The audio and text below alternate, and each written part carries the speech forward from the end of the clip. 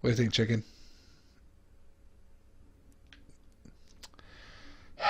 Everyone's a critic.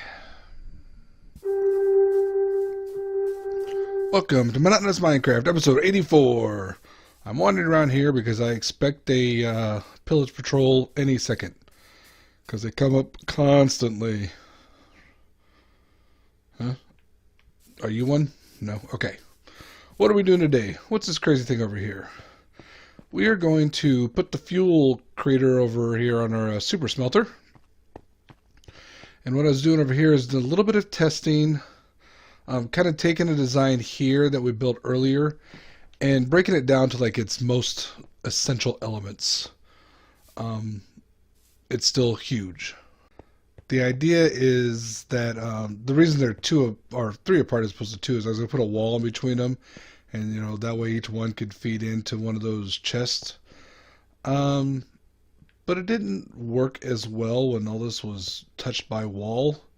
And so what I did was I put up this line, I guess, of hoppers that'll fit into those chests. And the idea there is that those hoppers will be this bottom part here where this water floods in. So we'll build something similar to this, except we'll build it 5 sand blocks, 5 items, 5 quasi-zero tick growers wide. Just to fit the 11 blocks that those all take. Same kind of design though, and it'll flood in, and instead of into a water source that goes into a water source, instead of a water stream that goes down to the middle, it'll be a whole line of hoppers. And it should be approximately split evenly about. You'll notice that the 3 separating hoppers all go to the one side, and that's because since the super smelter goes clockwise, these things will need things first. That's the only reason. Hopefully there won't be a ton of backups. I'm sure there'll be a ton of backups and it'll be a huge problem. So that'll be fun to figure out. Oh wait, I guess I can just turn off the farm. Duh. I'm going to have let me get back down here. The switch for the farm, these farms that actually feed the sources here, will be a separate switch. I did get the switch moved over here so I can turn it on and off from the front now without walking all the way back there. All I did was kind of tunnel underneath and bring it around to then add this block here. I mean, that's all it was. It's fairly simple to do. If I can figure it out, you can figure it out, because I was following plans and I screwed this up like 3 times. I've moved the switch on this one over to the side. Basically, we just need this set up because it creates the pulse. That's what I'm looking for. It creates the pulse that drives this entire farm. That's what this whole get up here is. And so we'll need that somewhere in it. Yeah, I mean, this collects a bunch of stuff. But for the most part, we're going to build it pretty much just like we did over here. The difference is going to be it's going to be up in the air quite a bit. And no, that's pretty much it. It'll be up in the air quite a bit. In fact, I'm going to put it a little bit higher than it looks, because I'm worried about having enough space. So this flat part here, where the water blocks are, is 3 from the ground, which means I need it to be at least 3 on this side. We'll see how it works. So I'm going to put glass up to the front and to the back of this line. I'm thinking too tall. The whole farm setup will be over here in this space, and that will just go and feed into his feed into this, and we'll have all the fuel we need, I hope. So yeah, let me get some glass. I have glass of various colors. Let me start putting some of it in, and we're going to have to design this farm kind of backwards. When we built this one, we started the whole mechanisms. Because I need to know where the space are, the space are, that wasn't even English. I need to know how the whole thing will relate to this line. I could, maybe tear out the sidewall and do some measurements or counting and stuff, but I think I'm just going to, build it backwards. That always works out for me in the past, right? You know, when I don't follow the rules, I just kind of make things up as I go. That never hurts me in the end. Why did I jump down here? I need to build some glass walls up. So I got a box built. These holes are where the sand will go through and the bamboo will grow on. Let me climb up there. I've got the glass box created to, whoops. Let's climb up there properly, not just jump off. So I've got the glass box here. The glass box made of glass blocks. Here with the hopper line below. I'll need to get some signs and put them up here. Now those are across. I think they'll look a little bit nicer if I put them on the glass wall itself. And it should still work. And if it doesn't, I'll move them. That's how that works. The platform down here, well, not really a platform. This line of hoppers is going to be like the bottom part, but the only, like the ground level over here, or even on our original one. But we only need one block there, and that's just to hold you can see the redstone right there in the crosshair. Everything else can be actually built up a little bit higher than that. So we've got these 2 black gaps, which should be sufficient. I just got to figure out how they all fit in. So I know sand, and so there'll be the sticky pistons here, and this, and that, and the other, and basically I'm just going back and forth and trying to figure that out. But in the short term, I'm going to get those signs in place. And then, yeah, I just keep coming back over here to refer to everything I need to do. Before I can put all the sand in place, I do need to have my switch wired up and turned on so these sticky pistons are stuck out. And those regular pistons are also stuck out because they move in concert. So let me get my signs and then put those in and just, yeah, keep working on this. We'll get it in there. It's going pretty quickly. I'm sure there's a quicker way of doing this, but I don't know it. So this is the way I'm doing it. Backwards seems to be working so far. I hope. Slight change of plans. I'm going to leave the switch for it way up here. Because underneath, hi turtle, underneath all of this is water, and I don't feel like going down there and trying to rebuild essentially cave system just for that. If I turn it on, that's what we want to see. This is just the same timer thing as before. Going out to the side, leading to this, to that. I mean, this really is the same build as we did before, just slightly different, well, materials obviously, but slightly different locations. So I need to put sand. I have sand around here. Yes, I do. I need to put sand here. I said here. I said here. There we go. And all of these. And I need to put sand on the double stacks on the hoppers in those holes. Hoppers. I always say hoppers. It's not hoppers. There and there. Oh, this thing is almost done. You know what I don't have? Water bucket. So basically the plan is, let's try not to fall in there. Basically the plan is, in fact, let me plant this now. So it won't start growing, will it? That's all right. It won't start growing in this stage because these are blocking it, but we can turn it on and it'll grow fairly quickly when it starts. So yeah, I need to get the water down in here and button this up. And that should pretty much be it.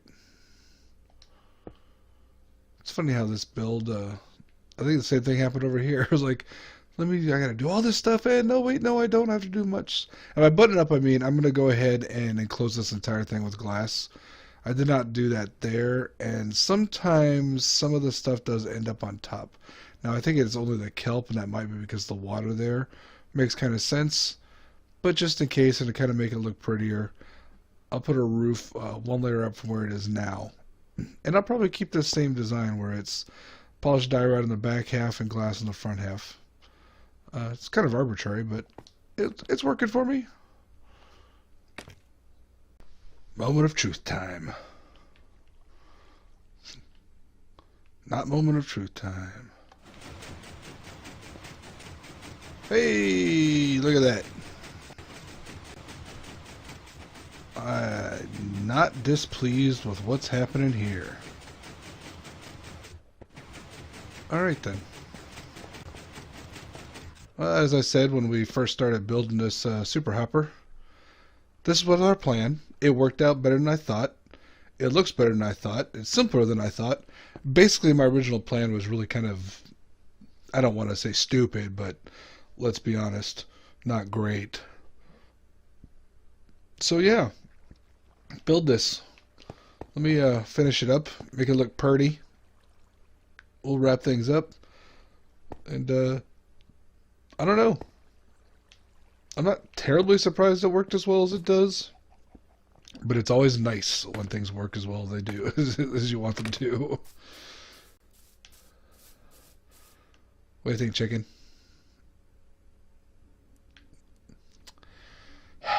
Everyone's a critic.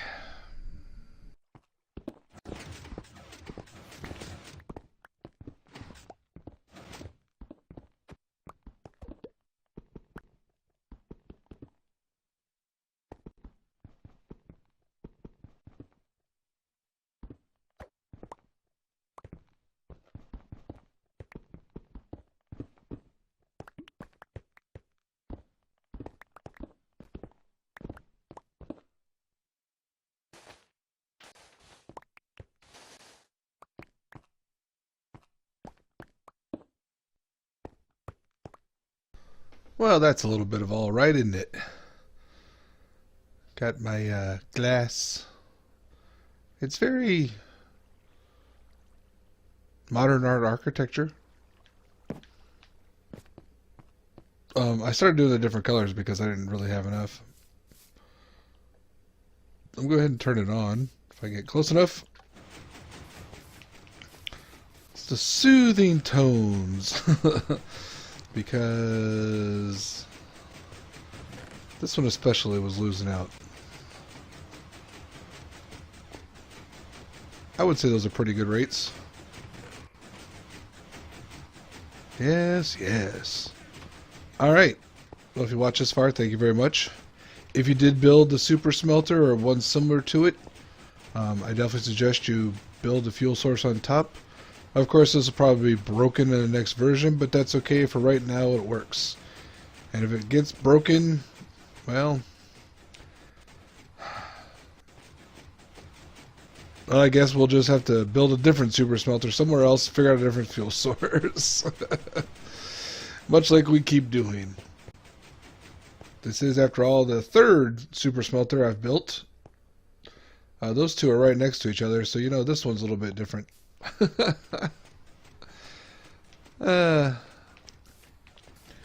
Alright, let's turn this off and just go somewhere else. Just anywhere else. I really do need to move that switch. Whatever. Wandering trader. Let me go towards this mountain and tear it down some more. Anyway, as always, like, comment, subscribe. I'll talk to everyone later.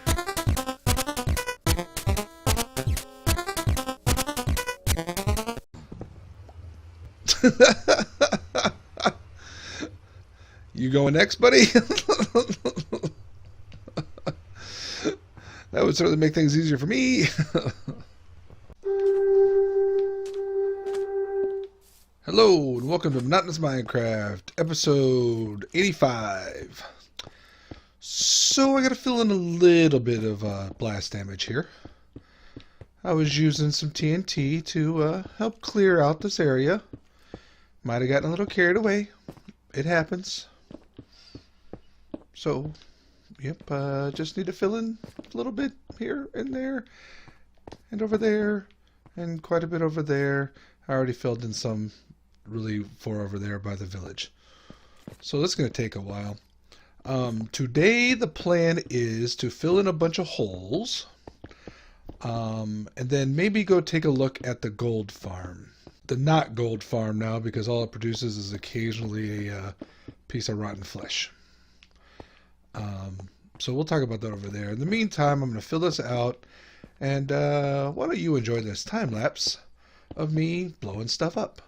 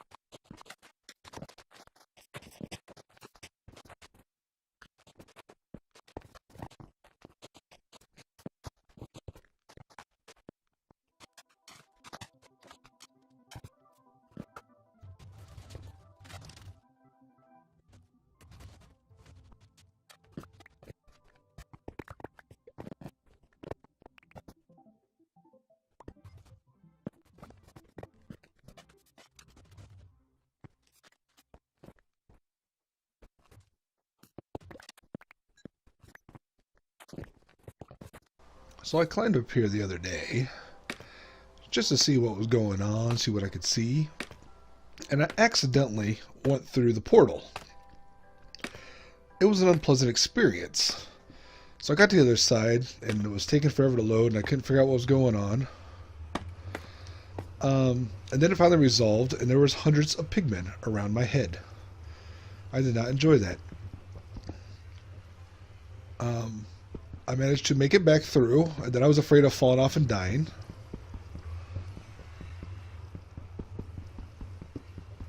Wow, this is really working well. Didn't Obsidian used to take longer to break? So what I'm going to do is I'm going to go ahead and break through all but the inner ones, I guess I should say.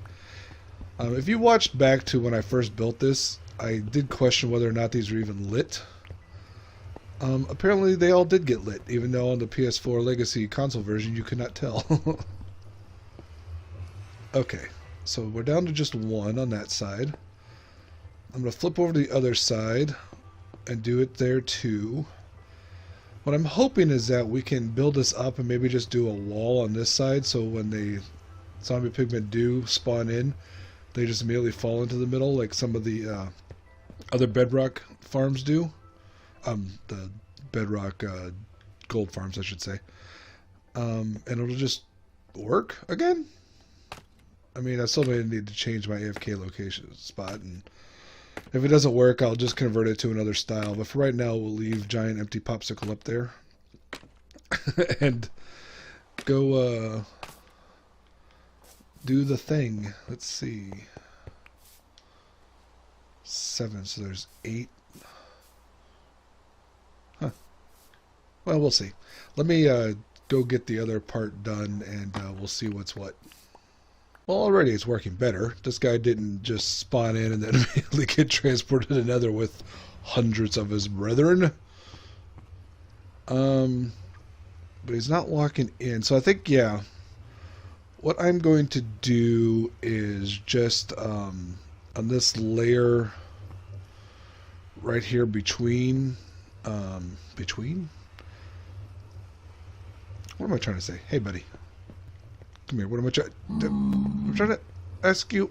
They're never any help. This next section over, where the second to last portal was, I think I'm going to build a wall all the way up to the top, just so when they spawn in, there's only one direction for them to go. And maybe I'll change out those. I shouldn't have to. Let's say change out the trapdoors with buttons, because we know that mobs will walk over the buttons, but they should walk over the trapdoors too. Now, why they don't care about the eggs, I don't know. Did they ever care about eggs? I mean, they used to, on the Java version at least. I don't know if it ever mattered on the Legacy console version even. So what I'm going to do is I'm going to, fill in that section in. I think what I'm going to do is I'm going to use purple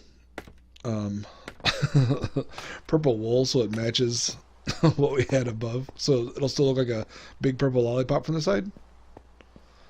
That's going to take a long time. Out of a long time to do this. That's all right. Let's go get a bunch of purple wool. We'll come back and we'll build that up.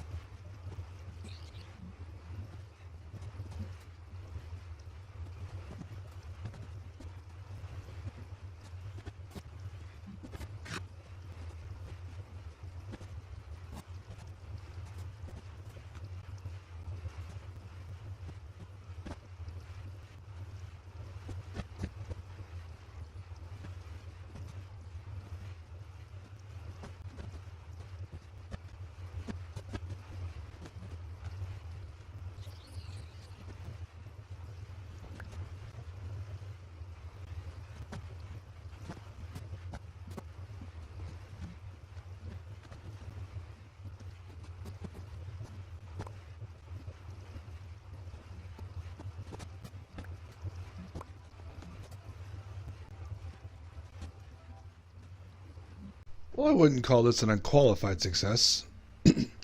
What's happening is these fools are spawning in, and they're starting to die in the wall.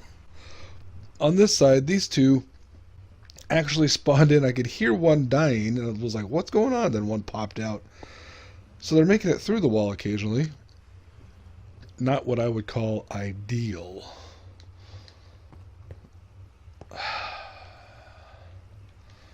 I mean, maybe if I removed this section.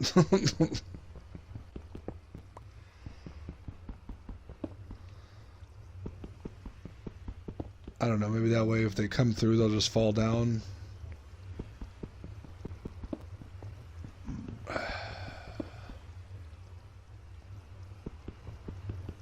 I'm going to do this on both sides. Am I going to do this on both sides? I might just do this on one side. I don't know.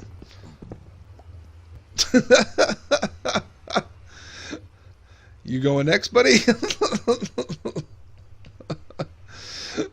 That would certainly make things easier for me. Don't want to hit this fool's foot coming through. As far as I can tell, this isn't working at all. I don't know. I hear them spawning. Oh, I hate when they do that when you're swinging a tool. I hear them spawning in, but I haven't really seen anyone that spawned in actually went the other direction and fell into our trap. So while I'm hopeful, I'm kind of doubtful. Also trying not to break this thing apart. I can't imagine what would happen if I broke some of that trap apart. Oh, brother. I'm afraid now. Huh? Oh, you bastard. Okay. Yeah. I don't know. Let's go over here and pick up our excess stone at least. I've got tons of obsidian now, but you know, waste not, want not. I did break one of those stones. There's a die right there.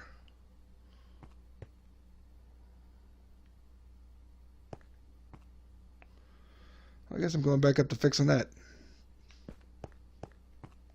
What happened to the other two? Huh? There's two over here. Another thought I had is maybe replacing the eggs. What are those? Sea turtle eggs? Which hostile, well, it's not hostile mobs. Zombie mobs usually run after to stomp on. Even the zombie pigmen, which is why that farm used them. It's not working at all. So maybe throwing a snowman in the middle might attract them in, maybe. Thought I had a while ago and just haven't done anything about.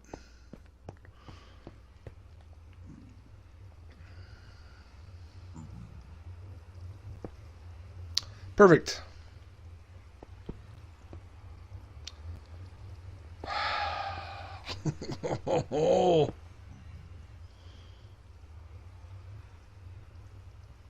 You know, you're right. It looks fine the way it is. Let's just move on with our lives.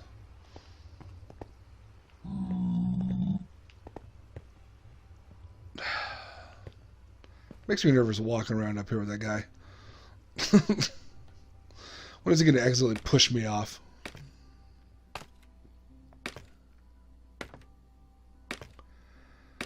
So yeah, I don't know.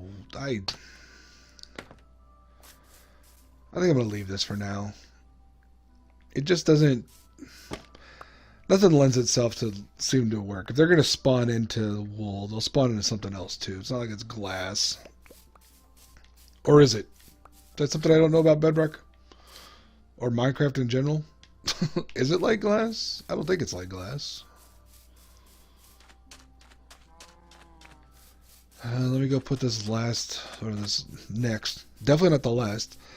Illager banner back. I'm going to keep thinking about that and go back to it. One thing I do want to do in the near future is convert our simple mob farm to be a more, well, not really complex, just bigger mob farm. Build more layers underneath it, more spawning spaces. Knock out the cross posts to try to prevent the spiders. And then throw a trident killer at the bottom. That'll give us a lot more output since I used a bunch of dynamite on this episode. I mean, it was only 3 stacks of dynamite, but that equals 15 stacks of, what's this stuff called? Gunpowder? I'm sorry, it's kind of late at night, and so words are escaping me even more than usual. Banner. Setting up a banner. Where am I going? What am I looking at? There's the house. I'm like, what is this thing? It looks like a IBM Office Plex. That thing is dead. I need a slime. I need to find a slime chuck and go down and build a slime farm somewhere. I need to make sure to add that to my list. Future project. Slime farm. Because I've killed my slime farm. Almost all the way around the house with these banners. Look like I can double stack them.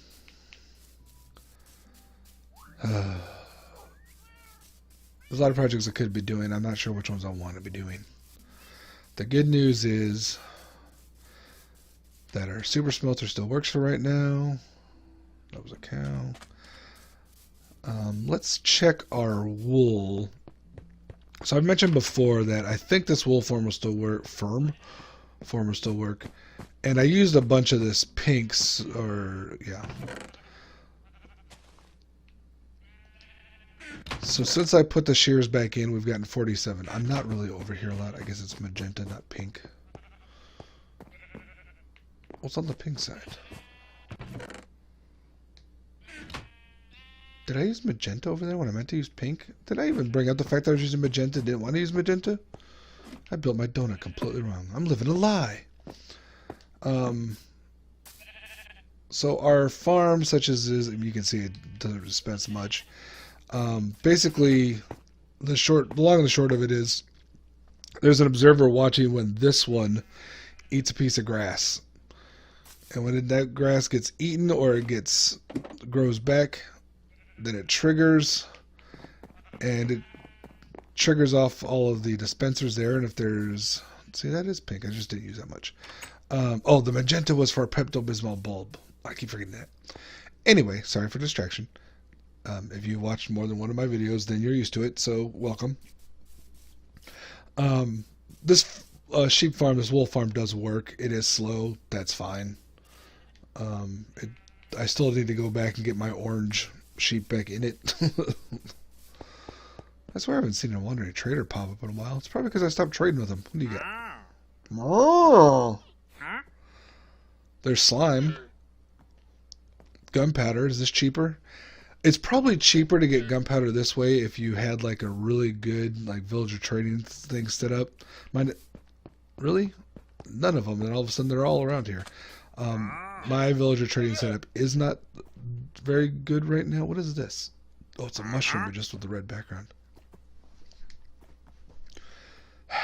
So yeah, I mean, I guess we wouldn't need a gunpowder farm with that, but the farm is more interesting to me. When the trading mechanics got changed so they were more, I don't know, effective, easier, I traded quite a lot. It was just like habit for me. You just trade, and it's fun. But I don't know. It's not that fun to me anymore. And you can get a lot of cool stuff that way fairly quickly if you got the right farms. But I kind of like farming things the old-fashioned way. That's just how I am. So let's go over here. Turn on our farm. See if we can get some gunpowder to replenish supplies. I still have a bunch. I don't know how much a bunch is. Like 12 chests full of gunpowder. So I'm probably set, quite frankly. But I never know. Blowing up mountains is not that efficient when you're not using a duplicator.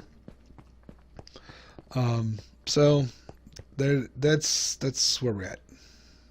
And as we stand here and watch, well, look, some string already popped up.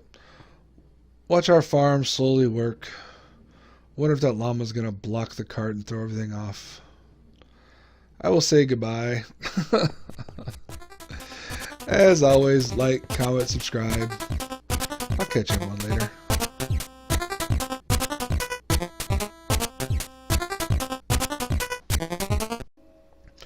That snowman is laughing at me, I can tell. They're always so smarmy. Hello, and welcome back to Monotonous Minecraft, episode 86.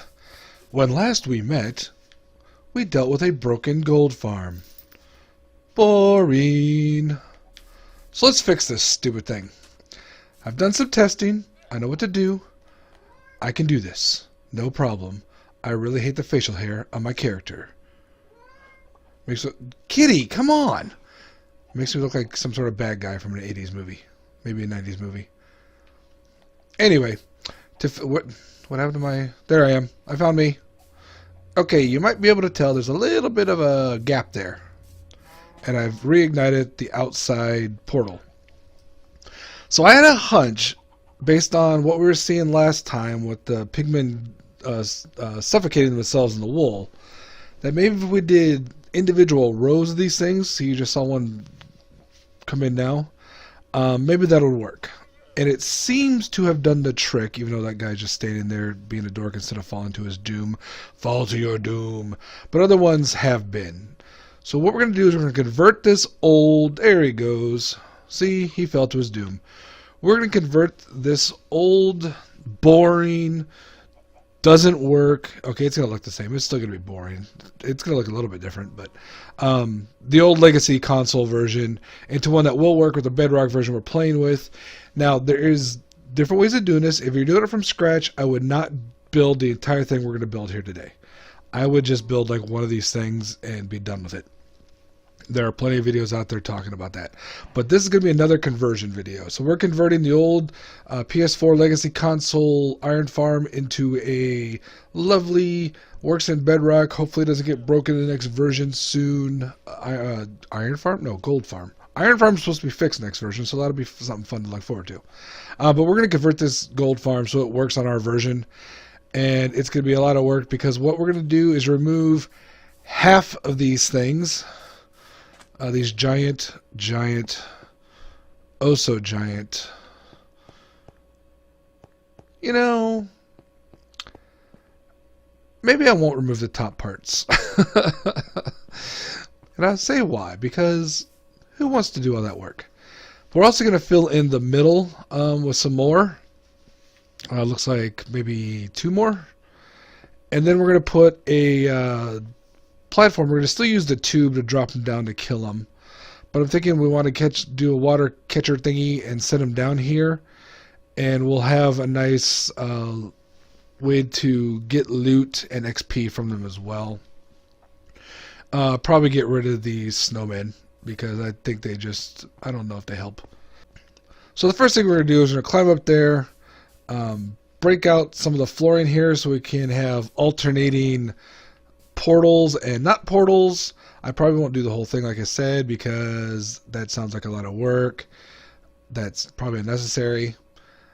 And then if you can see here, I'll show some detail later, but there's buttons there. That's what causes them to fall off. Much like our very simple mob farm that you can't actually see, but it's not too far away in the distance. So let's break some blocks and I'll check in a bit. Like 3 hours later, I'm at this point. So I took down, that's not a real word. I went ahead and just took down all of the mill ones and added the tops of the two. So now I'm going to add in the uprights for both sides and then take out every other one of these. This platform is too high. I'm going to take it out and replace it with glass because it's going to have water that shoves all the bad guys to the middle, and I don't want anything like fish spawning in it weirdly, so I'm going to use glass. So it'll probably take me another several hours. I'll check back in at a later point.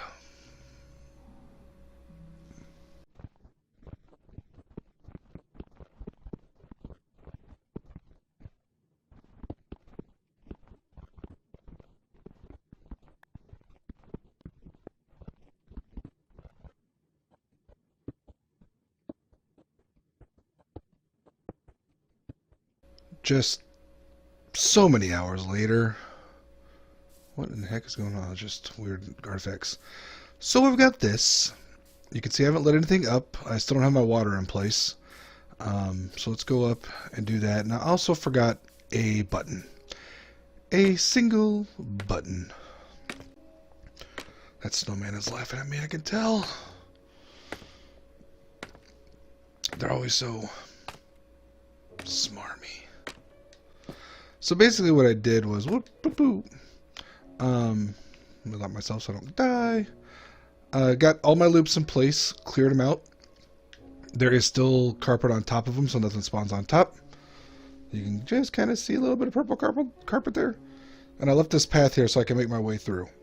So my plan is I've got my escape hatch here, which is poorly placed, because how am I supposed to light this when that's right? Okay, well, we'll worry about that in a minute. But basically I light this, break this, keep working my way back and light them individually. After we put the water in place, so we have some place to catch all the pigmen, because trying to place water buckets when you're being beset upon by things that will kill you if you accidentally tap them, we don't want to deal with it. Very basic water thing. So we'll have a line of water up here and a line of water back there, and I'll push it towards the center. And then we got 8 blocks here pushing in towards there. And then I actually did go to a testing world. Oh my god, those things are everywhere. And found as long as I put a button there, they should fall in and the water won't go down. Let's see. When I was working on this, they popped up. This is really hard to hit from this angle. Ooh, got one.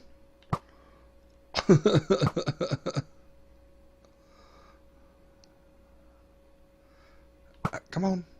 Ooh, nice. I really don't want that guy waiting for me. Oh well. Bucket of milk time. Anyway, oh, it's been a while since I've had that problem. While while I was building this, I went down. After I put in some of these buttons, I got down to the bottom and 2 of them fell on my head. Killed themselves. Like, haha, that's what you get. So the sizing of this is important. So we've got buttons on the outside here. So this is 2 like wider, so they'll fall straight down here. Same as on the other side, but on the width side, it's just under, like the wall of this is just under the outer wall of the portals. So this portal frame, there's 23 by 23 by 23, so it's a giant cube, essentially what it is. And so this inner block here with the platforms with the water that'll go on it is actually 23 by 25 with a, border around it. I want to do this. I hate placing so much water. And then if I do that and that, and we got some water source going on there. And then here, I think I should just be able to do the corners.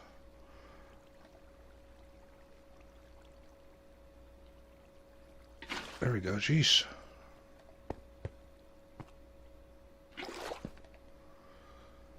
Okay, so that's how we're going to do the water. I'm going to go ahead and fill this out so it'll be like that. You can see the button prevents it from falling down through there, but the pigment can still fall in. So let me get all this water placed, and then we'll light these bad boys up. Woohoo! Okay, are you ready to see this thing that'll totally work without a problem? Do I have...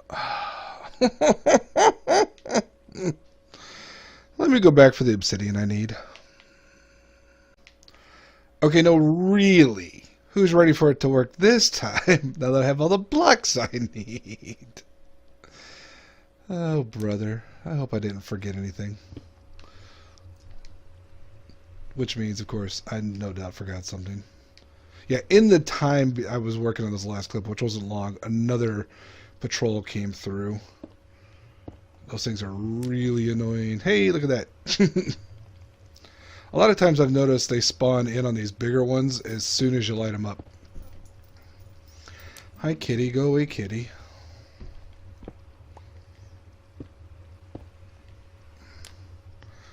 Right now, my main concern is making sure that my flint and steel lasts long enough, because I don't have any more around me. I'd have to go walking quite a distance to get the next one. How many more do I have? I also don't know if they're going to die when they hit down there, or they're going to collect like they did in the old version, because I didn't drop them far enough. At some point, I'm going to have to go through and just build a bunch of trident killers for all these farms. I'm glad this plan worked. At least this part. This part's working nice and smoothly. Just like I hoped. Okay, so now we're done at this part. I have an idea. My idea is I do that. No. That. No. These things work differently in this version. I hate it. Okay. So I can do that and that. And then I can put this there and sneak around here and bloop. Hey. Alright then. We've got it. It's working, it looks like. And so we've got our water collection here. They'll all fall in there. They all drop down there. And hopefully they all die. So let's go stand on the platform and see if we can watch a bunch of them. Are you gonna die? I can't really see anything from up here. There we go. And they die! Oh, so much for the XP farm idea.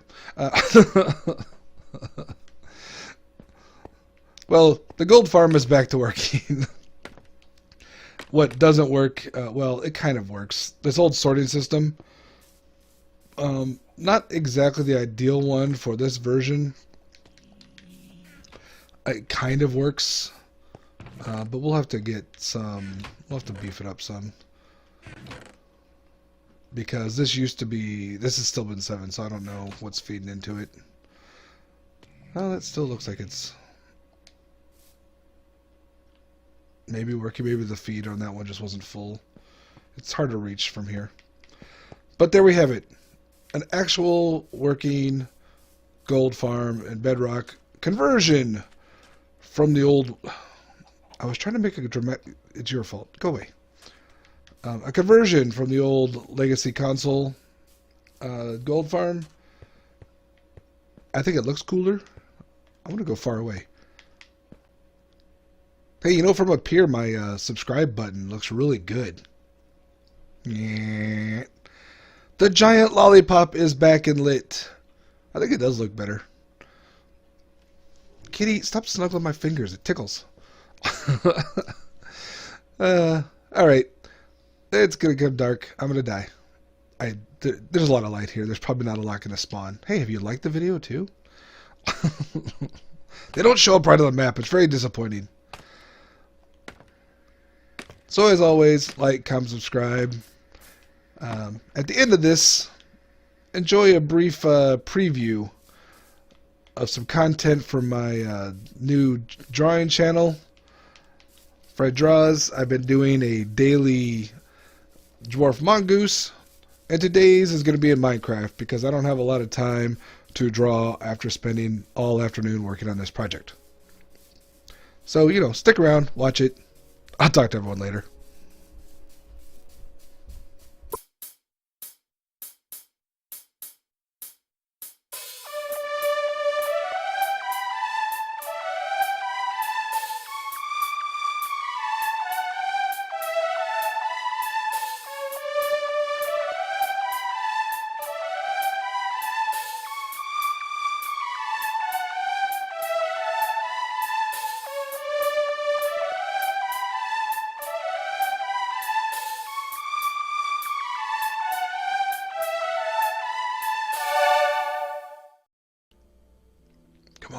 Come on, I need more ink. I want to build everything with black concrete. Ah, it swam back in. Hello, and welcome back to Monotonous Minecraft, episode 87. So what are we doing? Boy, let me tell you about the pre-work. We are going to convert this Guardian farm, which worked great on the old PS4 Legacy version that I stole from, I think, Azuma Void from beginning of Season 6 of Hermitcraft. Into something that works. Now, I don't know if you've looked into Bedrock farms and how very consistent they are, and it actually kind of works nicely with the Guardian farms. You know, there's 25 spawning spaces, you plan for that, and boom, you're done. Except we've converted from the PS4 Legacy in to the Bedrock version, so no, it doesn't. Typically in Bedrock, you go to your northwestmost corner. I don't have my map on me. I don't want to get it.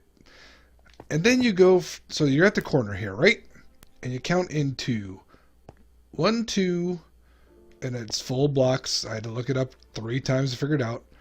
And then on this third block in, boom, Guardians are going to spawn. Except they're not. No, Guardians aren't spawning there. Guardians are spawning there in that empty spot. Now the reason it's empty now, and let me tell you, it took me a while to figure that out. All these what are these things called? All these sandstone blocks are where I have tested Guardian spawning and it has failed.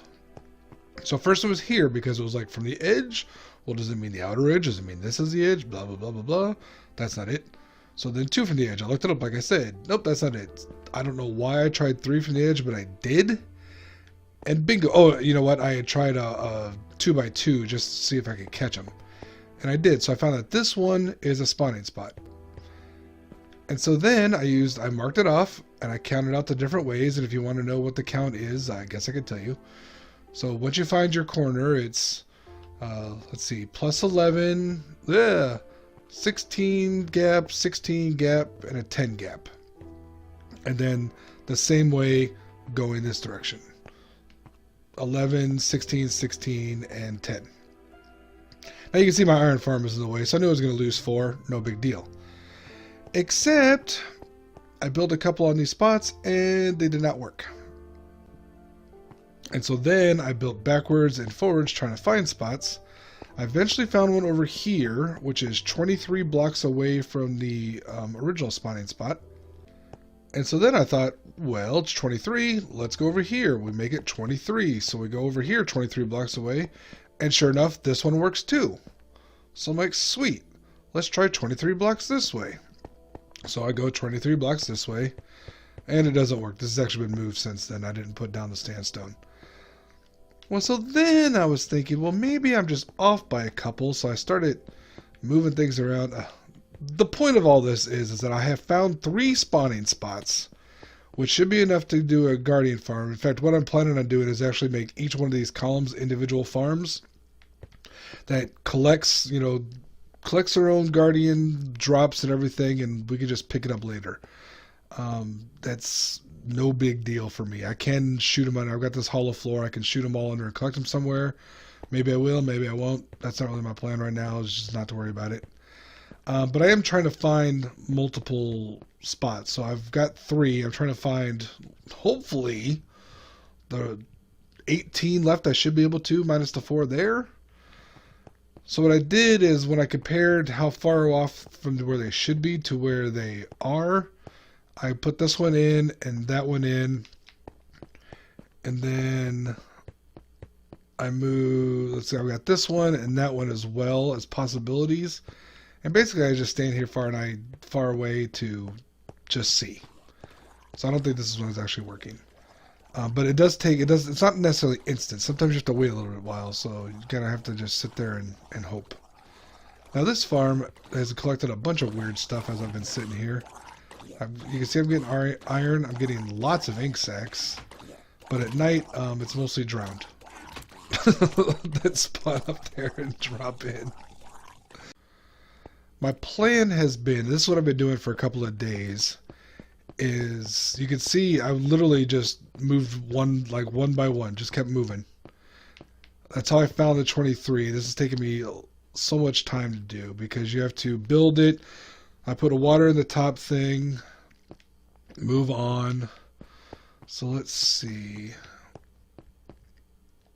You can see this is just a shell from testing. I've got it 3 tall because I had one of my first ones 2 tall. And I hit a guardian with a trident and he flew out into the water, so then I had to go kill him properly. Pain in the tuchus. Hopefully we'll get some here. Yep, see, there we go. Popped right in. Now what I've been doing while doing all this testing is they pop in, I get close, and I just shoot arrows between the panes and the blocks. And they always shoot off the thing right when they die. Then you can go in and get all the drops. So I'm going to tear down one of these things. Let's tear down the cobblestone one.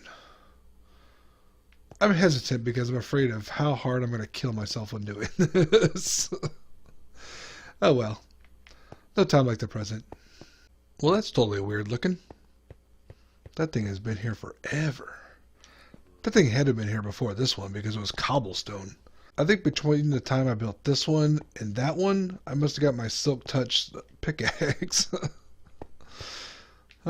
Crazy, man. Crazy. I got a few resources out of that. Just a few.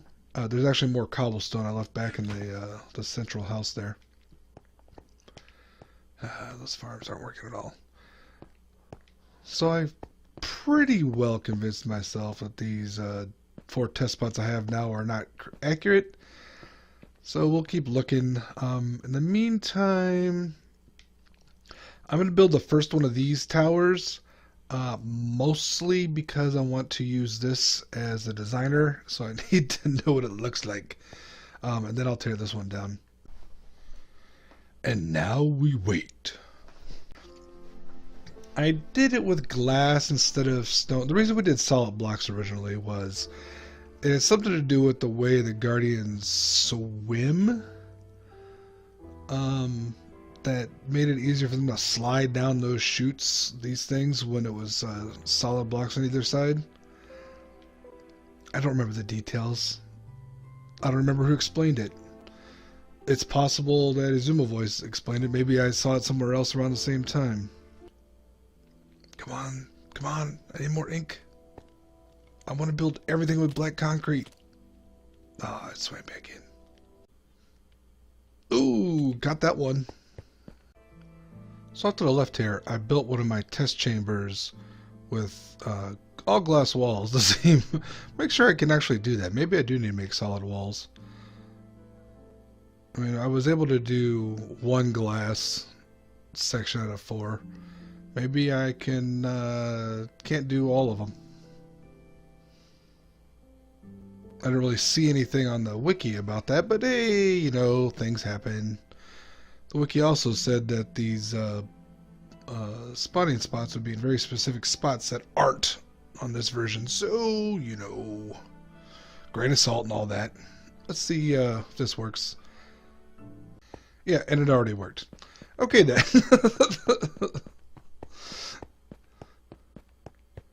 So this suggests to me that maybe I can't have a whole glass column there. Okay, eventually this thing actually did start spawning some guardians. Not nearly as quick as when I had it short. And as you can kind of tell by the little amount of loot, most of the stuff burns up in the lava.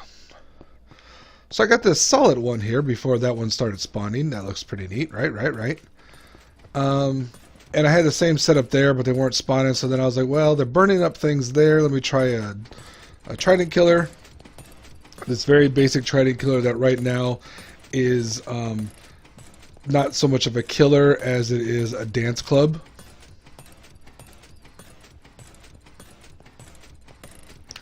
So yeah. So now what I'm thinking is, so over here, this one hadn't spawned in a while either, but I was going to set it up with solid sides just to make it look cool. And just let them drop down in here, but do it short. So, well, that was a nice demonstration, Fish. Thank you. Don't make it all the way up to the top, but just very short because our two tall blocks seem to be performing better. And then just drop them down a little bit and kill them that way. So a hybrid with a proper 4 square chamber thingy block trident killer, and then a very short spawning chamber thing. I said chamber there a lot. Oh well. Room. Not really a room. Space. And then if that works, what I'll probably end up doing is trying to get them to just go to the one spot. Which I think I can push them with water. But then again, a lot of things I've been trying lately don't work at all. This does have a switch for when I just get annoyed. And they go... Oh yeah, I have fire on my... They're always underwater, so I forget that. So I mean, if nothing else, I could do that, but I kind of like automatic farms. So let me try a couple other things and see where we get. Alright, after going back and forth and trying to figure this out and doing blah, blah, blah, blah, blah, we've got something that works. 3 of them spawned in at once. That was nice. So I've got my trident killer here. We turn it on, and I've noticed that if there's 3 of them in here, one of them dies fairly quickly. These other 2 don't. I'll just need to go get... Oh, that one just died. I just need to get more tridents to throw in here. It should kill them a little bit quicker. What I've got for my collection system... You can see I've got a minecart here. What I've got is 4 hopper minecarts on 4 hoppers. And to get them all crammed in, which was a little bit easier on this version than it was in the PS4 Legacy version, you build up the walls, you put a rail on top and just push the minecart in, and then you just kind of jump in the middle of them and wiggle around until they all get into place. It sounds silly, but it works. Now the cool thing about the tridents is that they don't take damage when they're in here, and if you're holding your looting sword, you get looting, which you can kind of tell because this loot was only from 2 guardians. So yeah, this is definitely the way to go, especially since the lava burns that up mostly. And what I've got here for my spawn spot is a 2x2 where the actual spawning location is this, I don't know, corner. The southeast corner because the guardians spawn on the northwest side. Let me turn off this loud thing. That's just a simple trident killer that I got from Foxy No Tail because I tried to build one and it got complicated and I couldn't remember what to do.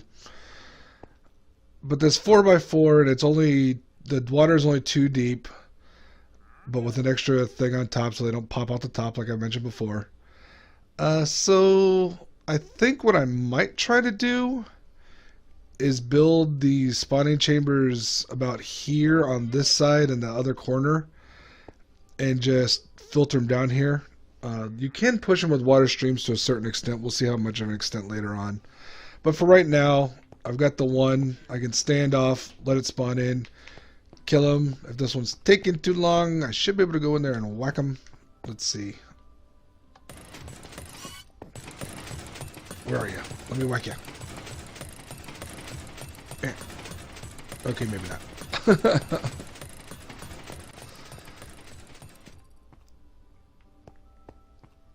What did you break? Yeah, the whole lag thing is not really cool. So let's stare into the frantic eye of our bouncing guardian. Once again, dancing the night away. That's ridiculous. Anyway, as always, like, comment, subscribe. I'll talk to y'all later.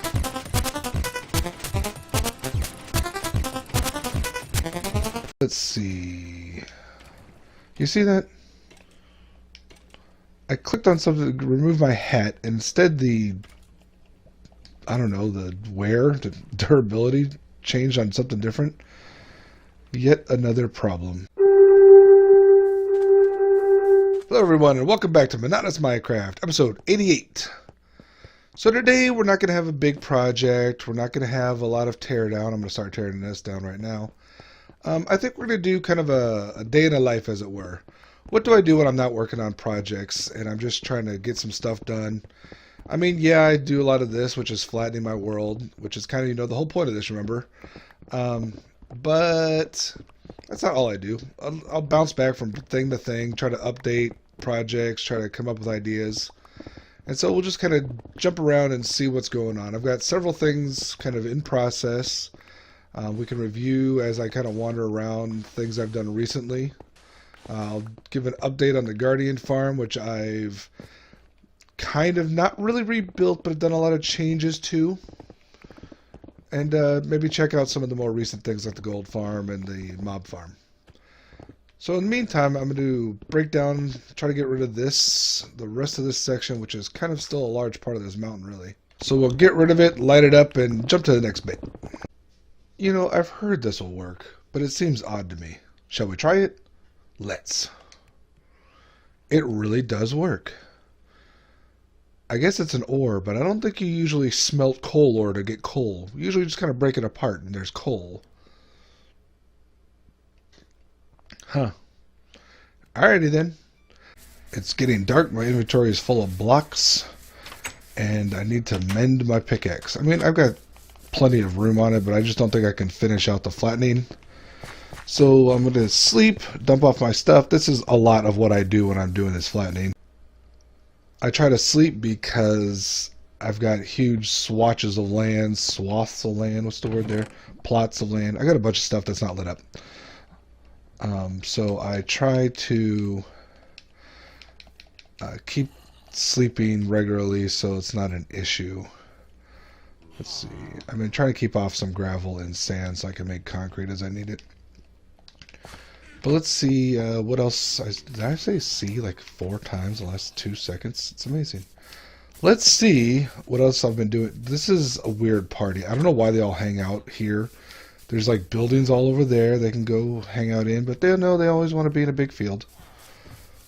I was able to fix my traveling system. Probably left a donkey over here.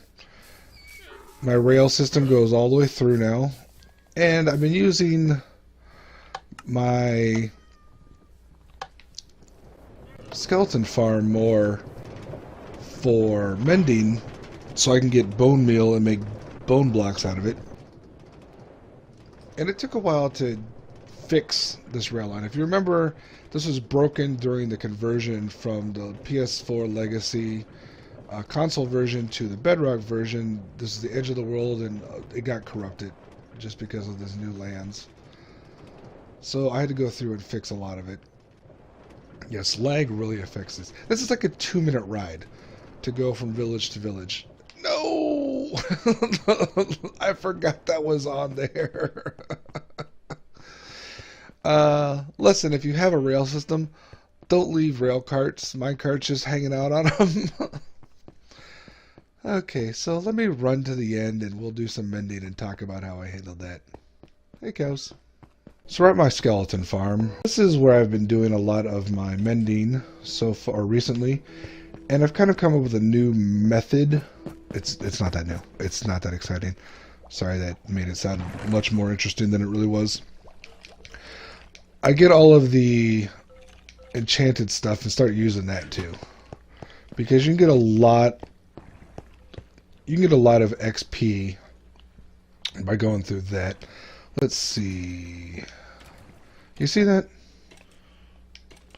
I clicked on something to remove my hat, and instead I don't know, the durability changed on something different. Yet another problem. So we come in here, we disenchant, we double check. Okay, looks like our helmet and our boots are good. And so and I do the same thing at the zombie farm. So because they, whoops, keep forgetting what I'm hitting. Because the mobs can wear enchanted armor and drop enchanted items, bows in the case of the skeletons. My spoon, yes. We can use whatever the heck this thing I'm using is. What is this thing called? I can never remember the names of anything. To gain back some of our XP, and when you have mending items, it'll go to those. Once again, just like any other kind of mending thing. My biggest concern is accidentally disenchanting my diamond armor. And no, it's not a lot, but it's a decent enough start. So then I go down here and I use this XP farm, which none of these are very quick. They just aren't. I was hoping that Bedrock would make them quicker, but they haven't. So usually if one of my tools is near dead, it'll take about 20 minutes to reload them up, which is quite a long time. Now you see I've got all these bows here. Now another thing I like to do, now just let those collect. I've got this furnace array here. So I just go here and melt down all the other armor.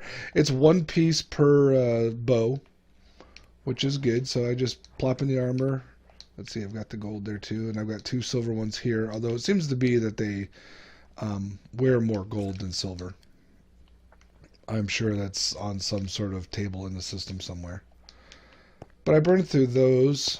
Leather stuff I just kind of get rid of because it's useless. If it's enchanted, I'll disenchant it. Otherwise, I'll just drop it. I've got a collection of bows. I have been using the bows to build dispensers because you don't need full bows for that. And I've also been using them to fix my infinity bow, which is why my levels are so low. So I don't know how long that'll last. Let's see, this is not enchanted, so I'll grab that and melt it. And otherwise, I just kind of hang out, read, play a game on my phone. I just wait till all my stuff is is fixed, mended. Nighttime or even dusk is a good time to come out here and make sure that you've placed all your torches correctly, because dark spots will show up. And it's really important when the ground is all messed up like this. And by messed up, I mean, different blocks here and there. Although, it looks like it did a pretty good job. Alright, cool. Let's move on to our next step, which is going to be checking out the Guardian farm. And for anyone watching this and hasn't watched any of my older ones and wonder what the heck is going on with this world, I am flattening it. It was a standard world. It was PS4 size, but it was still a standard world. And I like to have even torches everywhere so I know things won't spawn in.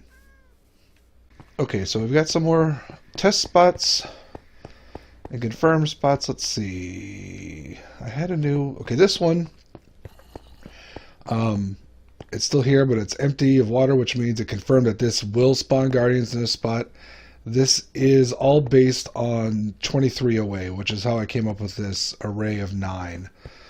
So once I found one spot, and I figured out that 23 away was another spot, and the 23 away that was another spot, I just kind of separated all these out by 23.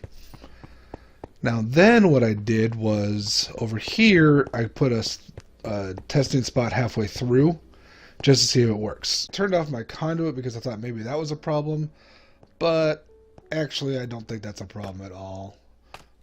Conduit will affect mobs, but not quite that way. I mean, if you look at people raiding Guardian farms, they put conduits down all the time, and those suckers are still spawning in. So I don't think those affect the guardians as much as they affect the drowned. So let's go ahead and just turn on the conduit again. Crouch, hit, don't crouch. Okay, fine. I'll just go in here. How about that? I was hitting the wrong button. So we'll just turn that back on so it's helpful. And by the way, this really is how I play. I do kind of wander from spot to spot. Sometimes I'll buckle down, as it were, and so we'll swim around here a bit and just see what's going on. See how it's just normal gravel, normal spawned, or normal drowned. But I do kind of wander from spot to spot, just checking on things. Sometimes I will stick in one spot and flatten for a while, but that does get boring, as you can imagine. So I just kind of float here and there, check things. Alright, map. Here, facing north. As you can see, I'm in the middle of my Guardian and Iron Farm part. So off to the due west here, you can see a trapezoid, let's call it, of water. That is the last bit of water to fill in on this quadrant of the world.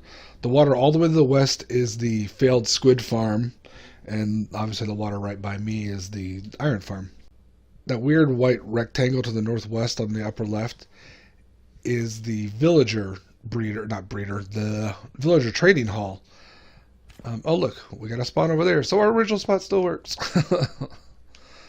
Yeah, so the timing of the spawn is just kind of stand around and just wait. I did turn this one off. I need to redesign it. I kind of looked at Silent Whisper's Guardian Farm, and there was a 1x2 Trident Killer for Guardians that worked a lot better than this 4x4, which is 2x2, which didn't work very well. Plus, I lost one of my pickup spots. One of my mine cards went away. I have no idea how. So this was actually part of a test to make sure that I could get them to spawn with the hopper below, and I can, so that's cool. I just want to make sure it would work because I was unsure if that was throwing off my spawn rates, and apparently it is not, so that's good to know. So I've got that last bit of water, so I think what I'm going to do next is go get some dirt. Now, in that northwestern quadrant, there's still tons of mountains I need to take down. Like there's a giant one overlooking the village, which I started taking the top off, but it's still there. So that's going to be a big part. I want to get, like, the amount of blocks, it's kind of hard to tell, but there's probably going to be at least 30 or 40 stacks of dirt I need to fill in the rest of that water for that quadrant. And then that part is kind of done. Like, in order to be fully flat, I have to tear down the mountains. But once the water's filled in, I already start feeling good about it, and I'll start worrying about the things around it. So I want to get some dirt to start filling in that water. And I still haven't really dug out the rest of my rail system. In fact, I came over here and realized that, oopsie doodle, oh, come on. I thought what happened to the, oh. I accidentally put away my stairs, I think. I did.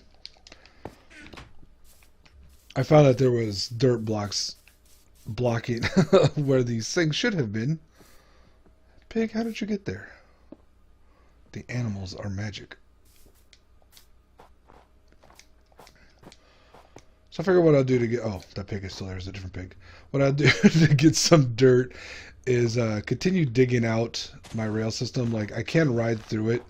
That other cart came by while I was over here. But it's just kind of nice and clean to, you know, remove it. Remove all the dirt and stuff and make sure nothing spawns up here, jumps on my head when I'm trying to come through and kills me. Mostly I just wanted to make it look nice. Plus, this is technically inside the world, so it needs to be flattened. Flatten. Flatten. So yeah, let me remove a bunch of this dirt. And once I got a good amount of dirt, and usually what I do is try to kind of fill up my inventory. And because snow and other stuff will come here, I fill up with junk. I get rid of the junk, and I just go until most of my inventory is dirt. And that way, I could just place it all. So let me gather what I can, see how much I can clear out of this spot, and let's go cover up some water.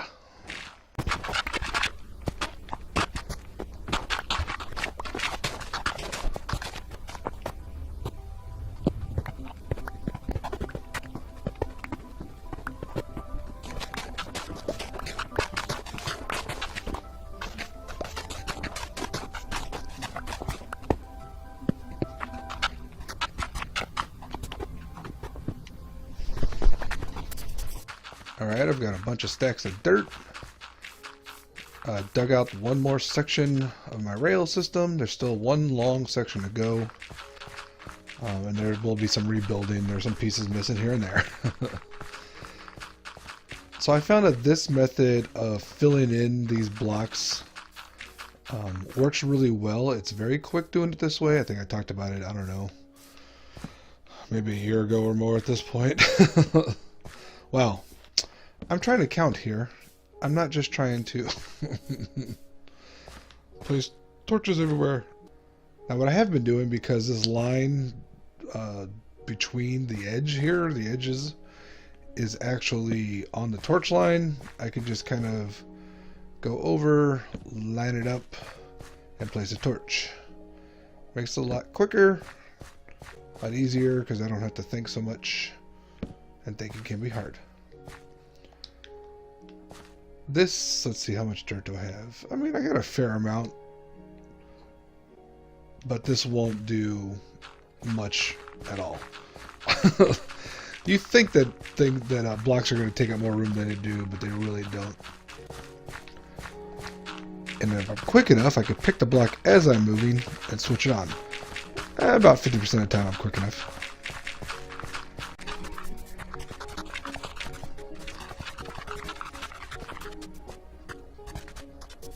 You're real close to me. Too bad.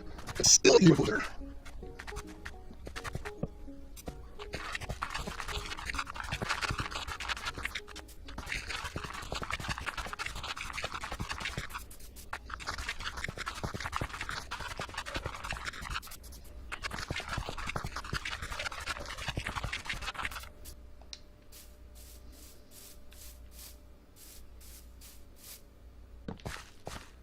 Now when it comes to doing this kind of flattening and filling in the water, I am more apt to do it at night. Oops, off by one, I'm pretty sure. Just because we're lighting as we go.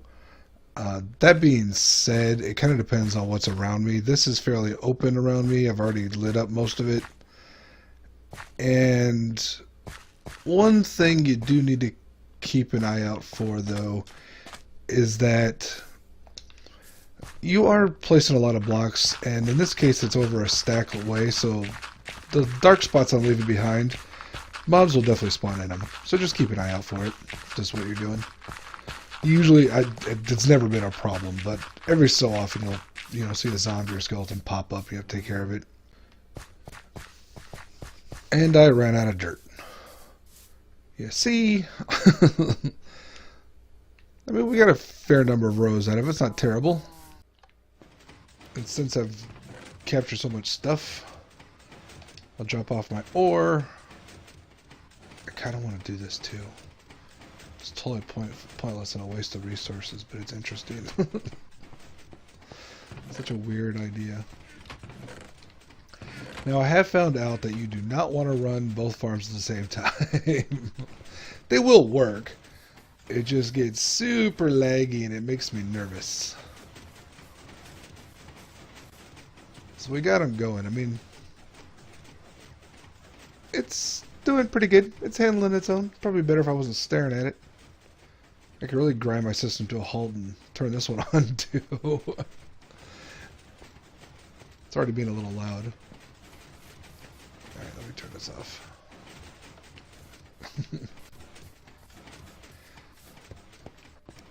I usually try to make sure that this runs long enough to drop everything off here, but honestly it doesn't always matter to me. Yes, if you don't empty them out right, then they won't reload with new things to smelt, but it moves fast enough. I'm not too worried about it. And since I'm near the center and I've got almost a full stack of coal, I go ahead and put it in my mining spot. In case anyone's wondering, yes, my theme song still works, it just doesn't work very well.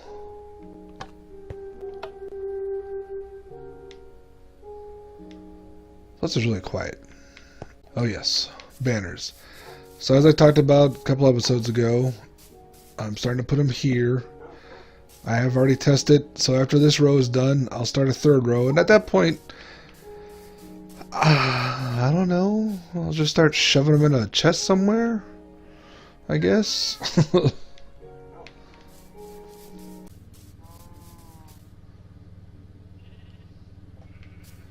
Well, lawnmower season has started. I don't know if you can hear that. It's really annoying to me.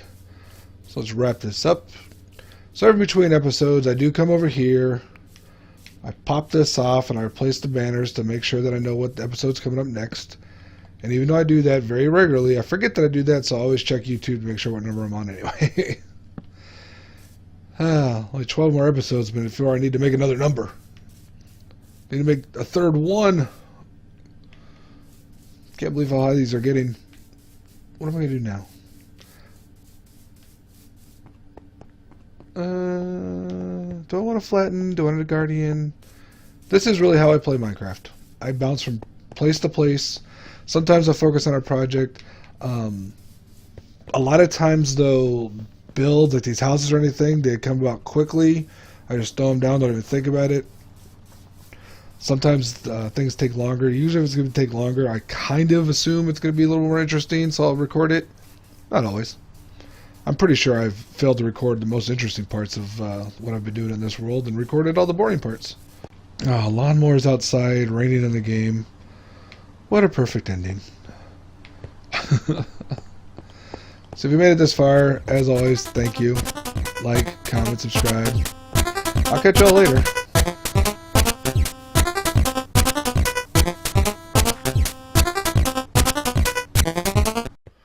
I also don't know why I'm got one extra sea lantern. I wandered around looking to see if there was a torch I missed. Must have got it from somewhere. I don't know where. Hello and welcome back to Monotonous Minecraft, episode 89. This stone block is highly important for what we're building today. So is this map. You can see it's a small map. You can see it's a map of this area over here. At this point, you probably figured out what we're doing. We're going to create a big map picture so we can hang it around the what's this thing called? A world. So, obviously I need to fill in this water. Okay, may not be obvious. I'm going to fill in this water. I'm going to fill it in with stone blocks. And the reason I'm going to fill in with stone blocks is because much like the pictures of the like and subscribe buttons I already have, I'm going to be using carpet to lay down the pictures. That way I don't have to try to worry about lighting and stuff. So what are we going to do? Nothing too spectacular. I'm just going to do my logo. That way I can have my logo hanging everywhere and it'll be on the map. Now, there's a little trick here to figure out where you are on the map. On the Java edition, when you go off the map, like I'm here and facing this way, that would shorten down to a square, but I still have my pointer. So in order to figure out where your edges are, you kind of just look down and slowly look. And so if I looked at it, you can see my pointer moved one, but it didn't move one there. So I know this is an edge. And that's how I went down here and I found this corner. I just kept placing blocks till I got to here, and then it stopped moving. Likewise this way and all the way down, well, at that point. At that point I knew it was, I confirmed that it was 128 by 128, which means that between the black and the white carpets, I need 16,420 blocks, something like that. It's 256 full stacks of carpet to cover this entire area, mixed in with the colors. And I'm not sure about the ratio. I haven't completed the design that I want to use. All the land is already flattened. There is that house right there will need to be torn down, because you can kind of see it as a weird shadowy square near the bottom right there. But other than that, we should be good to go. I'm going to replace all of these torches with lanterns in the ground. Because we've got, let's see, the torches make up 1 out of every 16 blocks. And so when you do 128 times 128 and then divide that by 16, you get 1,024 torches in this area, mapping area, which means I needed 16 stacks of sea lanterns to do this. So, you know, I got that going for me. And I've got all those ready to go here. I stored all my things in the chest in this building just because that building's coming down anyway. Might as well temporarily use a chest. So I'm going to go ahead and fill in some of this water and then grab some sea lanterns and start replacing these blocks and regular torches with those sea lanterns to light our way, as it were. Alright, now that we've filled in all of the water with some stone and some lights, it's time to replace all these torches with sea lanterns.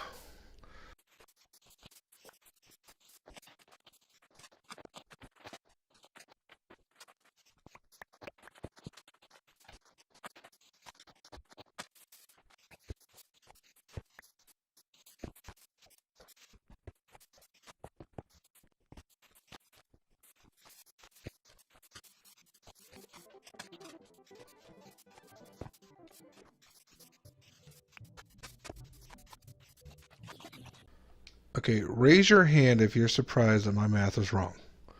Anyone? Anyone? No, put your hands down, new people. My math is always wrong.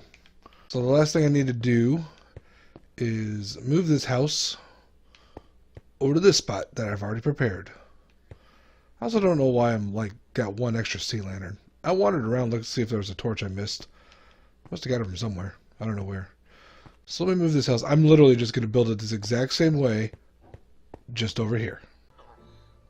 Alright, that building has been moved. I found the missing spot for a lantern. I had forgotten a torch in front of my building. And I have so many torches I need to go dump off someplace.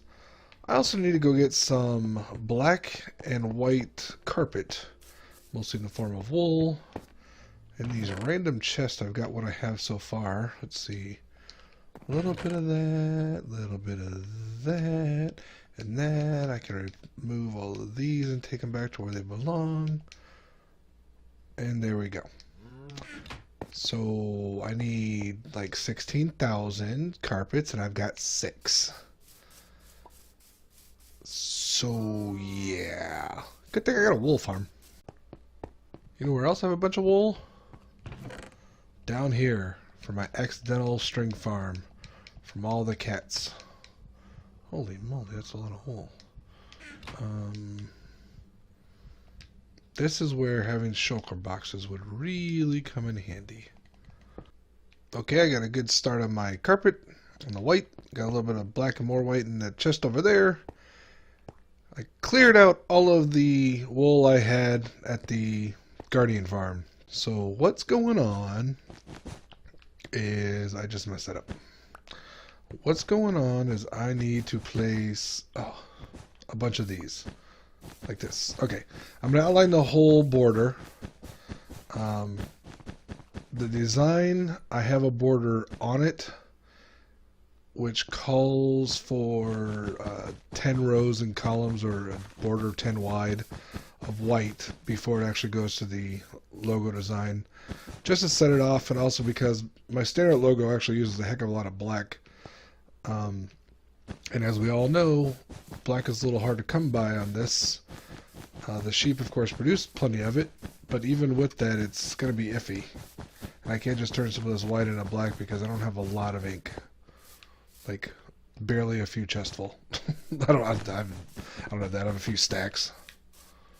Oh, the lag on this. So what I'm going to do is fill in the border. Wonder why it looks like a dotted line at the top. That's really weird. Really hope that goes away. Anyway, fill in the border 10 wide. And we'll check in. See how much...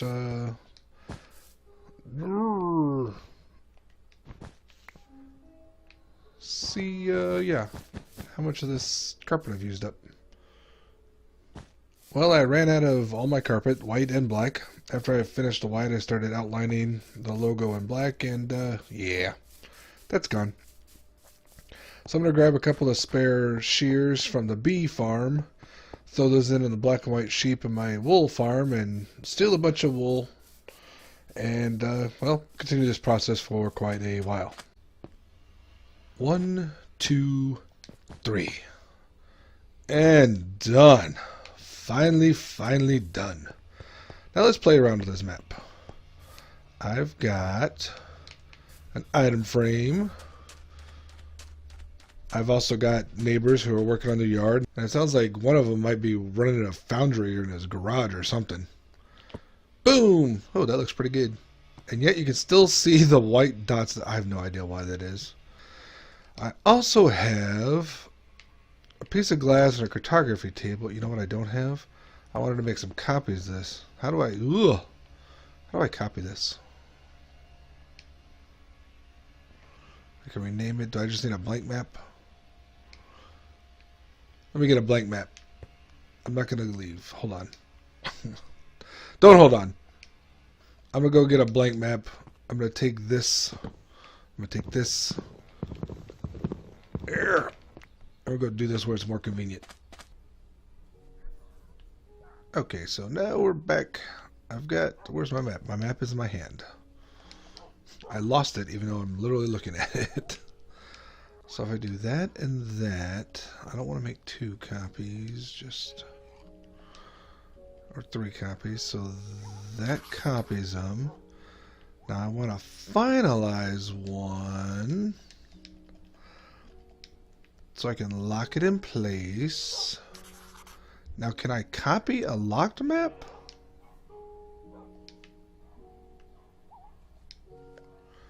I can copy a locked map. Cool. And I have a bunch of these. So another question is, where do I want to put some maps? Can I put item frame there? Can I put a map? Where's my map? Oh, I'm holding them again.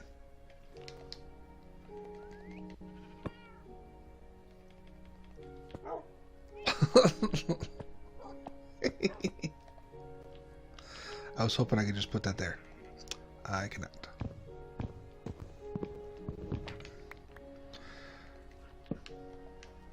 Oh, one other thing. Before we're done, I really gotta stop hitting triangle. It's time to update the big map.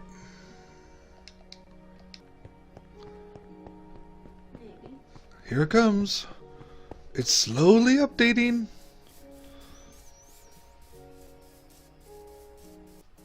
Oh, it's looking better than I expected to do.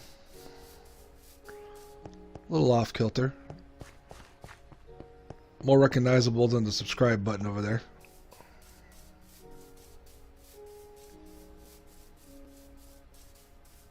Yay!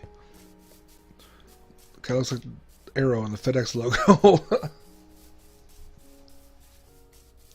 Alright, well, I hope you enjoyed my, I don't know what I'm going to call this, giant logo map. Technically it's only a mark because a logo would include some sort of name and the mark. Typically mine does.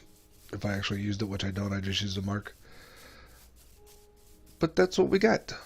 Lots. I'm almost out of white and black wool. I think I'm going to go AFK over here by my old creeper farm to get that wool stocks back up. Also burned through all but like 2 stacks of my ink sacks to dye white wool. It's not efficient to do that. It's more efficient to dye sheep and then breed them. What am I over here for? I don't remember. Oh yeah, because I'm AFKing. I remember everything. I see all and know nothing. Alright, as always, like, comment, subscribe. I'll see y'all later.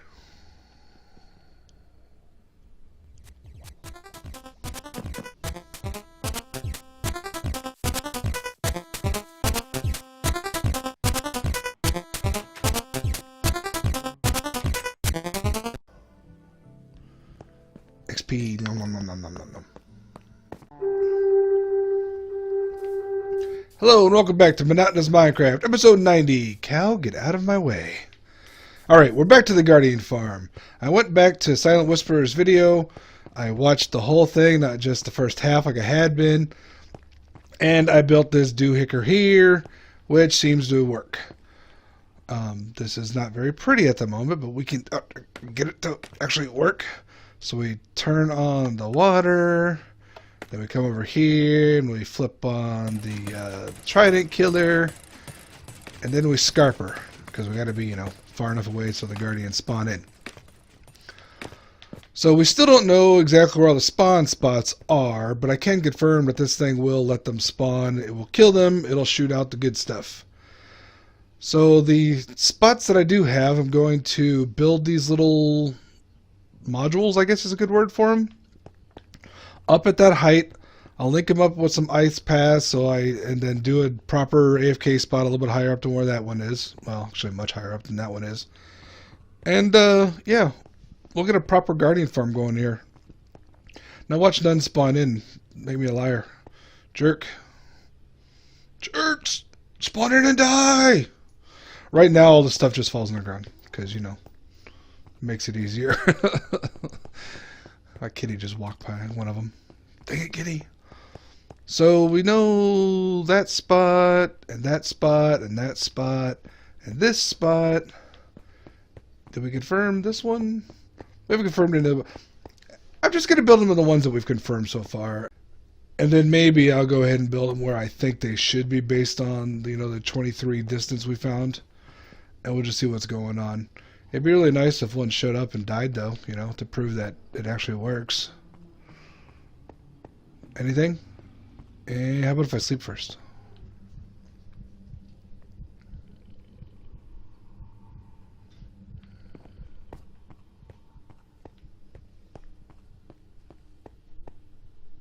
Okay, I'm going to get rid of this old AFK spot in favor of a different one, which I haven't built yet. Also, what I haven't built yet is a bunch of those modules. I built 3 total. The third one was kind of pointless. The first 2 have been giving me plenty. You can see I'm at level 95 now. Oh, did I start at 30, 50, something like that? That's just from working. I haven't done any AFK in at all.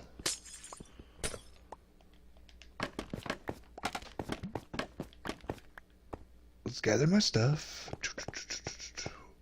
And check out these modules. I haven't linked up the switches or anything. I've linked up the output. That's about it. We're going to build a spot to save it. Now I did put the button. You can see every time they die, they zap you, but you never get hurt, so it's fine. That's just how you know they're dying. So I've got a button here to turn the water on and off. It took me a while I had to look up how to do the torch tower down. I always build it wrong. And just a switch to turn that on and off. And yes, you can wire them all up. And yes, if you follow Silent Whisper's design, you can actually build this whole thing 3 levels down where I actually have built it without having a glass top on, which is a real big pain in the butt.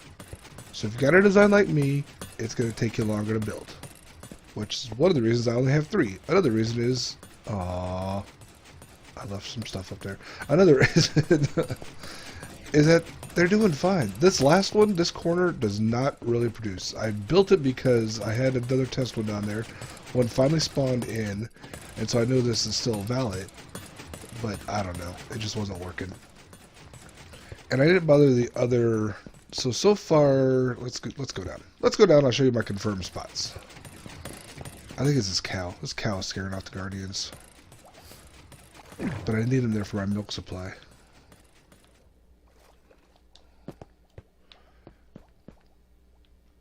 Okay, so I still have a few of these test locations set up. The corner, which I'm surprised I haven't seen anything in yet. But maybe it's something to say. There might be caves under this mountain, quite frankly. And maybe that's what's killing this stuff on this side.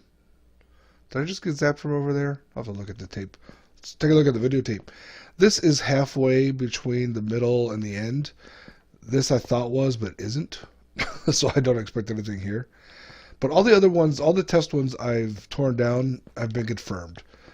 Where I left a spot. So this one here, one did spawn in, and then the conduit killed it, so that was handy. I've got obviously all 3 there. Oh look, XP. Nom nom nom nom nom nom nom. The corner did work. However, here, because I didn't want to pop a hole in that and deal with the water, I just put an ice block and left that block there. And then the side, and that side. So I've got 8 confirmed spots right now. A ninth that I'm fairly certain will work, but I've not seen anything in the halfway. And this one over there, that's also halfway. So I don't know. I don't know what's going on with that. So right now, I've got my items and my XP just dropping onto this very simple hopper collection. The reason it's so long is because fish will also spawn in this water and just drop straight down. So I'm collecting those too. One of the reasons I'm going to build the AFK spot down here. One of the reasons is at night, drowned will spawn in there and fall and then not die.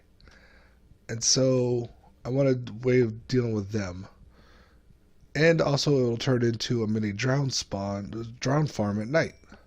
So what my plan is I'm going to drop them down and have a little spot here with a hopper collection system. And I'll be able to stay in here and go whap, whap, whap, whap, whap, whap, whap, whap, whap, whap, whap, and kill them that come through and maybe collect some tridents. That's my plan. It's, I don't know how many of you have seen Red Dwarf, but there's an episode, and it's from the early 90s, where essentially it rains fish. That's what's going on here. It's raining fish here.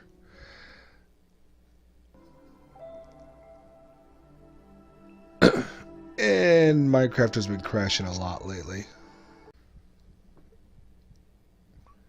So this doesn't look like it's collecting much, but this has only been the 5 or 10 minutes I've been here. So between the drops and the XP, we got a good thing going here. In fact, I'm going to try this out. I'm going to, did we actually get another iron golem? Yes, we did.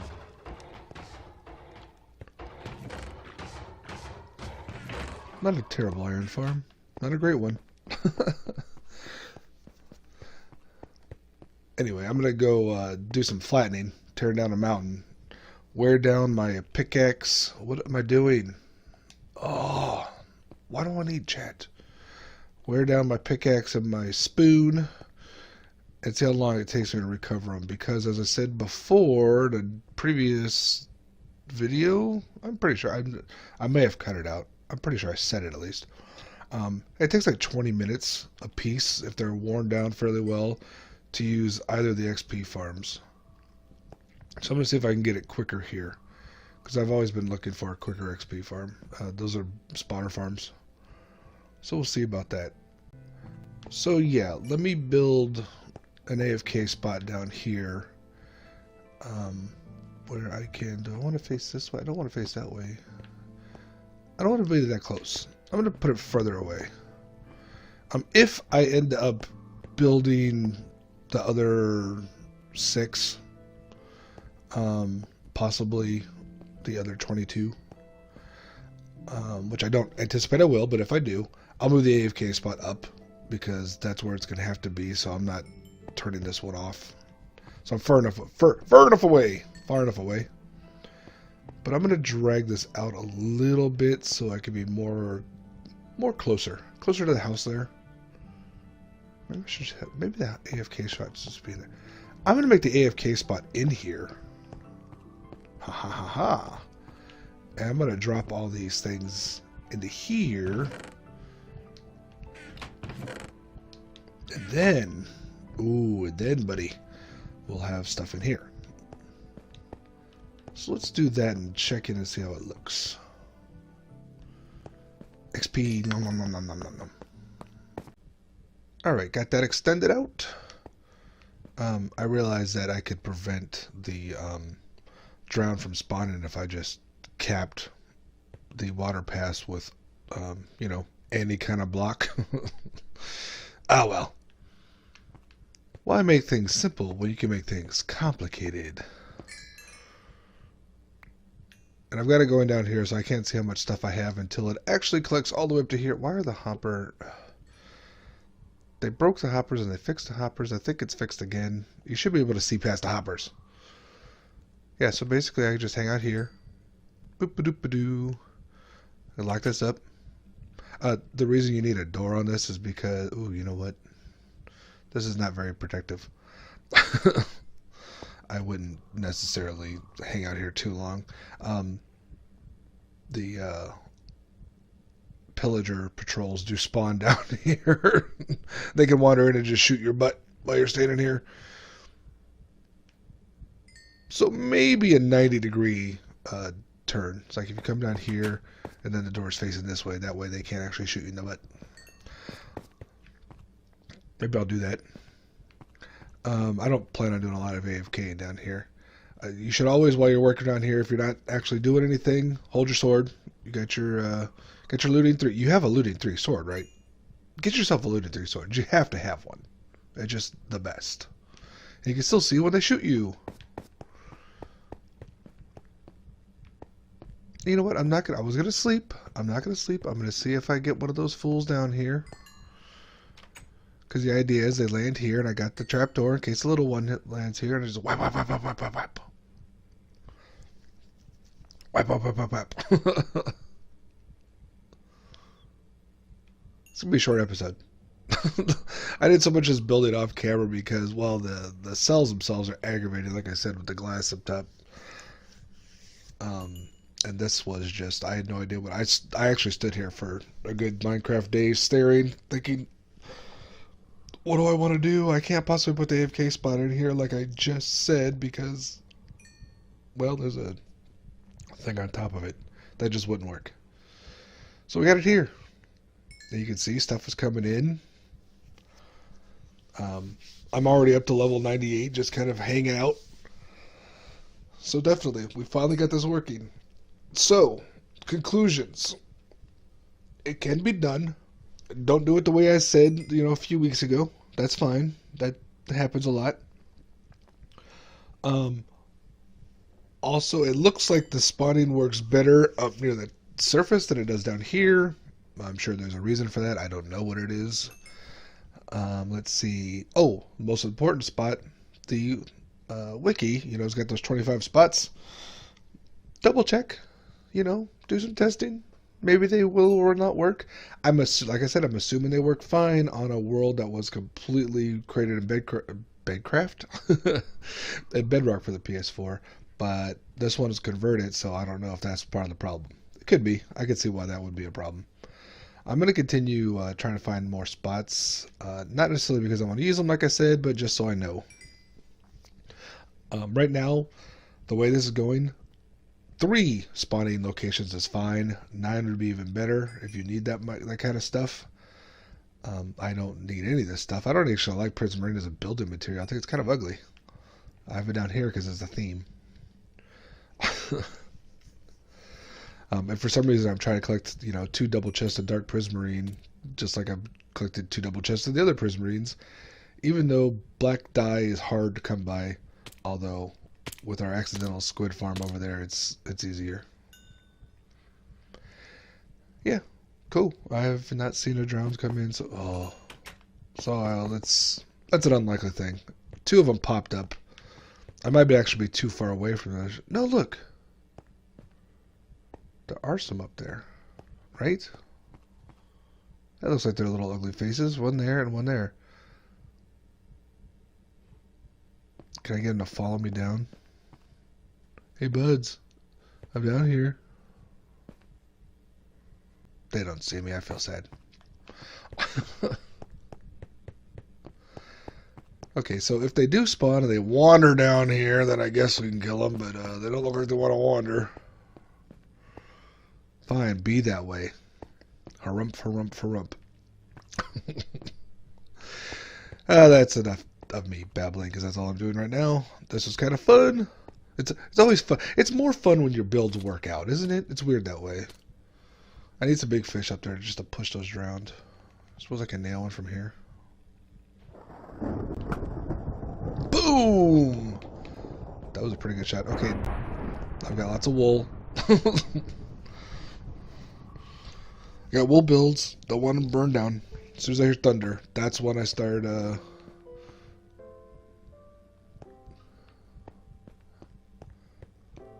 So I was just watching, see what's going on. Apparently they're not protected from the sunlight through glass. Interesting. Oh, missed. Sure, I get the first one shot, no problem.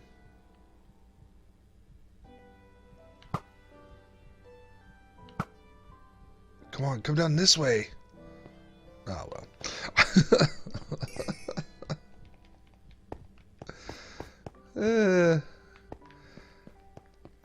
Alright, well, there. A proper working drown farm that will also load your iron / ink / extra fish / whatever else comes down the pike farm. Cool. I need a better name for that thing. It's supposed to be an iron farm. I think it produces more iron than it does ink sacs, but only just.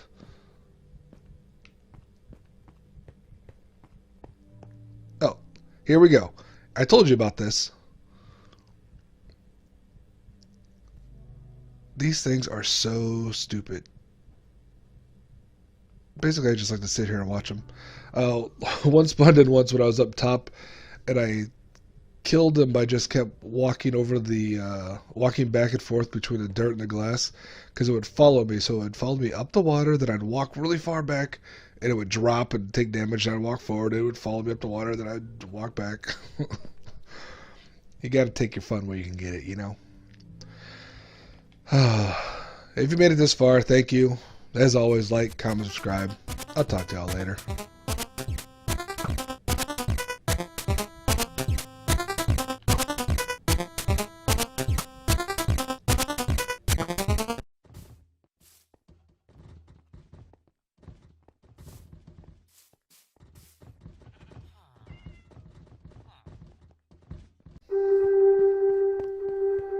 Hello, and welcome back to Monotonous Minecraft, episode 91. You know, this place is ugly. I mean, obviously, that's beautiful. And I love how the render distance, or whatever causes this in Bedrock, is so pointless. So short that the smokestacks are pointless. You can't see them unless you get really close and crane your neck up high. Come on, there you go. Wow, what a great effect. This totally looks realistic. I know, this guy gets it. So what I'm going to do, on the way to fixing this trading hall, which doesn't work at all because the villagers can't figure out that the workstation in front of them is the one they should be using, so none of them reset, is beautify the city. Yes, it is a city. For those of you who haven't gone back and watched all my old videos from I don't even know how long ago, this is actually two villages I merged together. And, well, it's still technically two villages. Neither version has really allowed me to expand this out to one giant village, or city, as it would be called. But we're going to make it look like one. So we'll probably have two different sets of villagers, essentially. But if we fill in some more buildings in the middle here, and, I don't know, maybe that'll work. We'll see. So right now, off the top of my head, my plan is this area over here will be more of the agricultural or / city park space.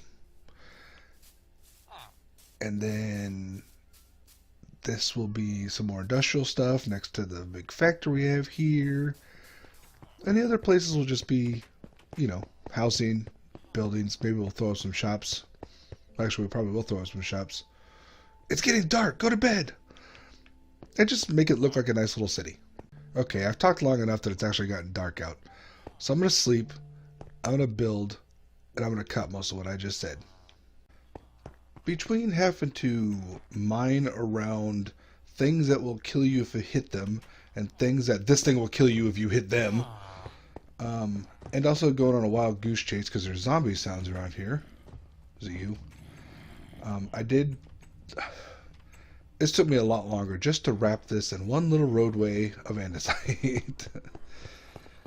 I did find a probable zombie spawner. I didn't check it out. I saw the cobblestone from a distance down in a cave, and I marked about the spot it will be. I didn't notice how deep it was. That'll be something we can explore later. I'm glad it's outside the village for right now. These three sandstone marks the stairway down into a little cave down here, and I followed it around, bloop, bloop, bloop, and down. I was lighting some stuff up, looking for the zombie I've been hearing over here for months when I stayed around here. I know I could just dig down around here, but I figure at this point I'll probably find it while building the city. So there we go. My point is, this could take a long time.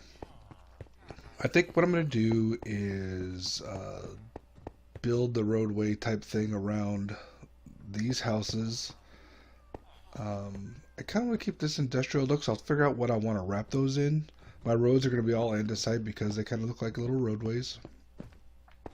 Like beaten up cement, which is what a lot of our roads out here are. Not just tarmac. Tarmacadum, as the Brits would say. But, you know, with their accent, not mine. And, yeah, if this is a park, do I want trees? Technically, but trees kind of bother me. Only because it's a flat world. I mean, trees are fine. I like trees. I like trees in real life, but just not, you know, not in my village city. In the meantime, my first priority is going to be putting in, like, essentially wrapping all the existing buildings in some sort of fanciful way, much like I did there. And all the buildings I added are built into my lighting grid, so it'll work out really nice. The naturally spawning ones, not so much. This is the template for how I'm going to do the ground around each one of these little block houses. 3 rows of polished granite slabs to save material. Sea lanterns in front of each of the steps and lanterns around the sides. And as you can see, like, so if I'm at the back of one, there'll also be a lantern. I mean, assuming... Here's a proper back. This will be a lantern. I've got lots of iron. My very slow iron farm is working fine. Plus I collected a bunch on a really fast iron farm. Plus I keep harvesting iron when I see iron ore. So let me do this like 21 more times, and we'll check back in. I finished surrounding all these houses with what they are, I should say, granite, polished granite. And when you're far away, you can't tell at all. This ugly monstrosity takes over everything. And that took, I don't know, 2 hours? That's not even a lot. There's a lot of caves underneath I had to make sure I didn't fall into. There's a ravine over there. There's a bunch of caves over here. It's real fun. Most of them got lit up, you know, months ago or years ago when I built these houses, but I don't want to fall. I don't want to lose the villagers. And I don't know why they're having a meeting over here, but it makes me think that there's some sort of bad guy right underneath this spot.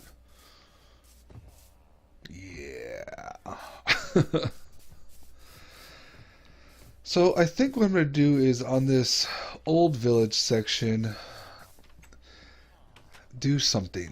Now what do I want to do that? I could do the path all the way around. That's not a bad idea. Let's do that. Let's make this entire village path blocks. I'm sure that'll cause some problems at some point, but you know, we'll burn that bridge when we get to it. I spent a bunch of time working on the village here, and then I got bored with it. Because I'm not really sure what I'm going to do with the parts that aren't path. Some of the rock path I turned into gravel, and the grass path I turned into, well, grass path, I guess. But then I was like, well, we got a park going over here, so let's work on the park.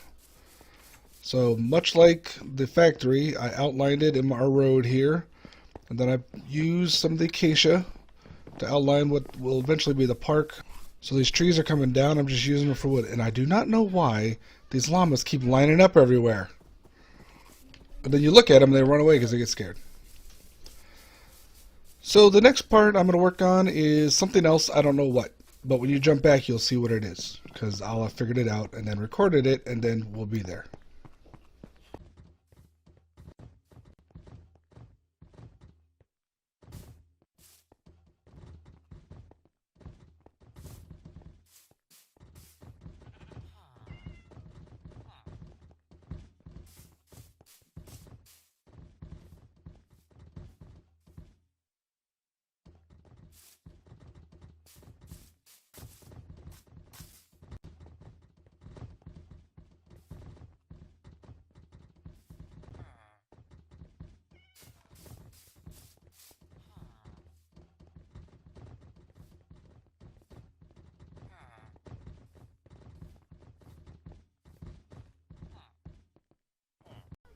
And here we have it.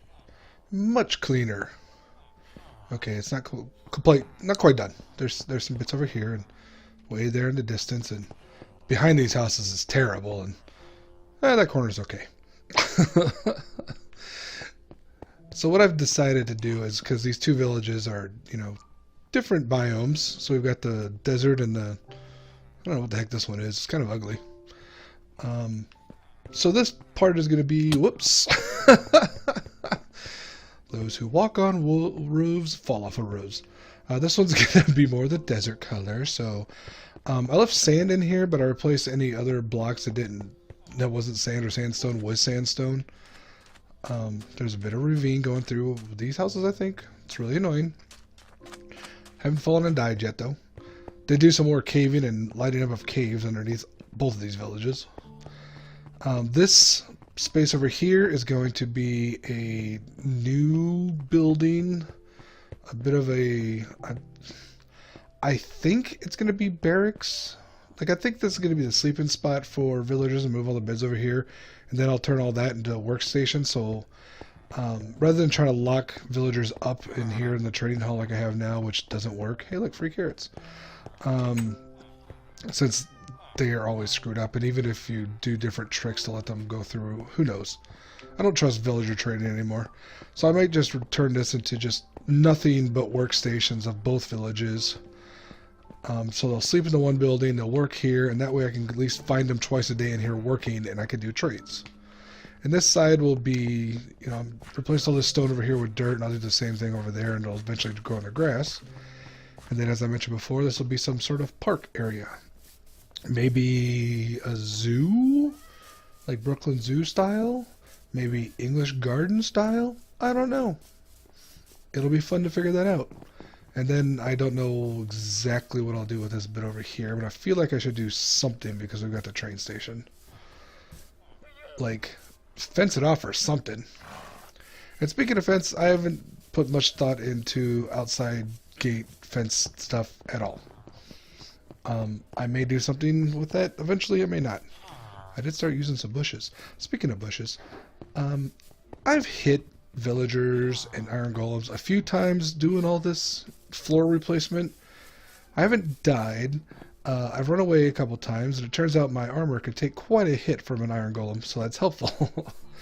It also turns out, as I looked up above one from above, that the back of their heads look like toasters. They were toasters for hats. Oh yeah, this part also has not been cleaned up. But it'll be the same kind of demarcation. You can see where it is, like around here, so we'll have the sand going through here. And from this point on, it'll be grass. And then outside of the gate will just be natural. I'm not trying to change the whole world here. So, yeah, I think we got a good place. I have not placed the water yet because that took an hour on the last one. This is smaller, but still. Because unlike in Java, you can't just put two water sources a thing apart and have one crate in the middle. No, that doesn't work. Doesn't work in Legacy Console, doesn't work in Bedrock. So, yay. Fun. As far as all these barracks that have beds and stuff in them, I don't know. We'll figure something out. I'll leave the buildings here if nothing else. But I'm definitely going to take the workstations out of them. And I may end up still having to split these, like treat these as two different villages. But for now, I'm going to try to treat them as one and see if the villagers kind of learn where their stuff is. I don't know. It'll be curious to see. So next episode, look forward to me breaking my villagers even more, or possibly fixing them. Because right now I just don't trade with them at all. Like, what are you? You got a book. You got book lag. Is that a thing? Book lag? Oh my god. Lag is super a thing. Bane of Arthropods 3 for 25. Wow, I don't need that ever. So, okay, they're not all winners. Another thing I thought of doing was making these both workstation buildings, and this would be all librarians, and that would be all non-librarians. So maybe that kind of thing will work too. Maybe I'll build a library. There's a lot of space right here. It'd be kind of sweet. Alright, I'll consider that. Anyway, if you made it this far, thank you. If you skipped ahead this far, you know, thanks. As always, like, comment, subscribe. I'll talk to everyone later.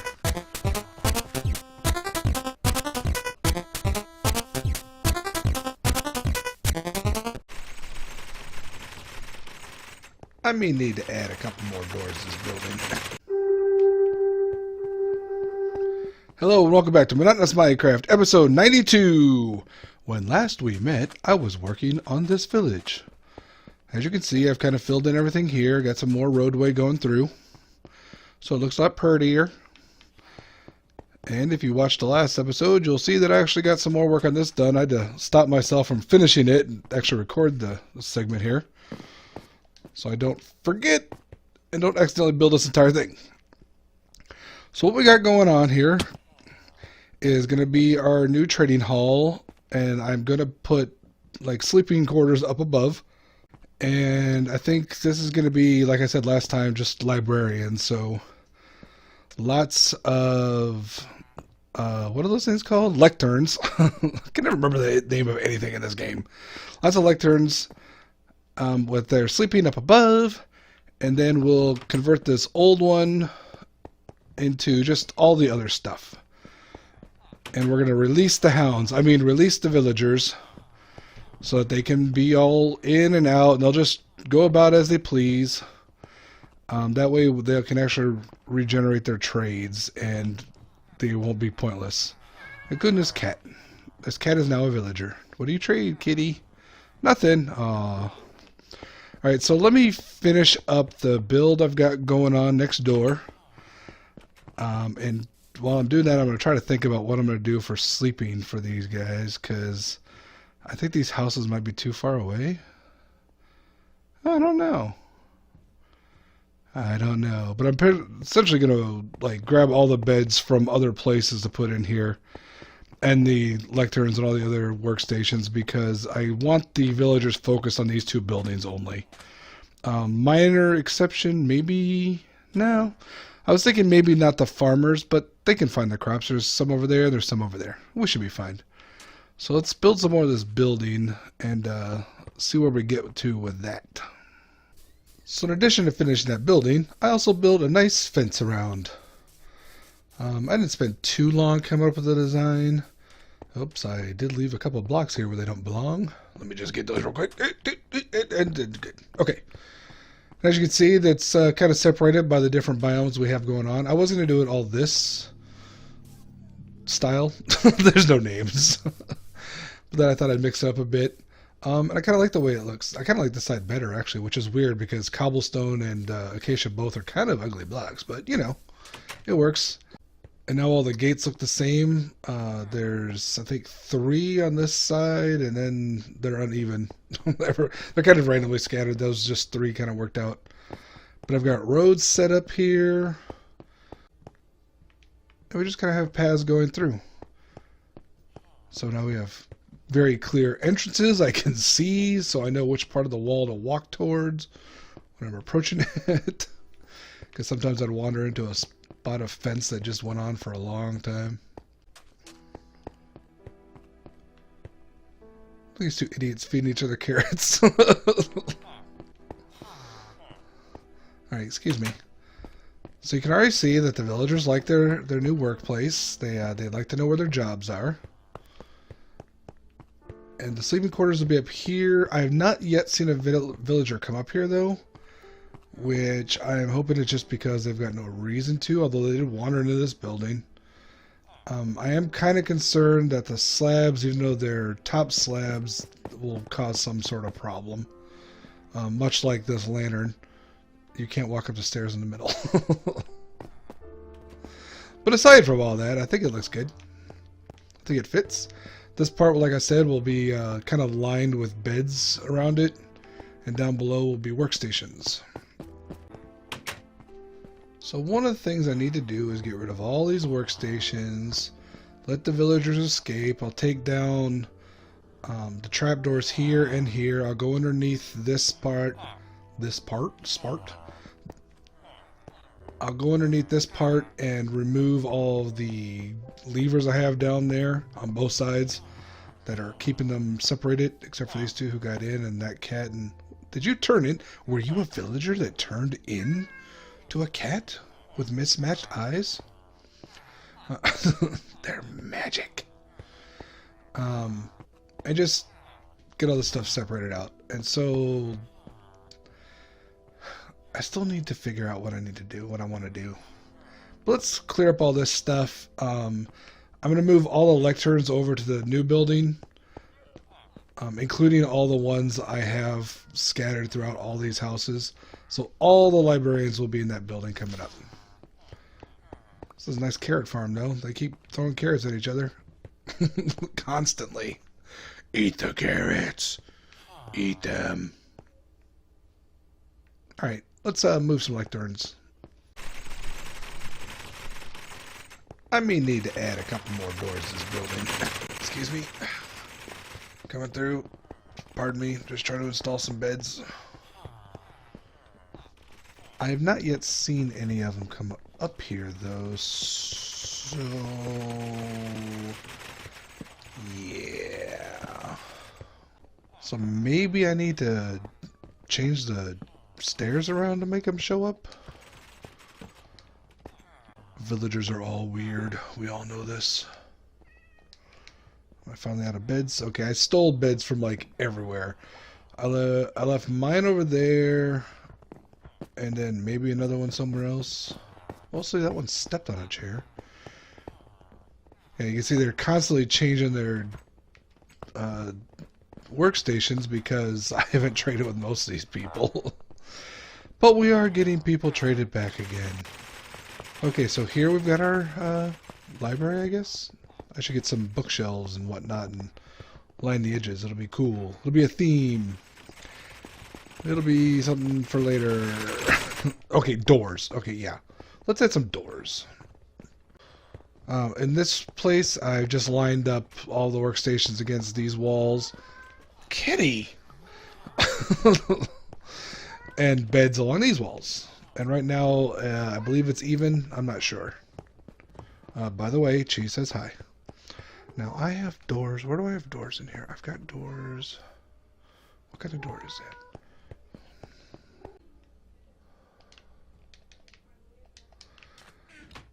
This guy's been trapped in here for like a year in real time. I think he must have spawned in here, but he's too small to go through the front, so he's just kind of... he's a cabin golem, which is not nearly as funny as the water golems. Boop, boop, boop. Hey guys, how's it going? Still haven't rusted? That's good to know.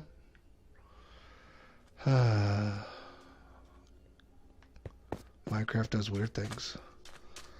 Now let's see if I can add some doors to this building without dying. There, now you guys got 3 doors you can go through.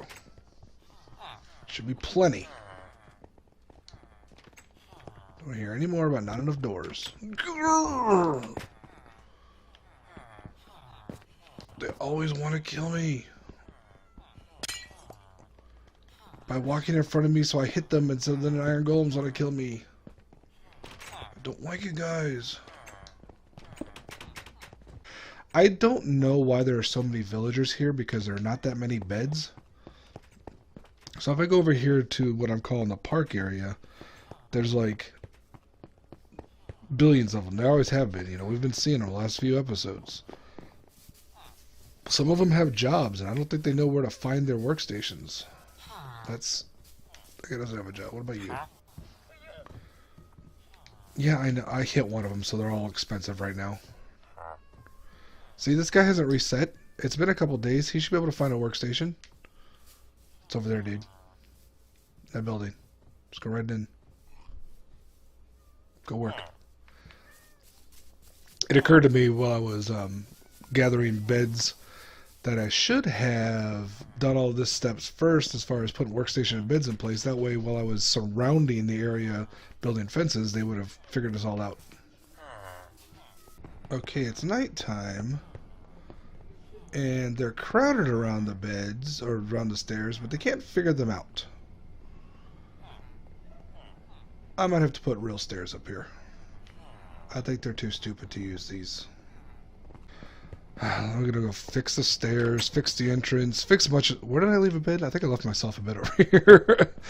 I've got two. I've got one in the other village and one in this village. And I'm sure they're both being stolen as we speak.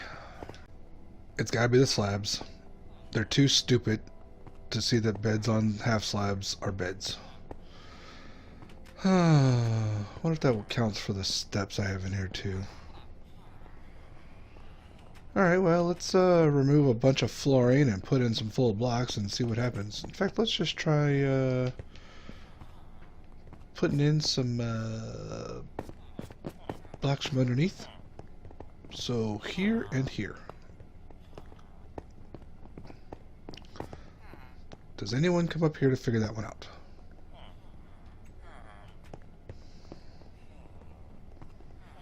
Come on. You can do it. Come on.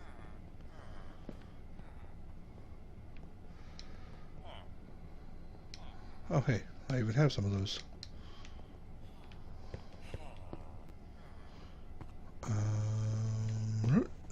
Here, let's do this and this. One of these and this. And that. And that. And that.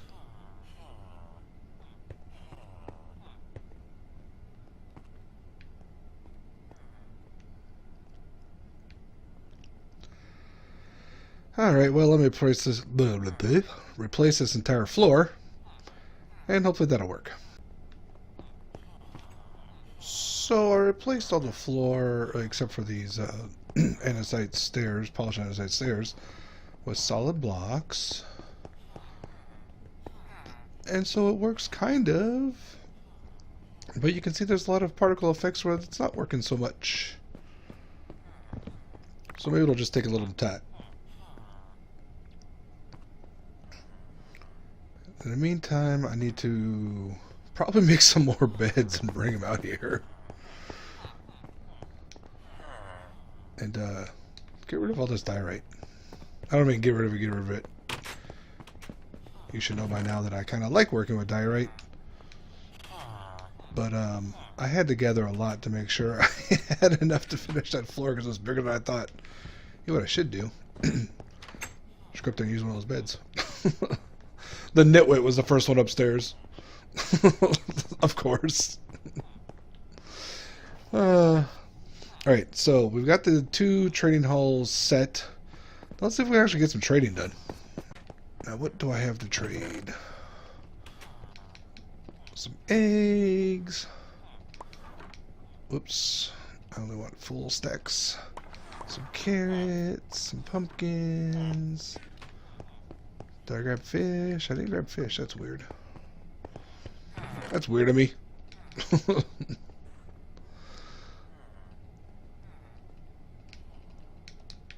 Okay, so what do you got?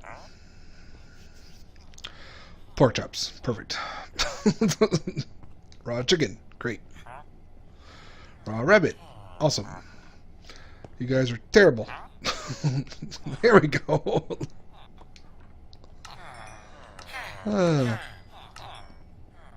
Wait a minute. You can do more than 4? I thought... I obviously don't even know how to play this game. Where are you? 6? I think you guys are doing better. Okay, so here's the problem I found before when I was doing a lot of villager trading. That's all you focus on. All you do is trades. Oh, look who's selling polished diorite. That's helpful.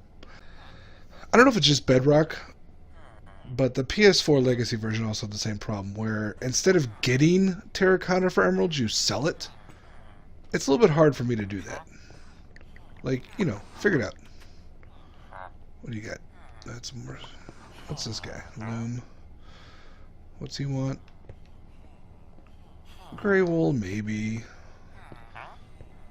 White wool. I need a fisherman and what's the egg guy? What are you? A Fletcher? That could be useful. What about you? You're a fisherman. Aha. Oh, I forgot you could buy fire. I haven't traded villagers with villagers for a while. I forgot what you could get from trades. Alright, so this works a lot better. And the proof is I'm actually getting trades again. Now, who buys eggs? Who was that? Someone buys eggs. I can't remember who buys eggs. Was it one of you guys? Was it a... Who? What? When? Someone remind me. Paper, I mean... And yeah, I don't really have anything else to go over there and trade for books, so... Ooh, yeah. See, that's a good one. Leather for what are those things called? Emeralds. And so now if I drop off the eggs until I remember who the heck takes eggs... my farmers should be by the farms. So I left... I don't know if that's a good idea. And by the fact I'm walking over here, probably not. I left these over here by the farmers so they could work here. 6, of course. I only have 4. But maybe I'll end up moving those back in as well. What I'll probably end up doing is actually build a lot more workstations. Hey, there we go. Get more workstations built and put in place, just so I can do lots more. Now, I'm kind of late game. My world still has probably years before it's done, but I've got all the resources I really need. I don't anticipate needing any more. Oh, those book trades are terrible. Lure 1. Great. Here's a tip. Never buy lure, because it'll always be cheaper just to AFK fish. Not even AFK fish. Just go fish. Go fish for a long time. You'll get lure.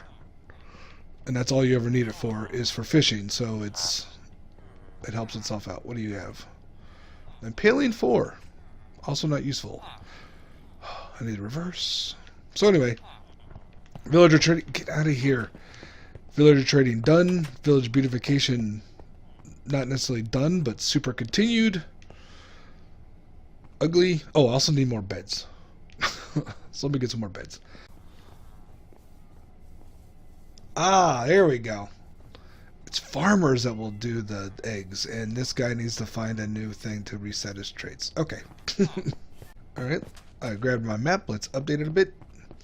Here's the fun part about the way the maps work. If you notice, I'll walk over here where all this gray rock is. What do you see around me? Not gray rock. Sandstone shows up as cobblestone or stone on these maps, which is really annoying because it's super ugly. And I'm certainly not digging through it all and trying to replace it with sand, especially since a lot of this covers up giant falls into ravines. Blah. Boy, you can really see how ugly the water is here. Is this the acacia thing? What biome is that? It's nearly as ugly as a swamp, though. It's terrible. And our buildings look weird because I put slab roofs on so they show up as see-through. Oh well. Doop-a-doo. Yeah, so future plans, don't know. We started working a little bit more down here on the southwest, filling in. You can see the line of dirt going straight down to the lightsaber. That'll probably be the next quadrant I fill in, because, you know, that's where the logo kind of fell. But you can see there's lots of water there. And, the rest of the desert. Doing this process, let me tell you, how many times I almost died by sand falling underneath me in various locations of the world. I do not like it. But oh well, I have still survived. Barely. Once again, if you've made it this far, thank you very much. As always, like, comment, subscribe. I'll talk to everyone later. Except for you. I don't like you.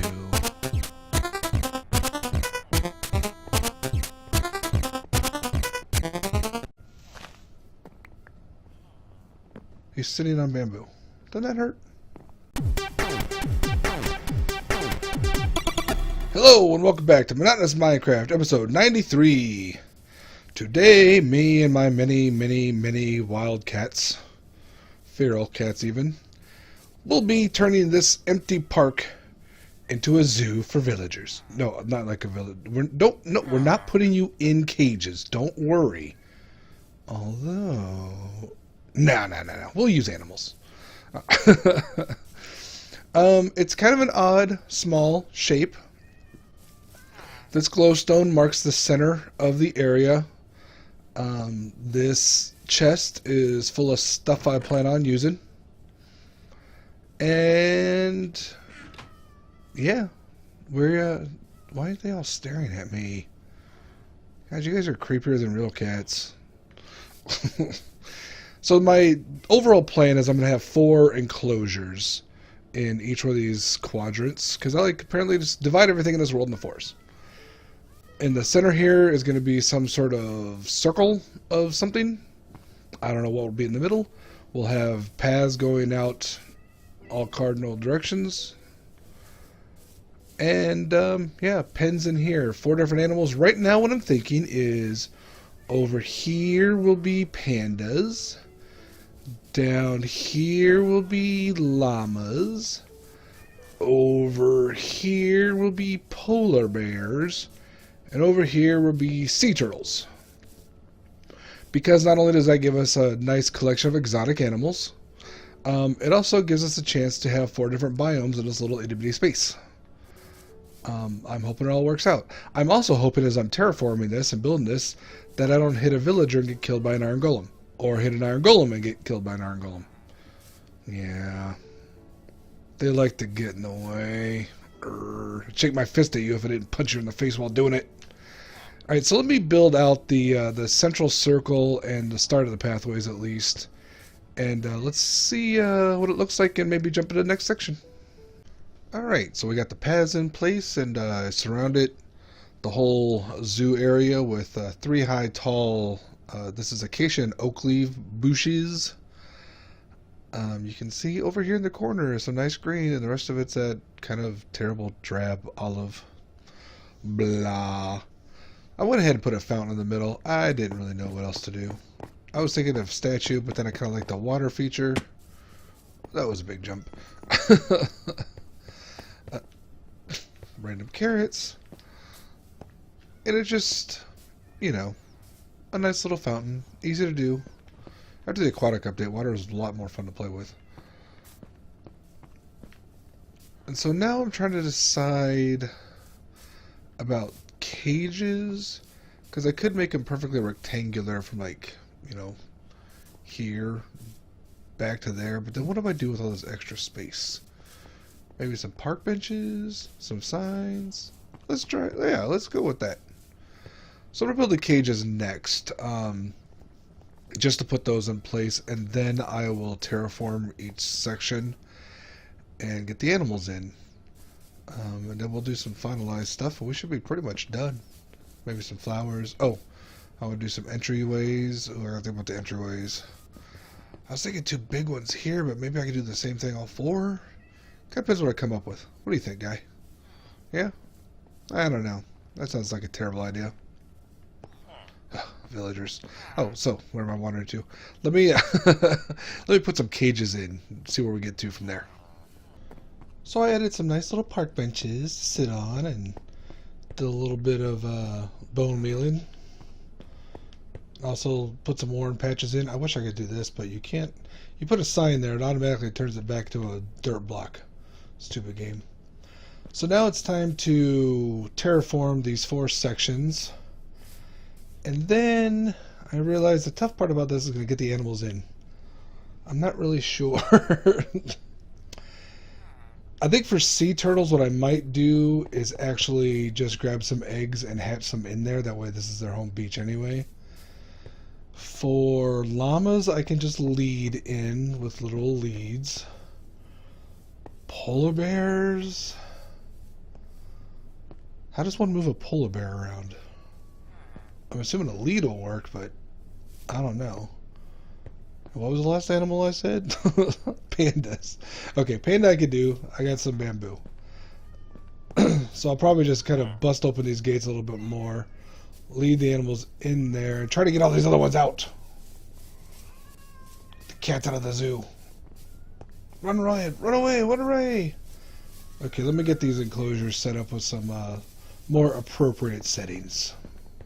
Moving mobs in this world is terrible. Okay, so I got the llamas over there. Ended up having to kill 3 iron golems, about, I don't know, a dozen cats. Because I could not get the llamas in very easily. And I built up stairs to get the rails like this into it. And then, of course, the golems and the cats immediately climbed up and went into the thing. And, such a pain. So now I'm in the process. I built this to get pandas in. I've got one panda trapped in a minecart over there. And the problem is, first of all, I'm going to run out of minecarts. The other problem is that when I try to break the minecart to get it closer, I just hit the panda. And the panda's not super happy about that.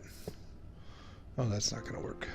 I have to break this, and this, and this. Remind me to fix this. And get some more rails. So now I've got an angry panda stuck in a minecart that follows me around, so I can't even possibly break it, which is why I'm trying to use the cactus to break it. So let me get some more rails. Let me finish this rail line to get that thing way over there, and hopefully the cactus trick works. I fed him some bamboo so he wouldn't be mad at me. He probably forgot it already anyway, but just in case. Come on, Bubba.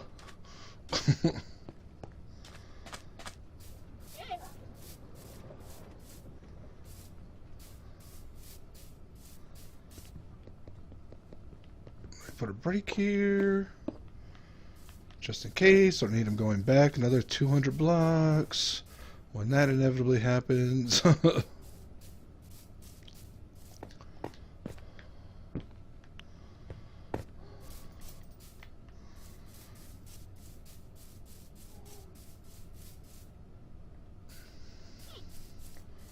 Okay. See, look at that cow. People can't stop, or people, animals can't stop with the, come on, come on. Okay, still going.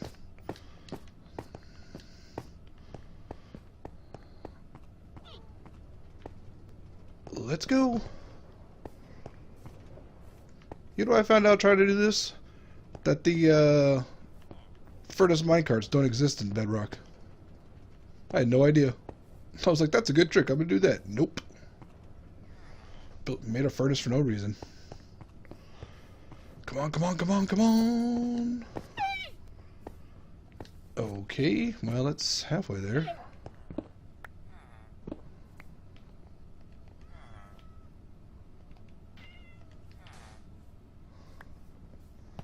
Come on. Go down there.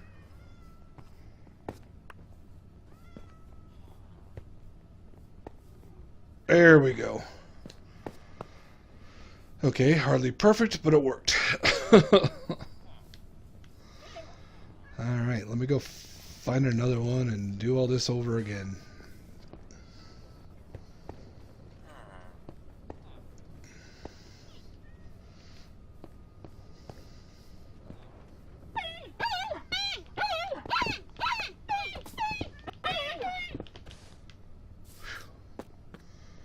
Thought that poor sucker was gonna die. Here. Get some nummies.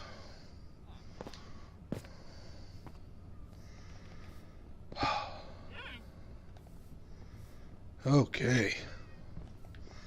Well, now, all I have to do is get 2 polar bears in that one, and, yeah.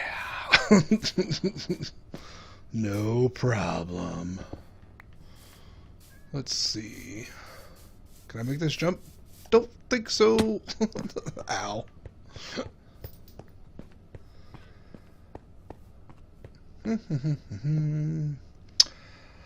I'm guessing I'll just do the same thing as I did with the pandas. For the sea turtles, I did put eggs in here. They won't hatch unless it's nighttime though, and I pretty much sleep during the night. So at some point I'll have to do that. Let's double check in here, make sure our llamas are still in here and haven't phased out. You know, it just occurred to me. Sometimes animals like to disappear because the rendering in this game is a little iffy. Also, I can't see the back of these cages. Okay, they're still in there. Hey, llamas! No, there's a cage up on the wall. Doesn't that look like a natural enclosure? I feel like these cages look very much like they do at zoos. Ineffective. And I hope that one can get off the bamboo. Looks like he's on.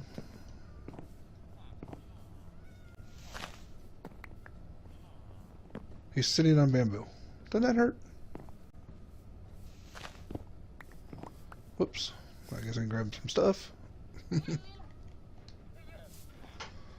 Ah, crud. How did I do this to myself? Why did I do this to myself?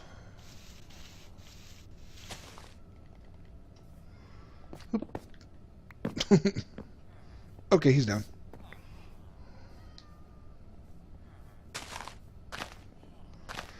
Alright, off to the polar bears. Luckily, polar bears can be dragged around on leads a little bit better than pandas, so I was able to drag them over here, block them in so I could get them in without anything else. Oh. Without any other animals coming in and disrupting me. Okay. Still wasn't super easy, but they're there. Oh, look. And they're in their water. I think that one's my favorite so far. It'll probably end up being my favorite because I can't imagine the turtles will be that cool. They just kind of sit around. But I have to rebuild all the stuff I took out. Where'd they go? Like I already lost them. Okay, there they are.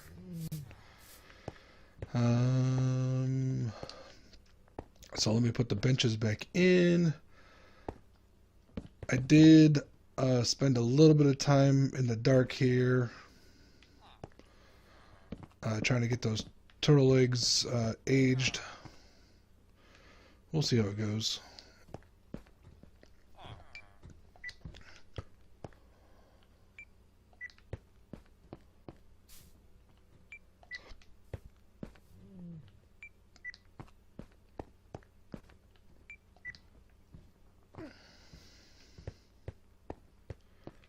Alright, cool. So the last thing I need to do, besides get those things hatched, is some signs. So the first step to building a sign is to build an archway. So I got some cool stuff. Blink. Blink. I was thinking about using wall sections, but then I realized that I want some beefiness. Did I do 2? Did I do 3? I did 2. I want 3. You can see I've got some banners and some white dye because that is what I'm going to use. Let's see. And then for this section, I want something that things won't spawn on, and I didn't want to put a cover in it. So that's good. So let's build some letters. I can do that from here, right? Yeah, I can do that from here. So if I do, hold on.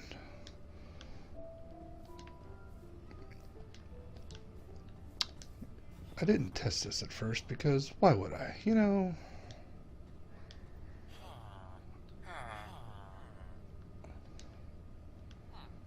Okay, so that's right. And then doop. Dang it.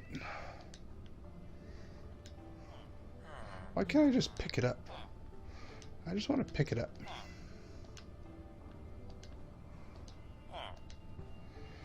Oh, you know what I didn't grab? I didn't grab any black to go around the outsides.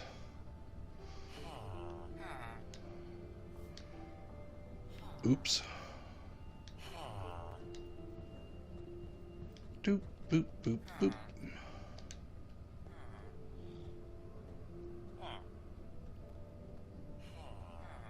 That doesn't look right.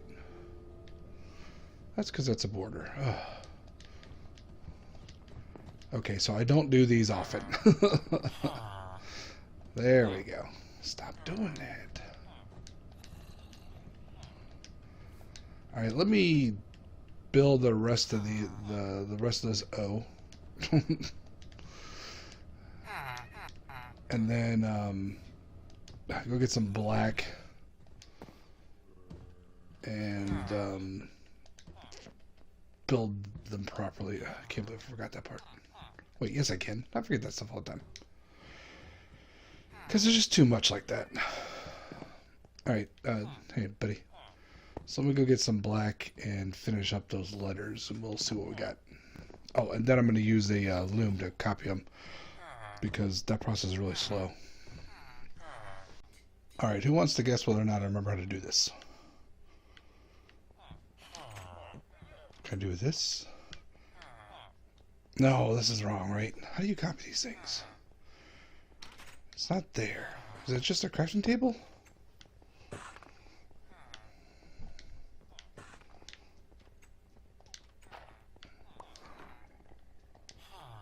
Aha! Why am I so useless at remembering those things? Okay. Wait, what? Ah! Don't accidentally create too many. We all know that I'm a little loose, a little tight on the old. Did I make enough banners? Probably. Don't have a lot of black dyes that I'm getting at.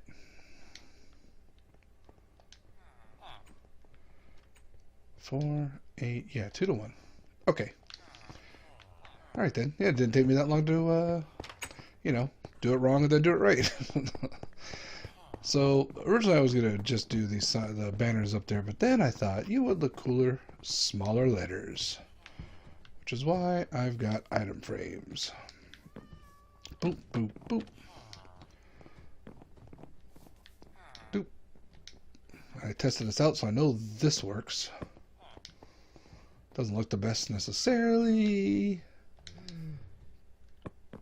but it works. 200. I mean zoo. Oh, I should have done this for my 200th episode. That way I could have maybe for 200th episode I'll just change the Z's into 2's. Will I get to 200? I mean, I'm coming up on 100, which means I'm about halfway through my estimated 4 years of flattening this world. Huh. Maybe. Maybe I'll make it to 200. Seems kind of weird for a weekly series. What do you think? Carrot? That's what you think? Give that guy a carrot. These guys are all jerks. Alright. Let me build this gates on the other 4 entrances.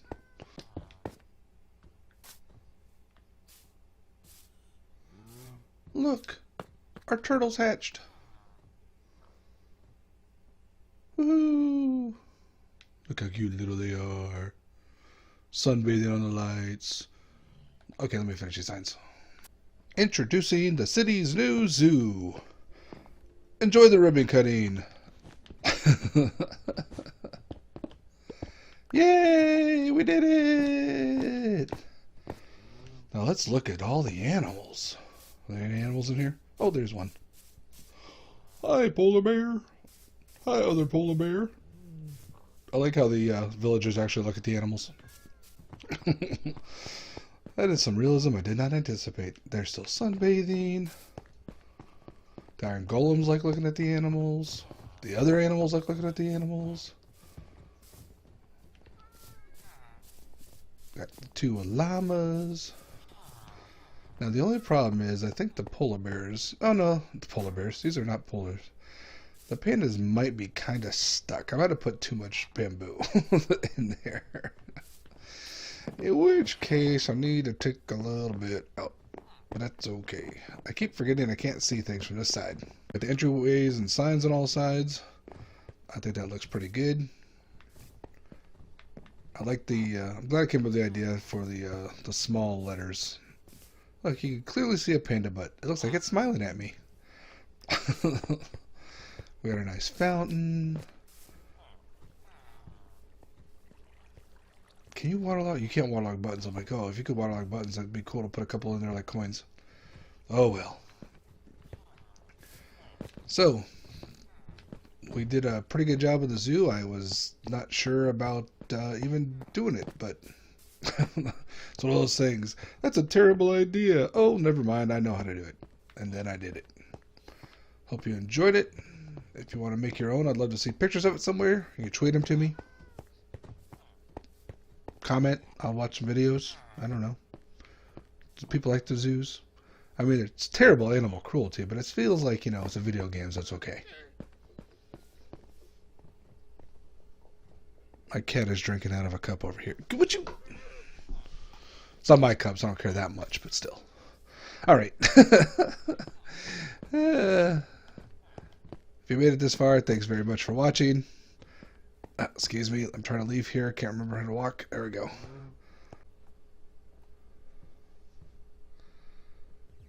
As always, like, comment, subscribe.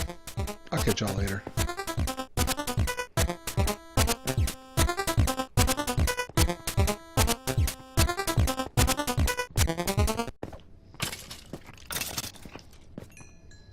Ah! Run away! Run away!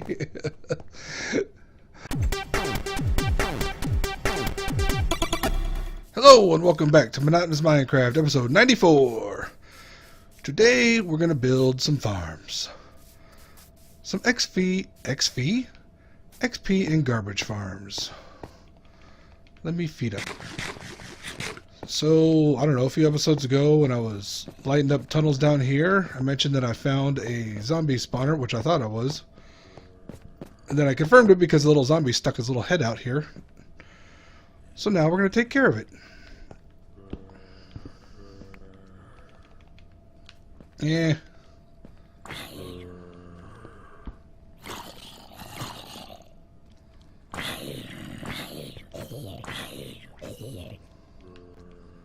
Let me put a light in there.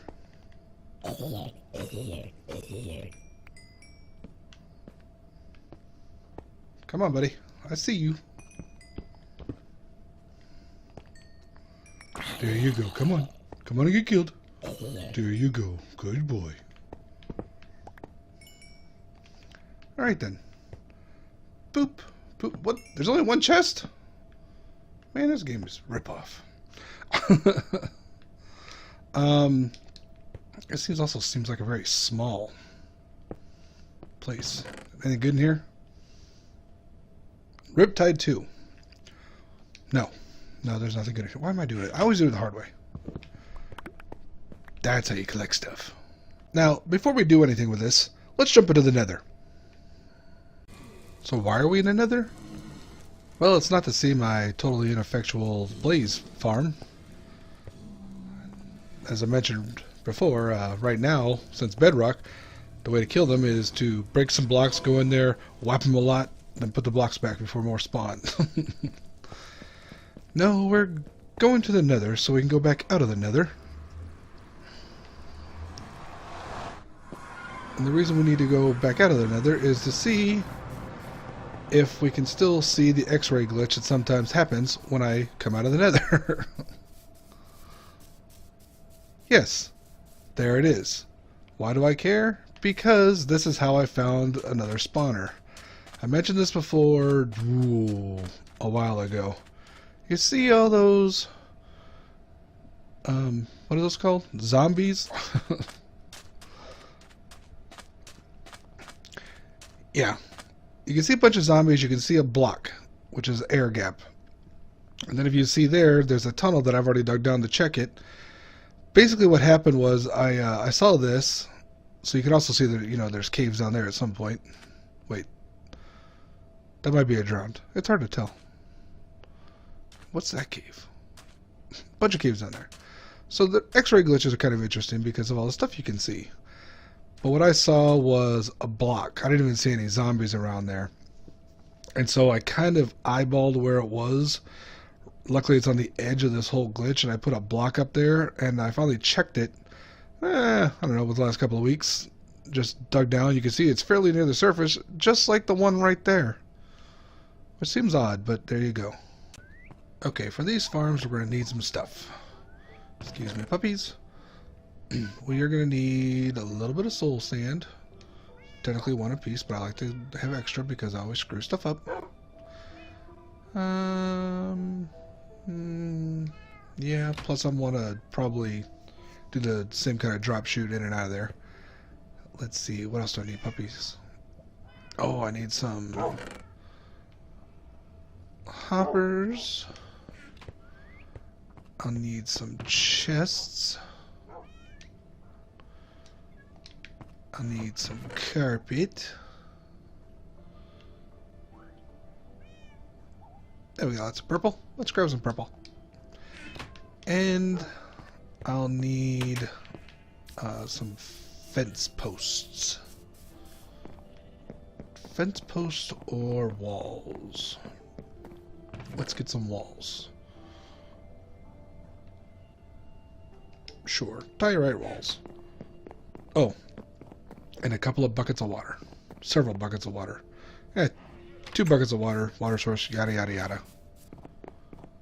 I almost forgot to get glass so I could put in a little glass wall and watch them suffer. So the first thing to do is to reshape this room. We need to drop the ceiling down 1 block because you only want 2 blocks above the spawner. Oh. I don't make these mistakes when I'm not trying to talk at the same time.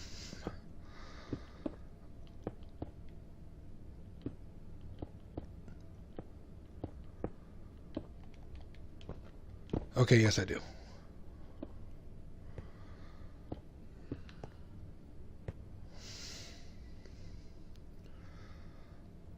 So our ceiling's down way too low. And we need to dig down 6. This is a very small spawning room now, because we need to do 4 out from each side. Now in Bedrock, spawners actually spawn in this diamond shape. They don't spawn in the 9x9. So we can take a little bit less time digging stuff out. It's nice. Gonna be a little lazy about it. Okay, so there's our footprint. Now, I mean, we're amongst caves, so there's a little issues here. So the design I'm using is one from Silent Whisper. I will, of course, link in the description. His first comment on that video is, don't use the trident farm I put in there. So we have to do an adjusted trident farm, which is fine. Just a newer style, because the old ones don't work anymore. Not properly, at least.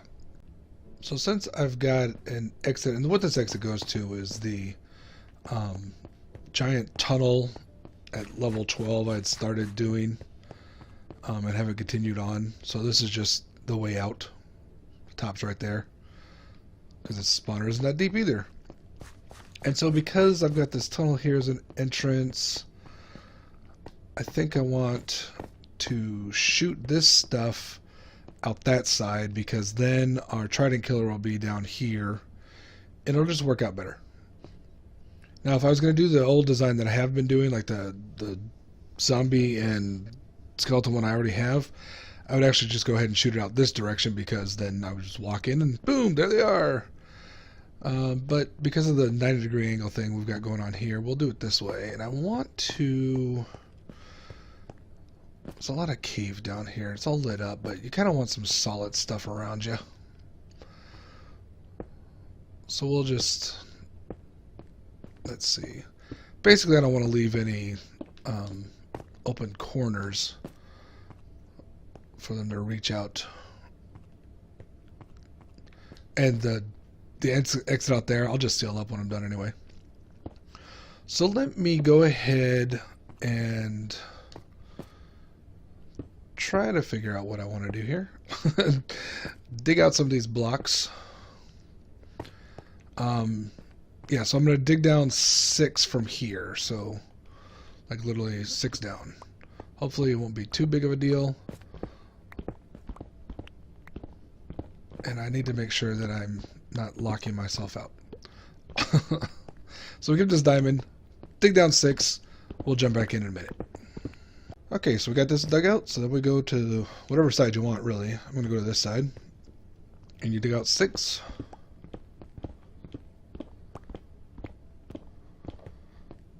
Then widen it to 3 wide. Am I supposed to do this 3 tall? I feel like I'm supposed to do this 3 tall. No, I'm not.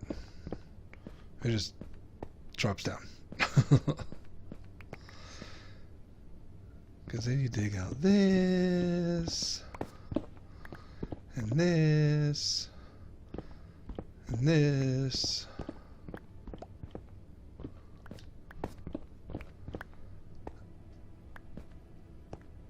And that should be 2.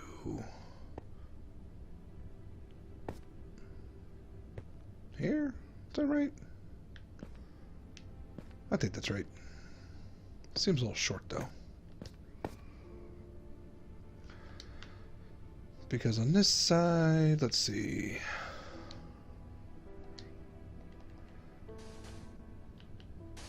Put that there. Let me throw up a torch there. It only seems small now because I'm in the middle of it.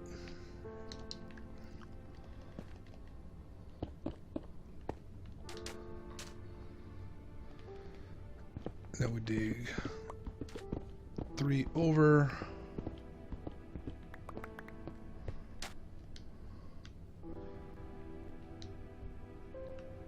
This is where we put the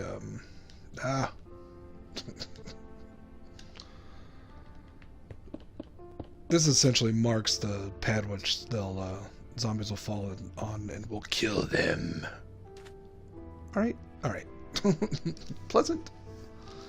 Is it that height or is it the same height as that one? I feel like it's 1 down.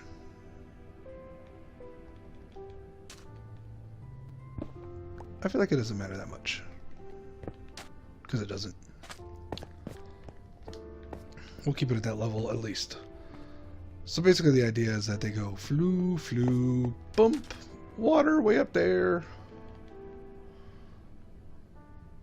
Which I want to dig 5 more up, so it's 1, 2, 3, 4, 5.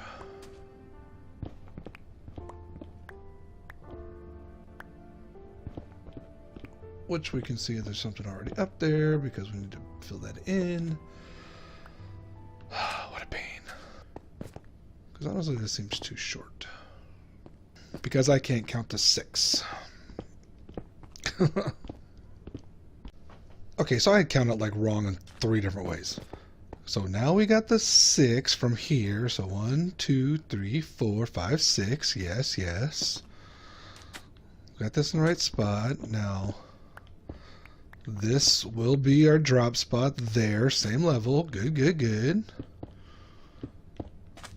Drop these here and 4 here.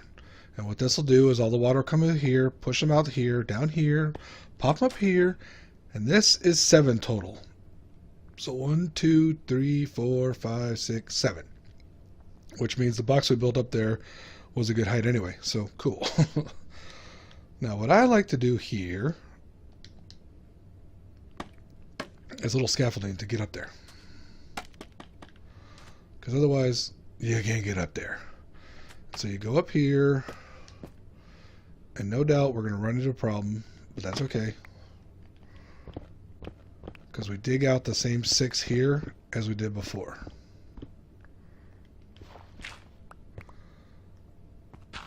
And then the same down to get to our blocks. Remember, that's what they're going to die on. But then you actually take out this 2 because you want them to have 3 to get through. No!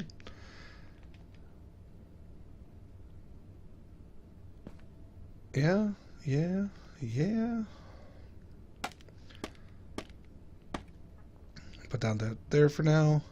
What I need to do is dig out a room around here so I can get to...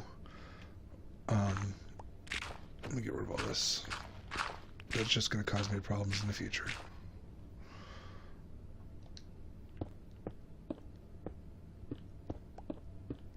Okay. So I need to dig out a new room down there so I have some place to do all this stuff in. So what I'm going to do, and the thing of it is, so the way his video is structured, it's very linearly. You do this, you get the water over here, then you go down here and do this, and we're trying to do this safely. So this is the order I'm doing it in. This is the order I suggest you do it in. So we light that up, and you notice I have it only on 2 sides. We only need 1. Make sure you cap it, but you only need 1. But that way, when I'm about to go out, I can tower up from this side and just go pink, pink, and then they'll all light up and everything will be cool. So let me dig out a giant room and get rid of all this gravel, and we'll see where. Let me just get to the next bit. So there I was, digging out a path. Found a little cave down here. Let me come light this up. Holy cow. Okay, so that's good. I went the other direction first. I'm lighting up, lighting up, lighting up. What the? Who the? Oh good, skeletons even. It's just what I was hoping for. No!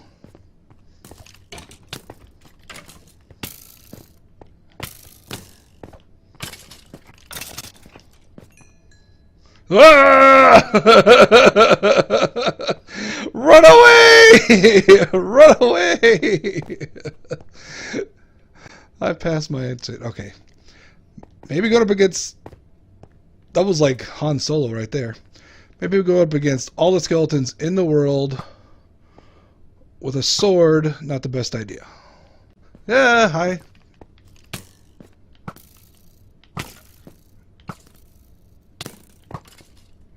Someone else shooting me? No. Don't answer me. I'm trying to record. So where is this? 327 by 333. Where's my other one? Ooh.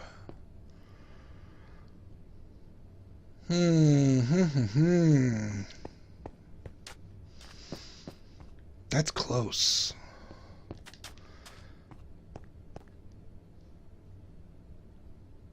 I don't know if it's close enough, though. I don't know if it's close enough for me to have this loaded up at the same time as that one. And it looks like it's a little fur away. I think we're just going to leave this one sit here for now. Not worry about it.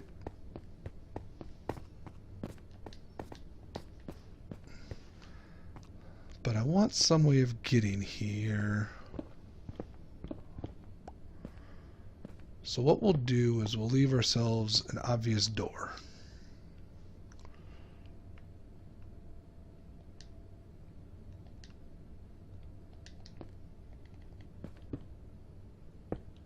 There.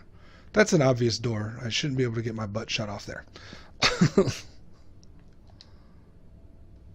No.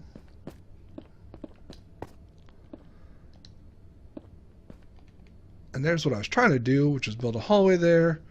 I don't have enough lights for this. Alright, let me go get a bunch of torches and I don't know what else I need. Stuff. Okay, so now, after all that fun, I've got my room here, and I've dug out the bottom ready for the whatchamacallit thing here. What's this thing called? You know, the thing. The thing in the thing. The trident farm, so we're going to clear out a little bit more around it. So what I'm going to do You can build this afterwards, but it's going to be a lot easier to build it before. So before I get to that part, professional. We do need signs here. And here. And we'll need a couple more up there too. You know what? Since I got signs in my hand.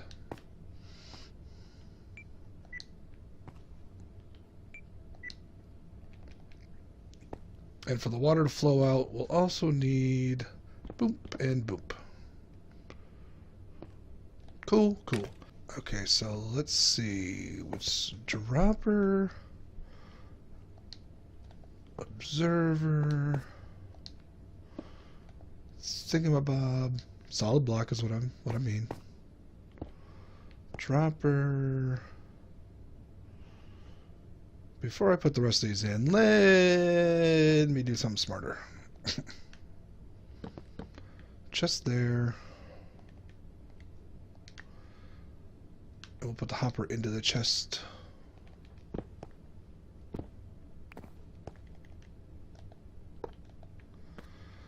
Okay. Then we put that there. Then we put that there. And we go back to that, that, not that.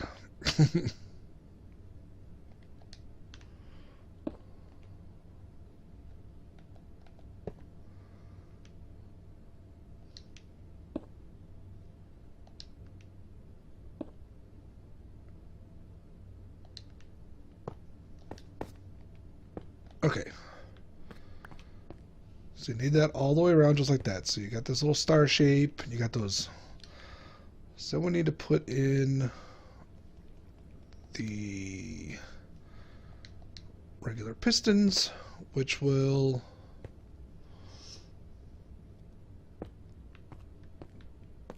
go around like that.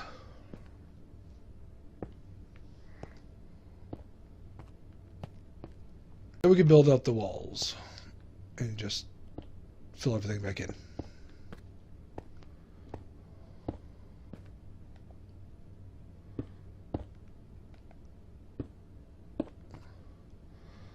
So now we're enclosed again. And it's like we never left.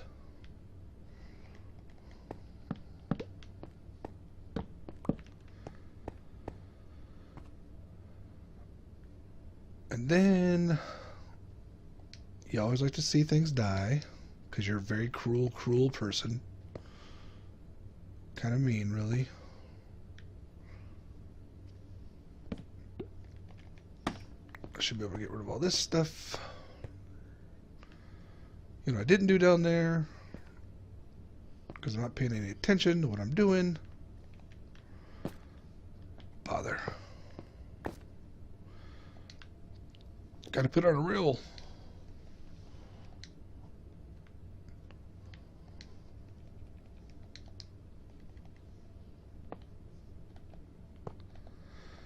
So make sure it goes that way. Get a hopper minecart. Put it on there. No. No, everything that goes in there will fall in there. You know, like that.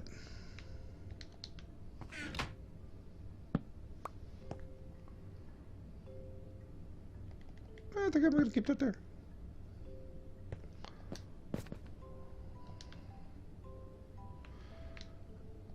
Let's put the observer back.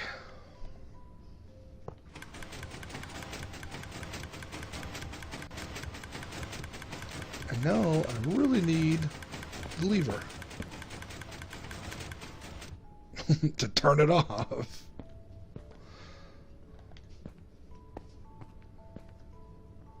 Once I get everything in place, I'll go ahead and throw the tridents in there. For right now, they can hold without.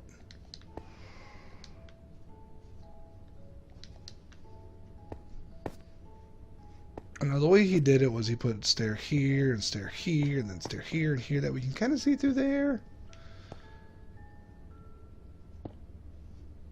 not like that. So I'm going to put the stairs here and here. But I kind of like to be able to get to my chest a little bit easier. But you want to stay in here to collect the XP. Okay, so that part looks good. Except for the part where I'm going to die.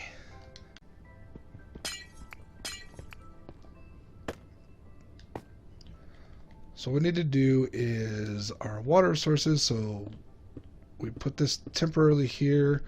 We've got all of our signs in place. So you put a source of water there. Put a source of water there. And then you take out the blocks. And then the bubbles go.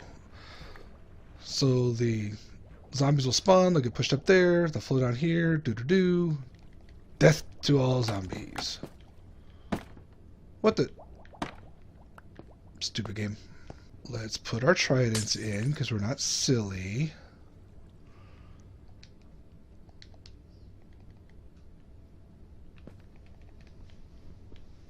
Well, maybe you're not, but I am. You just kind of throw them in here. So the trident farm, the way it works is it just pushes the tridents around and the mobs around, and it kills them. Kills them. So you can see how it kind of moves around. And as long as you're the one to throw them in there, you'll get the XP. If you're holding looting sword, looting effect will take place. So last things we need to do for the water is take out the blocks in this section.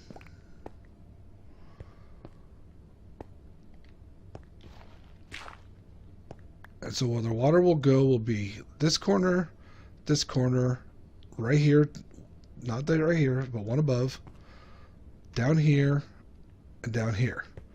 And that will flood all the water, all the stuff down to here. It'll be exciting. Trust me, super exciting. And there we have it. Kill this, do this, do this, do this.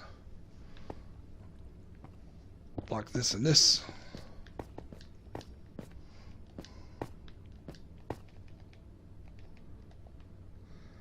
Crouch so I don't accidentally die. And they immediately start spawning in. And you can see that they die nicely. I wouldn't just stand here, because I did that and then something started coming through and smacking me in the back of the head, and I did not enjoy that at all. So all I like to do is just stand here for a while watching them. Oh look. Wait till they die. Repair your helmet. Or whatever other things you need to repair. And collect your stuff. So it turns out this spawner is, I think, one block lower than the other spawner we had up here. So this one's fairly close to the ground, not the ground. I guess it is the ground, sea level. Oh, hey, buds. What you doing? Same thing as last time. Just a little bit different level. I didn't bother putting this one on camera. You just saw me build the exact same farm somewhere else. But now I've got one out this corner, and this one, yeah, is close to this other one. I've got one in the far corner, which is nice. And the chances of me getting one in the last corner over there, pretty zilch, because I've been flat in that world, done exploring that world. I can't imagine finding a spawner over there. Oh well. So as we come to a close on this rainy afternoon, early evening, like the bid you would do. If you've watched this far, thank you. As always, like, comment, subscribe. I'll catch y'all later. Smiley panda butts.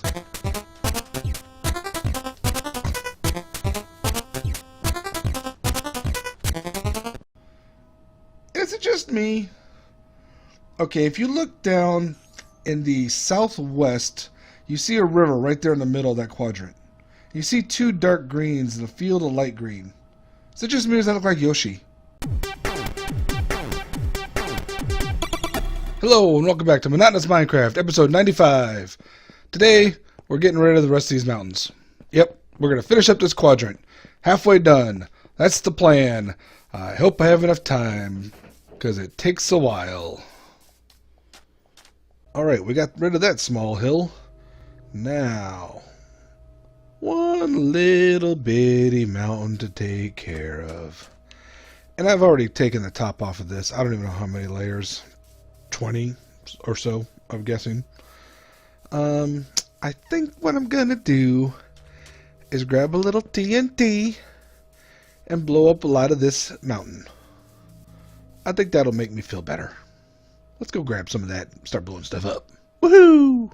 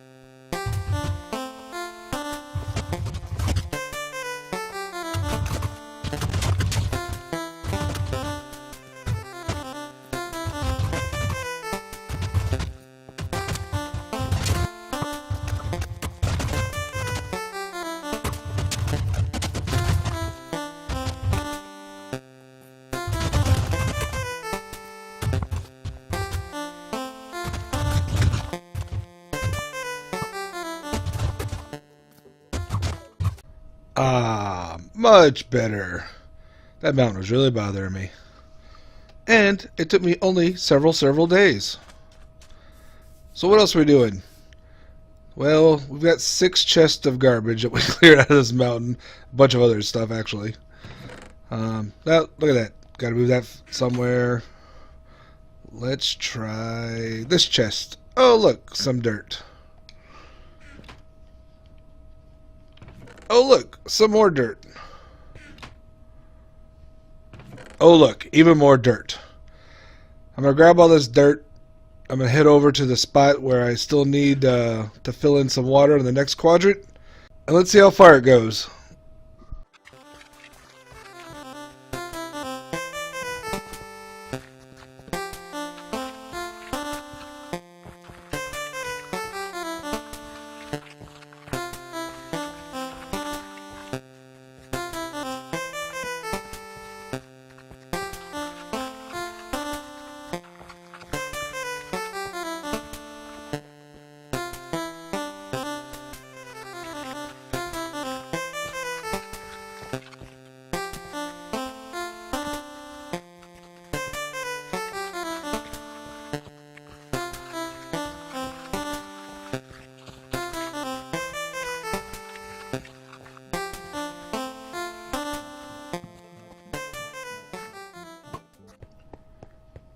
Oh yeah, we got a bunch of water filled in with all that dirt. Look at that. Update the map. The northern half of this world is officially done. In less than 2 years. I'm impressed. Are you? You should be. Well, I mean, at this rate, maybe it won't take me 4 years to flatten this entire world. Maybe I get it done in 3.5. That'd be pretty nice. What I'm going to do next week, I don't know, but sometime soon, I think I'm going to beef up the old, not really the old but newer than the first creeper farm to get more gunpowder, to tear down these mountains and hills, and Is it a hill if it's only 2 or 3 blocks tall? We'll call it small hills. Tear down the rest of this stuff with a little bit more explosive power. I went ahead and started burning down more of the jungle forest down there in the bottom right, the southeast as it were. You can see there's a little more light green versus the dark green. And you can even see the little black dot of my nether portal down there now because I've cleared out so much space around it. That's how I kind of like to handle jungles. Yeah, you can climb up the trees and blah, blah, blah, blah. I'm going to burn down as much as I can. Maybe use some TNT to explode more. And that way I have it down to a bare mountain I can easily remove.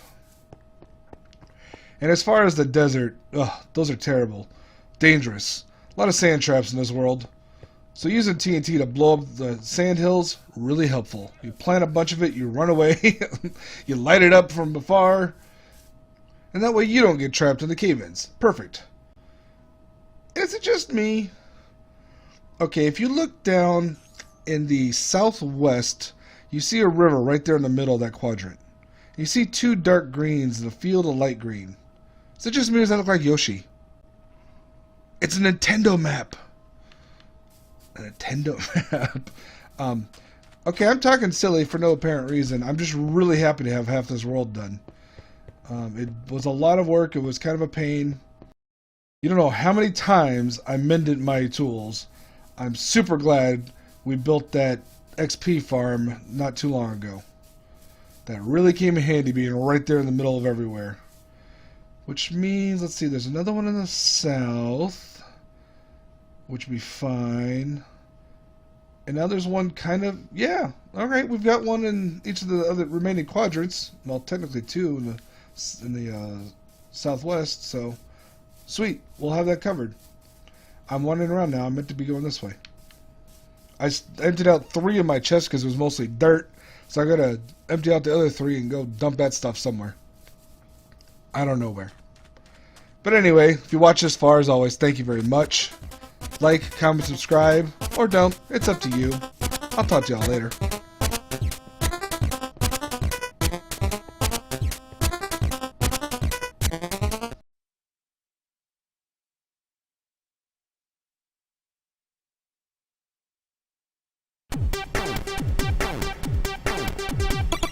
Hello everyone, and welcome back to Monotonous Minecraft, episode 96. Today we're going to build I almost said a creeper farm. That's not what we're building. A squid farm. Hopefully to get some more ink. Yes, I know our iron farm is technically more of a ink farm anyway, but you know what? I want an actual squid farm or ink farm because the last 2 times I tried it failed 3 times. I've tried this several times, both, like, not really in this version yet, but definitely in the Legacy console version. Hasn't worked. So I was thinking I could build it out here where we've got a nice wide open ocean, but I don't really want it spoiling the view from afar of my awesome lightsaber build. Have you seen that yet? You should go check that out, it's really fun. Or the other one where I built it for the iJevin contest in Hermitcraft Season 6. So looking at the map, I see 2 other possibilities. Either over by the logo, where we still got a bunch of ocean left, or over by the big Pepto-Bismol ball, which I think is where I'm going to head. It's got a nice ocean there. All that's pretty much ocean over there, so it should spawn in fine. Unlike a Legacy console version, squid will spawn in above sea level, so we should be able to build this up high. And also, unlike Legacy console version and Java, at least in this version, I really hope this doesn't change in 1.16. But spawns come in from the top down. So I'm hoping that kind of works out for us. Let me tell you why this is a bad idea. Because these chests are going to fill up quick, mostly with fish. But that's okay. We'll deal with it. Okay, so this is a pretty, standard kill collection thing. Flip this and the cart goes back and forth, collects everything, drops it down, hoppers in the chest below, yada yada yada. I'm going to build it like the bottom layer of our iron farm there, so a 20 by 20 with a 2 by 2 opening, with all the water set up so everything flows in the middle. We're definitely going to get lots of fish in this, and if I was doing it the smart way, what I would have done is done some item sorters and blah blah blah blah, and maybe shunted the fish off to get cooked automatically somehow, and whatever. We'll just dump the fish. This world is so full of fish. Fish is everywhere. So I'm gonna have a little bit of a drop, maybe 4 with glass surrounding it, and then I'm gonna start the first layer, and I'm thinking 3 layers. Let's do 4 layers. Let's make everything's 4 layers.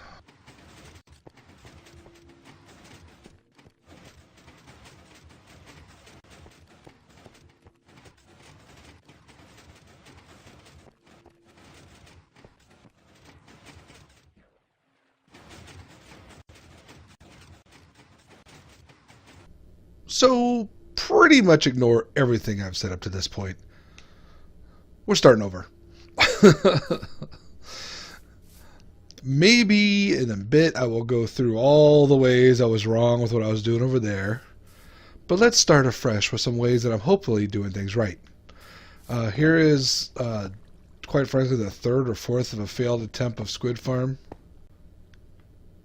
One of the things I did right with this squid farm is put it out in the middle of a vast ocean. I went to my underground tunnel, which has glass walls, and I could see that this is in pretty much the middle of just a huge expanse of water, which means it's good for what we want to do. What I did wrong several times, if you go back and watch them, is try to build a squid farm based on a skyblock design. I can't even imagine what I was thinking. So with this new location, I've got a new design. I went ahead and built item sorter, but only for the bones and the squid ink, because after that it's just fish, and I don't really care how much or where. I don't need to sort salmon and cod, whatever. So those just drop down. And I've got this style of collection because that way all of it will always feed down here. This sorter is based on Impulse SV's Java one. This is actually from a video from Silent. I, of course, will include the link in the description. This is Bedrock only, and it kind of makes it work, mostly. Single player words, you should have a problem. Unless it lags, unless your world lags a little bit. Sometimes mine does, as we've all seen and heard me yell at. But in general, you should be fine with this. I've got the same collection system above this as I did before. Another change, 2 other changes. One, you can't stack these kind of farms because, according to the wiki, which I read while testing the other one and seeing it not work at all, squid only spawn in open air, so that's one thing. So no stacking. Other thing, as we've talked about, in Bedrock things spawn from top down, so I want to bring this up a lot higher. I need to get rid of the effects of things spawning in the water, not just squid, but fish and drowned and whatever. Dolphins, I guess, is pretty much the only other option. So I'm going to build this way high, and instead of a 20 by 20 platform, it's going to be 40 by 40, and still tier down into this 2 by 2 column. So aside from this collection system, everything is different. But that's okay.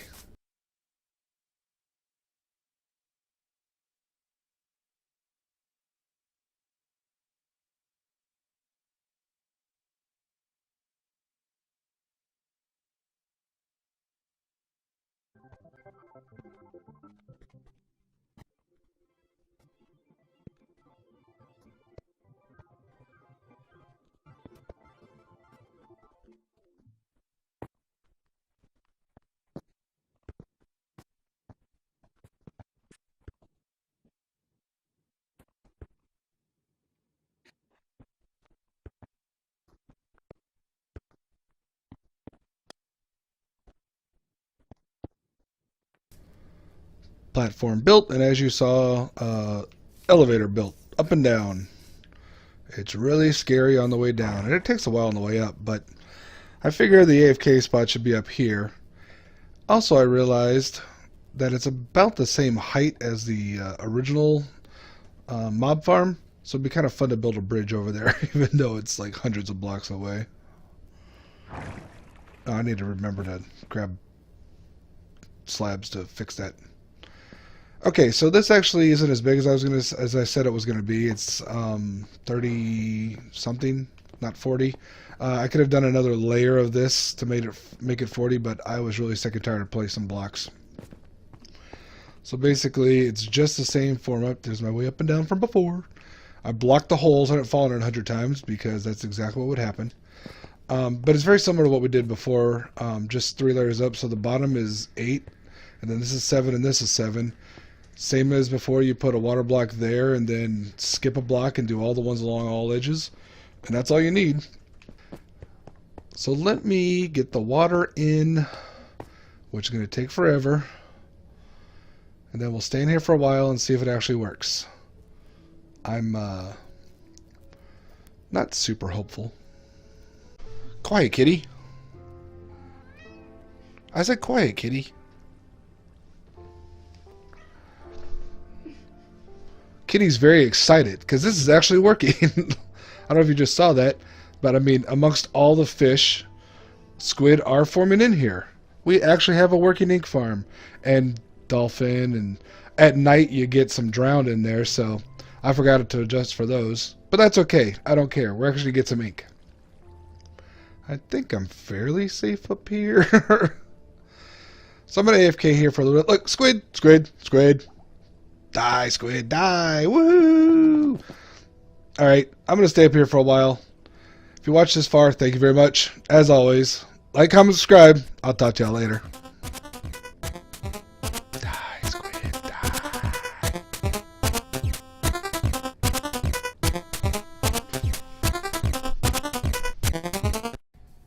Hey, they broke zero-tick farms for Java. Do you suppose these pseudo zero-tick farms broke for Bedrock?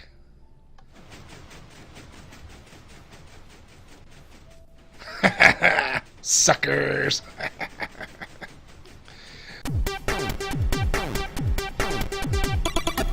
Welcome to Monotonous Minecraft, episode 97. Let's make this bigger. Alright, so I stripped out most of what's already up here. I think this is the pattern we're going with. It's pretty much the same as before, except, let's see if I can get on here without dying.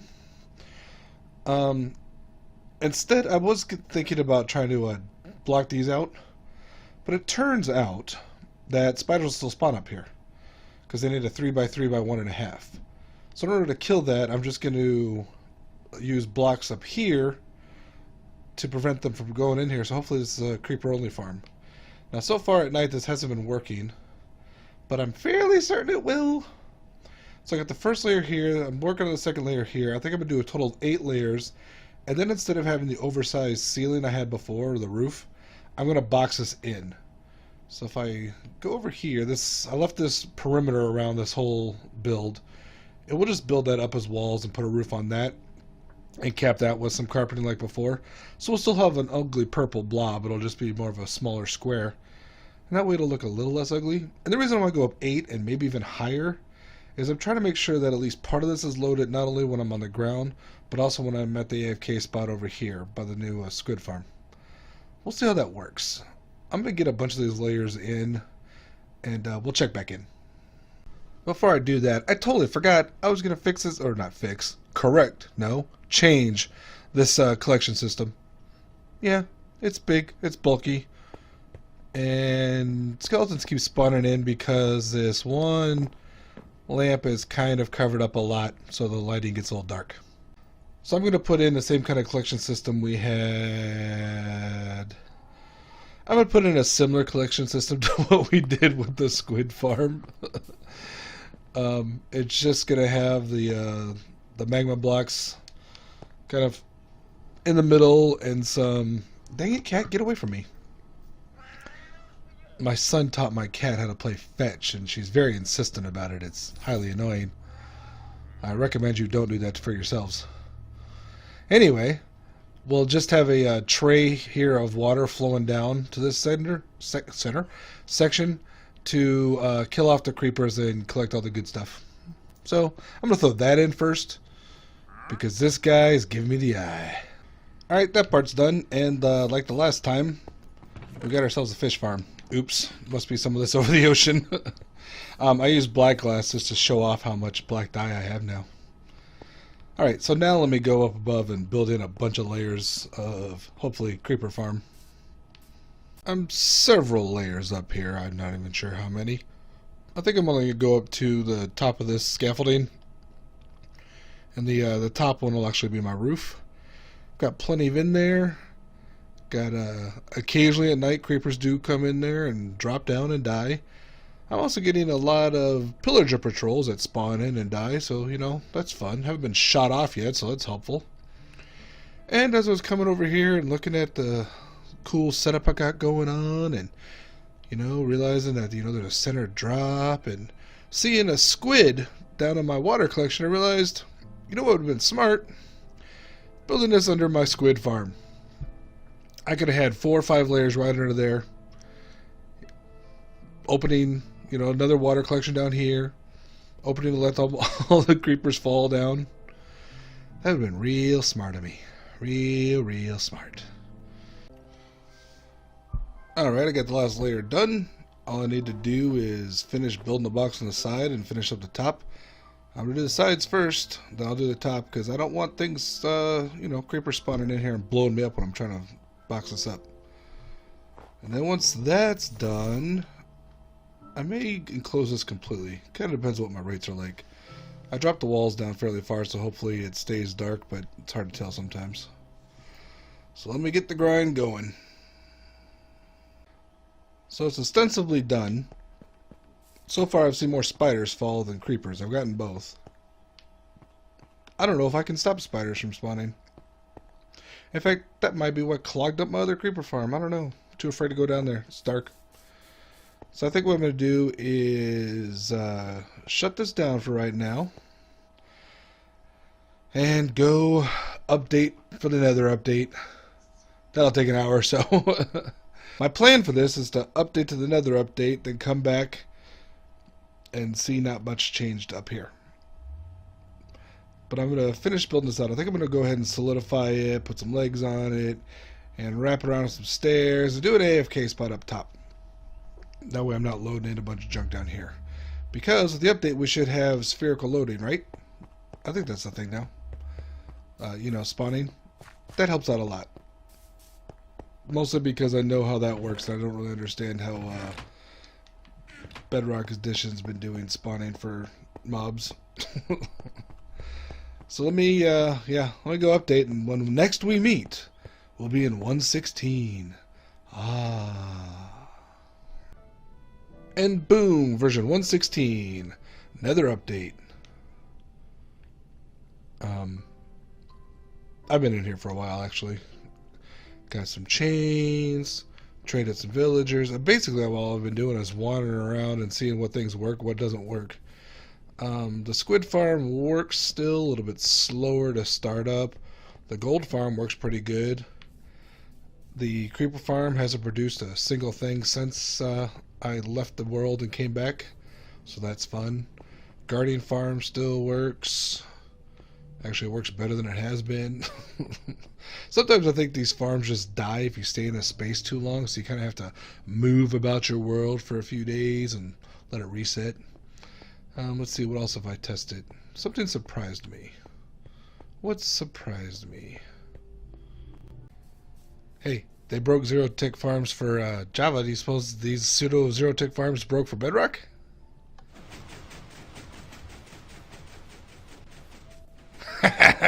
Suckers! So some of the updates made this house look really good all of a sudden. Because now walls connect properly with each other, with glass panes. I mean, this thing looks like I planned it really well. When I built it, I wasn't even expecting it. Okay, apparently this is still a thing. I only put this in here because I ran out of glass. I could replace that with some glass. Of course, the negative part, and I brought this up a long time ago when they first announced the walls connecting, is because there was always gaps. I could fall asleep through the outside just by clicking on the bed. Let's see, the XP farms still work. I haven't tried everything. I still haven't gone to the nether. We'll do that on camera. Not today. So one of the things I built when I first upgraded the world was a target block. Now I'm thinking of the target block, some redstone, dispenser. Let's have some fun here. Here's a good test spot. Question. Can I use a target block and a dispenser to create an infinite loop? So the dispenser shoots a target block, the target block triggers the dispenser, which shoots a target block, which yada yada yada. I don't think it'll work, but it's going to be fun finding out. Oh my god, this works! Here, how was this for a clock for you? Oh my god, I have to publish this as a short. I can't even wait till this week's episode. So you'll be seeing this ahead of time, but I'll include the episode too, because this is the stupidest thing I've ever thought of and done. Oh man, I gotta hook it up so the light blinks too.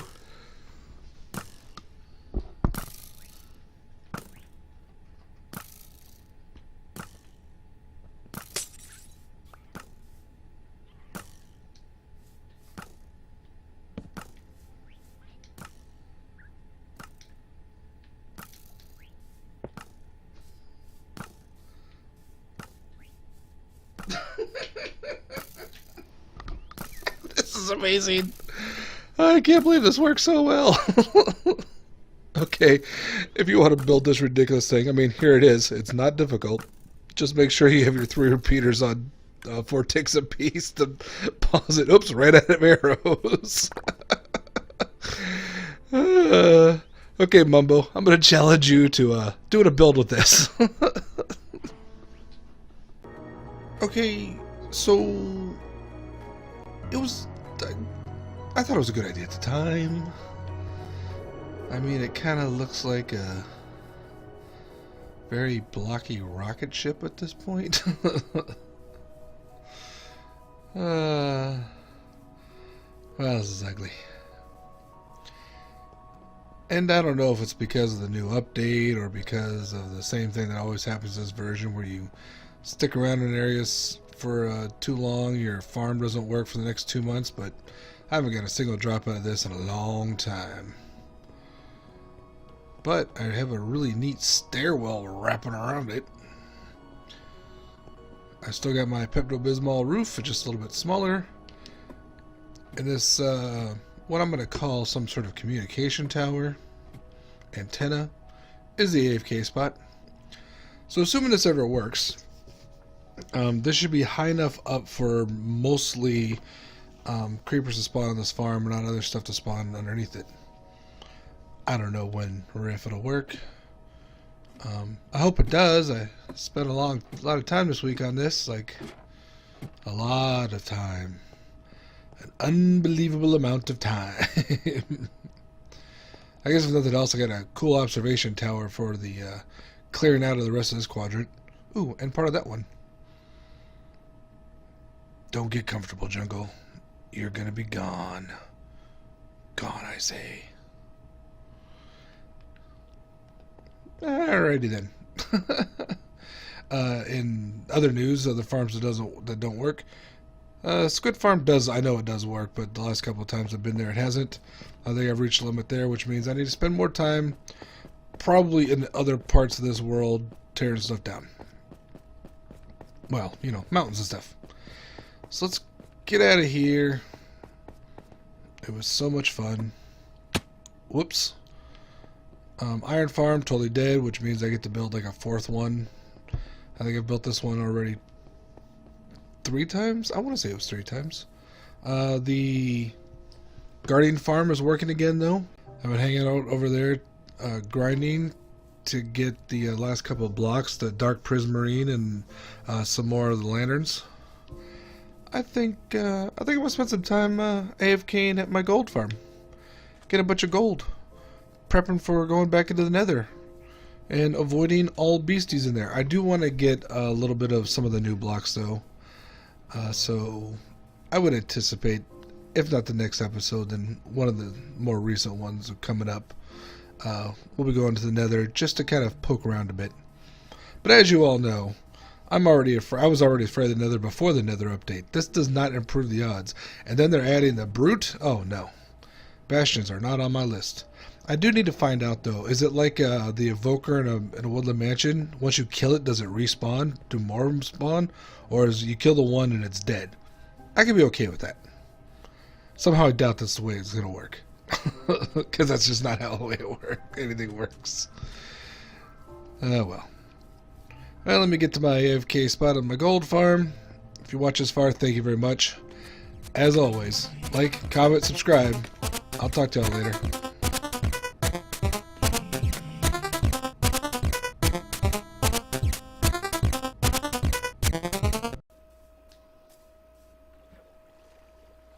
What's the quickest way up a mountain? Swimming!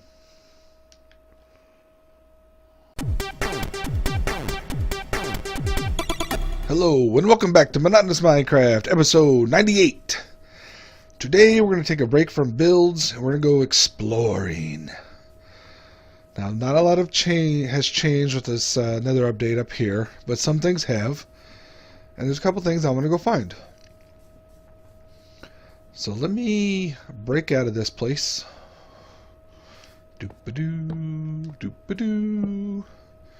And make sure no one else can break out. Now I'm going to just go east for, I don't know, 2,000, 5,000 blocks. See what I can see. I am looking for, first of all, some of those sweet berries, snowberries, what are those things called? Whatever, and a ruined nether portal. Now what I'm not planning on doing is leaving out here in the dark. Let me go sleep. Okay, for our journey, I've got my boat. I've got some golden boots. These I made for going to the Nether soon. They got Frostwalker on them, although I've realized that if you run on ocean with Frostwalker, you'll quickly outpace the ice, so you have to walk. I got a bed just for getting rid of the nighttime. I got extra food, and I got an inner chest full of my normal stuff. So like I'm saying, I'm just trying to see new lands. This world is kind of a wet world. Even with the expansions going to Bedrock, you know, around the home base, as it were, the middle section is still, as you can see, a lot of water. I am going to try to mostly head straight east, although I will avoid any underwater, you know, temples, things that will kill me. I'm looking for taiga biome. The one that is to the west, kind of northwest, I've searched high and low and found nothing there for berries, so that's why I'm trying to move on. Now that to the right doesn't look like it's a temple, it looks like it's one of those ocean ruins.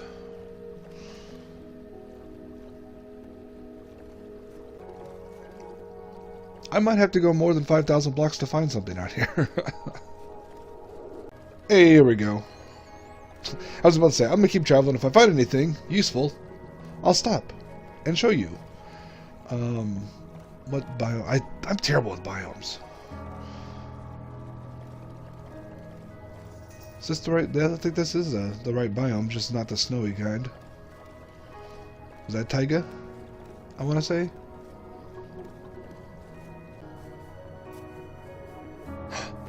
Finally! Whoops. Don't try to kill me. Now, how do I get these? Can I just break them?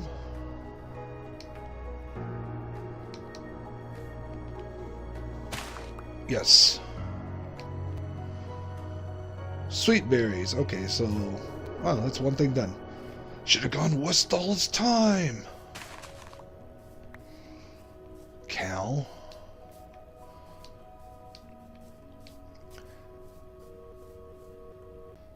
So it looks like we've got some mountains in the distance.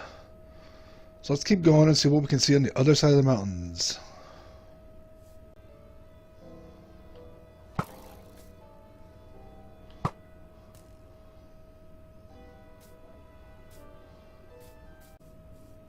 I see a golem. I see proper villagers. I see stuff I can take.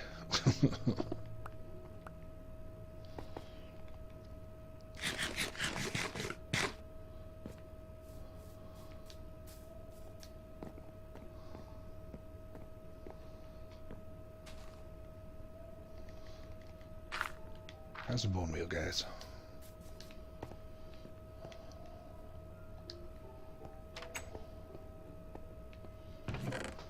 Whoa!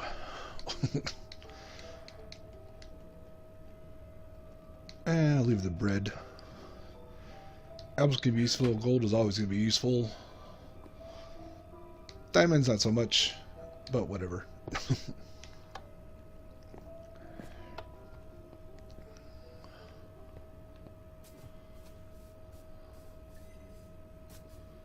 Is this a second? Wow. I'll leave the grindstone too.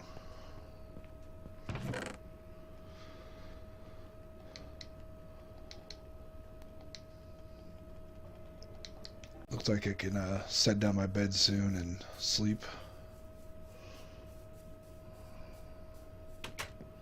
Or just steal one. Sleep, sleep, sleep. Okay, Bedrock, you messed up the messages here. We only need respawn points set once. We don't need it 100 times.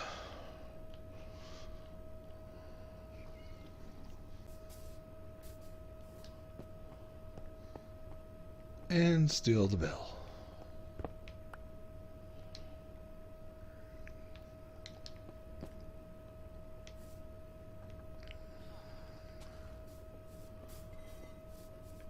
What's up, dude?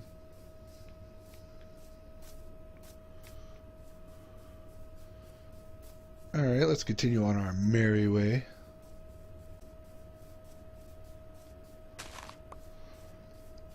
I'm taking all this corn flour because I'd spent so much time looking for it before for purple. And yes, I know I can just bone meal it, and I've got not really a farm, but a mini thing set up. But I'm keeping it. It's my corn flour.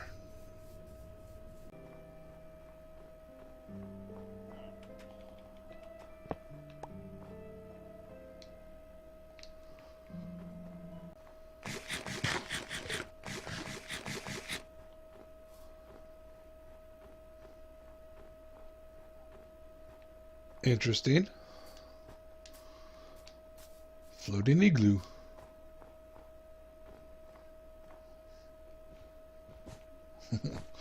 What do you say? This doesn't have the thing in it? Weird. Another igloo.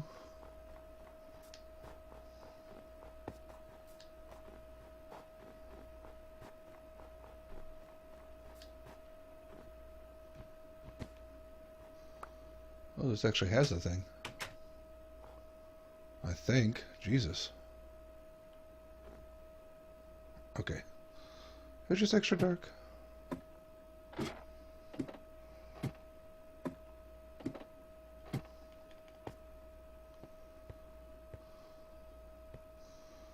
Do-do-do. Take that. Take that. Leave that and that.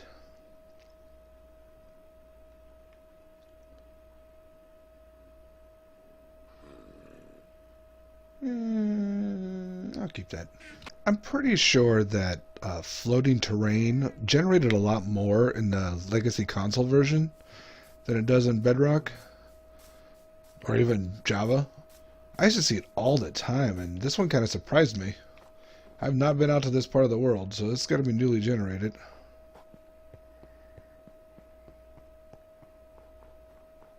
Another actual village.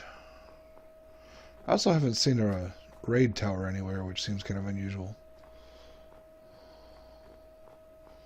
Thought they were supposed to be near villages. Thank you very much.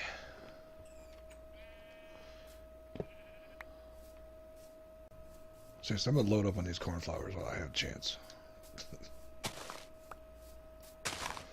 the stupidest loot possible from traveling thousands of blocks away. We've got blue flowers at home.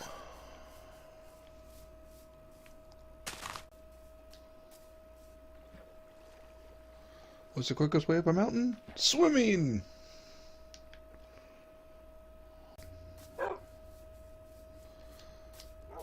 Alright, I made it, yeah, about 5,000 whatever's out. I was going to say blocks.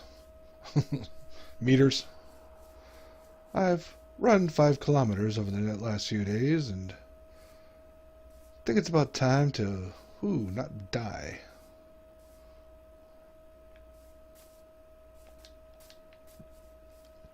I think it's about time to head north. Yeah.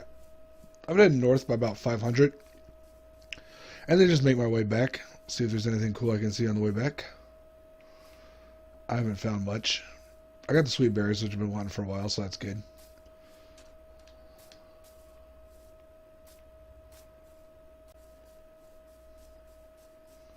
Donkey! Yep, I'm still doing it.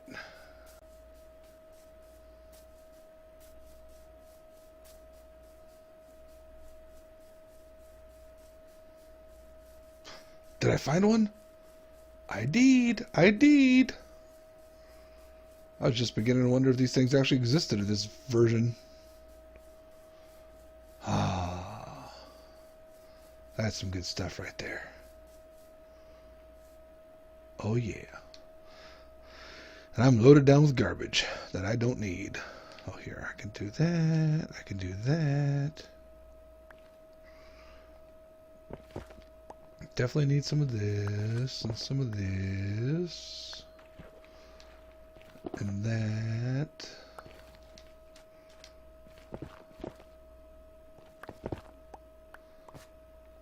Nom nom nom nom nom nom nom nom nom. Oh, let me get this. Really? You know, in the Java version, they get an achievement for that. It's kind of a big deal. Not just, any other block. You can just, get anywhere. It's a thing. It's not a thing here.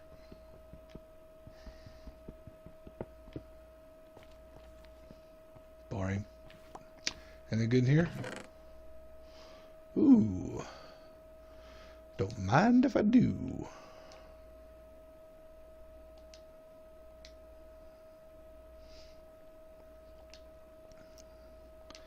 Let's see.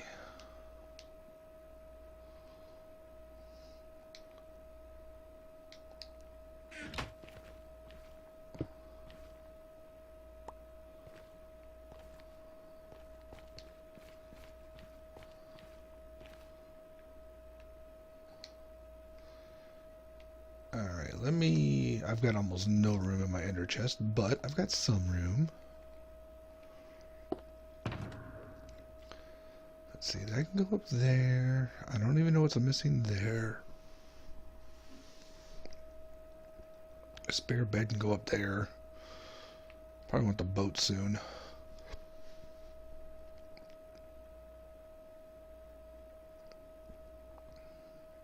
Fire charge.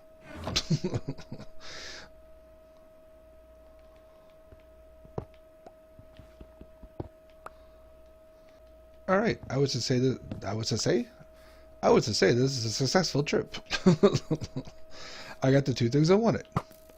I got sweet berries, and I found one of these useless things.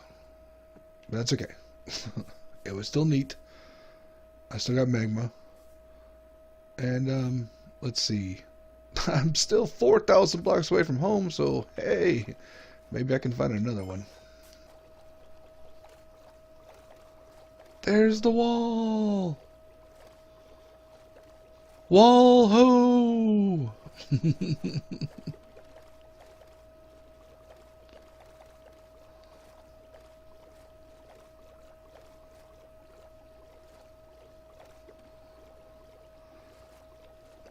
Oh, hey. And since I'm near my gold farm, I should have a way in. I do! Probably should have come back around south. That's alright.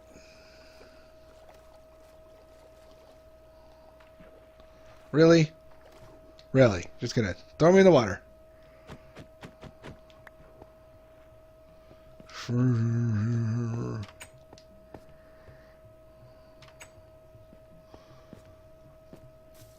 Terra Firma. I've been doing some AFKing at this gold farm. It's not very quick, but it's you know, you get some. In order to get the effects of my looting sword, what I've been doing is plopping down a block in the half slab in the middle here. And that way they'll land on there and live, as opposed to just die instantly. And I can come up here and AFK a bit. And just, you know, hang out, do what I need to do. Go work for a few hours, come back, deal with the horrendous lag. Yeah, that's right, horrendous. It's like huge and horrendous. Horrendous lag.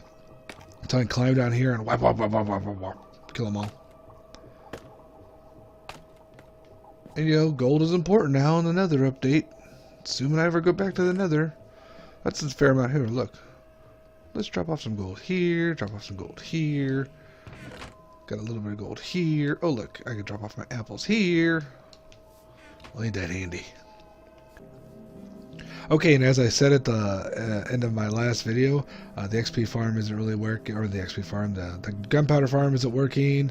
The ink farm isn't working. For the ink farm, what I'm going to do is actually build a platform near the top, like 40 blocks or so below, and or maybe a little bit less. And I'm going to put a trident killer up there. And the reason I'm going to do that is so I can, because it's still a drowned farm, maybe I can actually get some more tridents from it, in addition to some ink. And then what I'll do is actually just shoot the ink down. I'll just do a dropper straight down to this thing. I'll get rid of the magma and the collection system and just have the glass go straight into the hoppers. That'll be a future part. That'll be a future project for the XP. I keep wanting to say that. For the gunpowder farm, I'm not sure. And oh, you know what I did is I built this. So this is triangulated between the top of the farm and the collection system of the farm to be in the middle at approximately 45-degree angle from the bottom, so it's really not even the top edge, it's the top middle of the farm, to try to maximize the rates which they should spawn in and then not despawn before they get captured and killed. I haven't spent really a lot of time over here trying to test it to see if that'll work. Because what I'm hoping I can do is, yeah, collected nothing new. What I'm hoping I can do is avoid tearing this entire sucker out and having to rebuild it yet again. Oh yeah, and a fire charge. I want to get a bunch of these. What I want to do in another is get a gold trading farm going for, you know, the good stuff. Because with fire charges, I think I can actually use those. Here, let me go to the map. Use those to actually burn down the forest instead of having to try to use TNT or just flint and steel. So if I set up something kind of far away so I can just blast fire charges into the forest, I think that sounds like a fun way of burning it down. I think that'll work. So I want to collect a bunch of them from trading.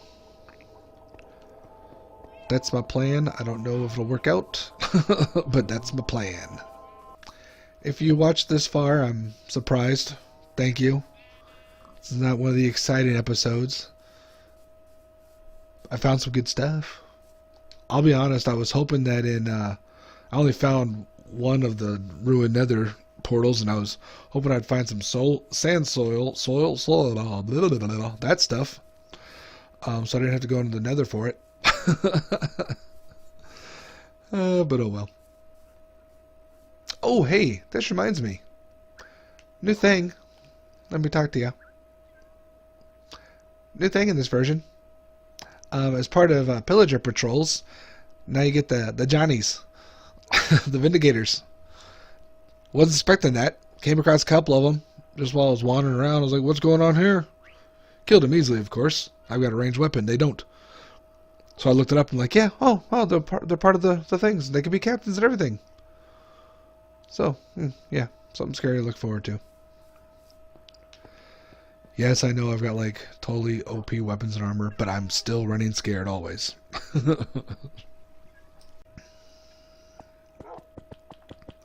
I do this most of the times when I come in here. I just randomly hit it. Alright, anyway, as always, like, comment, subscribe. I'll talk to y'all later.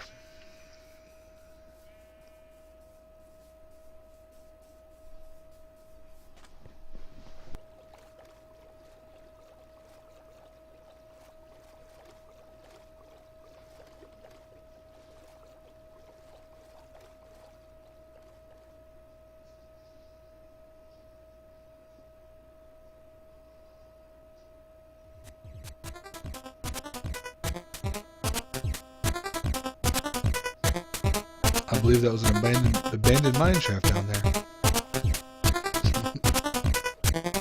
Let's face it, I'm too afraid to beat. Ah, Jesus Christ.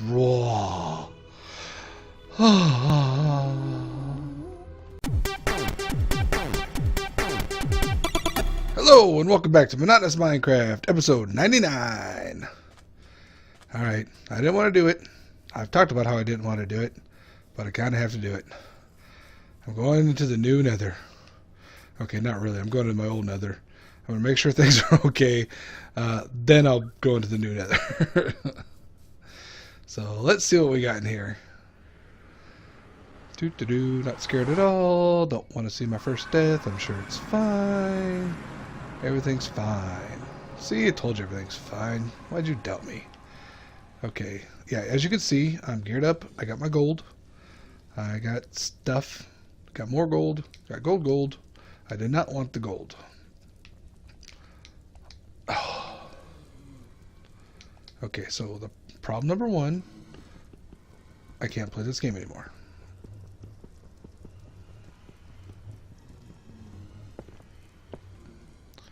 That would have been smarter with the pickaxe, but that's okay.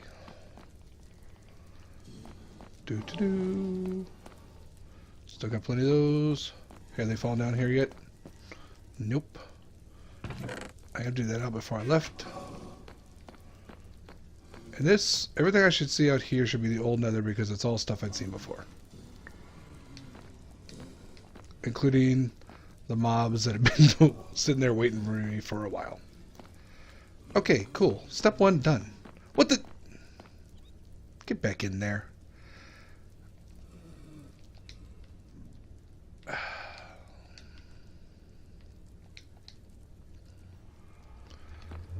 Okay, next step is to go to the lower nether part, which is the entrance is actually on the other side of this world, like seriously diagonally across it. So on the way here, let me slowly walk. So my, as I mentioned before, my gold boots are my frost walkers. I mean, I did that because you can walk on magma with them, and I want to, you know, try to be as safe as possible. Okay, this is just too slow. I've got to run. Oh, and I got to sleep. So let me get to the other side of the world, and we'll pick up there. You know, this place looks a lot smaller without giant mountains here. It's kind of weird. Okay, down at the bottom of this giant stairwell into the, I don't know, third completed tunnel that wraps... Now, the plan was to wrap it around the bottom of the world like I did on my, original Vita world. And I just gave up on it because who cares? I might still do something with it, but I stopped. But anyway, down here is a whatchamacallit. With the piggy. Hi, the piggy. What you doing? Now, in creative, I couldn't just run through this. Can I do that here? I can, okay. Oh, hey, zombie. I really should make this safer. I built this originally so I could kind of easily get some magma.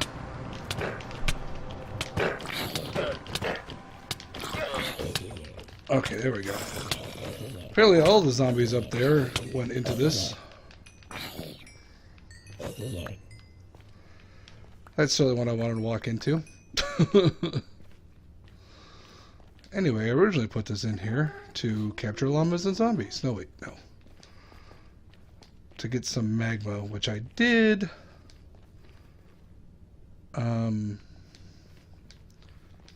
Okay.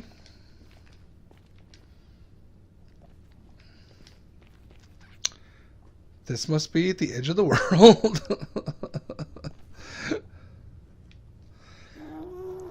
The reason I wanted to check this next is not so I would die by zombie attack, but yeah. I guess my plan was that because I knew it was near the edge and it wasn't very explored, I could kind of go out in one direction, or maybe even the things. What am I looking for? You know, the piglins. No, not piglins. Yes, piglins. Because now they're zombie piglins, not pigmen. I was thinking maybe the piglins would actually spawn down here. Although I'm not really sure how they spawn, so. Alright, I went ahead and put a new portal over here. It was part of the nether I've never been in, so right away should be potentially something new. I gotta say, my anxiety about this is kind of amazingly high. I don't want to die. How quickly can I walk back into a portal?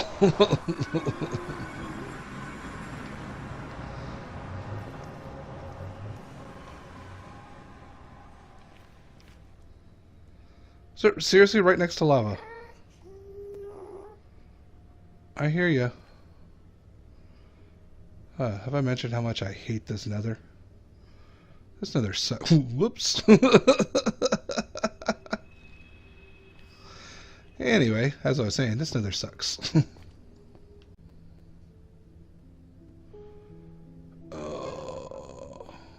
that a strider down there? It is. That's one of those dudes. I want to trade with those dudes. He disappeared. Okay, that's all I really care about. If I can get one of those things kind of buttoned up over here. Hi, Strider buddy. You're a good looking bud. Yes, you are.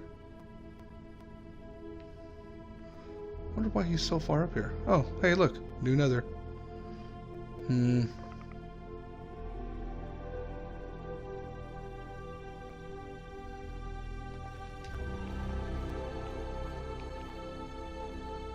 Okay, the music's a lot better.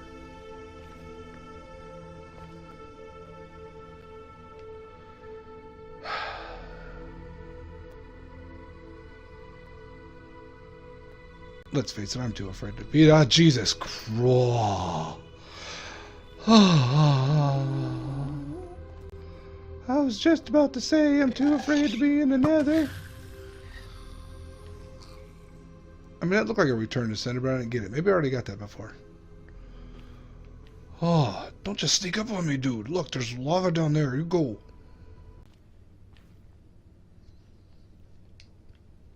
Suppose if I hold gold, that guy can see it from there. Hey, buddy. I think they can see it from there.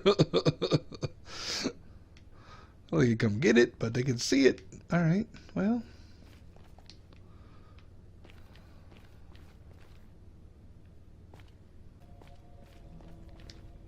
Okay, so my plan is to essentially just build a big old cage here that'll go into here, trap one of the piglins in so I can come back here and trade when I need to, and then you know, continue to be afraid of the nether and never come back here. That seems possible.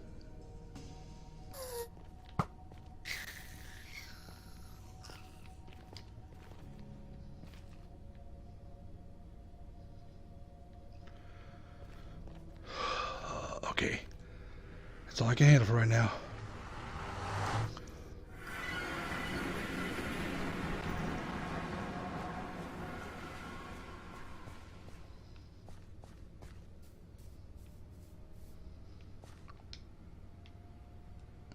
So yeah, 2 blocks of blackstone, little nether quartz. Oh, those things despawned. Okay, but I have a plan. My plan is just to wait a bit, go back in through the nether, and hopefully trap a piglin then. That seems like a solid plan.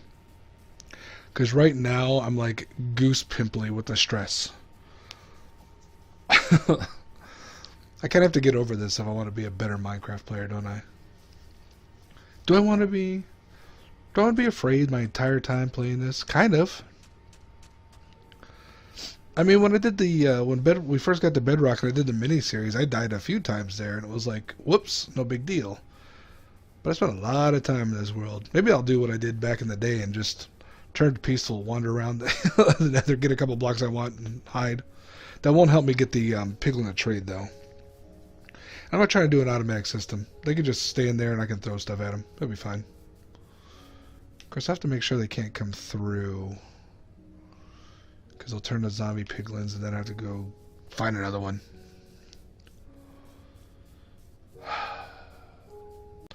The gold farm is solid. These pillager patrols are totally solid.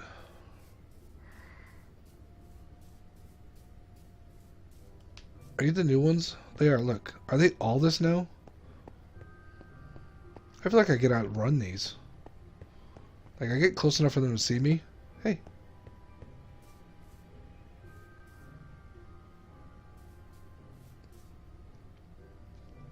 What's the little tag along here? Do I have to hit one of you guys for you to see me? Not if I kill him outright.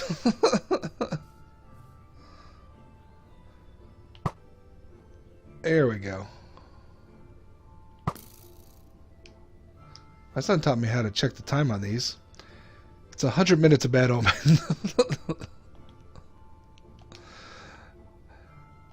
I think I'll just drink my milk.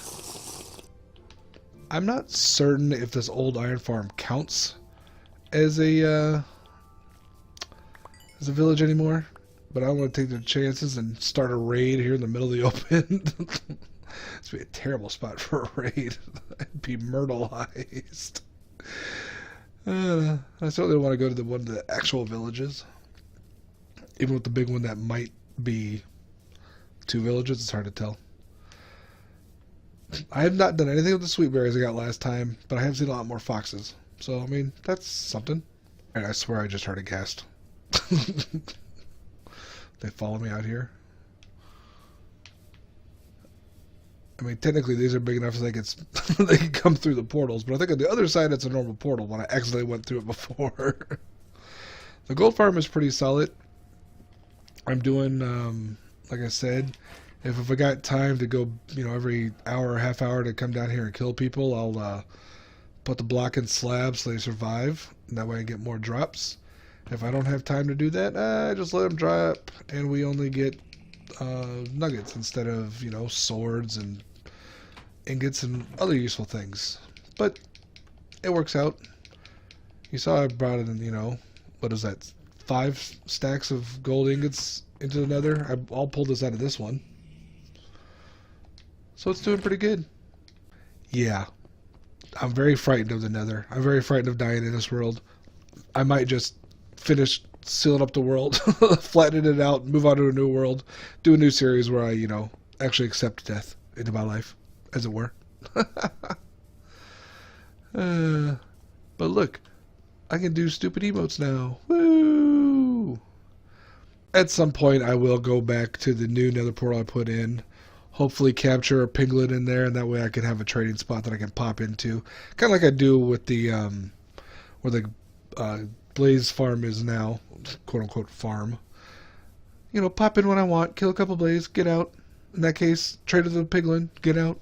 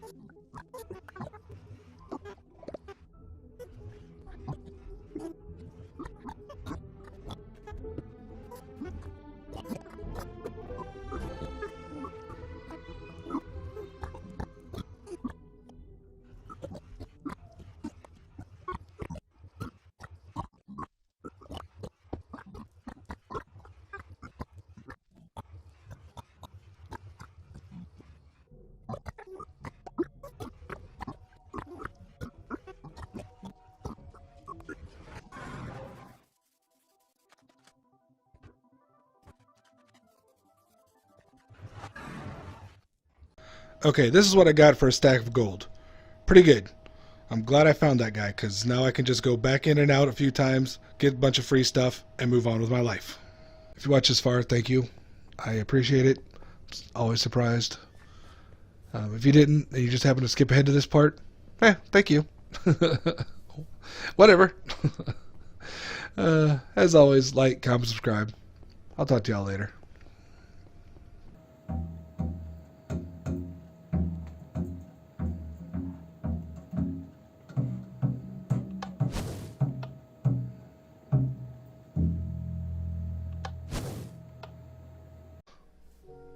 It looks silly because it kind of looks like a bird face right now. Bird face zombie pants.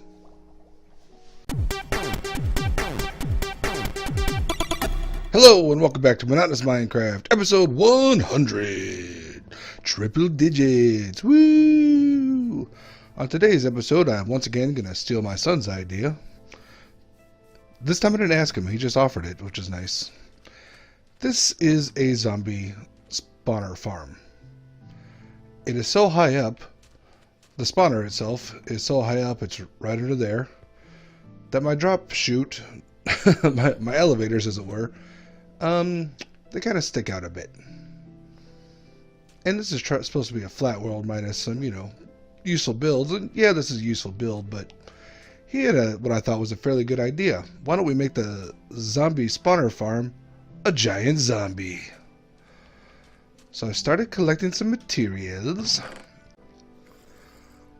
Some of these concrete and concrete powder for this. I've got quite a bit of sand. Of course, there's still deserts around I need to tear down, and plenty of gravel.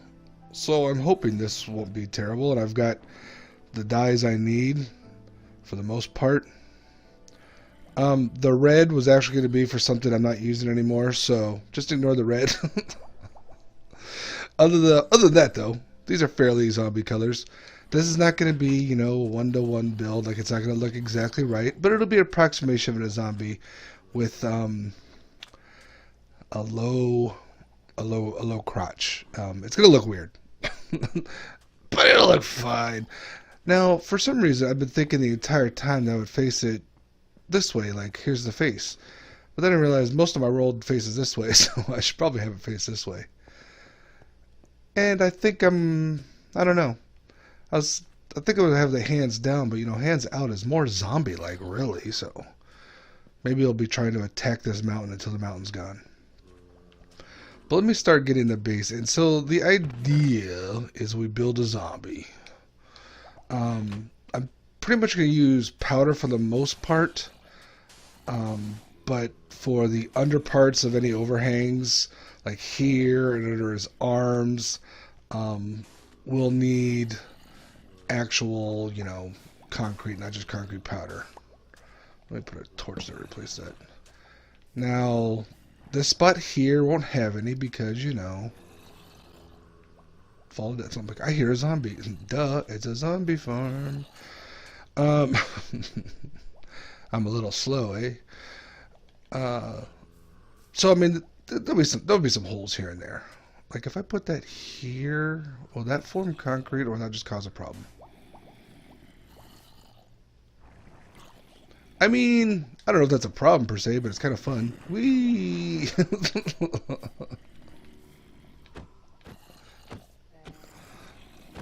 Well, that looks like a problem.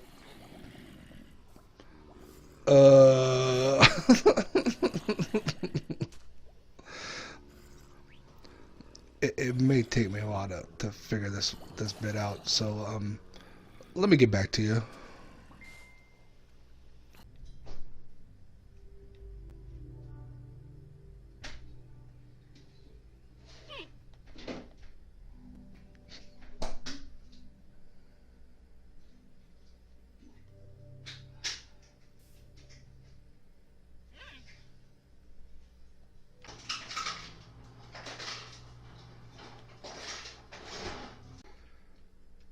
So I'm almost up to its knees and I'm already out of blue concrete. Shut up, kitty. I know. I have to get some more. Alright, that looks like pretty good pants. With the little knees. And as my son says, it looks like he peed his pants. So that's fun. I made way too much blue concrete, which is unfortunate, but that's okay. I just used some my corn flour, not the stack I got from when I went outside the world, but you know, some I already had, and bone meal to create a bunch of more of it. So now it's time for the shirt, which is more of a cyan. And yeah. Dang it, kitty, stop shaking your bells. It looks silly because it kind of looks like a bird face right now. Bird face zombie pants. Alright, we've got the arms stretched out, ready to go. Much like when the original bit was in there, I'm just going to slab the inside of these flat bits. I don't want to light them up. Zombies are dark. So I got a bunch of random slab material that from my my slab and etc. chest, just to kind of do whatever. So I need the outside. I'm going around here. I think that's right. I've got a bunch of green concrete. This is all the cyan concrete powder I have left over, so I'm going to need more of that.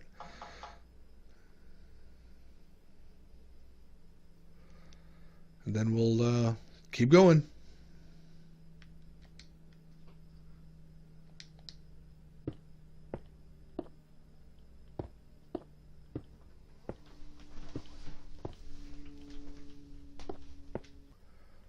Because I don't want to make a bunch of concrete that I don't need to. I'm using powder on top, and I'm just using upside down slabs to hold them up. On top of this layer, so I don't have a giant mob farm, which only occurred to me when I was up here going, hey, I'm about to create a giant mob farm. I've got carpet. That'll match fairly well the color, I hope. Let's see. Get rid of this. Get some screen carpet. Yeah, that's pretty good. You won't be able to see it too bad from the ground anyway. This is kind of high up. We're 30 level layers above the flattening area, so I think we'll be fine.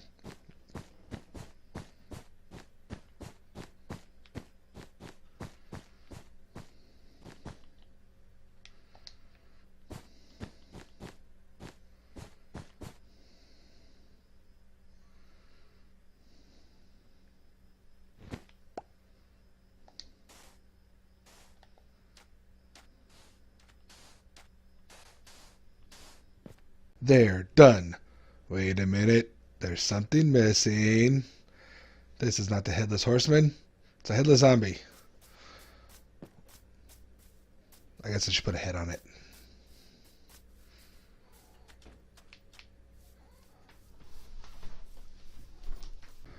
And there we go. Now he's got a head. Mostly. I mean, no, he does have a head. It's a little bit of an odd scale because, you know, the skin itself is kind of based on 4x4 and 8x8, and this is 5x11 and 5x5. It's just odd numbers. But it works out pretty good, except for the, you know, super low rider pants. Looks approximately correct. I've got a lot of blue left over because I made way too much blue. That's okay. Not quite done with it yet, though. I'm going to do a little bit of decorating and maybe give him something to hold. So let me get some accoutrement to decorate him with, and we can finish him up. We'll be done with our 100th episode. Woo!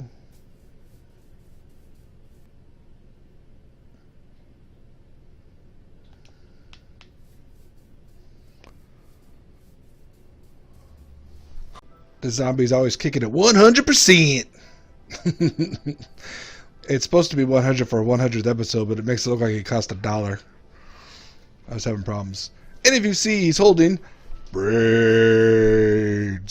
Braids. I think that's about right for your Minecraft brains. It's like me holding a pork chop. Braids.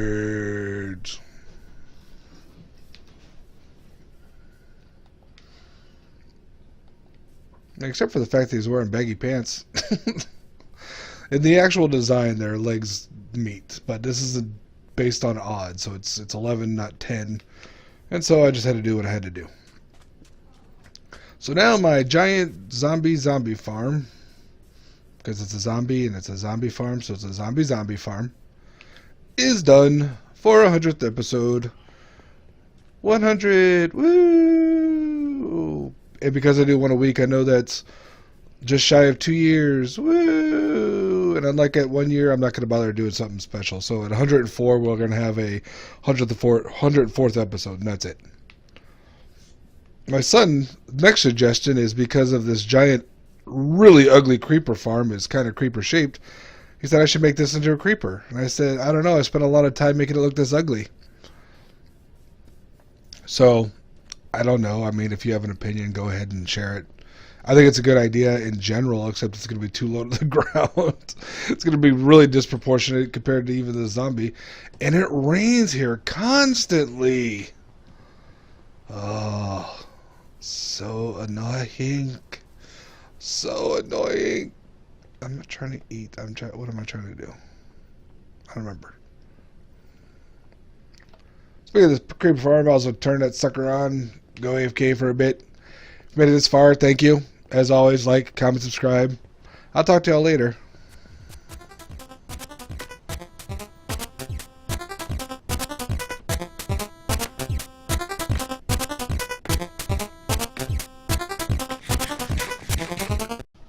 I just unleashed a plague onto my world.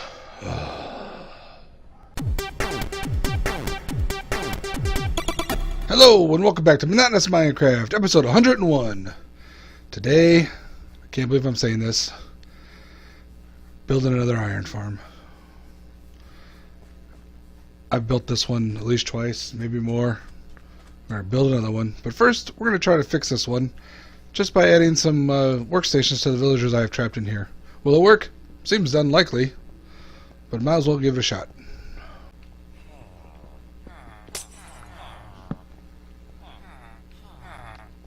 Okay, well, I don't remember how many people are in here, but I think 10 should be a good. Yeah, the only real way to try is to, or check, is to come down here, remove all the iron I've left in these, and see what happens. Alright, here we are at a chunk for my iron farm. Out here, on the edge of the jungle, middle of nowhere. It has to be out here because of the mechanics. You don't want any kind of village mechanic thing within 96 blocks in any direction. So no beds, no workstations, I don't know, some other stuff maybe. And as in most things Bedrock, you want a chunk. Everything wants to be, nothing crosses chunk borders, because this version is so buggy for chunk borders, it's insane. So at first I was going to do it out there, you see, I built a little platform and everything. And then, why didn't I do that? Oh, yeah, because I learned a lesson in the last iron farm, don't build in an ocean. I don't want a fish farm, I want an iron farm. So this should still technically be jungle, so I won't get any fish. Or drowned at night. Jesus, are annoying. But we will get little kitties. Hi, little kitty. Oh, you cutie kitty. Come here, kitty. So you can't see it, but way over there by the lightsaber, there's a little jut of land, a couple of blocks. And standing between it and me, this idiot. Go away, idiot. Okay. Let's swim over there. So I'm going to build a border at 100 blocks in each direction, except for that direction, because there's a wall there and there's nothing on the other side of that wall that I need to worry about. Boop. And because I've already had like 2 or 3 working iron farms in this world already, in previous versions, I'm totally going to flex and build it out of iron. So yeah, the first thing I do is I've got these little markers 100 blocks out from the edge here, over there. There's one in the middle of the jungle, and then it'll just go to the edge of the world, because on the other side of that wall is just more ocean, so it won't be big of a deal. So basically, it'll be doing this for quite a while. Alright, I've spent some time cleaning this up. And it's really time to get this started. I don't have a lot of time to do this in, and I just remembered I have to capture 20 specific types of villagers, and I hope I can do it. So this is just my general area. So this is my ground level, which is where I'm going to put my chest and hoppers and whatnot. So boop boop, shoop a doop, beep beep, I'm a sheep, beep beep, I'm a sheep. My kids make me watch a lot of videos. So we get our collection system in here. We don't do it that way. So obviously I'm going to have to clear a lot more of this out. Whoa. This is the center of the chunk.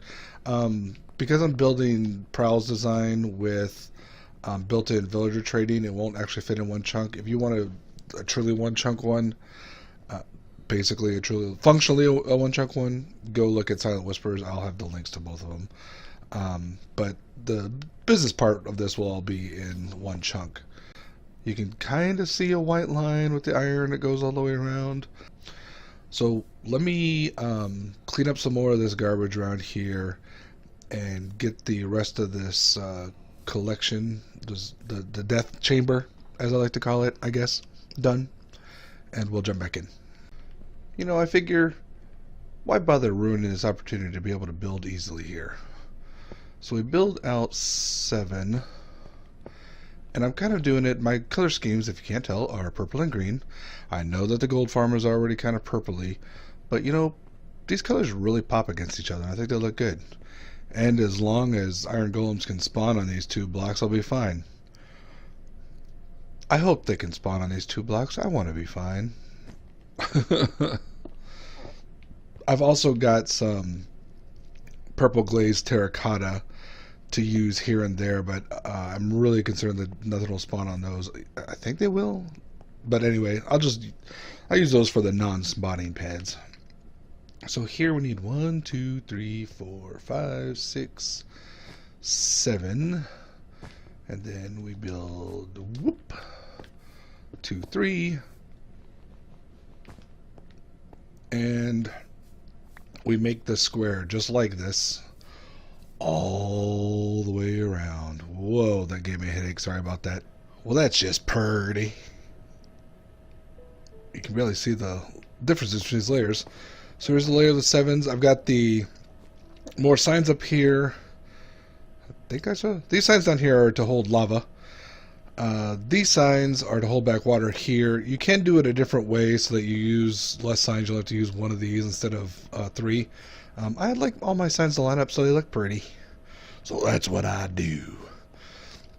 And then classic water mechanics. You've got the block here and these, and it'll flow down there. Bloop, bloop, bloop, bloop, bloop. So now, let's see. Give me some of these. We need to build up the next layer, which will be 5 up. So 1, 2, 3, 4, 5. Is it a gap of 5? Group. It's a gap of 5. That's all I needed, 4 of these. No. What I needed was me to pay attention. That is not in the cards.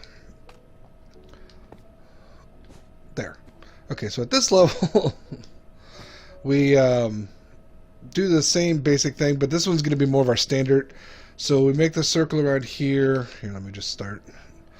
I do not have enough blocks.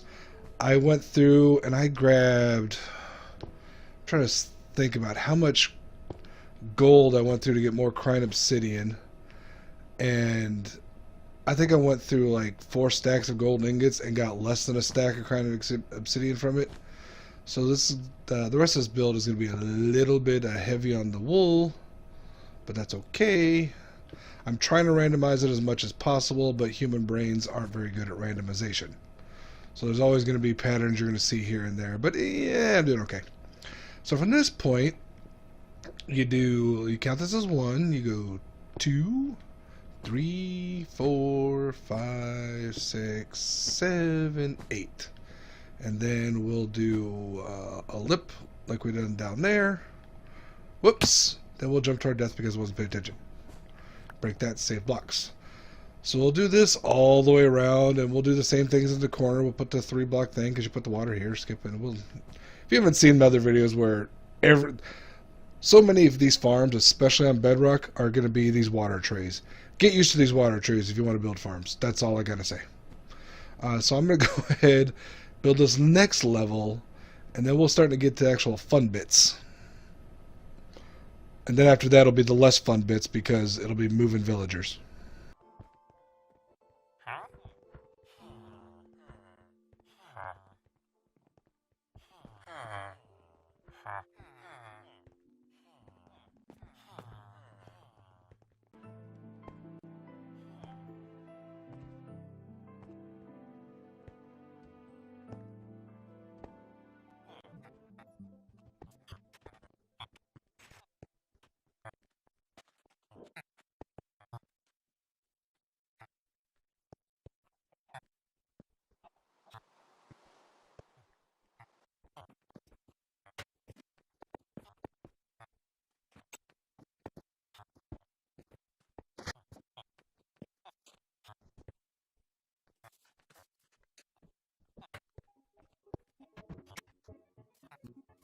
While I was gathering some gold and waiting for stuff to just generate, I managed to steal a couple of villagers from the desert village and shove them over here so they could repopulate the earth.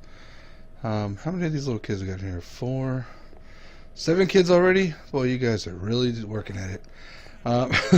This is just a random build I have that's kind of far away from other villages.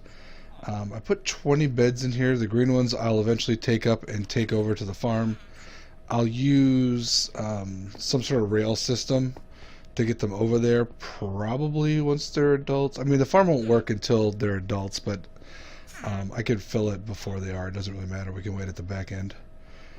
But anyway, that was a fun thing, and it'll be even more fun getting them back because I'm super far away. And here we have our second level done. I wanted more of the Crying Obsidian, but I can't. I don't have the time to try to get more Crying Obsidian. I've already used so much of it, and I moved it around. So anyway, the next step is we got to put in platforms for the villagers. They are going to be, yes, I'm using iron because flex. And then I immediately use it wrong. So that's good. They need to be at this level. So we're going to build this all the way around 2 different sides. It's just 3 out at this level, wrapped around this corner. Okay, now that we've got the platform in these 2 sides, we're going to build up the slots for the villagers. And it'll just be every other block here.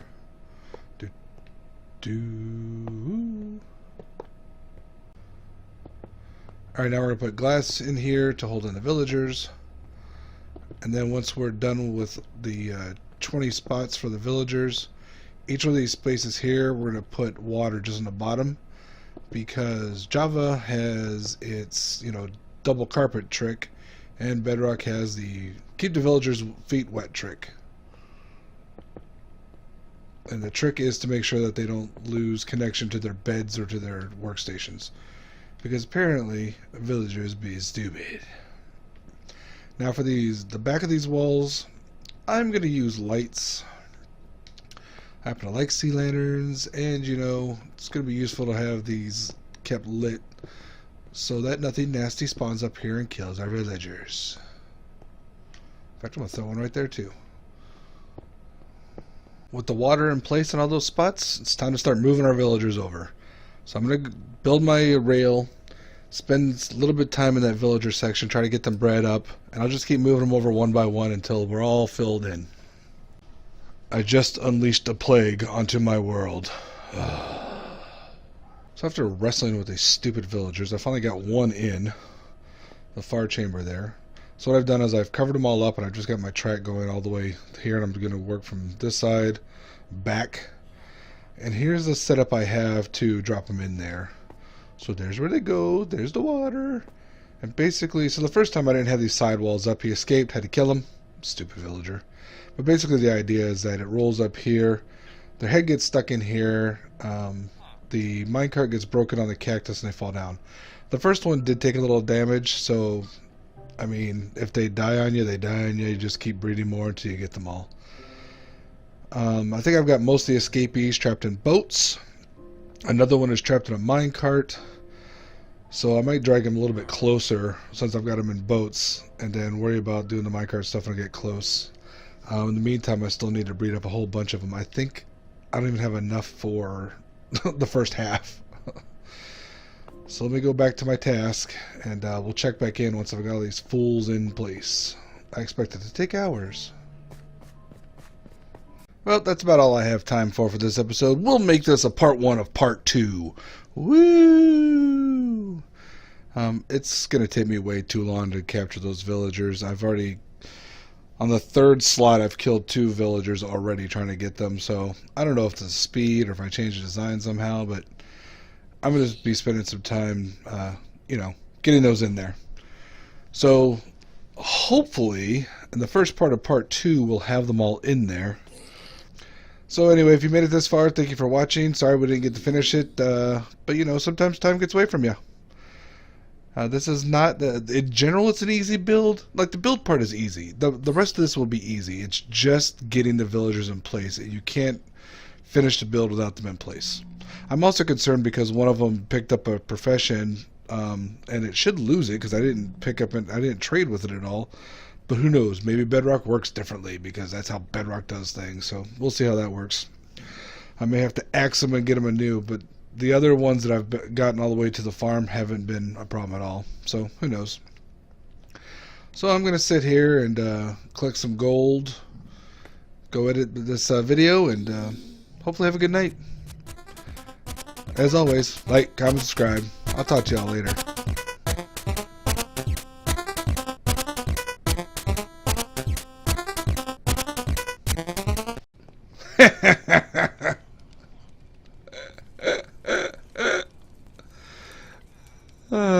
I'm a genius.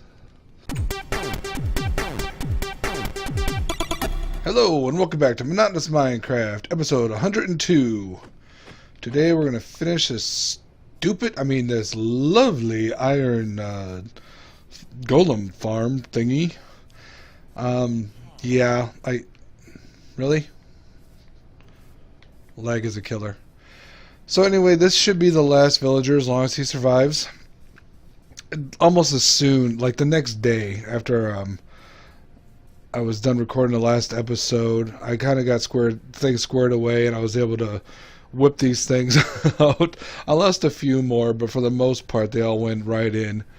And it took like maybe 10 minutes for each villager. So yeah, I mean that was still like a couple of hours, but not nearly as long as it seemed like it was going to take me. So in addition to getting the villagers there, we have to build the rest of the farm. However, I killed a pillager patrol in this area, and that triggered a raid. And I killed the first few layers, and I couldn't find their levels, and I couldn't find it. I eventually figured out that one of them had spawned in the leg of this. So I was able to finish the raid, but then, of course, Hero of the Village works, for the village that you do the raid for. There's no villagers here. There's just a bunch of beds and doors and some workstations from me being here. So, I don't know. Maybe that'll just be a good raid farm. I found out that what I can do is stand up here on top of one of the legs and just kill everyone.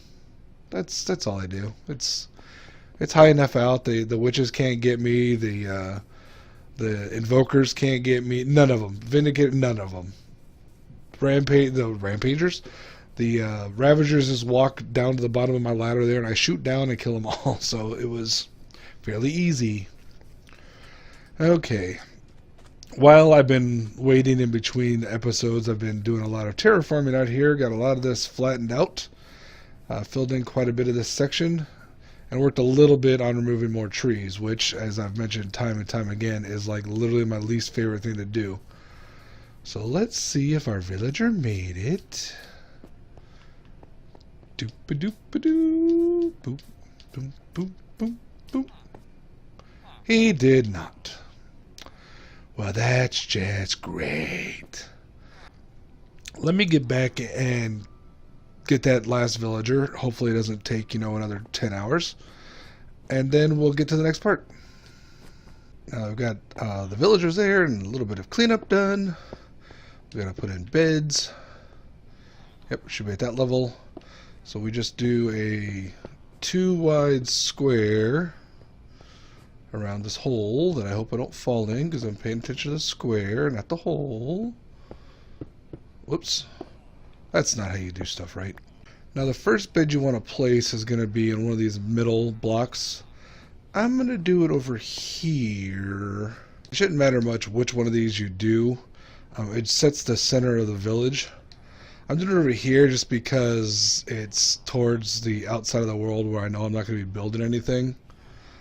So it's less likely I'll screw it up, although when they're all this close, there's not much. I mean, that's why we have the border here, so we don't build anything stupid in there. Did I see some anything light up? Any? Got some connections there? Or maybe? So now we just put the beds all the way around the circle just like this. And hopefully they link up to the villagers and I'm not wasting my time. Alright, I saw at least a few of those link up, so, you know, good sign. Now let me go get my workstations and we'll start putting those down. And this is where the quote-unquote fun begins. So when we're doing these, we need to put them down and kind of pay attention to what villager links up to them. And we go put the workstation in front of that villager. Sounds simple, right? I certainly hope so. Let's start with the smithing tables. Put it down. I didn't see who did it. Oh, it's this guy right here. Convenient.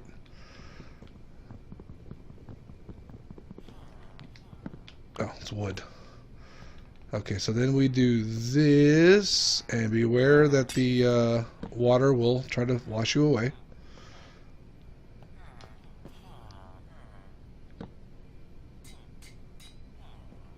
Way down there.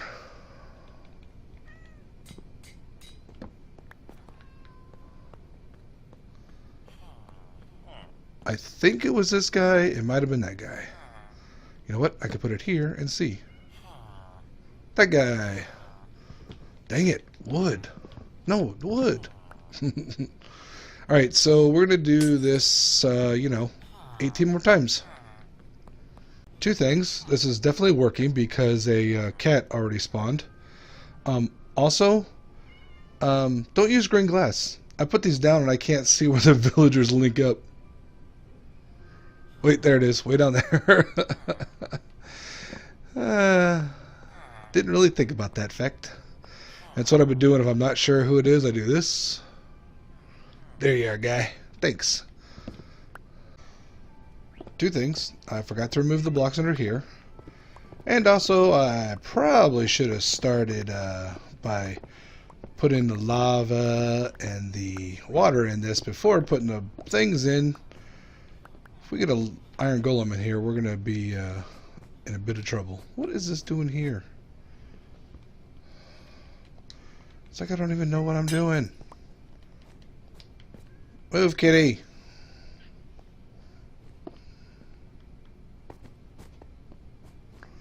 Yeah, lots of cats. No iron golems yet. Right?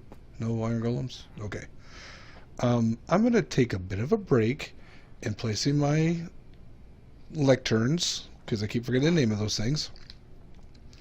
I'm going to get a bunch of water. Before I get the water, I'm going to put in some lava down there. At the bottom layer, instead of trying to fill up this lava, I'll just put lava in the center. And then I've got fires, I think I mentioned before, to put in the bottom. 4 soul, 4 regular. The souls will actually burn things quicker, and by things I mean mostly the cats. The iron golems will take some damage, but the lava will mostly kill them. But we'll do it in an attractive pattern. And now we go in here and try to see the middle so we know where to put the lava.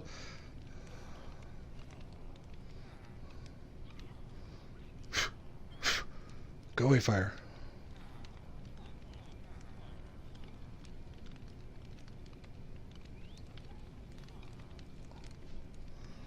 Sometimes there's a clearing I could just see. That should be good.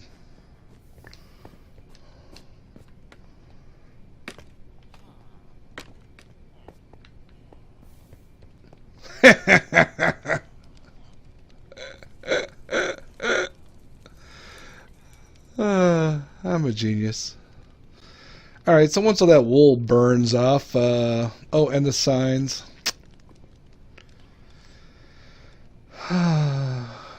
Alright, I know some of you saw it coming. Go ahead, raise your hands. It's fine. It's fine. It's totally fine. Oh, brother.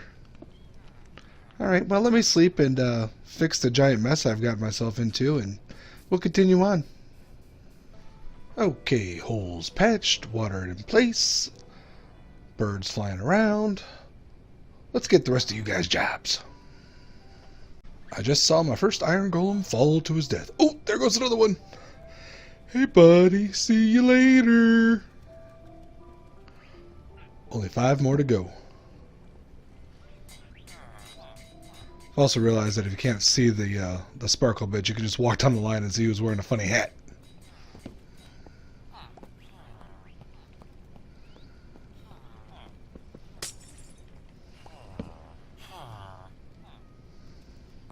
Alright, I got all the workstations in place. I replaced all my washed away lanterns.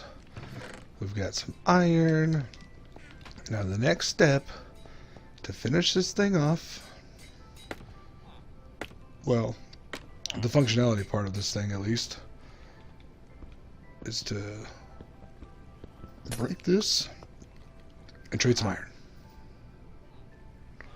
Oh, I have to trade something else first. That's okay. Part of the fun of this is that you get to trade. Real quick while I'm thinking about it, this redstone block is not necessary. I was using it to jump up there. It's what I had after I removed all my, what's those things called? The rail line. Don't need these, don't need these. What I do need is a good way to get up and down. I mean, I've got the scaffolding over there. I will build something else at some point. Actually, I'll probably just move the scaffolding to this corner. That counts as good. That's good enough. The one villager I was worried about that I'd picked up a profession on the way through was this guy, and he wasn't even the last one to pick up a profession, so we're good. What is it? Oh, you won't tell me. Ah, stupid birds. So yeah, we've got a working iron farm back. It's been forever since we've had one. Like, that's a real rough thing. Of course, you know, I started in Legacy Console, so iron farms are really good before we switched to Bedrock. But it's good to have one back again. And this one is not a fish farm, or a squid farm, or a drowned farm. Just iron, poppies, and string. Sorry, kitties. It's not my fault. It's the fault of the game.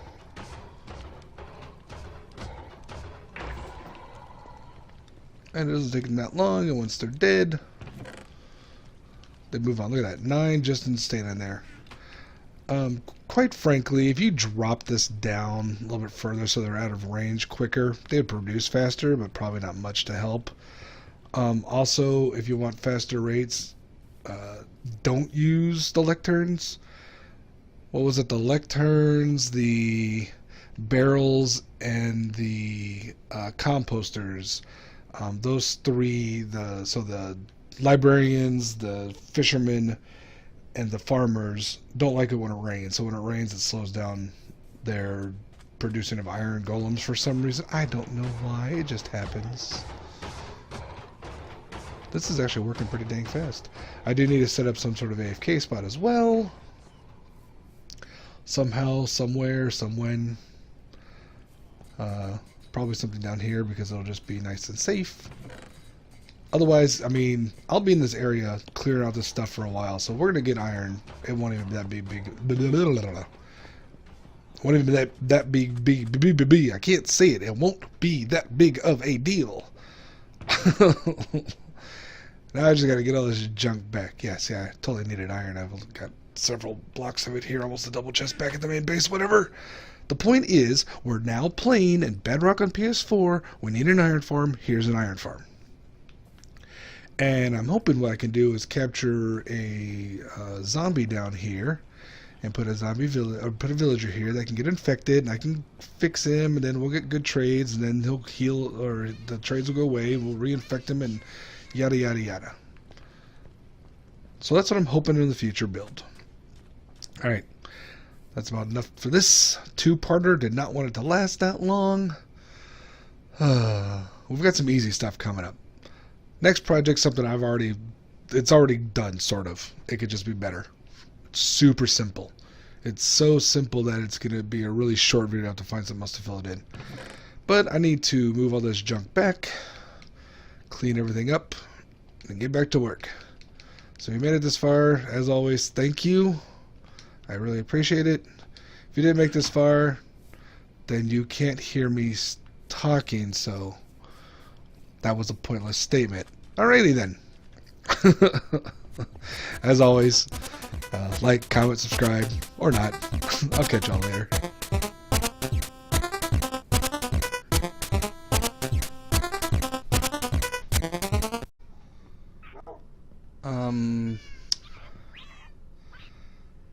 This game is odd sometimes.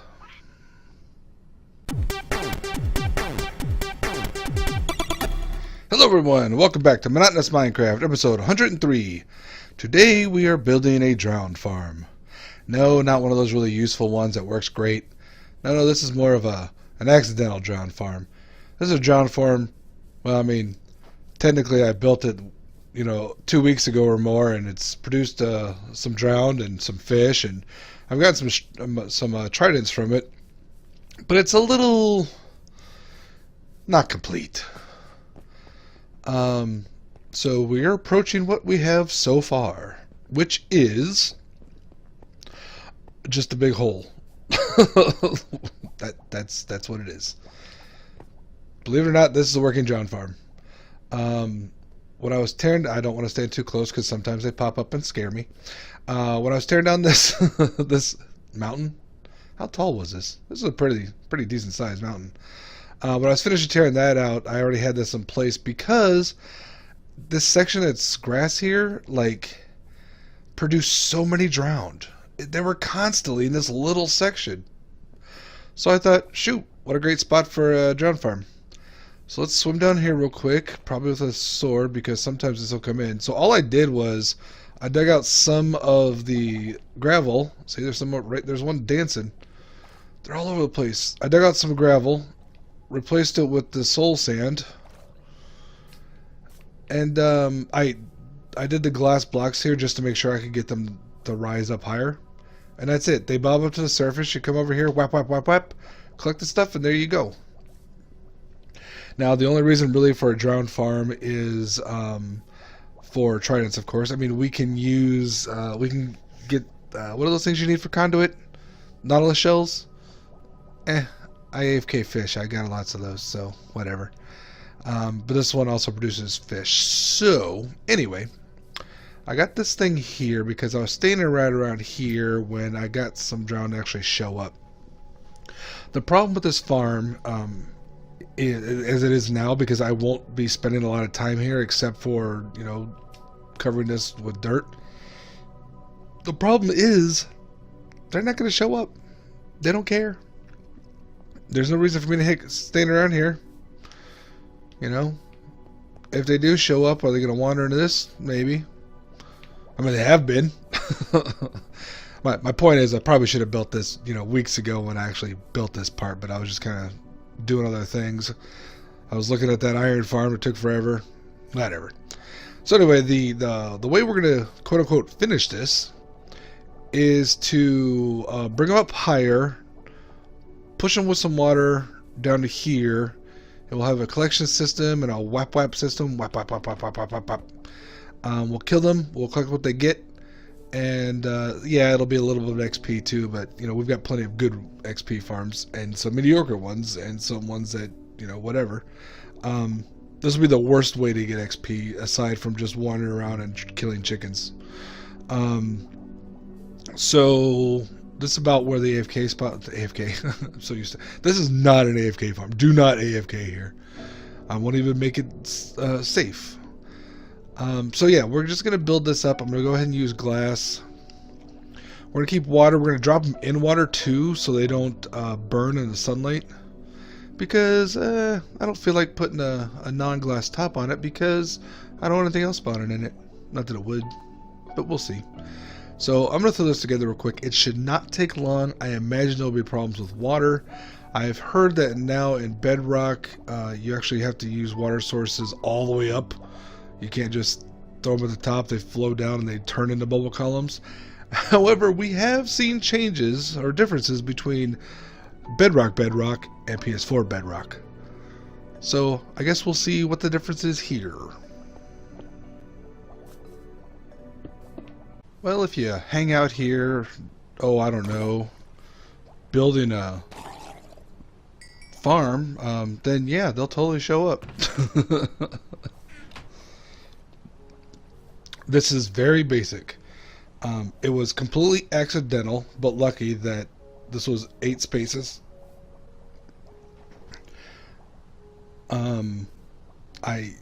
I counted out because I was like, what do I use? So stop them there. Sometimes they get stuck here, but they've seen been falling. Originally I had put fence gates here, but you can't swipe through fence gates. Got the doors because, you know, little drowned exist too. You don't want them smacking you in the face when you're trying to kill them. Come on, bud. Keep going.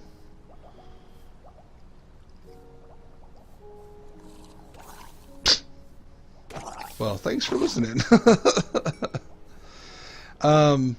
Fish will come through. I mean, it is what it is. It's raining here, but I thought it was a great opportunity because that drown was already in there. I'm like, oh well, why wait around? All right, so this is something you could totally do, and if you have, you know, a fairly shallow ocean or a river that has drowned in it, and you're in that area a lot, like maybe you build a base there and you're not being weird and flattening your world, this is pretty good. You know, it's easy to build, it's quick to do. This didn't take me long at all. However, as far as efficacy, well, here's a fish. Let's see if we can do a little bit better to make it, well, not this, but let's do a better one.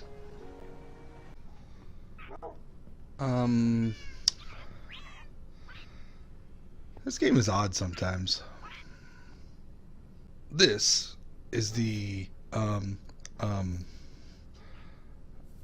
Drowninator 3001. Yeah, the Drowninator. As you can see up here, it is a simple trident killer without the tridents. This is just a mock-up. You remember how I said I was going to build something near the top of this that I could catch the mobs before they despawn on the drop, and I kill them and I could just shoot the drops down? That's what this is. So at the top we have this, and we can, oh, let's throw this in here. It's got a collection thing, and so when it gets collected, it goes through a simple circuit, gets dropped out, and those drops should make it all the way to the bottom. Oh, excuse me, sheep. So it goes from, it'll be a little bit higher than that little bump there, high enough where the drown survive the fall. Then they get killed. Then their stuff will be shot down here. Now, I'm hoping that this will still remain an ink farm, because I really don't want to have to build another one of those. This, ever since we transitioned to 1.16, though, it doesn't produce nearly as many squid as it does fish and dolphins and drown. So, well, maybe it's just about being up there long enough. But I think these, I mean, there's no water. It'll probably work. It'll probably work. If not, we'll just build another ink farm. So this thing is exactly like we built before in our XP farms. This thing. Try to kill her. Bloody, bloody, bloody. What the? Stop that. And the circuit down here is also very simple. Dropper with a comparator coming out of it to a spot of redstone. Hey, can you see through the bottom of that in Java now? I kind of like it that way. Anyway, spot of redstone to a repeater. So we got it because this is only like one. Once this redstone is passed, the signal's gone. So it always has to go to a repeater. This just goes to a sticky piston and this observer, which will make an observer clock. So basically all this says is, if there's anything in this dropper, extend this piston, turn on a clock, shoot stuff out of this dropper. Is that right? Save dropper. I was like, how many droppers are in this? So there's 4 up there. Okay, anyway. So what I'm going to do is I'm going to climb up my scaffolding that's way up there, break through the ceiling I put there, climb up a little bit more, and just build this crazy contraption in there. Without dying. Alright. You could just see that the ink was there.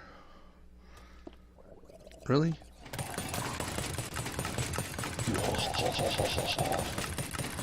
The good thing is, it's loud. That's not the good thing.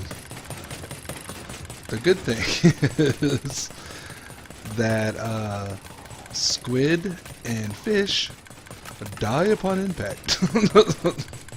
So it doesn't matter if the trident killer kills them or not, because the impact does. So I haven't run this very much. I removed the bit at the bottom. I did test, and I'm pretty sure that XP is just the bug, but who knows. I did test, and stuff that gets dropped out goes straight down to the bottom. We're not losing anything. Saw some gold there. I've already collected a bunch of gold. Haven't got a trident yet. Oops, I need to be here holding my looting sword. Okay, now that I'm holding my sword and just hanging out here in the vast wilderness of the sky, yeah, it's working good. We can look around a bit. You just saw it, the dropper work. Got a couple of safety bars here because there's an open thing. It was only a little bit harrowing to build this up here at level 169. Hey, 13 squared. Quick math tip for you. Know your squares. The way to get up here is unfortunately just scaffolding. I built that complicated water elevator up and down because it was so quick and automatic, and it only worked for 2 weeks before the version update broke it. So in theory you can stand here as long as you can handle it, and you saw that XP coming down. You don't have to look at it. I was just doing that to see what was going on. Things will die. You'll be cool. It's nice and lit up here. You can almost hear me. Okay, let's calm that down for a bit. It's a little annoying. Problem with the AFK spot right next to it. This one you should be able to AFK at. We got a nice roof. We're protected from phantoms. I don't know. Can you shoot an arrow through this?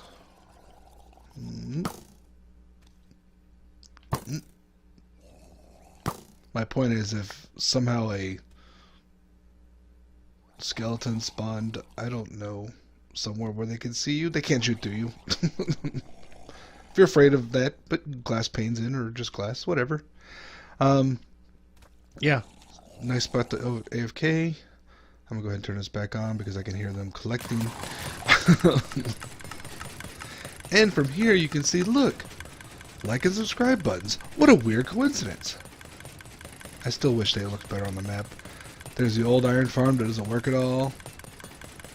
With the guardian farm that does work now. It's nice. Look. And there, right there. Oh, right there in the center, right above the crosshairs. There is our first drowned farm. So that'll still produce drown when I'm filling in all that water, so that's cool. But for the most part, I think this will be what we're looking for. And if I got my looting 3 sword here while this is running, hopefully they'll drop some tridents. That way we can, have more of these trident killers. Wahaha. Give me the tools of your own destruction. Yeah. If you made it this far, thank you very much. As always, like, comment, subscribe. We gotta get a comment button. I'll catch y'all later.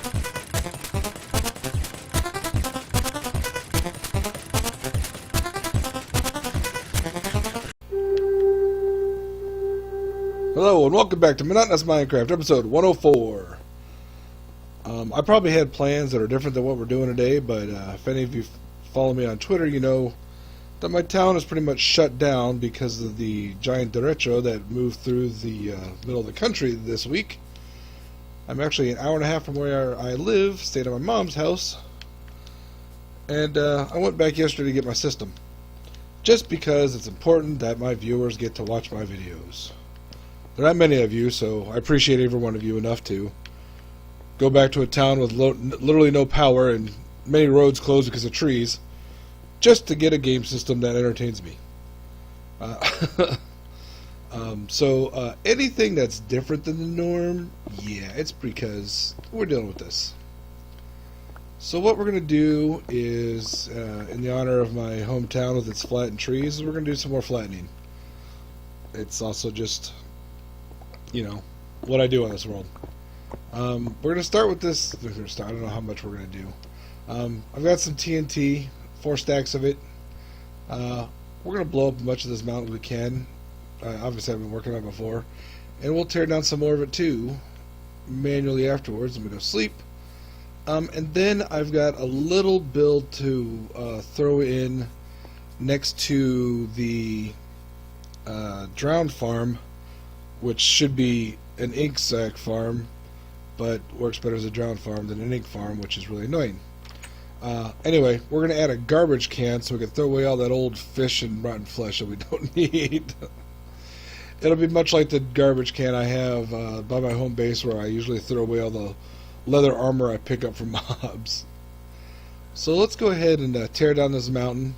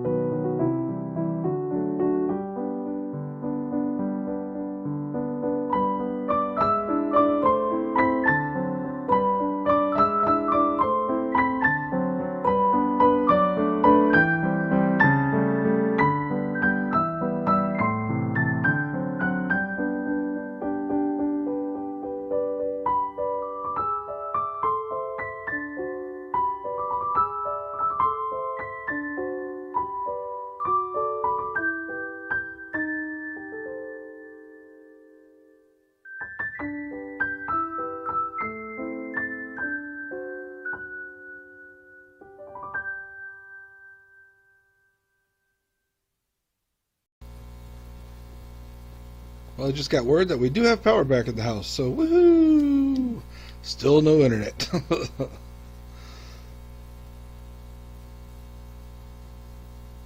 I'm going to go back to tearing down this mountain. Tearing down the mountain. in. Haven't blown too many holes, just that one you might have seen in the time lapse. Hopefully I don't blow anything up.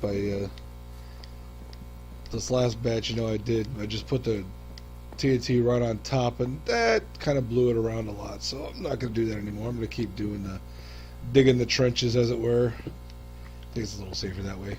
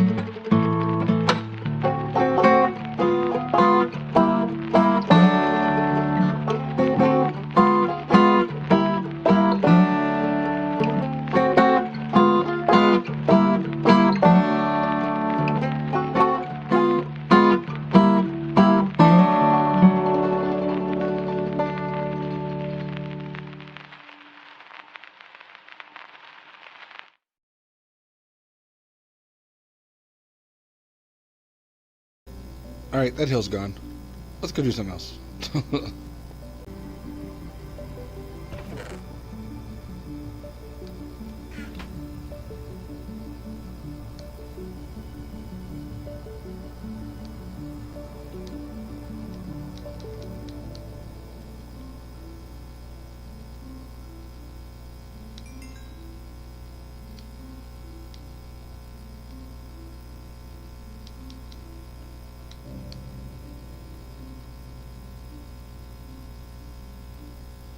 I know I said I was going to keep this for posterity, but I've got a use for this giant open room right now, so...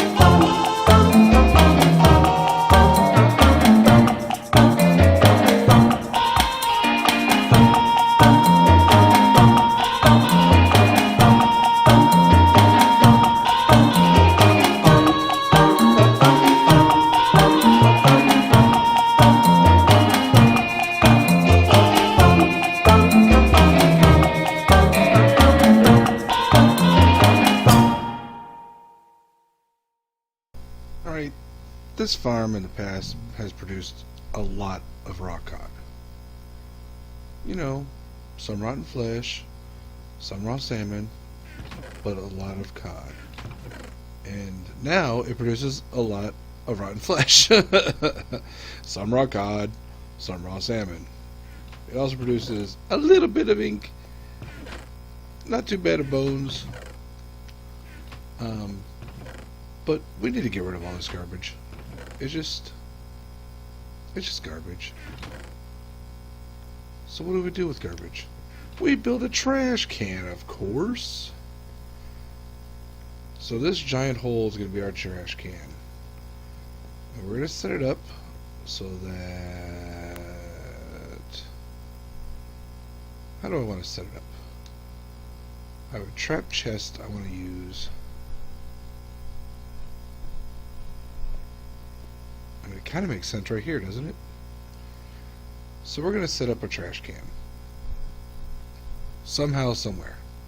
And all that is going to be a trap chest feeding a hopper, which feeds a dropper, and we'll have a circuit on it just to spit things out, much like what we did up here. So it just reads when there's something in the dropper, just shoots it out into this giant pit.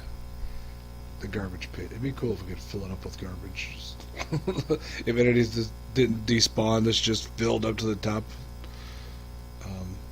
The game would lag out, but that'd still be kind of cool to look at.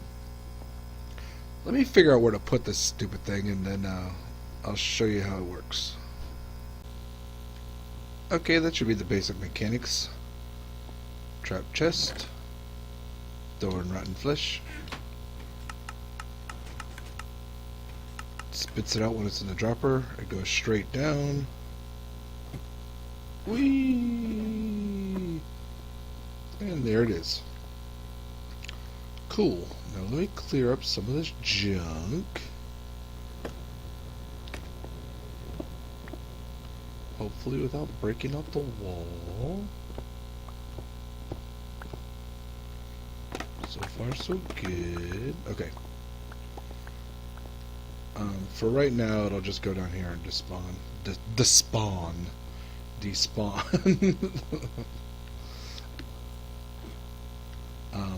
But what I'll do is... Let's get some lava. We'll just put the lava in there. Burn stuff. Burn it. That ought to do it.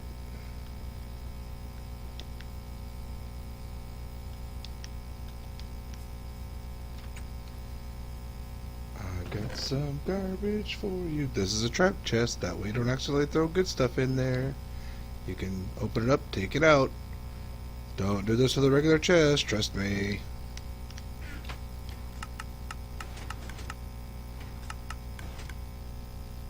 Perfect. Alright, if you made it this far, thank you. This is an odd episode, I know, but I think we got some important things done. We got some flattening done. We got some garbage collection done. We get to watch stuff burn. Burn. Like I said, I think I said, the power is back in my house. Hopefully the internet will come soon. I can be a little more comfortable for next week's episode. But, you know, I think this went fairly well. Got some stuff done. As always, like, comment, subscribe, and I'll talk to y'all later.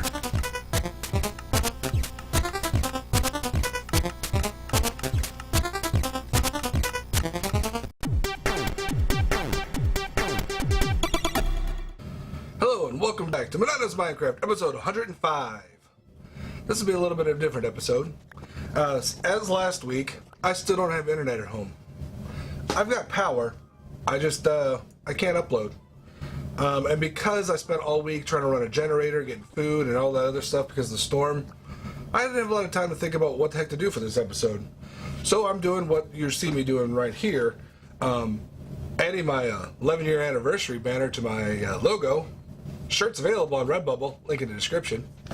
And as I promised Twitter last week, I don't know. There is something big I'm doing for my anniversary at some point in time. I don't know. It's not even ready to upload. But the anniversary was Friday. This is for something else. All of this is for something else. If you go over to my Maker channel, you'll see this setup. I think. You know what? You won't see that setup. I haven't done the first video from this setup on that channel yet. You can't really tell, but it's a guitar pick with my face on it. Just Lego't from Gish. Don't worry about it. So anyway, what I want to talk about is that whole 11-year anniversary thing. Why making a big deal of it when I have, less than 100 subscribers, and why just a fun thing to do, and what motivates me to keep doing videos on multiple channels that most people don't know about. I don't know. That's the bottom line answer. And we all need a hobby. For the past 2 years, now this is episode 105 of this series, which means it's the first episode of the third year of it. I predicted 4 years. I think I'm going to beat it. I think this will be the last year of it. I've been really doing fast things, motivation of the series. But for 2 years, I've been more active on YouTube. The 9 years before, I wouldn't call it active at all. I'm pretty sure I created the account just to watch things, but maybe not. I don't remember. My first video, which was my cousin's comedy reel, it's pretty good. He didn't get the gig. It was for Disney Channel. 9 years ago? Something like that? I can't remember exactly. While I'm talking, I'm going to start doodling my dwarf mongoose from my drawing channel. I've got 4 channels, and I hardly upload to any one of them but this one. It's hard to get motivated when you've got your world collapsing around you, and you just put yourself through too much work. So if you go to the Fred Draws channel, you can see my dwarf mongoose.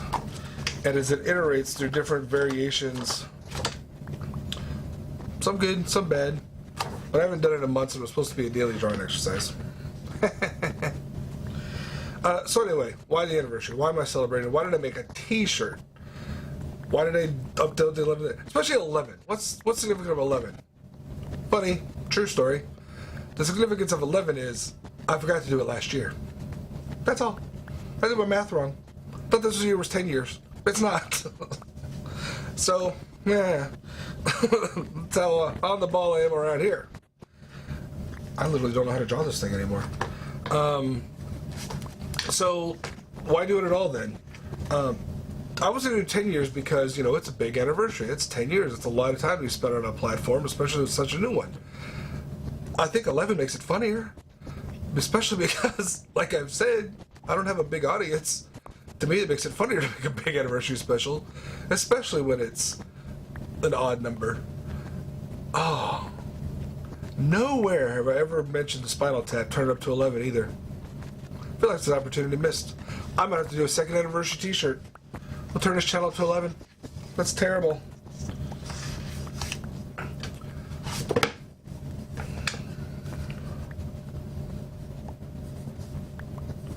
So aside from anything else, the reason I keep doing this is because it is fun. It's motivating, except for the last couple of weeks and a couple of times the last few years. My Monotonous Minecraft definitely is a motivator. It gets me to play Minecraft. I watch other YouTubers to watch them play Minecraft, which motivates me to play. Obviously, I get a lot of my ideas for farms from other people. A lot of the builds just come out of my own brain. The whole flattening of a world came out of my own brain. Now, there is an XKCD comic, and I'll link it below, where it talks about some dude was like, I don't know, on meth or some sort of uppers, and he spent all night flattening a Minecraft world and organizing it by layers. It's a joke to a flat world of Minecraft. I had never seen this comic before I'd started doing this. A coworker of mine, I mentioned to him that that's what I do at my nighttime is I was on my PS Vita playing Minecraft for years, just flattening the world. It just seemed like I got a goal in mind. Here's my goal. I know what the end state is. And he referenced the comic strip, and I said, never heard of it. So what Randall Monroe was doing as a joke, I'm not exactly doing, but you feel it, there's something there. I'm not on drugs or anything. Just sometimes you just need to have a boring goal in mind, just as something to work for. And that's what kept me it's what kept me playing Minecraft for all these years, is having that goal. I've never beaten the End Dragon. I've never, not even creative, I've never fought a Wither boss. It's on my list. But since I haven't died in this series yet, 2 years, woo! Yeah, it'll probably be the next series. Yeah. We all know how afraid I am of Minecraft, even though I'm pretty good at it by this point. And I play console, which means, you know, I don't get the fast twitch response that someone with a mouse and keyboard can. I can't play well with a mouse and keyboard. I never could. One of the first things my first computer was an Apple IIc. One of the first things I wanted was a joystick so I could play games better. Arcade kid, man. What am I gonna say? So anyway, it's kind of the reason why I'm doing this whole 11-year thing. It's a way to kind of boost my spirits. It's a way to kind of poke fun at the fact that, you know, not only me, but, you know, thousands and hundreds of thousands, I don't know, maybe millions of us are on YouTube, you know, trying to make it big or trying to make something and trying to build an audience, and we're not going to do it. That's just the fact of the matter. Not all of us are going to make it. I hope I do, to a little extent. My goal has always been monetization. 1,000 subscribers. Now, we always have these little mini goals. Would I take 1 million? Sure. I can't imagine 1 million people would watch me for any reason. But, yeah, I can get to 1,000. This year's been pretty good. I've been doing builds that people like. I'm not to 100, but I'm getting there. So, no, do I expect to make it big? Absolutely not. And even if I did, I'm not quitting my day job for this. I mean, maybe I'll switch jobs, but, man. Even if I was doing well, this is terrible. No, this will always be a secondary thing for me, I think. You know what? Never say never, never say always. Never say die. You could say die. People are gonna die. Oh, you know, if I had this camera on the whole time, I could have a picture in picture in picture of what I'm doing. I think I've gone insane. Anyway, I have no idea how long the time lapse I recorded is going to last. You saw me build my updated icon. You saw me flatten some land. Yes. And then build some more up. That's pretty much what this series is about. As I've said, the last 2 weeks, not highly motivated to think of what I want to build next. So if anyone has any ideas, suggestions, throw them down in the comments, please. I don't care what it is. I don't care if it's something I've built before. Remember, a lot of my farms I built in previous versions of Minecraft. I don't even know if they work. I've been trying to get a flying machine working, and even though I've looked at the wiki? Even though I looked at the wiki, I can't get it to fly quite right yet. I keep building them the Java way, which is how Legacy Console did them. So with a flying machine, I'm thinking I could update my one bamboo farm. I still need to update the sugarcane farm so it produces sugarcane again. Although I don't think it'll automatically feed I don't think my sea pickle farm works at this point, but that's fine because I have lots of sea pickles and I don't need sea pickles. A lot of these farms, I gather materials just because I can. I don't need them. It was much the reason why I built the iron farm, partly out of iron. I already have tons of iron. I've had working iron farms for years. They just keep breaking. Thanks, Mojang. Thanks. So, if you have any ideas, please drop me a line. I'll be curious to see what they are. It could be yours. And if it is yours, I'll mention your name, which you will see. Because at that point, you're only one of the, dozen or two that will ever watch my videos. And I thank you for that, very much. If you think of any of your friends who like Minecraft, you might want to watch it, go ahead and recommend it. I'll be grateful. Oh, yeah, I dressed up for the occasion, as you can tell. Anyone wearing this shirt is definitely going to be of a certain age, and that's going to be my age group. So anyway, as always, like, comment, subscribe. I'll catch you later.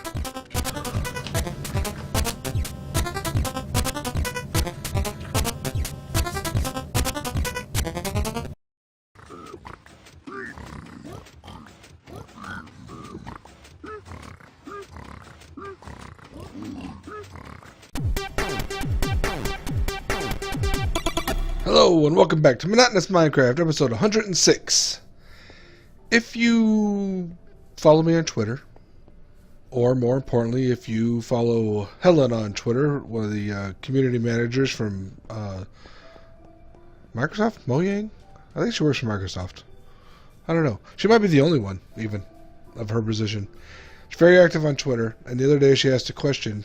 If you were going to build a 1 by 1 by 1 chunk thing, so 16 blocks cubed, what would you build? And I said what did I say? I'll flash up the tweet so you see my exact words. They were wonderful, I'm sure. Essentially a companion cube full of cake. And then I said, oh wait, I know what I'm building next time. So now I need a bunch of cake. I need a bunch of quartz. I need a bunch of smooth stone. No, regular stone. Let me look at this building. I have a bunch of stone. I got tons of stone. That's no problem. And a little bit of glass. A whole bunch of cake. So I need to find a farmer so I can trade emeralds, which I have an abundance of, for cake, which I'd rather not have to craft. So why are these guys all losing their connection? Gone. Do you sell cake? You do not sell cake. Alright, so I have to find... Oh, I have tons of emeralds here. Let's go find some cake. Yes, I know. Yeah, so... I'm going to gather some supplies. My palette is going to be, like I said, quartz, a little bit of polished granite, stone, I think, for the base of the block. And it's the companion cube, it's the weighted companion cube, I should say, from Portal and Portal 2. In case you're wondering, if you haven't, check out those games. They're still super popular, even though it's been just like over a decade since they came out. So yeah, it's gonna be in a chunk. I need to find a chunk to put it in. I'm not sure where. I need to find that other farmer I had around here, which I believe sells cakes. I need to buy a...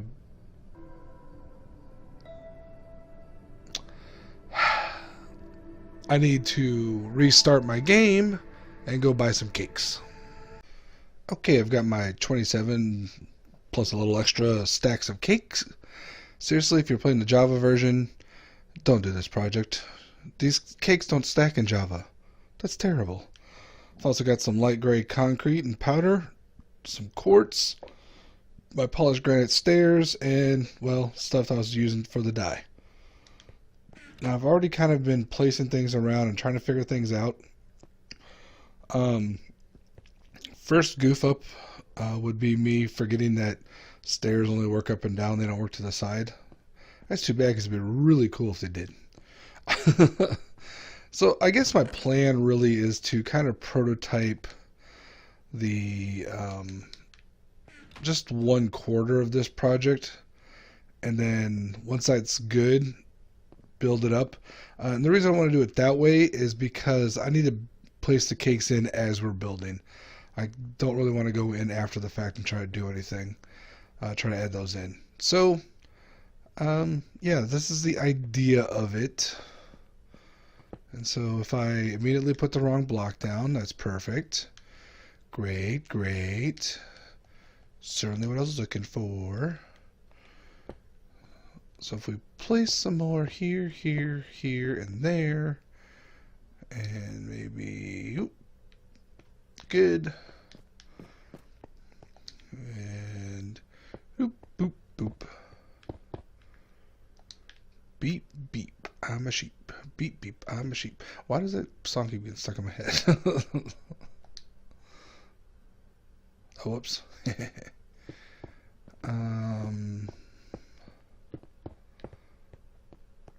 that should be right. Technically, no. This is wrong. This is what we prototype before we do builds.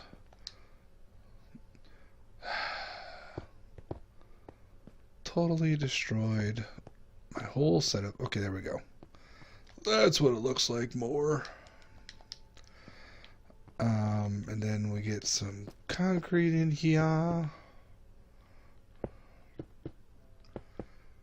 And we're going to build this whole box of concrete, and then inside the box of concrete is where the cakes will start. So let's see, 1, 2, 3.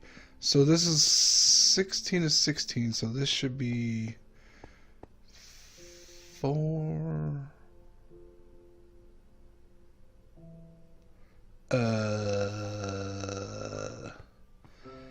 Okay, here's the fun mistake so far. 16 by 16, but for some reason in my head I was designing it as if it was 12 by 12 by 12. This may be wrong, but for all I know, it may be right. Billy Joel. So if I do, that's 4. There's 8.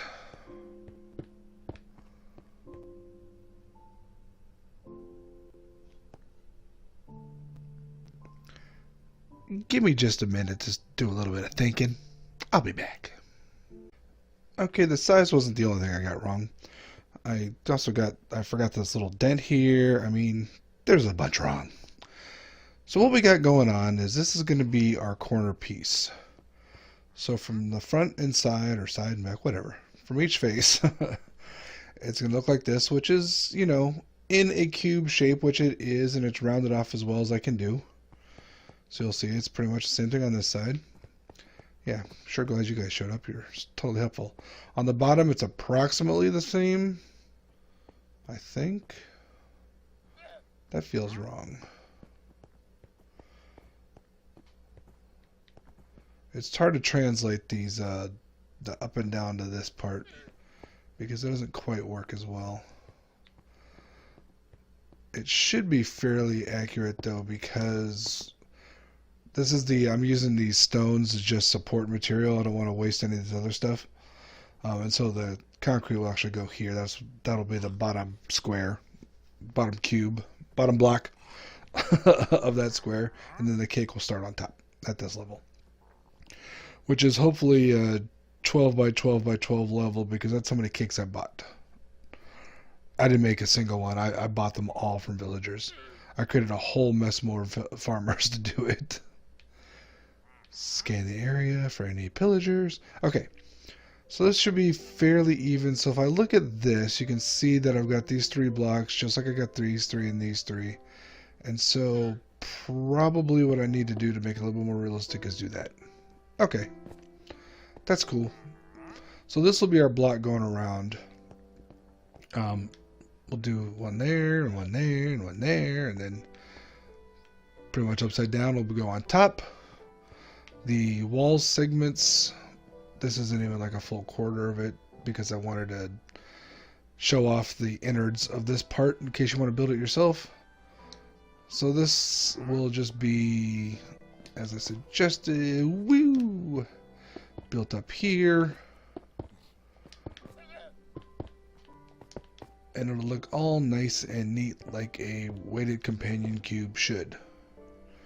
And that'll be the circle in the middle. Yada, yada, yada. So let's see if I do this. How many is that?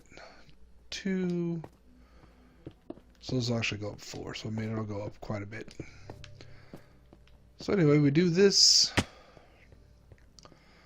We build this whole thing. We figure out how to make a little heart shape with the granite, the polished granite. It was about the pinkest I could find, and still have stairs. It's the stairs which is what's kind of dictating what blocks we use. You can stack cakes on top of each other, right? Oh, brother. Don't tell me I got 27 stacks of cakes for no reason. I'm going to keep building. I hope this works. Oh, thank goodness. I thought you could. Yep, made too many cakes. The gray cube is 12 by 12 by 12. The cake cube is 10 cubed, 1,000. I made 1,728. Well, 31, because I had 3 extra. Anyone need 728 cakes? Oh yeah, that's looking good. Unlike the first thing I did, which kind of looked like a goat head. Onwards and upwards. We're at the halfway point and it's looking good. Except for my reserves of quartz. That's pretty much it. I'm going to have to go grab some gold, go into the nether, and trade up a bunch so I can get some more quartz. You know, I would do the math and count out how much quartz I need, but obviously I will never figure that out that way. So I'm going to get a whole bunch more.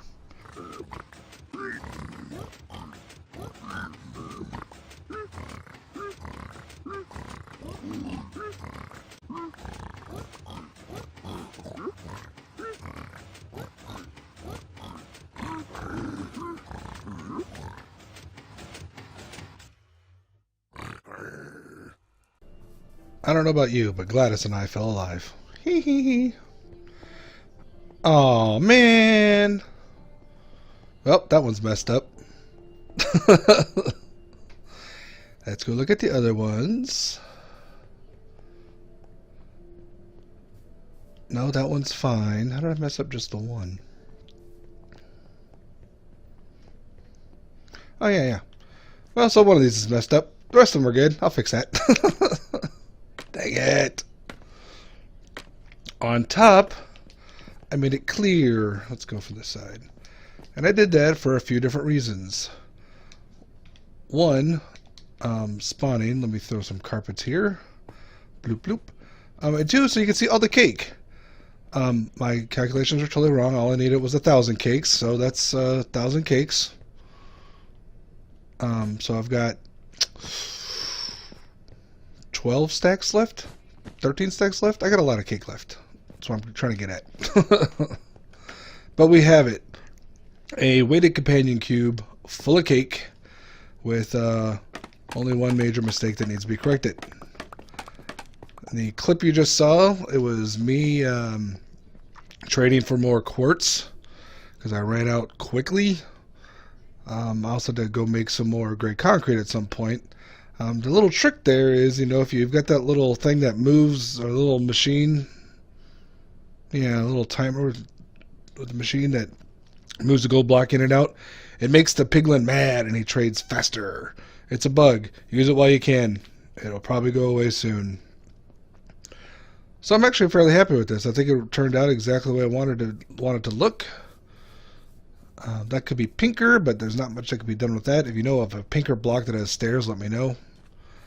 But it's definitely a weighted companion cube. I mean, there's no two ways about it. It is what it's supposed to be, so that makes me happy. And I did one of the few things that ever happens. I said something on Twitter, then I backed it up with action. Twitter joke. If you made it this far, thank you. As always, like, comment, subscribe. Let me go finish this, and I'll talk to you later.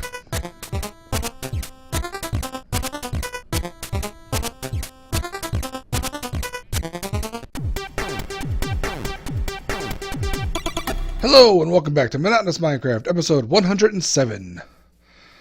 Real quick before we do today's episode, Ada Noyo 2... Aida Noyo 2, something like that, pretty close, I hope, suggested that instead of the granite here, we use the pink wood from the nether, the new nether update. And I said, that's a great idea. I'm afraid of the nether. They gave me some more, some ideas of what to do, and I'm like, yeah, I've got that. I could do that. I know how to do that. I might do that later.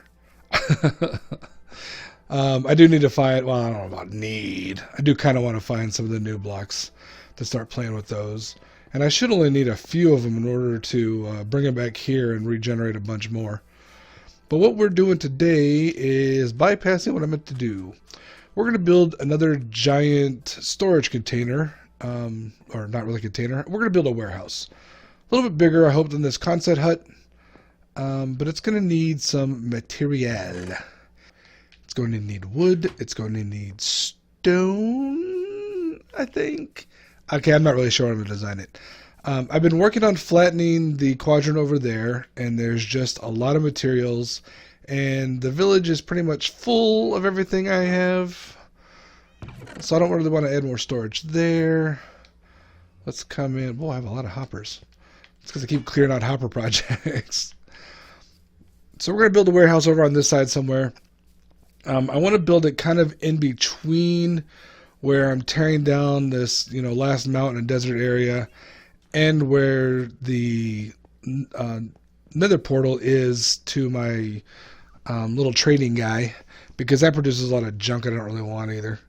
So it's going to be on the other side of our runway. Over here, I'm not really sure of the design. I want something a little bit more modern, more bleak, more gray, more foreboding, ugly. But I don't want it too ugly to be by the village. So maybe in this area I've cleared out here would be good. That way it's really kind of close to the mountain. And basically we're not going to do any kind of cool sorting. Sorry, there's other videos I've done on that. Both old and newer, that actually sorting works. So the problem is I kind of want to build it where all this stuff is. And all this stuff is in the way.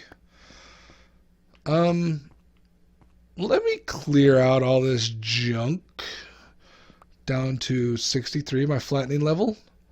And then we've got some space to work with. Alright, that's all cleared out. I'm going to make the warehouse one block up because there's a lot of caves under here, and I don't know how well I actually blocked them up, and so I don't want to go digging around and falling in. So I'm going to build it one block up. I'm going to put a concrete floor in it because, warehouse. And some steps around it, I guess. I'm really not sure about the size, what it'll look like. I just know I kind of want it over here. That's what I got. I think I want it like really wide though.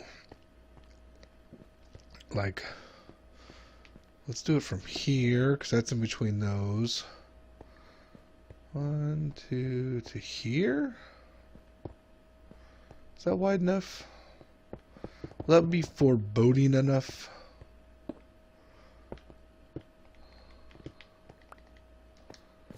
I mean, that looks pretty good. Now, how wide do I want it? How long do I want it? So that was, how many between? 3? The nice thing about having your torches out like this on a nice pattern is you can design stuff around him. 1, 2, 3. We want it kind of like twice as long, I think. I lost count. Is that wide enough? That looks pretty short. Let's try widen it up some more. Like, I want this thing to be kind of stupidly massive. I'm going to do way more concrete if I do it this big. I'm just going to put all this out here and we'll figure it out.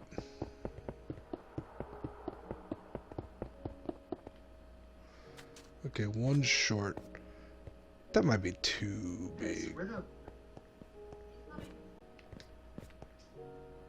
I think this is too big.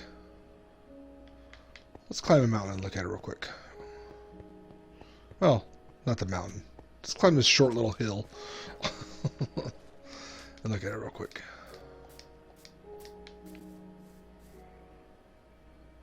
No, that's a good size. Oh, I'm gonna need so much more of this. 1, 2, 3, 4, 5, 6. I'm gonna shorten up the length just a little bit. And I'll bring it in there.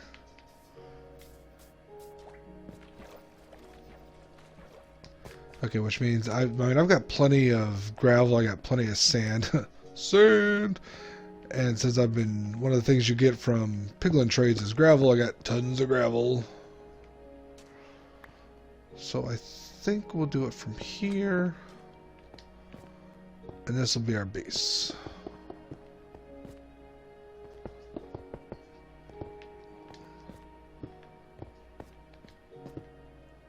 Okay, that should be plenty big. I'm not gonna make it too tall. Quite frankly, the design keeps popping in my head is very similar to what we have for the villager trading the other village, the big warehouse looking one, or the factory looking one. So I do have picked out some black glass for it. I don't want to do the windows up high, even though that's kind of what it would look like. I think I'm going to do banks of windows. So it's more of a modern thing. Something they'd split up into loft apartments, in 50 years. Whoops. I'm already out. Alright, well, that's a thing. And then I think I'm going to surround the whole outside edge with this. That'll give us a step up through the doors and also just a nice little break between the building and the land around it. Now, as far as other materials, I'm thinking walls instead of blocks, since now walls connect all nicely. So I think I'm just gonna do. I wish I could do smooth stone walls, quite frankly, but I can't. So I think I'm just gonna do regular stone walls with black glass, and I got some of that netherrack brick stuff as slab form to do a roof. So that'll be fun. That stuff is kind of like a dark brown purplish color. Totally ugly, doesn't fit it at all. It'll be perfect. You'll only see it from the inside though, not the outside. And some lights and whatnot. So I don't want to put lights on the floor this time. I want to keep it just a nice solid concrete floor. So we're going to probably have a lot of lights up top or hanging from the ceiling. I've got a bunch of chains to do that too. So yeah, let me go get this was like 2.5 stacks of concrete. I need many more stacks of concrete. Let's go get it. How come none of the blocks I want to use ever exists? So I went with stone bricks because that was the grayest thing that could be made into walls. I mean, I guess I could use... No, I couldn't use regular stone. I don't know. I ended up with this. This is nice and big. Got 2 front doors. Had to do an entryway with actual blocks, you know, so the doors wouldn't just be floating there. So I'm going to fill this up with chests and hoppers and have this automatic system. But I was thinking, you know what a warehouse needs? A warehouse needs some place to drop stuff off. And I'm thinking what I'm going to do is, I'm not going to worry about sorting this, like I said. It's just going to be full of junk. So no sorting at all. Let's see, do I have... I didn't even bring things for... I was going to say, I'll show you how I'm building it. That'll be later. But what I'm thinking is, since that's the front, maybe we should have our loading dock back here. Now for a loading dock, I'm thinking of some system that will... I could be outside, drop the things off into chest, have it shoot up here, then fall in here, and just automatically fill in everything going around. Now, yes, it would be easier to do it here, but what I'm thinking is I'll just have a few hoppers across this, and basically we'll just have this thing lined with, three high with chests going all the way around. We'll be able to put all of this stuff, all this mountain stuff, the dirt, you know, we'll try to fill in. Everything else we'll be able to fill into this. This is the storage end all. This is a storage I should have built at the beginning of the series 2 years ago. Let me get the things to build the loading dock section, which is going to be a dropper elevator from Silent Whisperer. I'll have the link in the description. From a few years ago, it still works in Bedrock apparently. We'll find out if it works in this version. Bunch of droppers, observers, redstone torches, a little bit of redstone circuitry. Yeah, let me get the stuff. We'll set it up. Well, this is a pretty simple little elevator. All we do is get down here. I got a chest in here that feeds into it, so I can drop in all the stuff I've taken out of there. It's completely quiet. It's fairly quick. And I'm going to line this entire thing with this pattern here, so it just always feeds down. So if I grab something from here, it'll always feed up from there. And this line of hoppers will loop all the way around. It'll actually make an entire circuit. It'll just keep it'll keep flowing around. We'll never run out of space here, so it'll be fine. This should allow me to throw on my roof where I want to. No, it won't. Because I want it my roof. Where do I want my roof? Oh, yeah. I want it at this level. So it'll be fine. Where am I? So let's go take a look at this circuit real quick. The most complicated thing about this is at the bottom. There's your one dropper. Here you can see my hopper feeding into it in my chest there. So dropper facing up, comparator into a block, hits this thing, which is called redstone, which goes into this block, which is repeater, which sends it around there, and then this other redstone, which sends it to that, and hits this. And I'm not sure how this works, but basically when something goes to the dropper, the circuit turns on and it sends the stuff up the thing. All you need to know is that it works. All of these droppers are facing up. The last one is facing over into that hopper. That's all it is. So it's very simple. It's a good, as I called it, my loading docks. It's, I just broke my redstone, so now it's broken. Yeah, I mean, I could build a little block around it, but I probably won't. So anyway, once I'm filled with, you know what, this is exactly what happens. So I got this extra load of sandstone. It feeds in, it clicks through, and starts feeding into there. Easy peasy, lemon squeezy. So let me get the many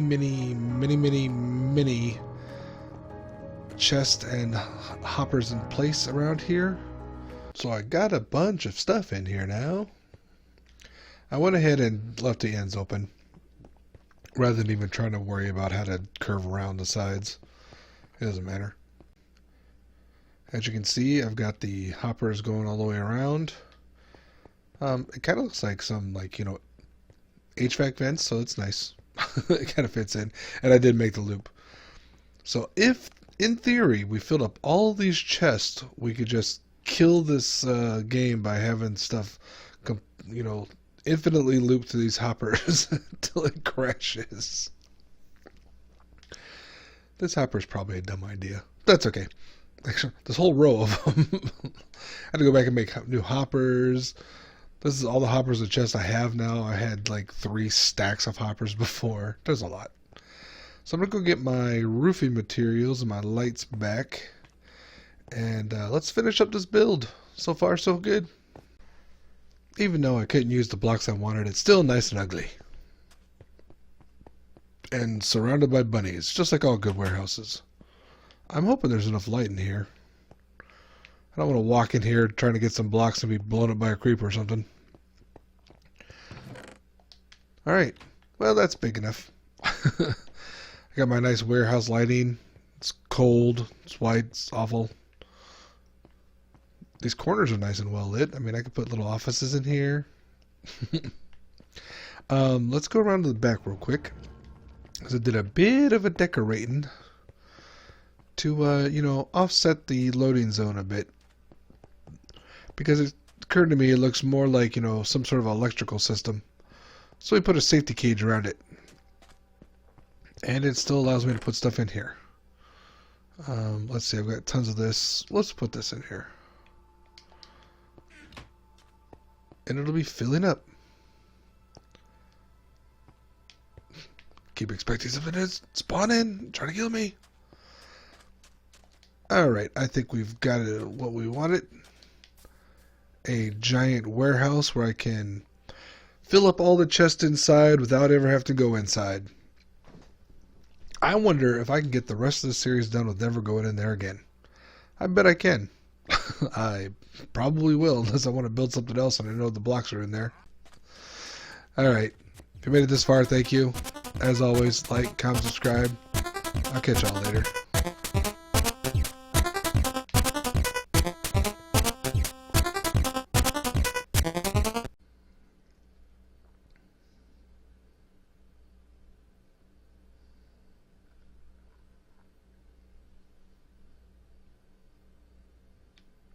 Just stays frozen, doesn't it? Hello, and welcome back to Monotonous Minecraft, episode 108. Today, we're going to attempt to build a mob farm in the middle of this, what used to be a jungle mountain. Approximately the middle. If you look down on the bottom right side in the southeast corner of the map, you'll see about where I am. That little square of blue is the only water I have to fill in this entire quadrant. And if you look around, yeah, I've been blowing up a lot of this jungle, so there's not so much left anymore.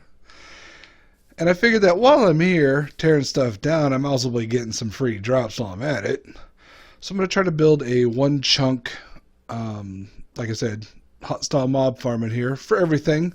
According to Foxy No Tail, and I just watched his latest video, he said that instead of trying to make a mob farm just creeper specific, if you do it for everything, you get more, whatchamacallit, gunpowder. And we're going to test that theory out. Also because, whatever. The other reason is because he pointed out in another recent video is that they're getting rid of the whole button thing in this version of Minecraft. So where mobs think a button is actually a solid block they can walk over, nope. Which means that a lot of everything else I've already done in this world, since Bedrock is going to be null and void, yeah, funds. So anyway, you can see I've got this square marked out in diorite. Ignore the square that's over there. That's what I was thinking about at first, but I've realized this is closer to center. I need to clear this out down to my 63 level. That's where we're going to build this farm. So let me do that, and maybe while I'm at it, also tear down, in fact, I'm going to go sleep in it first, tear down this old jungle thing. Ruins? What the heck they call this? Whatever this structure is. It's about time for it to go bye-bye. It's no longer in the jungle. It's just wasting space here. So I'm going to sleep in it, and I'm going to tear it down.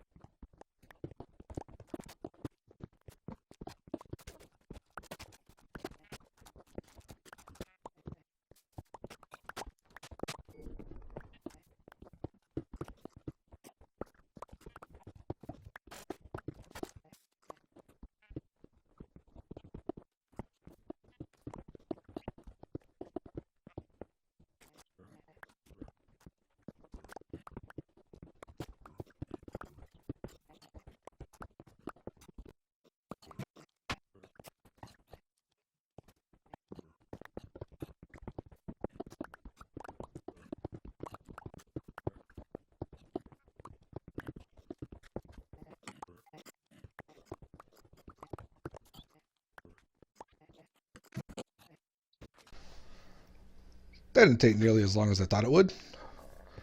So the next step is to build in our collection system and how we're going to kill these things, and I don't know. I've got some plans, I've got some ideas, I got some thoughts, and I'm pretty sure I'll be wrong. So, kitty, go away. Wrinkling, I don't even know what that is. Something probably should be thrown away.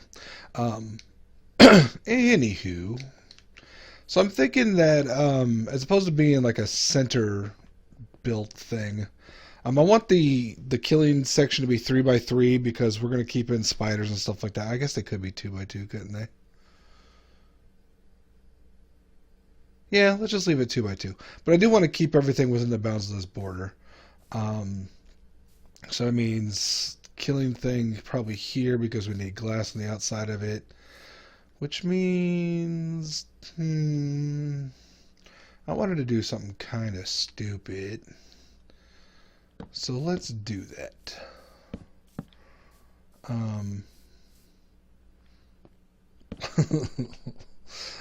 Okay, don't ask me why I'm doing this. It just seems fun. Don't need that. Put it there.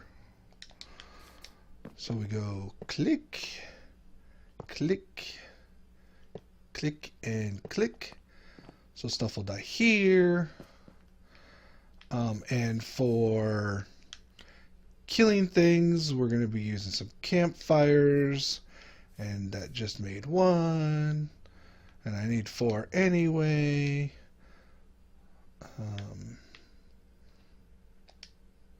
So we are going to do this way.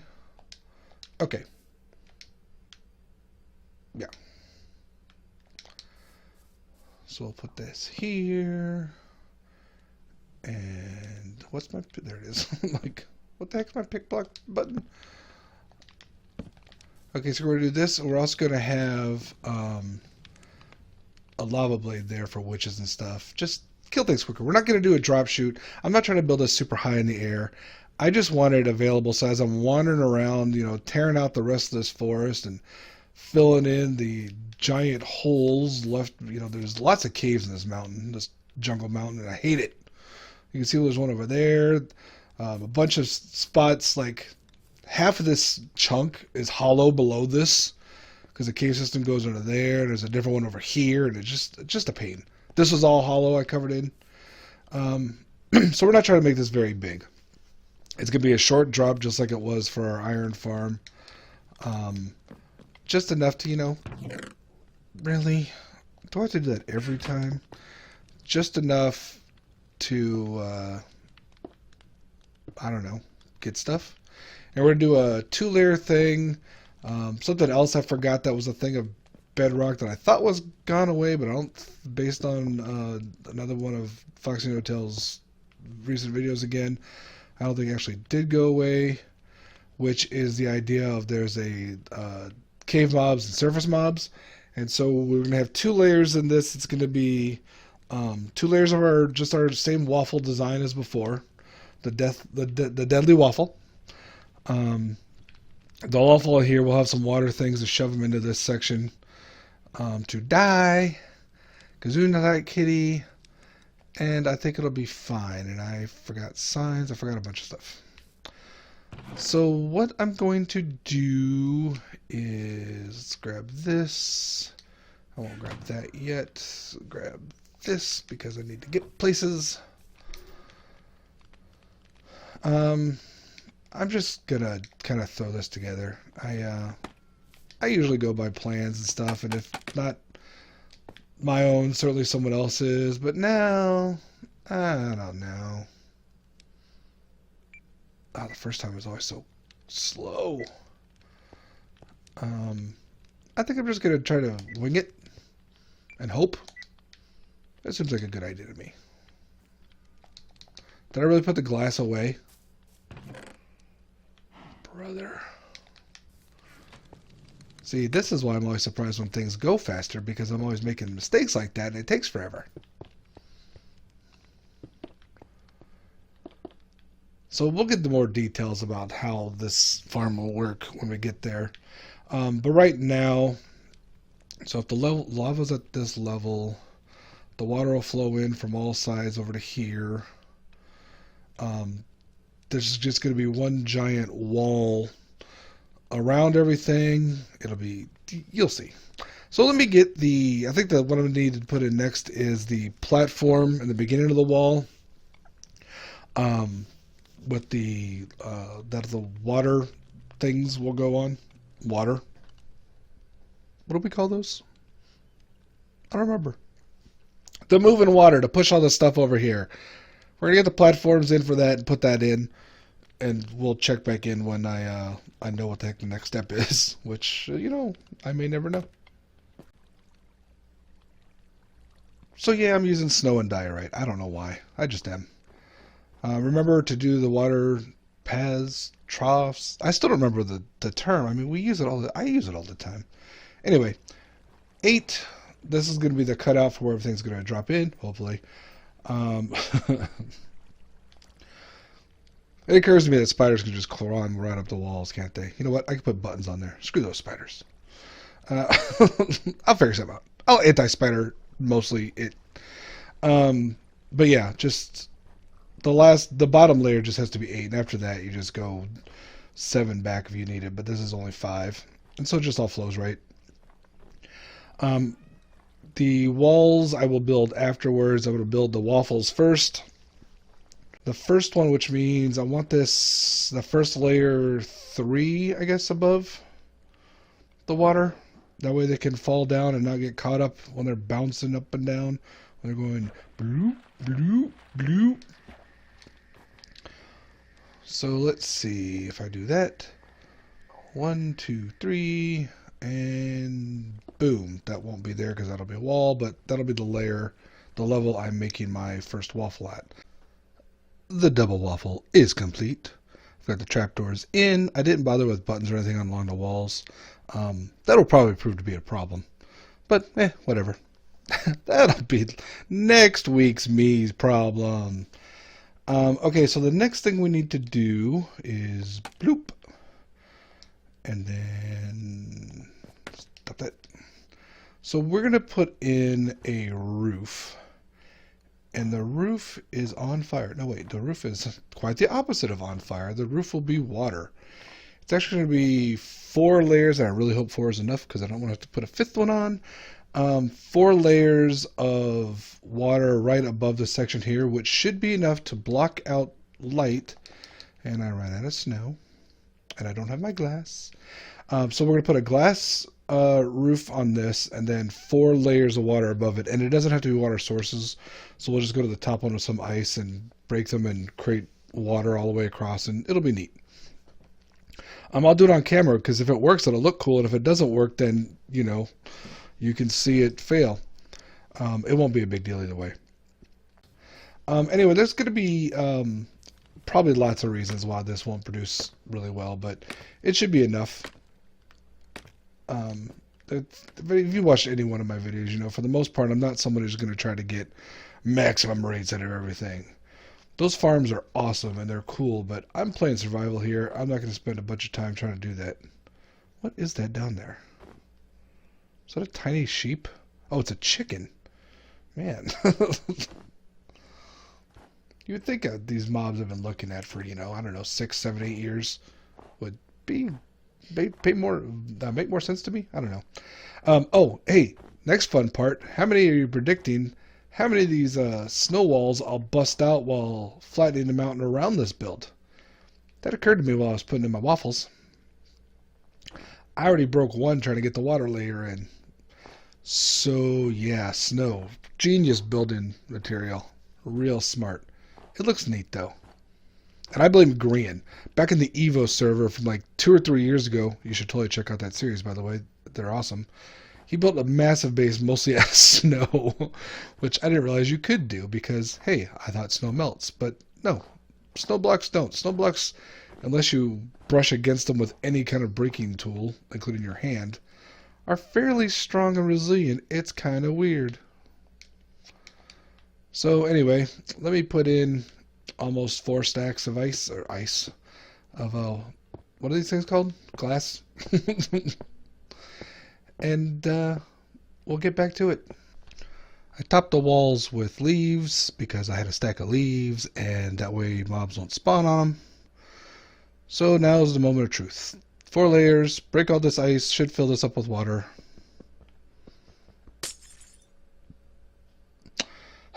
We've been through this before, haven't we? You can't just break it. Because why? Because there's nothing underneath it. Now, if I put a torch here, does the same thing happen? I can't remember. I can't put a torch. Why can't I put a torch there?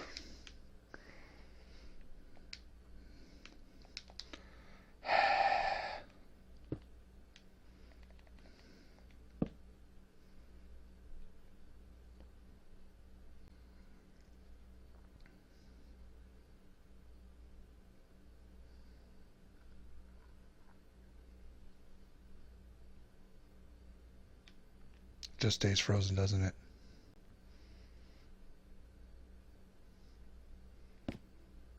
it? New plan.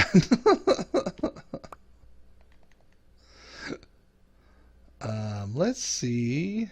Nope. Do I want to? Yeah. Nope.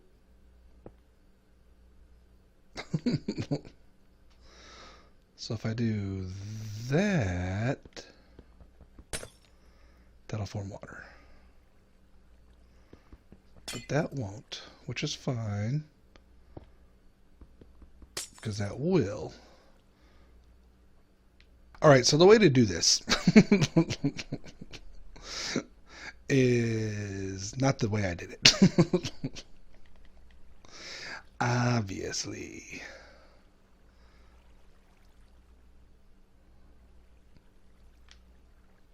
Let's try. Now, normally I would just stop at this point and figure it out and not show you guys, but let's see what I can do. Now, that's interesting.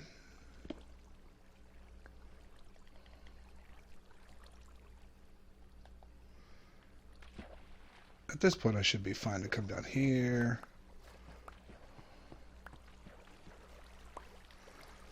Let's see. Put one there. Put one there. One there. One there. Whoops. Is that the right one? That was not the right one.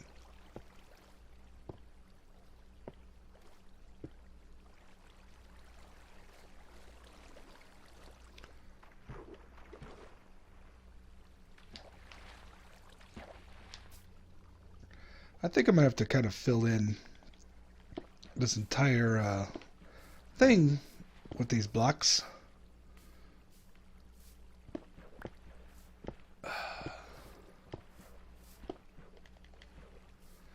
Okay, so if you want to do this for yourself, the way you do it, and this may surprise you, is you don't do it the way I just tried to do it.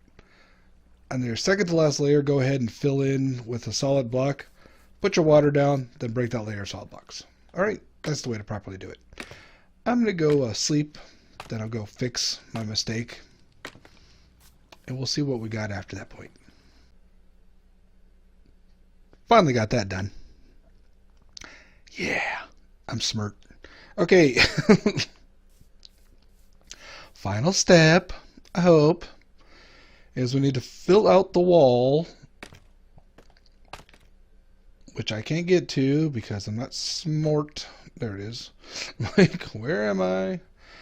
Okay, so the way this works is that the water should be deep enough to actually cause it dark. You see how dark it is kind of in the center there? So this seems like it's going to be dangerous. I don't want to be blown up. But because it's glass and water above it, it counts as open air blocks, which means that some mobs will spawn on the first level underneath these solid blocks, and they'll be counting as cave mobs. Up here, it'll be sky mobs. And because it'll be dark enough, the sky mobs will still be able to spawn in the daytime. And we'll put walls in, so the bottom section will be dark enough then too. And so we'll all have nice things to come down here and kill them. Die. Something. It's hard to be far enough away so that mobs will spawn, but close enough where you can run in and check real quick. But proof is in the pudding. This is working. Maybe not great. I don't know. I've been spending too much time close or too far away. But the point is, this will be working as I'm tearing down my jungle. Yay! That was weird. Hey, you know what? Scary.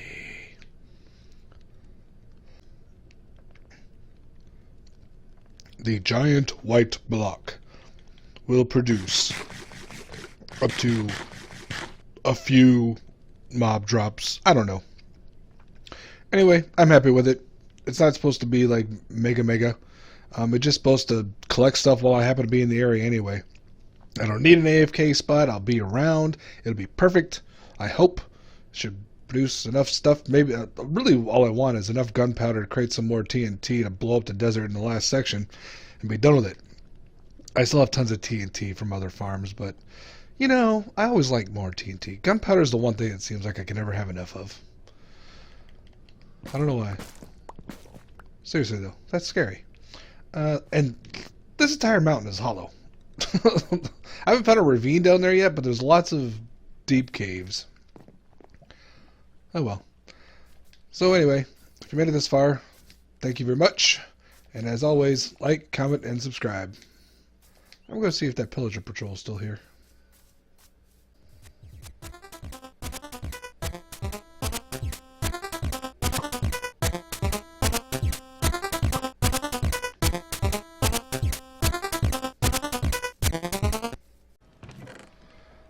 Here's something fun I didn't consider.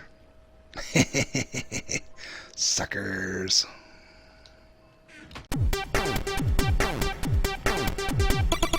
Hello and welcome to Monotonous Minecraft, episode 109.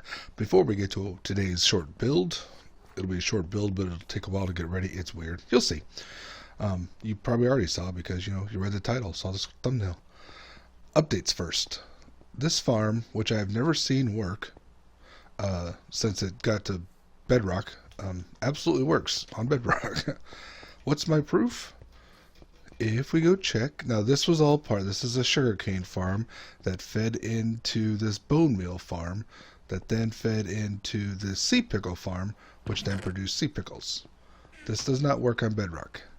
This works on Bedrock, and this works on Bedrock. This was not full before. This was not full before. This was not mostly full before. This has a zombie in it. Still works. So yeah, go back and check out that old video. I'll probably forget to put a link in it, but if I do, just click on the link. Other updates. I went into the Nether. I got some of the, I don't know, whatever they call the pink wood, and tested it out on here. Now, personally, I still prefer the granite over whatever this is called, because this is more purpley. This is more pink, and I think the granite matches the color tones of the weighted companion cube better than this purpley wood. So it was a good idea. Didn't work out in the end. I still want a more pink block that we can actually make stairs out of. Other updates.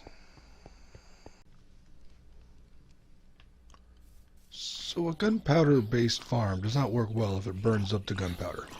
I was collecting drops, but no gunpowder. And then I took out the lava blade, and it's fine. And even with that in place, I had to manually kill a witch, so... I replaced the fires with the blue because they're supposed to work faster. I still don't know. Next update.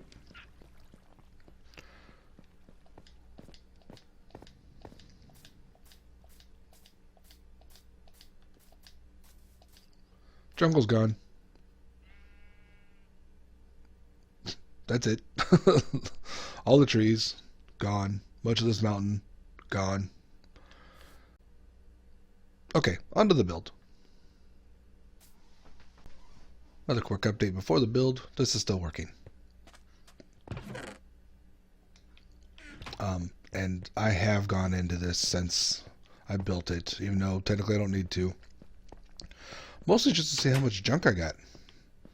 Now this is a lot of storage. This is enough storage for this entire world. I'm only on the second column.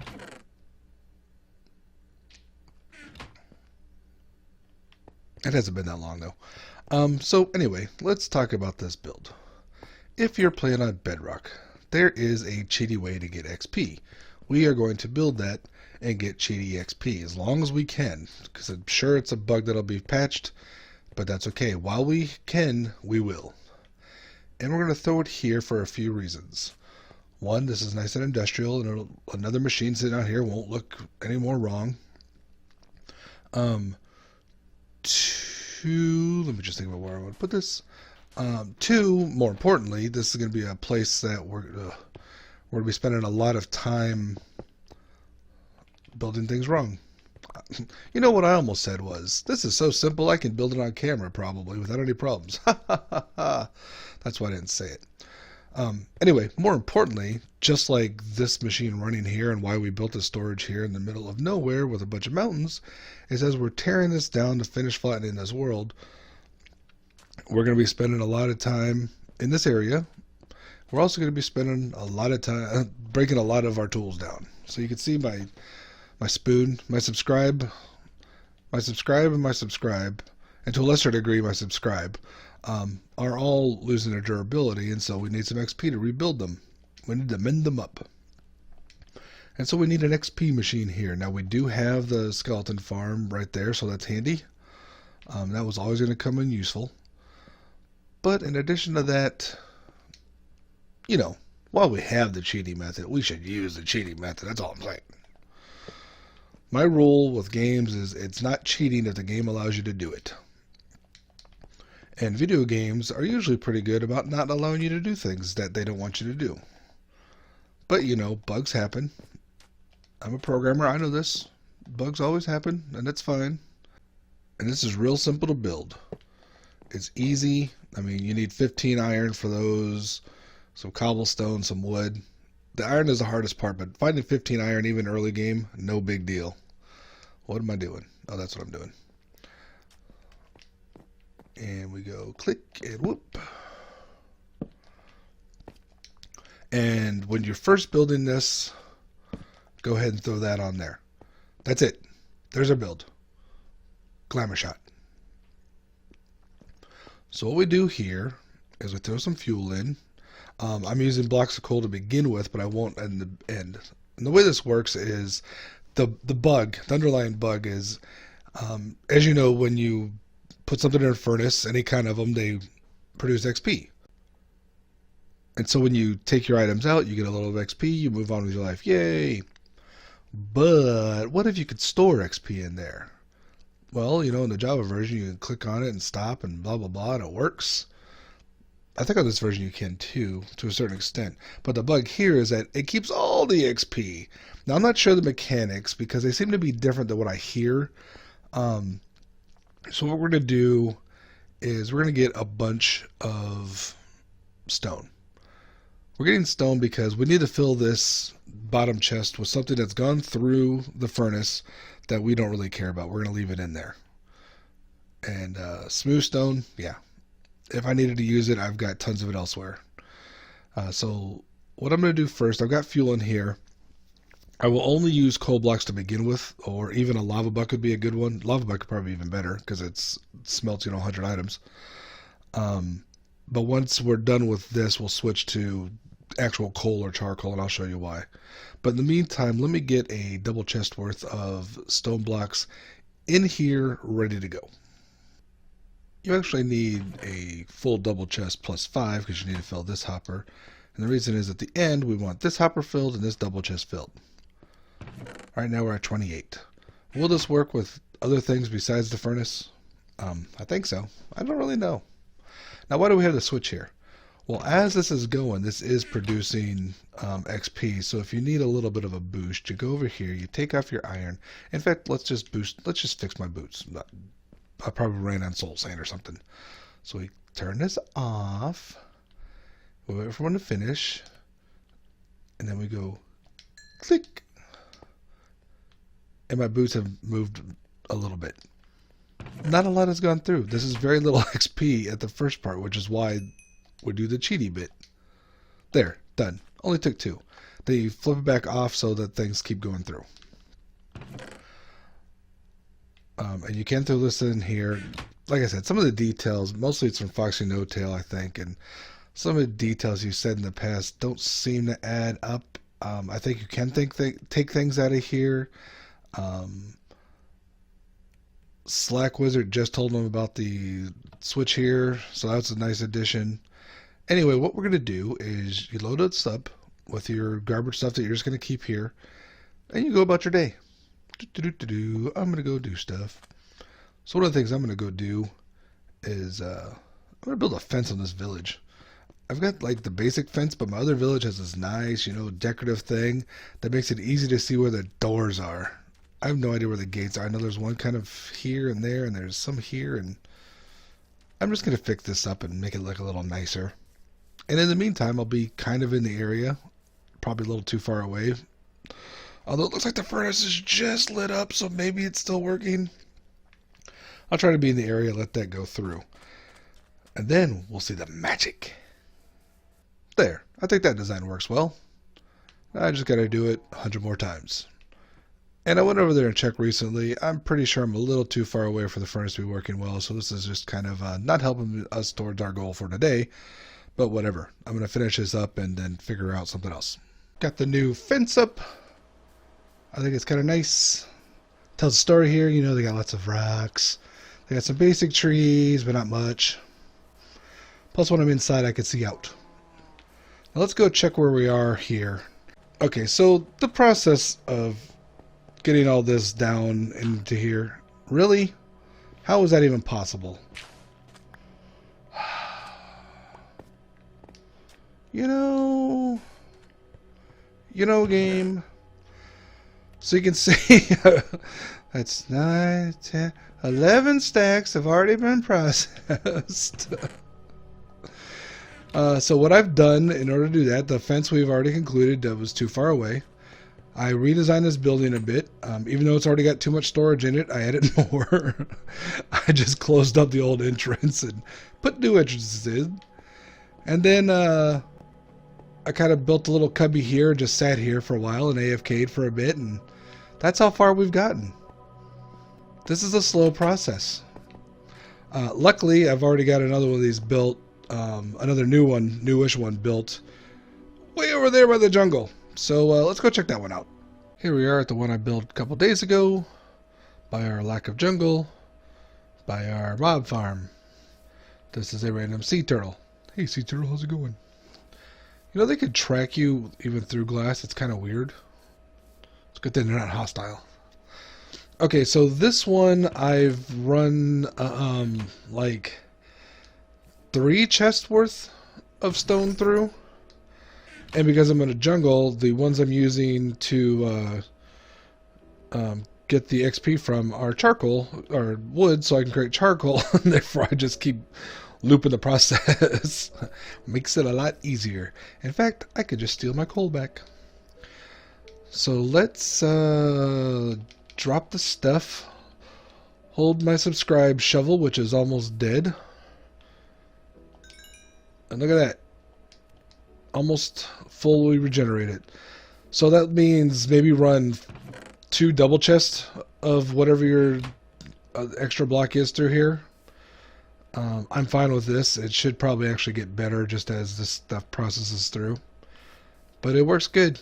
Let's just put our leftover coal blocks from that last one in here. And let it grind away. So this is a double chest. I'm going to let it get through this. You know what? I think I'm going to go ahead and try to do another double chest worth all the way through. We'll do the 4 in here. We won't see the results this week because it's going to take hours. It's very few hours before this video gets uploaded. it published, so maybe an update next week or the week after or some point in the future. So, as always, like, comment, subscribe. I'll catch y'all later.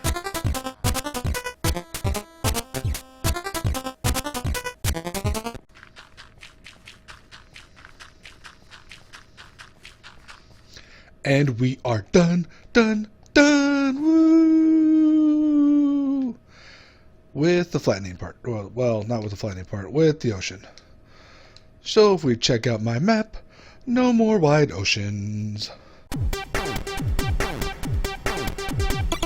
Hello everyone, welcome back to Monotonous Minecraft, episode 110.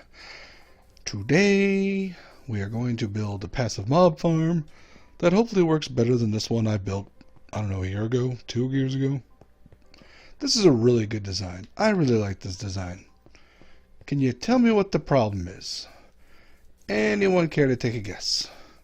What could the problem with this passive mob farm be? I mean, this was built before Bedrock, but the timer still works. Look at that water going out there. It's beautiful. Could it possibly be the fact that passive mobs spawn on grass and this entire farm is surrounded by grass?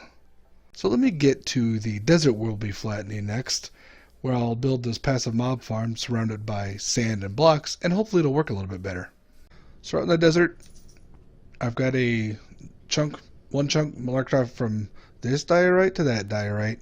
Pretty much going to do the same farm as we did for the hostile mob farm over in the other corner. And, you know, just hope it works. So let me clear this chunk out, get my layer of diorite down, and we'll start the process.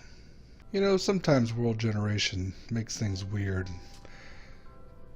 For instance, the 6 tall cactus makes one feel inadequate. Anyway, terrible jokes aside, here's our laid out diorite. This is lined up with a chunk. In case you don't know, because I don't know if I mentioned it last time, I just use chunk base to find where chunks are in the world. There are various ways you could try to do it. It's easier doing it this way. Now, one of the problems I realized as I was clearing this out is that I'm trying to get a bunch of dynamite, TNT, gunpowder to make TNT so I can blow this place up. But if I build a farm in the middle of it, I might blow my farm up. So since I've done a lot of trading with the piglin, I think I'm just going to build it mostly out of obsidian. What a stupid way of building a farm. Hope I don't make a lot of mistakes, because that'll take a while. Much like what we did with the hostile mob farm just a couple episodes ago. Go out and watch it if you haven't yet.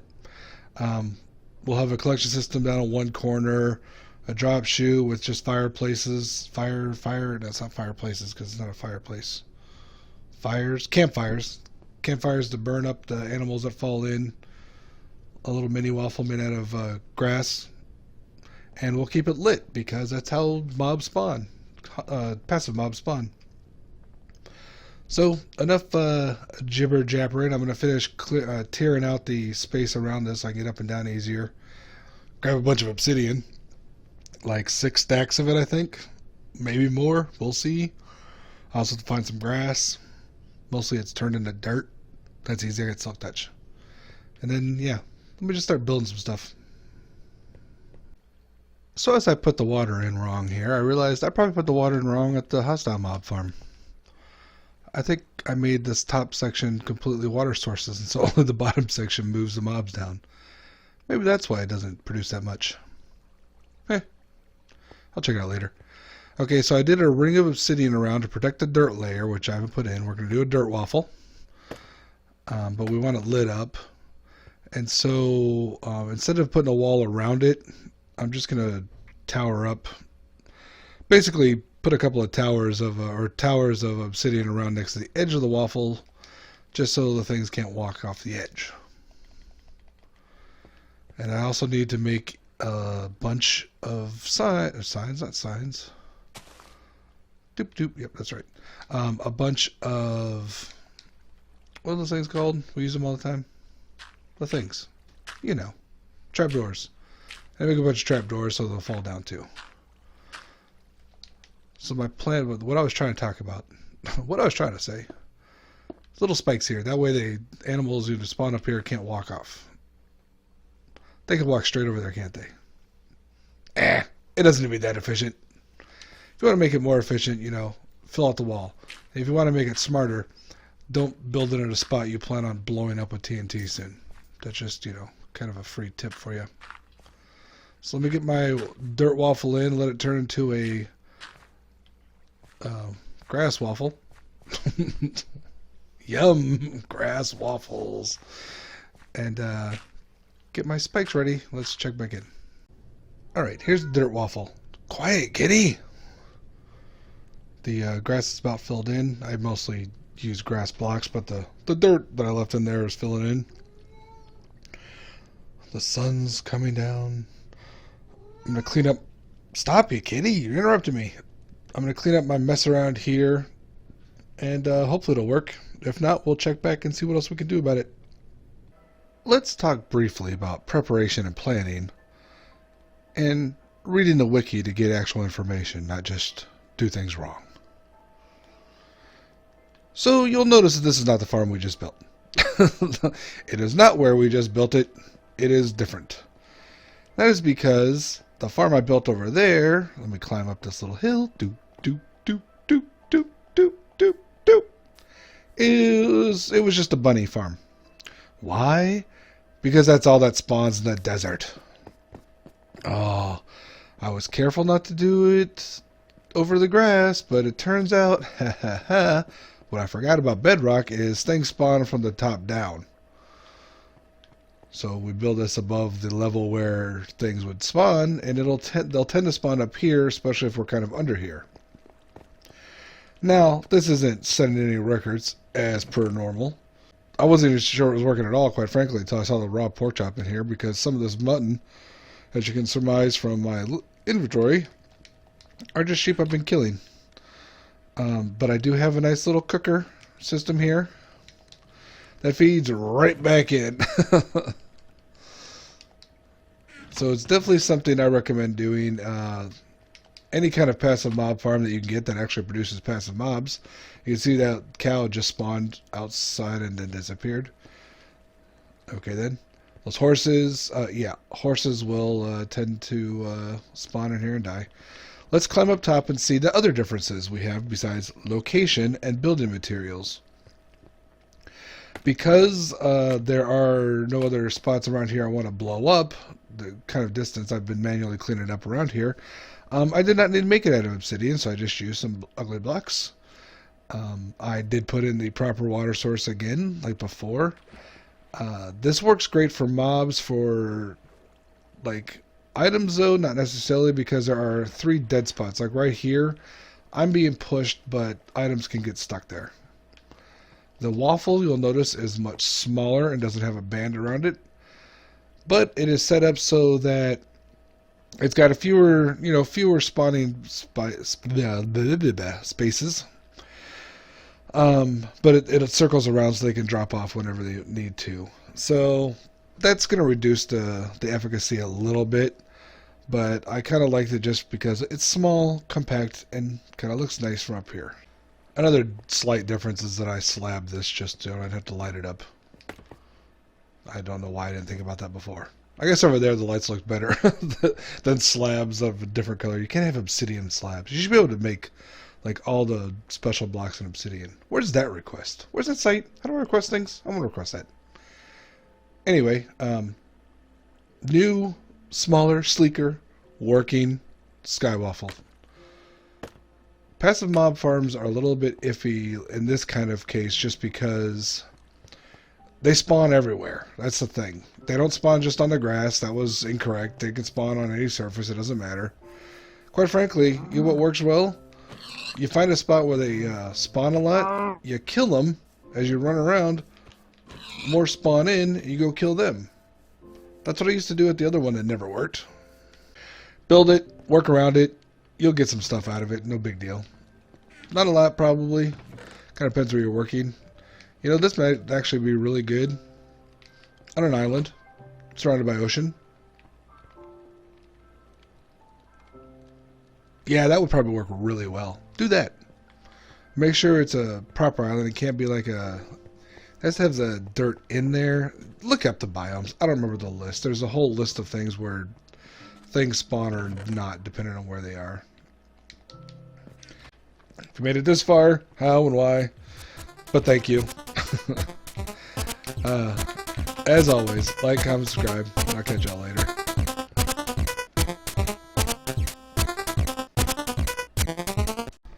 So I thought I'd do a quick trophy and get a cartographer villager to give me a map and, visit the place. Look how far away I am from my center base, which only goes out to 430 by 430. It's taken me over an hour to get here. So I'm going to find this woodland mansion. I'm going to walk in, get the trophy. I'm going to walk all the way back home. Hello and welcome back to Monotonous Minecraft, episode 111. Let's put on a little bit of mood music.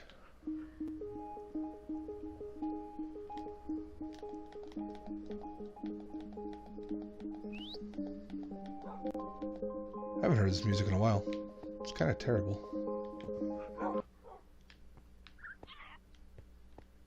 And I'm sure that the disc landed on the roof or something, convenient like that. Whatever. I got other ones.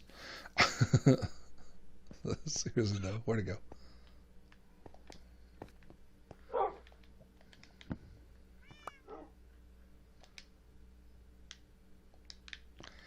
Oh well. What are we doing today? Oh yeah, I'm gonna go ahead and find the end portal. So I need a little bit of this. You can see I've got my ender pearls. Oh, it's really loud here with the animals. Let me get some of this. How much do I think I need? Technically I need, a bunch. That'll be good enough for now. Now the standard way of finding this, of course, is you get some eyes of ender, you throw them, and you watch where they go. I want to figure that this is a lot harder to do when you don't have a flat world. I do have a flat world. I have a bunch of structures in my way. So we're going to start in a big empty area. Now, the other thing about this is I started this world on a PS4. I mean, it's still a PS4. Um, Before it was even legacy console version, it was just the console version. So this what we're finding out here is very small. You know, it's only 860 by 860 thereabouts. Um, so hopefully there's an end portal in here because there should be. Because nothing inside these, well, except for the very edges, nothing really changed. So we throw it up and we follow where it goes. And hopefully we catch it and it doesn't break. So I want this direction. And this is supposed to show you the nearest one. That one broke. Okay, so I want this direction. Towards the hopping llama. I don't... Is it trying to climb the thing? So the way Waddle suggests you do this is that you throw it, go the direction of a few hundred blocks, throw it again. My world, you know, the space this should be in is less than a few hundred blocks. Like, I can almost see the edges from here.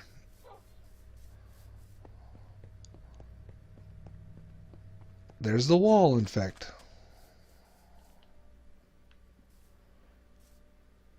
Well, still going that way. This is a lot better when you're not losing these things in the trees, though.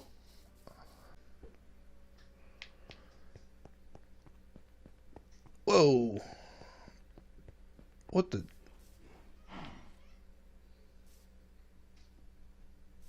Okay, that went way far away. Alright, before I exit the world and keep chasing it down, we're going to go to a different part real quick. We're back in the quadrant here that still needs to be torn down. This tower of dirt is where, like a year or so ago, I went into a creative copy of this world, found the end portal, and just marked it here. So originally on Legacy Console, the end portal was here, but if I throw this, you can see it still points me way over there. So first what I'm going to do is I'm going to dig down here, and like the end portal is like directly under here, so I'm going to dig, you know, over here somewhere to get down to that area, and we'll see if it's actually still if there's still one there or not. I'm guessing there's not, but I'm very confused why, because once again it's not supposed to change worlds around. So maybe because I made these Eyes of Ender today, it only points to ones that, you know, were Bedrock. I don't know. I'm gonna dig down here because while I could go chase the end portal down that way, I prefer not to. I also prefer to keep it in the central section. So let me spend some time digging here and we'll see if we find anything. So yeah, I found this right where I had it marked. That's one. Number two, I'm going to show you how, if you haven't watched at the beginning of the series, I still don't have any deaths after 2 years. We go to here. We go to here. And we go to here. I'm no fool. Well, okay. Let's not argue that point too much. I have not been down here. I will light it up as I go. And I forgot what the coordinates were for where the thing actually is. So we'll just search out like we normally would do.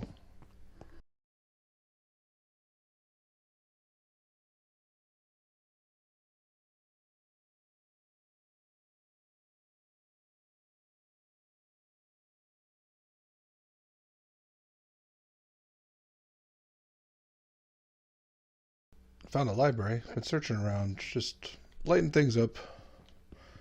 Boop. If you use shears, you can get the actual cobwebs. Right now I'm just trying to walk through and look for chests. I've opened up 2 chests so far. They've both kind of been disappointing, not in the library, but just in general. It just pickaxe, an ender pearl, iron and gold. Boring. Okay. so this doesn't look like it has an upper level. There should be paper, maybe some empty books. Oh, hey. And Deb Strider 2 and Fortune 2. Not the worst. I'll take the compass. I should... Nah, I shouldn't. I'm leaving all this stuff here. In fact, I'm going to leave that here. I'm going to leave that here. I'm going to leave all this junk here. I'll keep the dirt. Alright.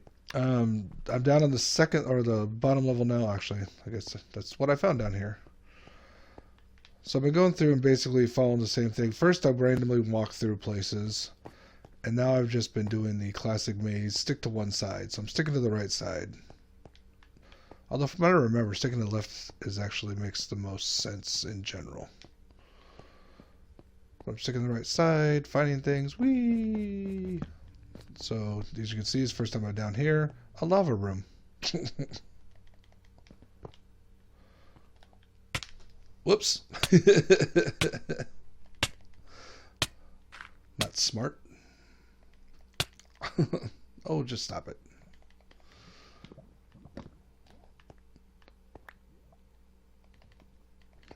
Okay, don't just walk into lava rooms, no matter how cool they look. Chest through here. Here's how spooky this is. I'm in peaceful, and I still got chills. Of course, I was also just on fire for a bit, but who knows. Since this series is wrapping up, I've been thinking a lot of the next series, and in that one, I think I mentioned before, I pretty much planning on dying. There won't be any peaceful, there won't be any, avoiding the nether as much. Enderman, please? Anyone?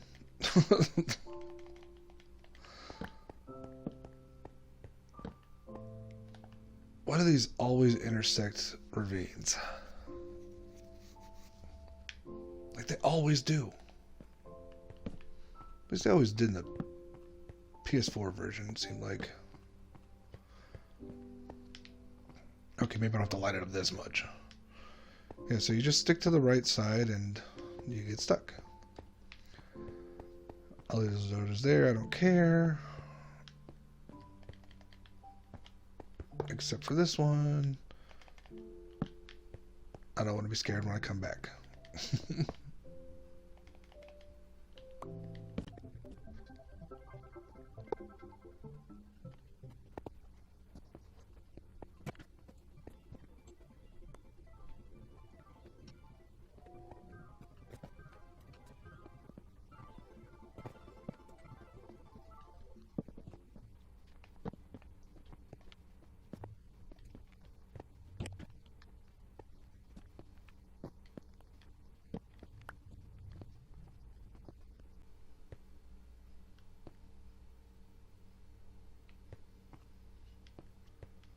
Back to where I dug in. Following rights up and down stairs. Did I miss it? Maybe I should go back to the left.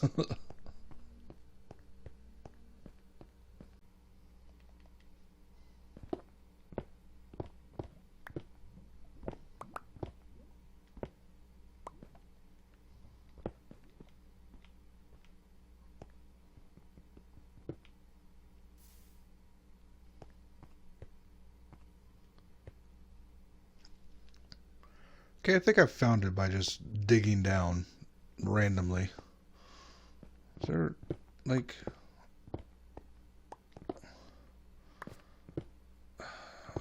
I hate when these things don't connect.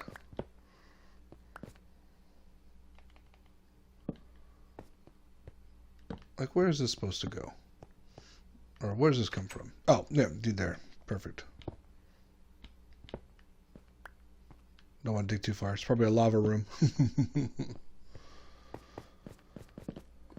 Okay, here's a stupid thing. Oh, I've got you now. Okay. Do I have any of these? No. And there's one ender pearl in there.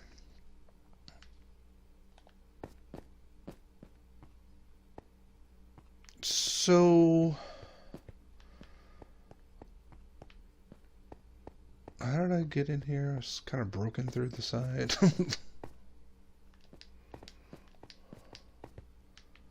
This really doesn't connect anywhere. Look at this. Kind of saw it from up there, dug into the side here.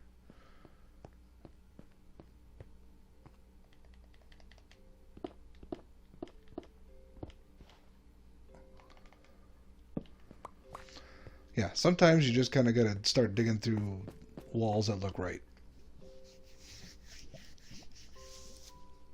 So what I'm going to do is sometime in the near future, we'll come down here and actually go through the end portal. But for right now, I'm going to make it back upstairs, up to the land of the living. Have I mentioned how much I hate snowy biomes? But I'm out here, I'm out of my walls, out of the safety of my walls. Now that we found an end portal that shouldn't exist according to these Ender Pearls, Eyes of Ender, I'm going to always get that wrong, just FYI. We're going to try to find the one it's sending us to. Oh, so we don't have to go that far out. So it's almost straight. That's kind of weird. I would think it'd be off kilter. So we're going to do it the classic way. You throw one up, you kind of know where the direction's going. You notice it didn't go that far. Go a couple hundred blocks. What we're trying to do is we're going to triangulate. So we go far enough where we throw it, it goes backtracks, it goes to the side somewhat, and we get an idea of where we're actually heading. So if I throw this, you see how it's still going that direction? And no, I'm not very far away. We keep going this direction. And let me go a few hundred blocks, and we'll just do it every time. And yeah, in these open fields, it's easier to do this. Once we get to the trees and that mountain gets in the way, sometimes it gets hard. It gets hard because you can't see where the things are.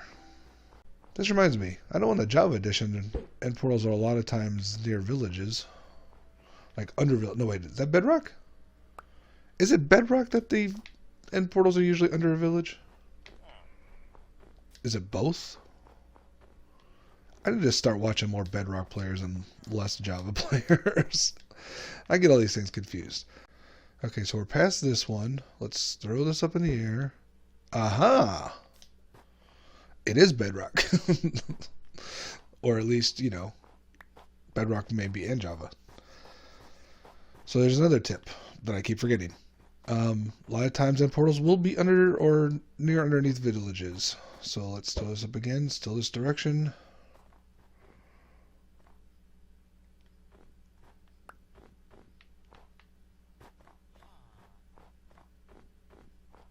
Let's see if I can safely make it down here.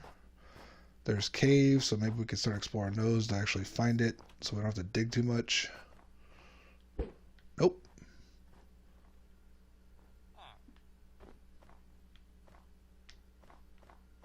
Where'd it go?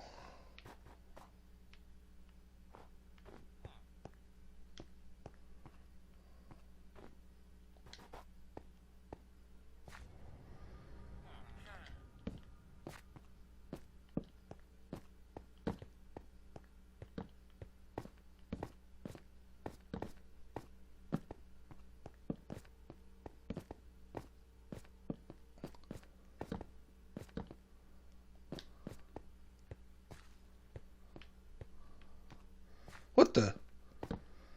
Okay. Okay. Okay. While I will acknowledge that what are these things even called? These structures are often intersect with caves. I would not have guessed that would have actually happened.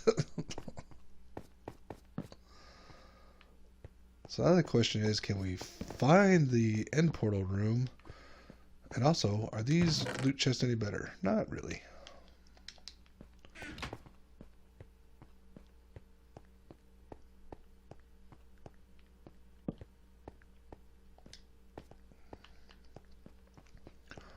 Okay, I'm going to go back, hopefully, to where I started, where I broke in.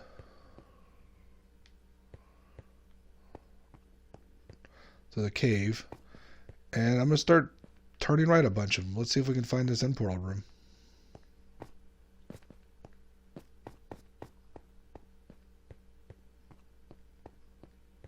Oh, well, that was easy. I swear that I did not do this on purpose. This is not a setup. This just happened. Oh, and sure, the one I don't want to use already has three in it. Well, anyway, that's how you properly find one of these things. And we already saw how to explore one. So, well, now you're experts. Go out, get some Eyes of Ender, which you need Ender Pearls, which means you need to kill Endermen. And also you need Blaze Powder, which means killing blazes. Search your world for them, follow them along, and you too could find an end portal that you then run away from. Wait, I mean, so you can get into the end and get all sorts of fun things. I will say that, yes, I do remember from different worlds I've played in the past, a lot of times they do intersect caves, or very come close to intersecting caves. We saw that the one that intersected Ravine. So, and then stick with villages. So, find a village, find some caves, start digging around. Maybe you can find it without Ender Pearls or Eyes of Ender. That'd be weird. Let me make it back to home base. Once again, as the day fades on us and I'm running back to where I live. Oh, just like being a kid growing up. The streetlights are coming on. I gotta race home. We come to a close on another episode. If you made it this far, thank you. As always, like, comment, subscribe. I'll talk to y'all later.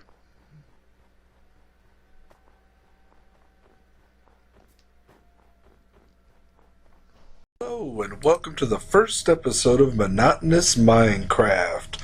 Hello, everyone, and welcome to Monotonous Minecraft, episode 10.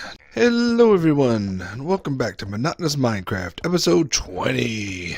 Hello, everyone, and welcome back to Monotonous Minecraft, episode 30. Hello, and welcome to Monotonous Minecraft, episode 40. How's it going? Woo! Why am I doing this voice? Hello, everyone, and welcome back to Monotonous Minecraft, episode 50. Hello, everyone, and welcome back to Monotonous Minecraft, episode 60. Hello, everyone, and welcome back to Monotonous Minecraft, episode 70. Hello, and welcome back to Monotonous Minecraft, episode 80. Hello, and welcome back to Monotonous Minecraft, episode 90. Hello, and welcome back to Monotonous Minecraft, episode 100. Triple digits. Woo! Hello, everyone, and welcome back to Monotonous Minecraft, episode 110.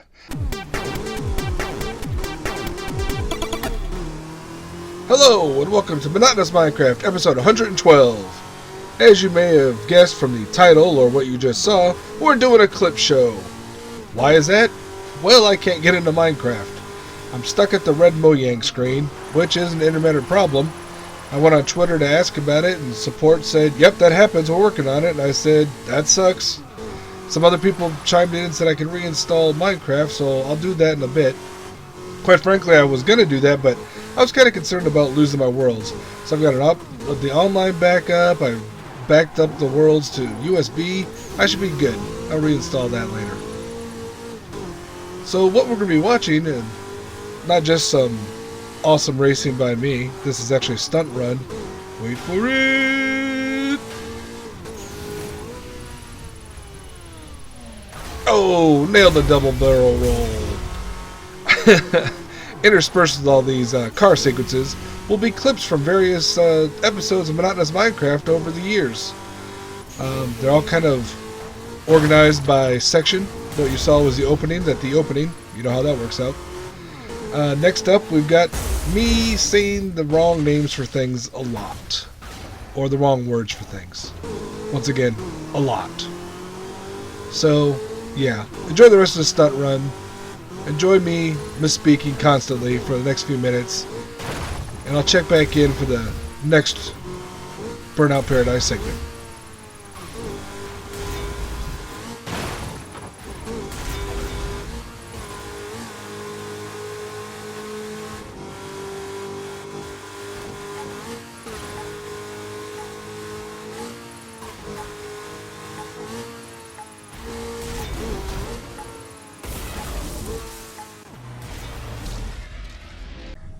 Looks like a forest fortress. Is that what they call it? We'll get a XP farm going up. We've got that skeleton farm, or skeleton spawner that we found on the one of the first episodes. Right now I've got 25 blaze rods and 4 glowstone powder dust.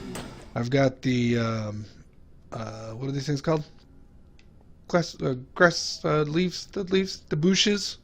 The bushes, as Corella says. But I wanted to bring up a comment I got from Ivan Rodriguez. Wow, sorry, man. Ivan or Ivan. So in Russian it'd be Ivan. Americans use it Ivan. Rodriguez. Oh my God, that's from WKRP. Everyone's been talking about the Thanksgiving episode. Chai Rodriguez. That's what Les Nessum said. Tear down this old jungle thing. Ruins? What the heck they call this? Whatever this structure is. With the that the water things will go on. Water. What do we call those? I don't remember. The moving water to push all the stuff over here. Remember to do the water paths, troughs. I still don't remember the term. I mean, we use it I use it all the time. Anyway, like I said, I'm assuming they work fine on a world that was completely created in Bedcraft and Bedrock for the PS4. It's amazing that I can sit down and do these videos and make my way through a bunch of terms that I should know by now and still can't manage to say right. What are we working on this time? Oh, it looks like our race. This was hours and hours ago. I have not done a live stream of this game in probably over a year. Mostly because my wife kept complaining that I was kicking everyone out of the living room at 8 p.m. on a Monday. Wah. That's fair. So, the next segment we've got coming up is a collection of what I like to call the failures and successes. I mean, games in general, and Minecraft, see, I still can't speak. And Minecraft specifically, you do things. Sometimes they work, sometimes they don't. We've got a big collection of me having a lot of things that don't, and some things that do. Sometimes there's a little more excitement involved, sometimes the excitement is not necessary. But we're almost at the end of this race, then we'll see those clips.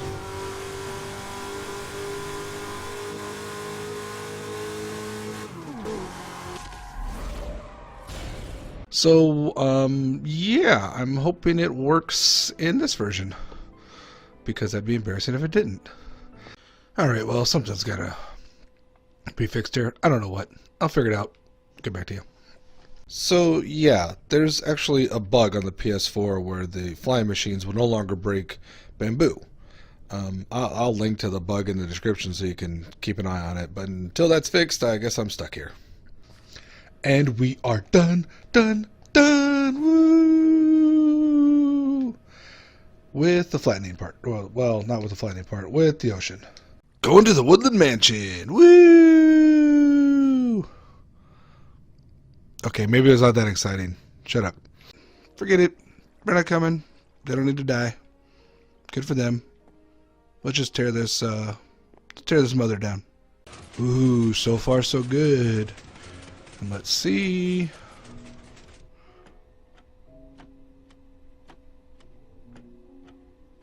Alrighty then. Here it is. And that should dispense it into... Does that not work? I thought you could dispense it in a dispenser.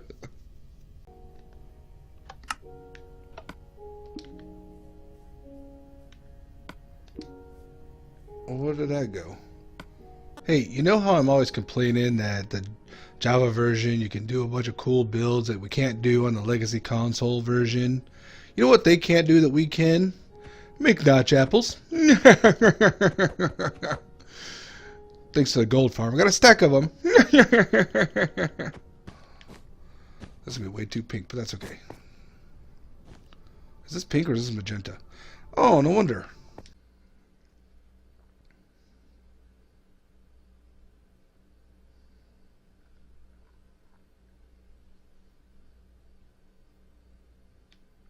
just stays frozen, doesn't it? So now is the moment of truth. 4 layers, break all this ice, should fill this up with water.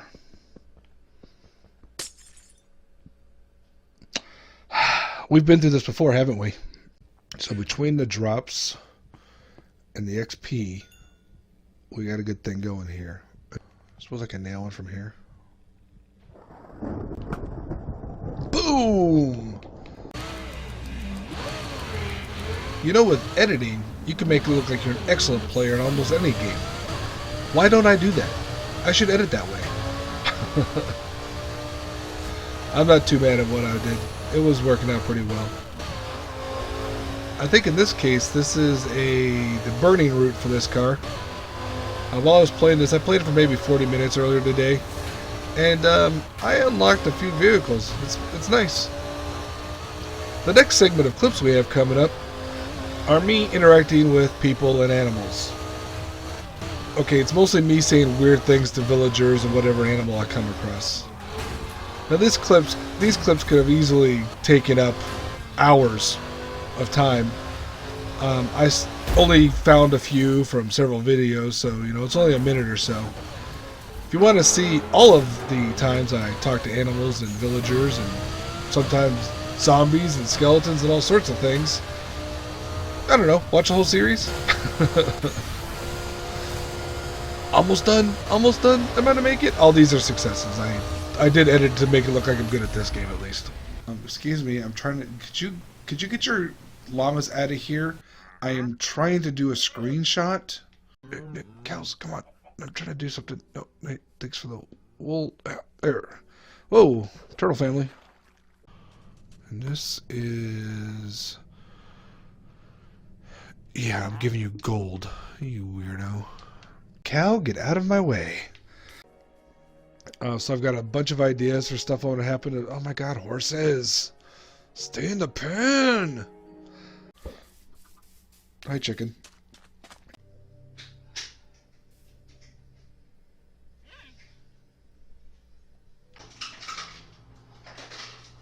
Into a zoo for villagers. No, not like a village. We're not putting you in cages. Don't worry. Although, why are they all staring at me? Guys, you guys are creepier than real cats. What do you think, guy? Yeah? I don't know. That sounds like a terrible idea. What do you think? Carrot? That's what you think? Give that guy a carrot. These guys are all jerks. Cow. Donkey. Yep, I'm still doing it. I probably could have done that entire clip with nothing of me saying donkey to donkeys. I say it even when I'm not recording. I can't help myself from saying it. I'm sure there's been a couple times I've managed not to say it. Well, we're on our last driving segment. This looks like another burning route for the Inferno van. This thing just plows through everything. It's kind of nice.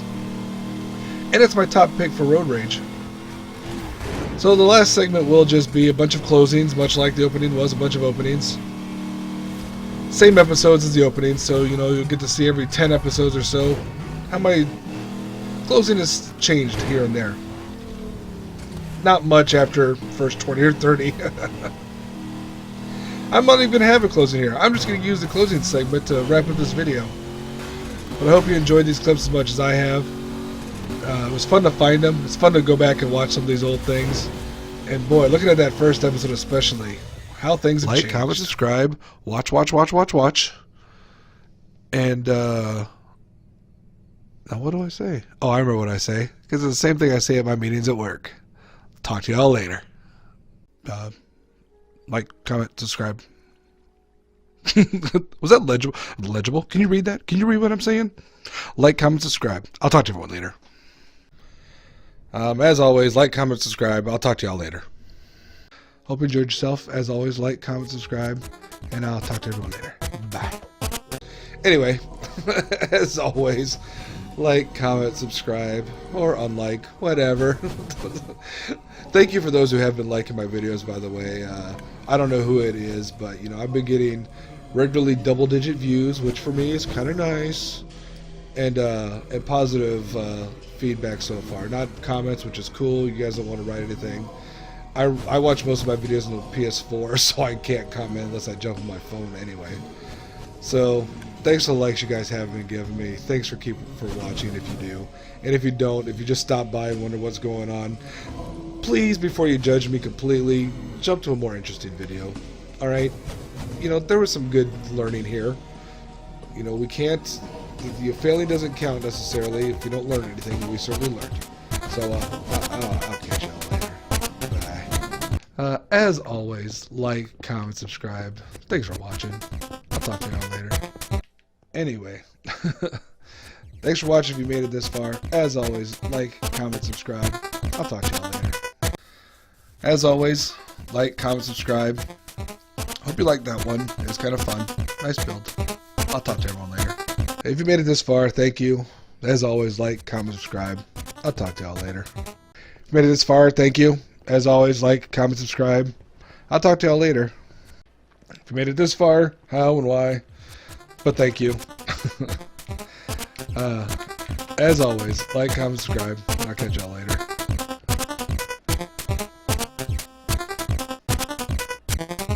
From above, this looks less like a smoky fog effect and more like dirty, gross water.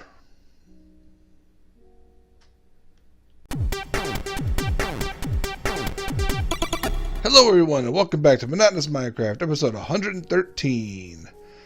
Today, we're taking a break from taking a break, and we're going to build a transportation system. And as this banner hints at, a llama-based transportation system. Full credit, I'm completely stealing this idea from Isco85. He did it in a few episodes of Hermitcraft ago. But I'm not going to have my llama underneath the ground. But I did test it out. You can put a llama in a rail cart and then ride the llama around. So we are going to build a massive rail system. Let's look at the map actually. Since I'm here, it'll go from the central base all the way around this, all the way around here, which is about where the nether portal is for our piglin trading. And then it'll come in past our massive, what's that thing called? That storage thing? The storage silo? It's not really a silo. It looks more like an old factory. And then it'll come through here, which is between two mountains right now, to our end portal, which is there. And then it'll come back around the way we just walked.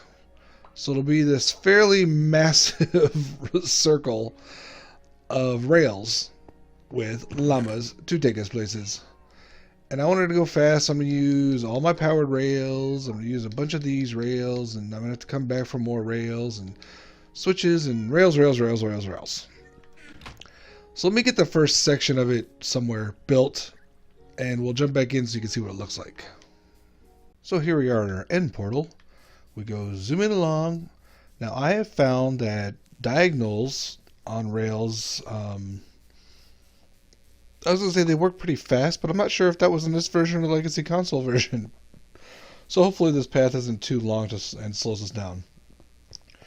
And then we'll have powered rails every, 1 out of 3 sections, I think. Whoosh, llama. It will keep on building and building and building. As far as I know, these are all the rails I have, so I need to raid my gold farm, I need to raid my iron farm, I need to raid my tree farm, and then find some cobblestone around, which I've got everywhere. So let me build one loop of this. Let's build the inner loop all the way around and see how long it takes us to get around. I tamed this random llama, and now let's take it to the track I built, which is over here. It'll probably take a while, especially because that's going to keep happening.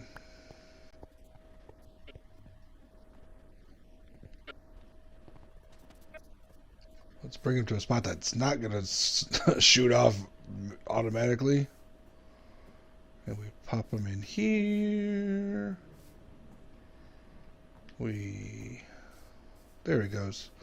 And now we can jump on. Unless...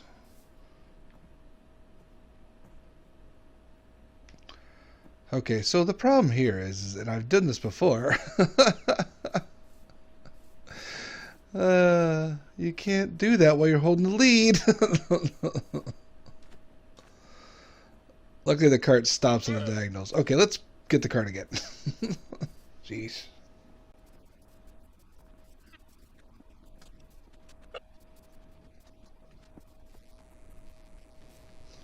Okay, there we go. In the right direction I am. Eventually this thing will pick up. Should have done it nearer the end. No, no, no, no. You don't go that way. You go this way. Now I'm hoping, and this will never work, but I'm hoping it'll just keep spinning around the entire time so I don't have to catch up. Uh-oh. Now I got it far too fast. Too fast.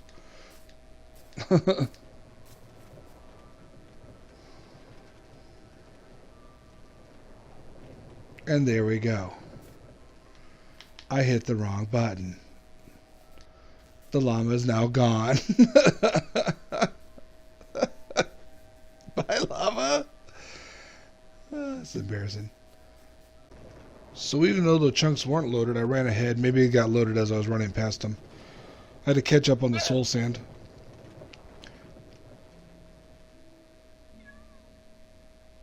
Oh, that's freaky looking.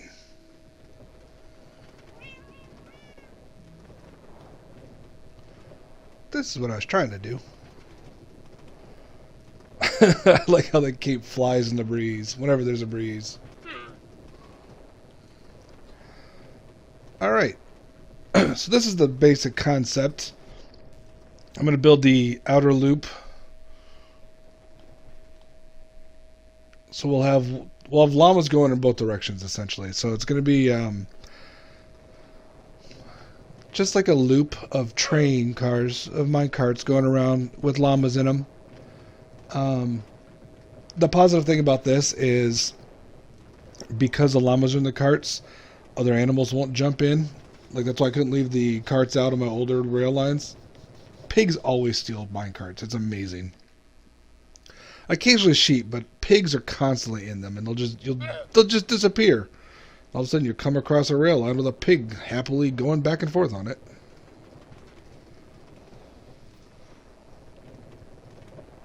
Hi, horse. Okay, before I jump to finishing this rail line, quick mention about the last episode, the clip show. As far as I know, no one's watched it yet except for myself. I think it's a really funny episode. If you hear this, give it a shot. There's nothing to build, there's nothing spectacular, but it's a funny clip show. I always like clip shows. Oh, look at these fast go. Go fast.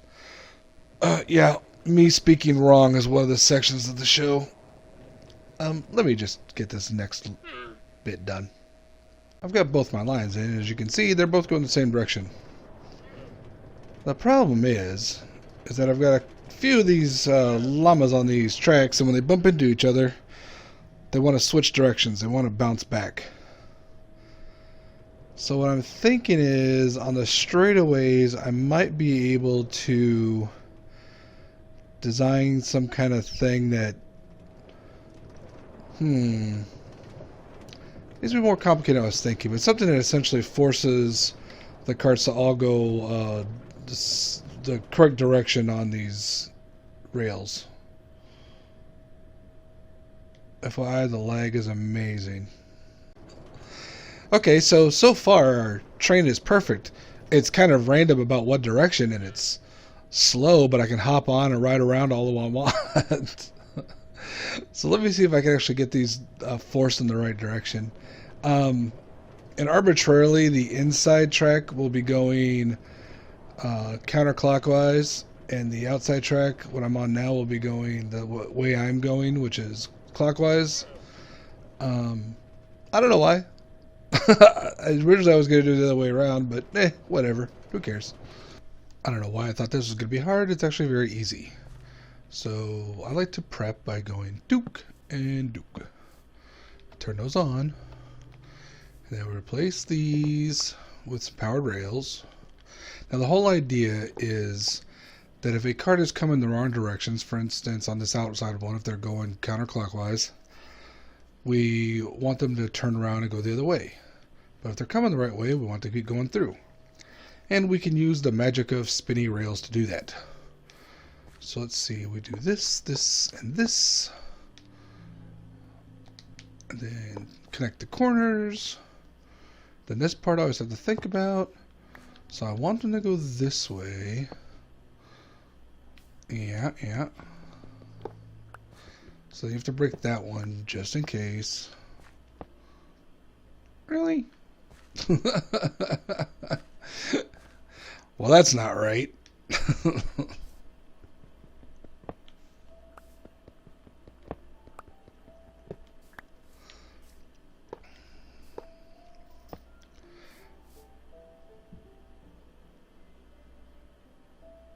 I built this backwards. Okay, so it's been a couple of days since I built the last two of them, so they're a little iffy. That goes there. I hope nothing falls on my head and kills me.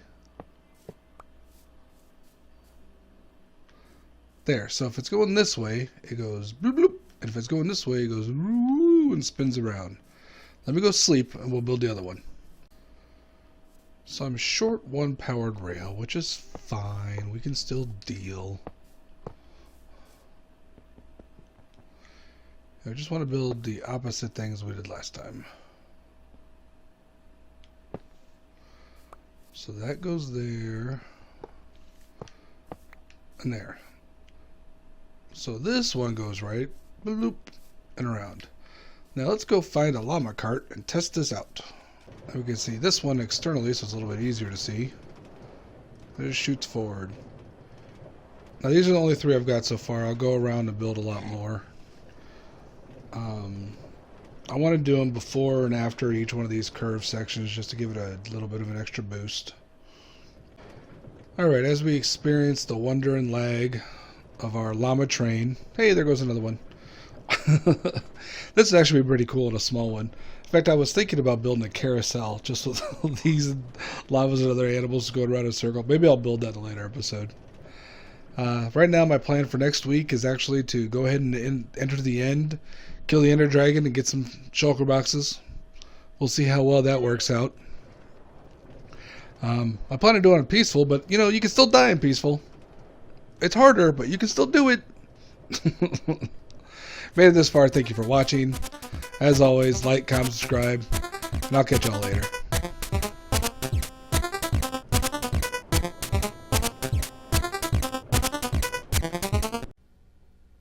I'm probably ready for this, right? Right, yeah, I'm all prepared. Nothing scary at all.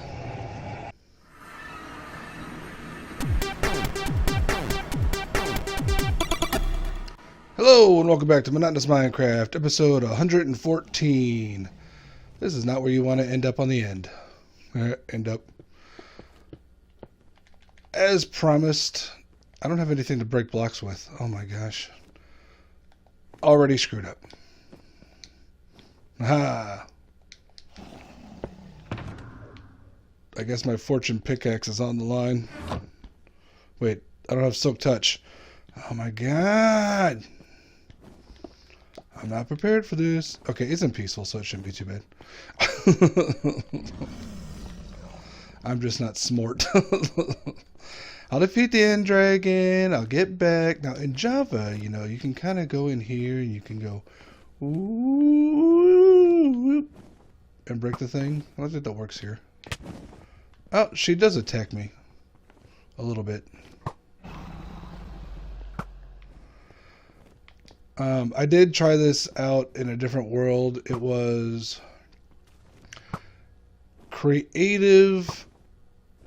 I probably should have done that. It was creative.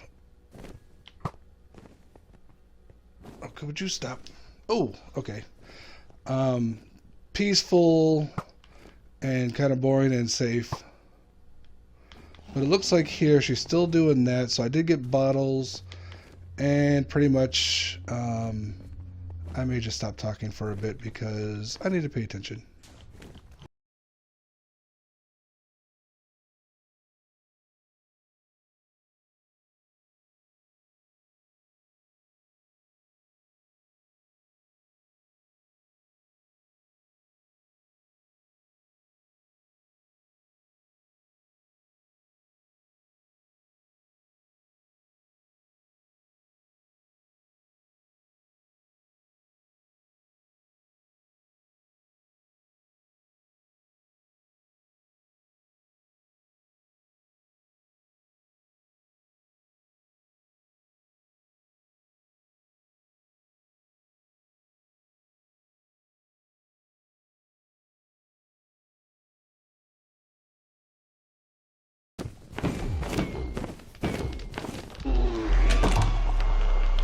Ooh, doggy. Okay, so I wasn't in very much danger, obviously. But it was still a little more stressful than I thought. And at some point in the future, I look forward to, you know, actually fighting her in a fair battle. Not really. I don't look forward to that at all. There's our end gateway. Let's go get some more of this dragon's breath. Whee! Whee! Whoa.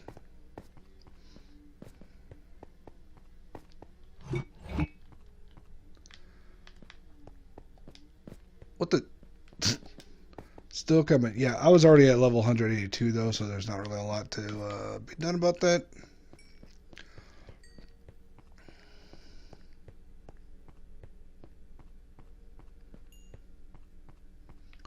And let's totally get this dragon's egg. What? I was messing with you. Of course I know how to get this.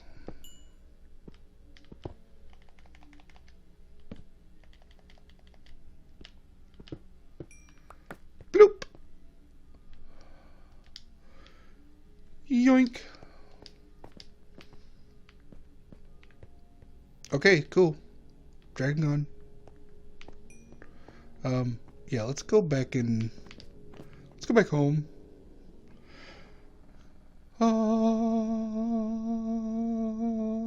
I thought about doing that the entire time during the credits, but I think not.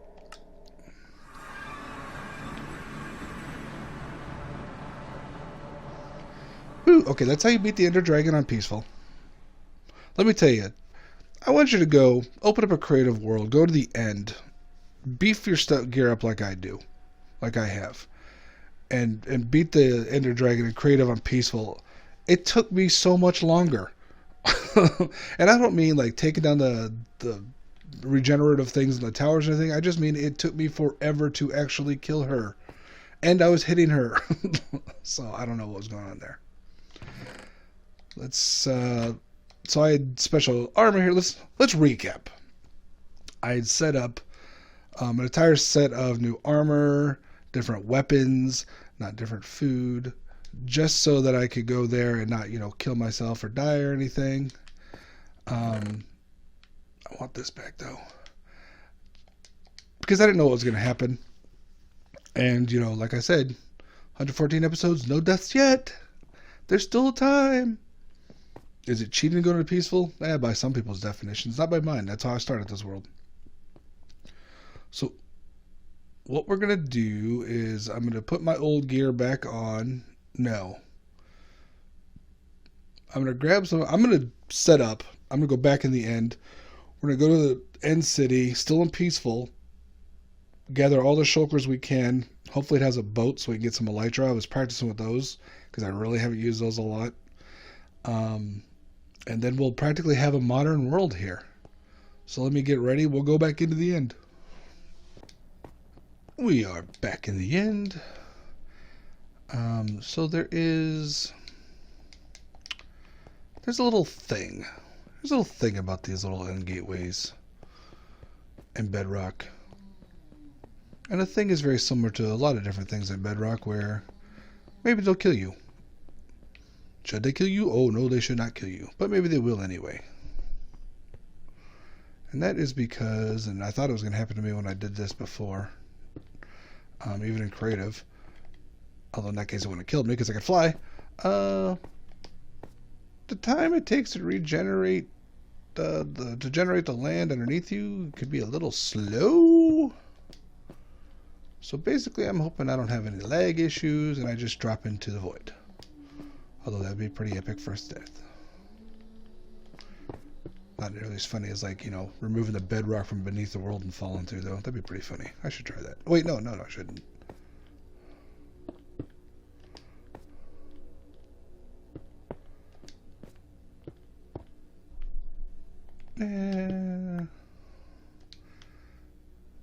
Nah.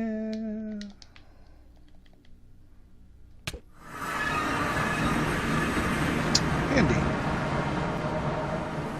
I mean, I'm glad to see the city's right there. It looks like there's a boat there, but, you know, maybe not put me on top of it. Ow. Chorus plant. Now, I want to get some of the things from the top so I can grow my own.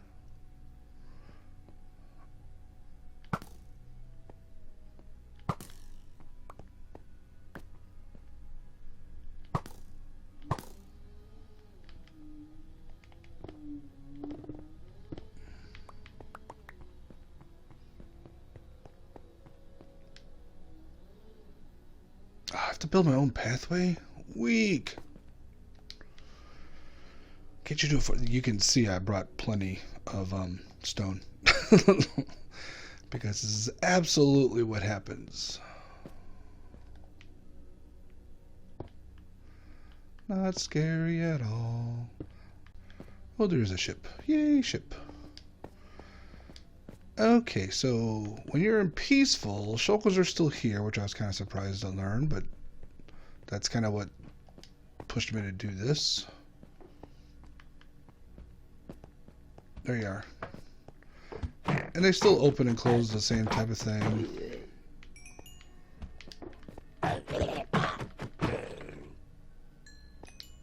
And despite my looting sword, I'm not getting any shells, so that's awesome. This is looting, right? Yeah.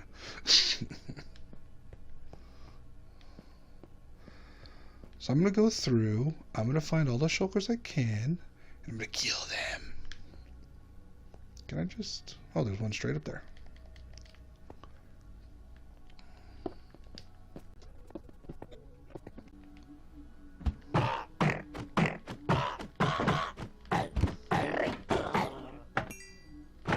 Oh, hey, the double problem. Yeah, we finally got our shulker shells. Let's see, I gotta get the dragon head, I gotta get this. I gotta find the shulker that's up here, spitting at me.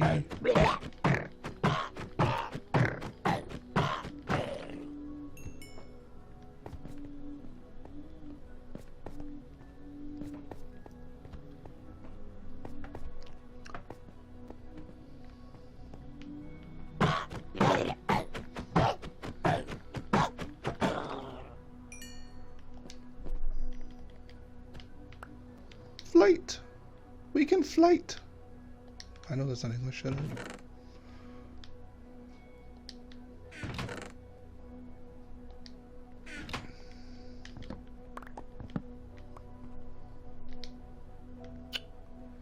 I'm like, did I bring any wood so that I can make a crafting table so that I could get a shulker box? No. But thankfully, I'm not completely useless when it comes to Minecraft.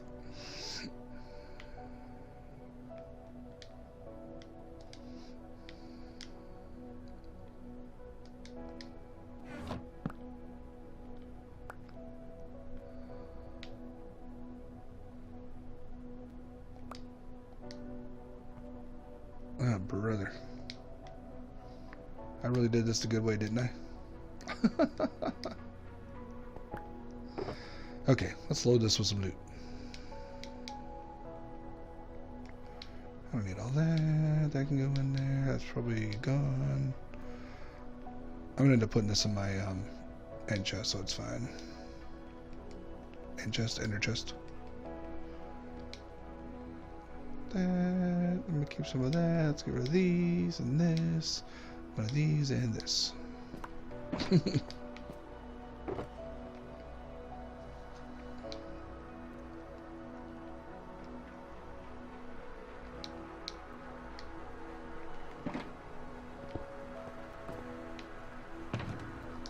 Yeah. Bloop.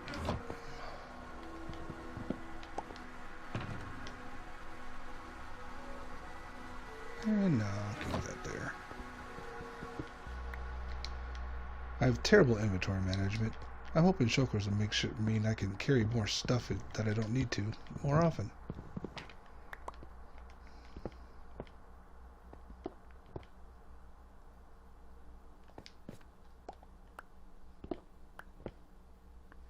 The head's out here, right?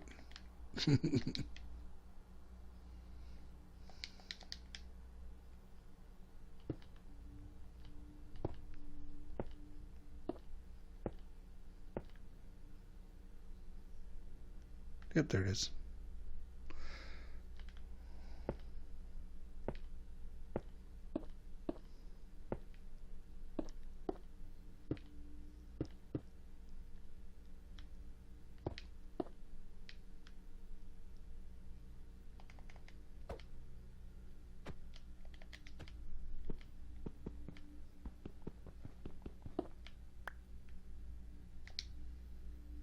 Head. I know it's usually obligatory to immediately put the head on you, but I'm not doing that yet.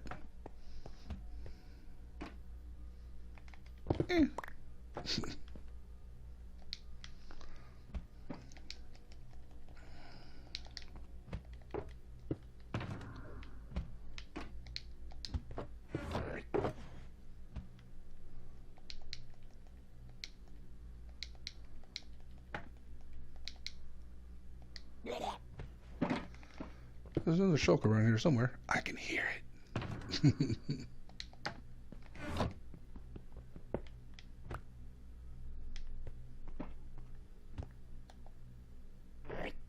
Oh, there it is. Come here, bud. No, don't mind this. Just trying to clean your teeth. You sound like you got a little spittle. Want to make sure you're okay.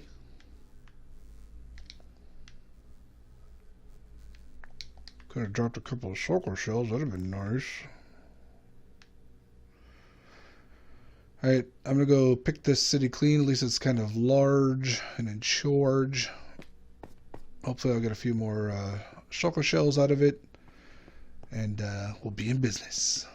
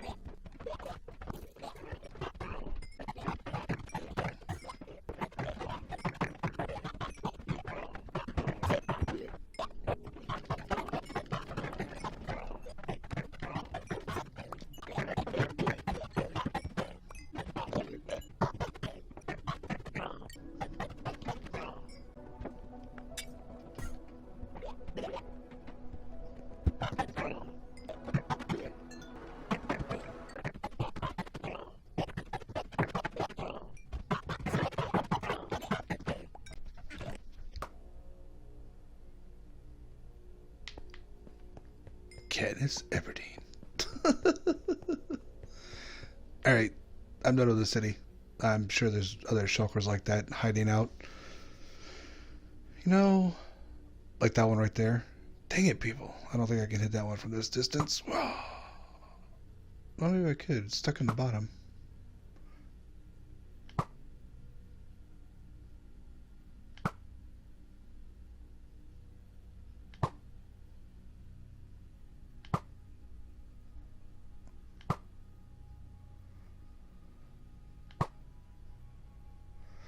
Did you know that bow aim isn't just a matter of where you aim it?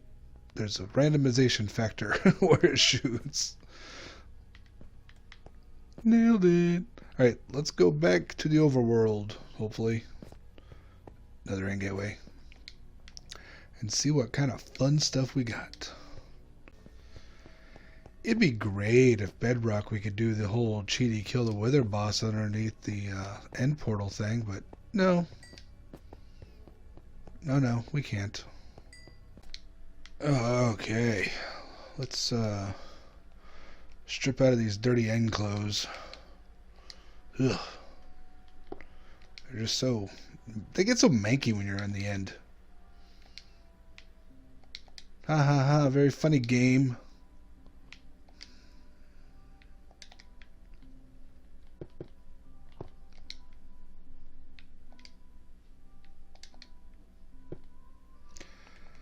And put the sword back in there. I mean the end stick back in there.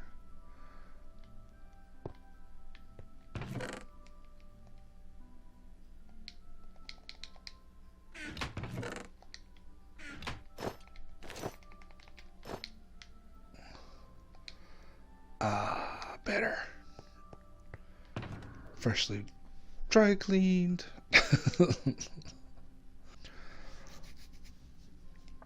So I got a whole bunch of stuff I don't really need. Diamond helmet mending. That'd have been nice before I made another diamond helmet mending. A few diamonds, a few gold, a few blocks. A lot of cursed items. 20 shulker shells there. Shulker shells. And so 80 plus the 4 I made there. So 84 shulkers in the one city. It's pretty good. I'm pretty sure I missed some. Probably lost some. A little bit of chorus flour and some end stones. I can grow some more. And with chorus, I have to think of it. Because the end rod you can make, right? With chorus fruit and blaze rods. Basically, I just grabbed whatever I grabbed. I didn't need any of that stuff. Oh, wait. Dragon head. Dragon head. Now that I'm nice and safe. Woohoo! Finally remember the Dragon Bros. One season too late. On a server I'm not invited to. Woo! Okay, you know what? We're all honorary Dragon Bros. Let me get in close. That's a little too close. You, me, everybody. We are. So be a Dragon Bro. This is the way of public transportation. You know, you build the infrastructure and you just have to sit and wait. These are not my llamas. I went down, broke through the ladder, and it was super bright under there. And then I was like, oh, wait.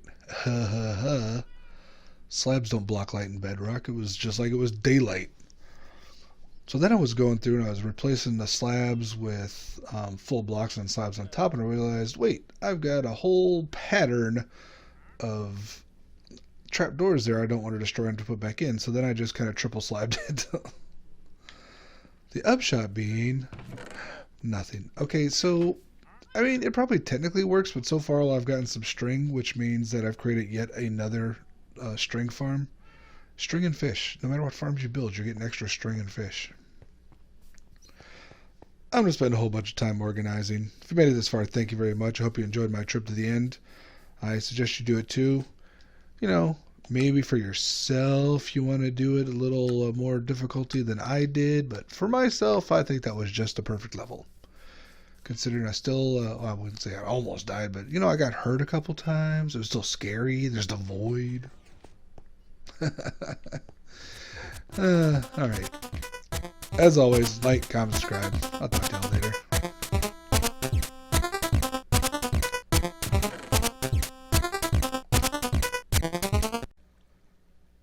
If this doesn't work, I'm going to be real embarrassed.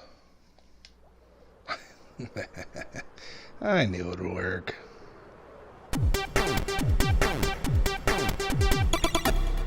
Hello and welcome back to Monotonous Minecraft, episode 115. I was gonna wait to use the elytra until I started recording this week's episode, but I spent a lot of the last week and a half just flying around my world. And you know what? Because our world is so small, you can just about glide from one end to the other just on one use without rockets. Now here's a fun trick. Look, it's an X-ray glitch. like everything else in Bedrock, or at least on PS4 console, if you're quick enough, the chunks won't load in a timely manner, and, well, X-ray glitch galore. I've been playing on a small monitor, so now I'm actually on my TV. The sound is kind of crazy. I didn't know Elytra had whooshing sounds. I'm gonna legitimately try to use this as an X-ray glitch. It's too creepy. It's too creepy. I don't like it. Let's get to this week's build. I'm scared. Okay, I haven't fallen out of the sky or anything yet.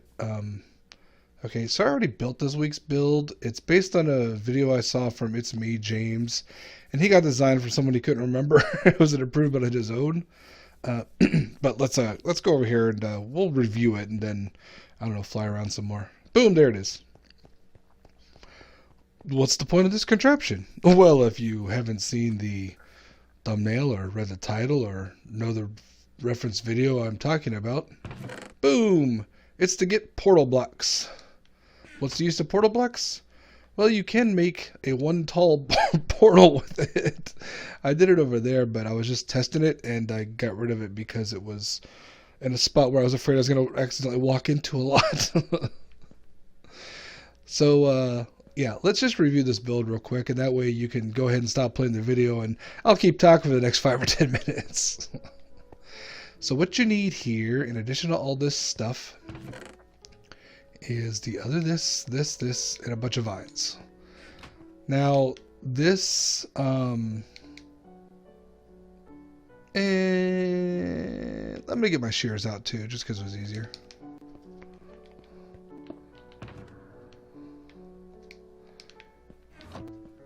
And I'm also going to sleep before I go through this, just because it's easier. So the way this works is complicated. So we're going to flip this switch. That takes this redstone here. You don't have to have the lever way this far away, just a little more convenient so you're not walking around so much. To this block, to these 2 sticky pistons, which push these 2 blocks here. These blocks can be anything you want. I just always carry sandstone. And then, once you got the block, okay. So the first thing, you don't really do that. The first thing you do is build most of a portal. You put your dispenser here with flint and steel. These were brand new when I started. This process isn't always the easiest. And for some reason, Endermen love this place. Probably because there's caves underneath or something. Anyway, there's 2 of them over there. So just build this. They're distracting me. Okay, sorry. So most of a portal, 2 blocks, dispenser, observer, this block, redstone connected to it. Then this thing here, keep this block up here. And despite what Waddle says, the corners are optional. Alright. If you don't have this block, only the bottom one will work, so do 2. It'll light up both, or connect them both. So then we... You know... Whoops. And then we fly away. So the stupid Enderman despawn. And don't punch me when I'm trying to look at things. Apparently you can build Elytra launchers. I just run, then double jump, and as a double, let's see now, I jump once, then tap the X again, which gets me into glide mode, and then you hit the rocket and you're fine. So it's a little inconvenient from a standing point. I think I've done it just walking, but running makes it easier. Okay, now that interlude is over.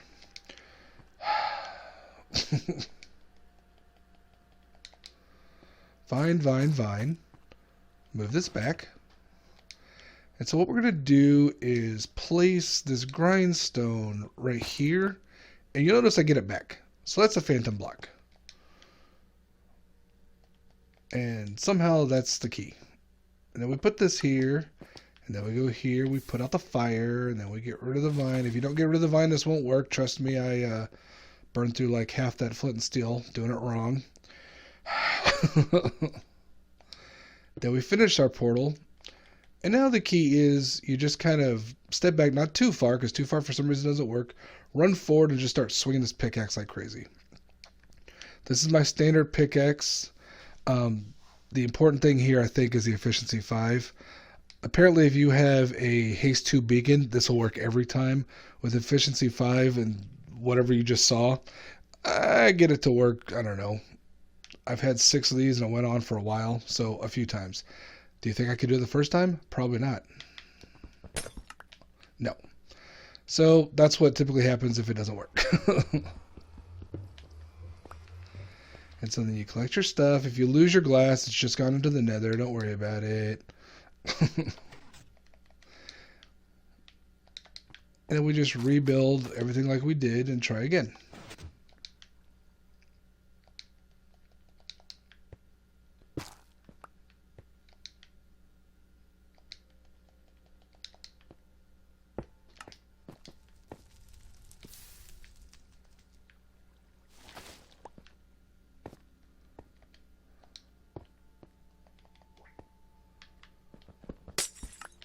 Dang it.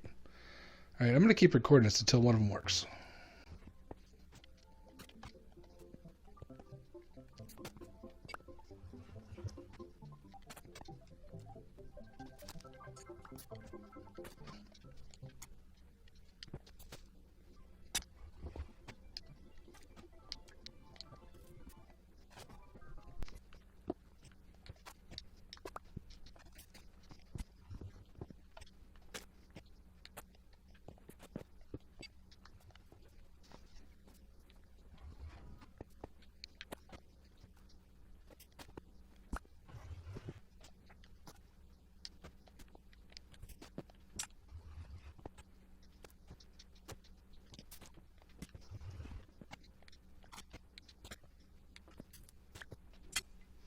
Finally got it. Let's not talk about how many vines I used. So yeah, what can you do with it? You can place portals somewhere. Now the last time I placed a portal, I had to use water to get rid of it. And I don't fancy going to some random spot in the nether, because as we all know, afraid of the nether. So let's do the time or forget. No, wait, no, that's not it. That's not it. Ooh. Okay, this is close enough.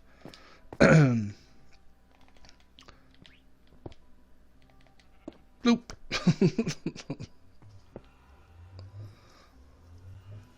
Nether.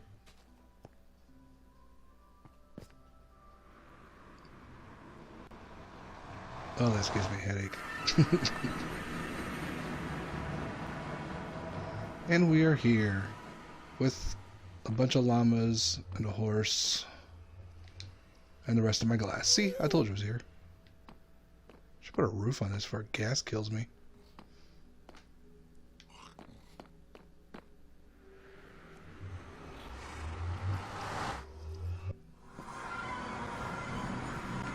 Woo! I don't know if it's worse than Bedrock or what, but it didn't seem to. I don't remember being that bad before. And so now, to get rid of it, because you can't break it, can't put a block on it.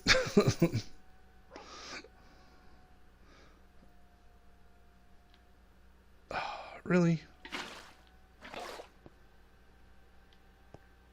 And apparently,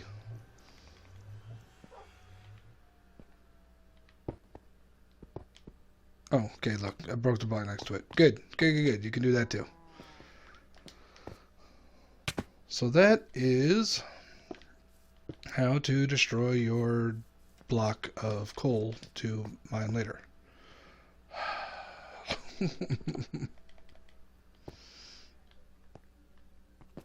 What is going on here?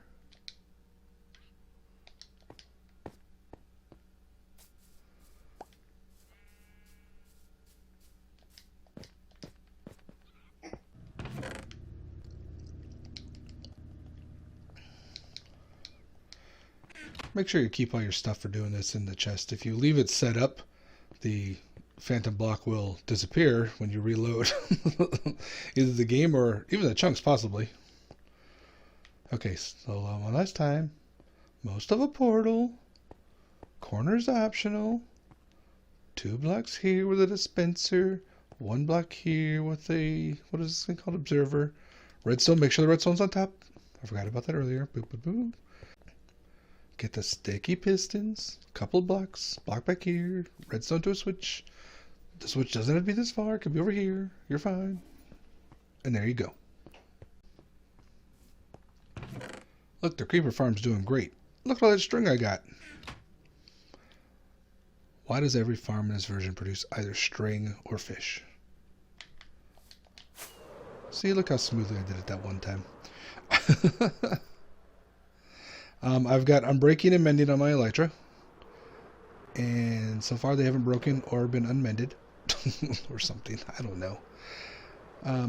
Flying around, it's been nice because well, it's not even just flying around. The shulker boxes I've got 1 filled with rockets. I've got 1 filled with TNT, and I got 2 filled with gunpowder to make more rockets and TNT.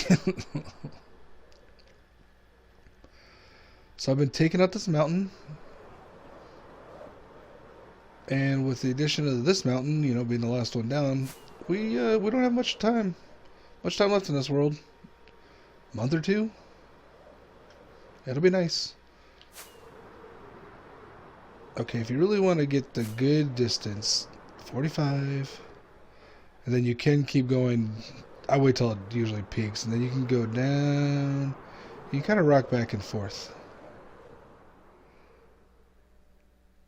Yeah. I'm not over land, I'm scared.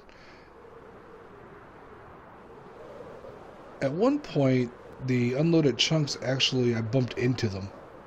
So that was real fun. Typically, I don't even bother using the rocket, more than 1 rocket at a time. I just lift off, fly most of my destination. If I don't quite make it, just land and walk the rest of the way. Oh yeah, end farm. See, if you cut out, you miss this part. That's the cool part. If you want to get a chorus fruit farm, is all you need. You can't. I mean, they're like a lot of the other farms. You can't automatically harvest them, or I mean, you can automatically harvest them, but you can't automatically plant them. And I put them this low, so I could still use my axe on the doubles and get more things to plant with. So I just do that, and that. See, easy peasy. And then replant. I've only got 9 because that's all the endstone I brought back. I haven't gone back for more. I've only made like the 4 shulker boxes because I don't need much of those. I did make like a little over a stack of end rods that are just in my end stuff box. And that's it. Okay, so yeah. Things I learned about elytra. You don't have to keep pushing forward once you're in the air. I keep doing that. It's really hard to land a very small thing. If you time it right and you have these, I'm not going to try it now while I'm talking because you know I can't do things while talking. If you have the scaffolding stacks, I have occasionally landed on this one by kind of flying in it, and right when I was getting to it, going to crouch. So you just got to stay there.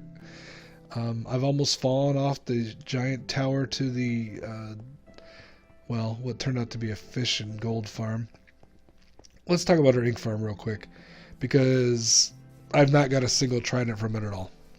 I don't know what the key is to drown spawning with tridents. They're not zombies turning into drown. These are actual drown, but I haven't got any trident. I do have a ton of Nautilus shells, and let me tell you, this is a better gold farm than my gold farm. Forget your nether portal gold farms. Just do a big drown farm. You get as much gold as you need. It's amazing. The next world I have, there's so many farms I'm not going to bother with. First of all, every farm is accidentally a fish farm or a string farm. If you made it this far, thank you very much. As always, like, comment, subscribe. I'll catch y'all later.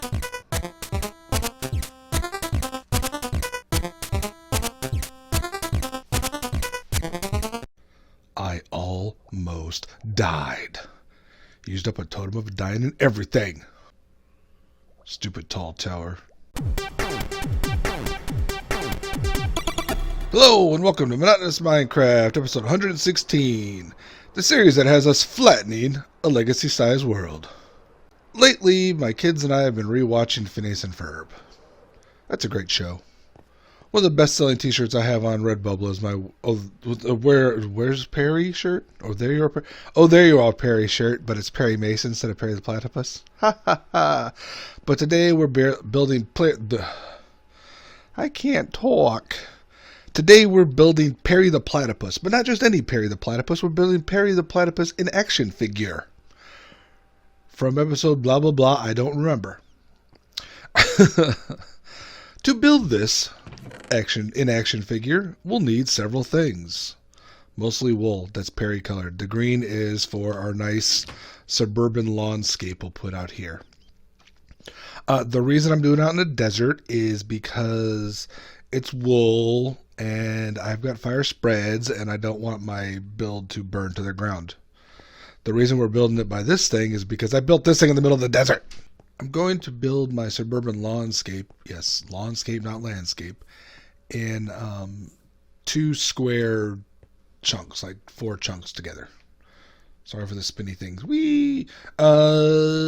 Yeah, so let's get that done. I'm going to do the little light and dark stripies.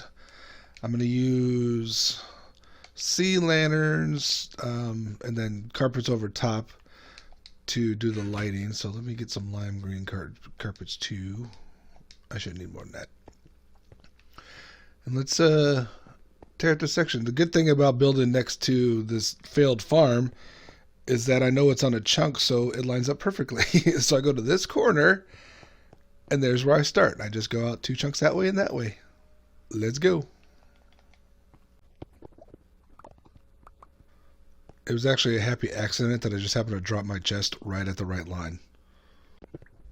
Now that we've got our little dish carved out and our lights put in place, we just start throwing down some wool. So basically we just go up and down, skipping rows. This is a very sing-song. How did I just do that in that game? Right now I'm just doing a dark green. I've got my carpeting here so that when I do a row of the lanterns I can just plop those on and then we'll fill in with the lime green.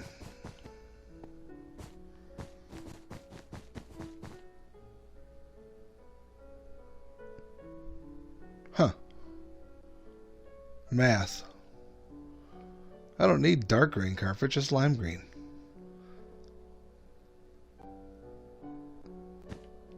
Should have started that color. I got more dark green carpeting.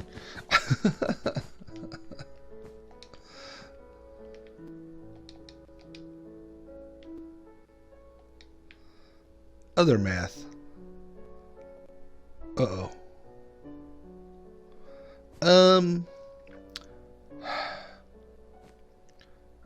I didn't really do the math this time, and it really hurts. So let me go ahead and just put in the little light lime green carpeting I have now. And then we'll go get about 4 times as much wool as I got. Oh my gosh. As I look upon this suburban landscape, I think, oh no, this isn't big enough for the size of platypus I was going to make. Apparently I was picturing Perry like 4 times the size of this. The other thing is, I really wish we had slab wool. I need something between this and this. But I'm not going to get it. Oh well. Wait, I can start, This is what Instamines wool now, right? No. Was that a thing? Is that ever happening? I can't remember. I used to think Shears did it.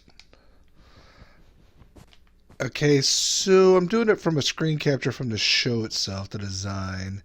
It's going to be chunky because it's Minecraft, but it should do good. Do I want them lined up?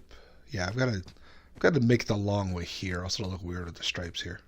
If you want to do this kind of thing, we're making it look less cartoonish. Instead of the lime, I'd probably use grass. That way it's almost the same color. depending on your biome. One of the reasons I did want to use the dark, just use the wolves out here is because there's a biome switch here. It was actually rated in this corner. And I just wanted the evenness of it all. So it's a little contrasty, but I think it still works. So now so the tail, here's the thing. The dimensions of this thing are ridiculous because the tail and the beak are together longer than the body. So I've got to take that into account. So the body can probably be that and that. Arbitrary foot. Okay. And then I'm not going to even look at that thing. I'm just going to, at my reference drawing, I'm just going to start putting stuff together and see where I get. No, because then the tail is going to be too short. So this idea, but let's move it here. Honestly, the hardest part I had when planning this was the eyeball. What I would rather do is kind of like one wool for the white and then a wither skull for the black dot, the pupil and the iris together. But I don't have any wither skulls because I'm afraid of the nether and I've been playing survival, so that's just it. This is still going to be huge. Because the body will be here, there. Let's go for it. What am I doing? I've already got this. So if we start our body here, and it should go here. Now, in case you're not familiar with the show or the episode, I'm not going to describe the show. Watch the show. But if you're not familiar with the episode, it's been a while since you've watched it or whatnot. Somehow they invented a toy. It's been a while since I've seen the episode. The boys invented a toy. It was Perry the In-Action Platypus, and it was just really a chunk of wood painted his color and then add on some orange bits for the rest of them. Is that right? It feels like one too many. 1, 2, 3, 4, 5. No, I think that'll work. So anyway, they just kind of accidentally invented this boring toy that, of course, was the hit of the land because that's how cartoons work. And that's kind of the fun of that show, specifically. See, already, look, done. Can absolutely tell what this is. So I'm going to build up. Now, here's a weird thing. I'm going to build the body up. But the tail goes into it. I don't think the beak does, so I'm not going to do the beak. And originally I was going to plan to not fill this up with wool. It's, not waste the resources. But, I've got a farm. And who wants to switch back and forth between blocks when you don't have to?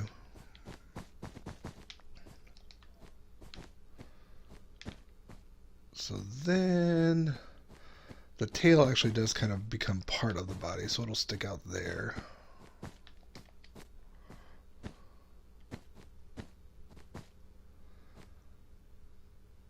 That won't be enough.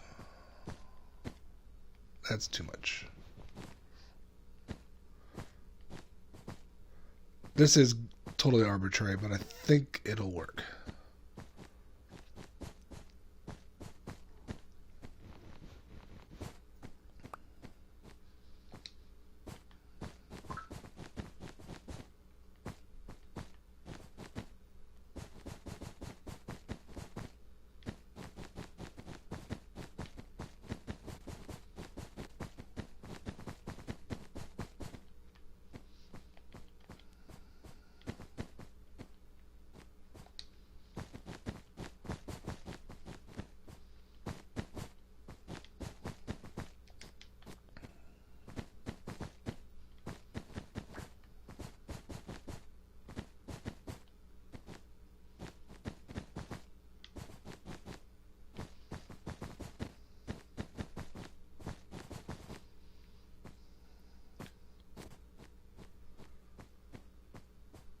Dang it, tail's not long enough.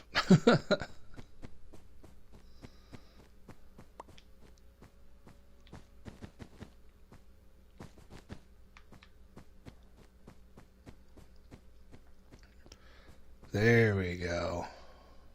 So one too high. I'm totally going to have to reference the thing. I can't build a solid reference. And it's getting dark. Let me sleep. Check out my reference picture. We'll be back. Okay, so I checked my reference. I extended the tail a little bit. We're good to go. So then we do a little bit of a beak. And then we do another one of those, I think. We might have to add one up. And then we really just build this really far out here. Those keen-eyed observers will notice that we're already built off center here. And you know, my feelings about that are tough it out, bud.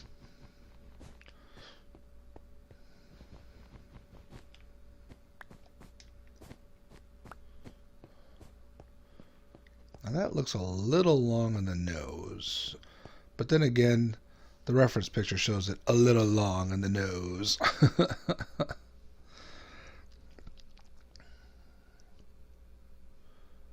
Nah, I think we'll shorten up the nose by 1 and then, yeah, bring up that middle section 1 block. And then we'll figure out the eyes. Let's see there. So maybe the eyes should be 2 by 2, in which case a block in the center won't work. Problems, problems, problems. This is why people there. That'll look better. It's nice and blocky. This is why people not only build in creative, but also at a much different scale. If you build at a massive scale, it looks more realistic. Like the lightsaber, you know, it's still chunky even from this distance, but you get the whole idea. You get all the details in there.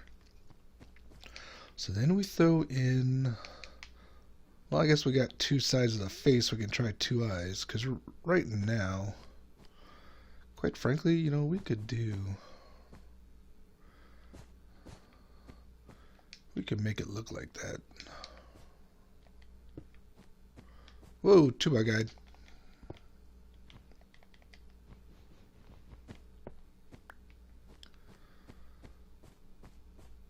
Yeah, doesn't really look right, does it? That's immediately wrong.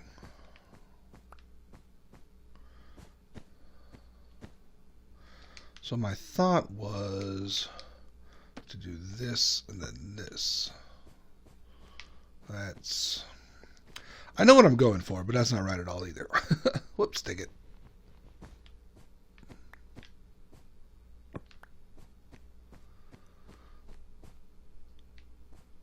I mean, I wish I didn't have the frame, but it does work. I think that's what we're going to go for.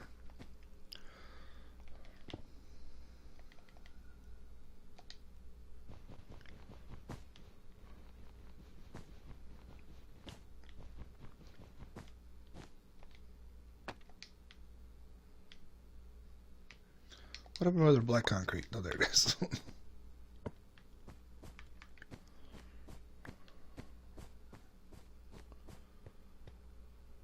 I don't want the beak longer.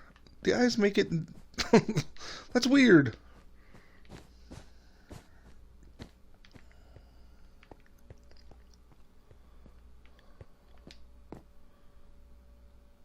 Oh, there you are, Perry. I'm also going to extend the tail. I'm just going to round it out, though.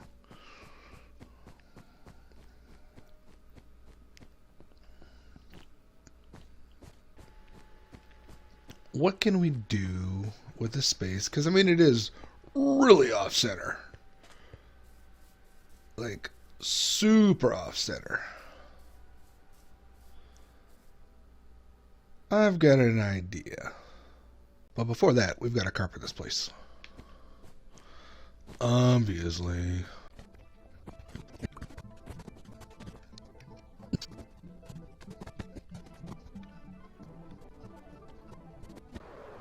Doobie doobie doo wah doobie doobie doo wah.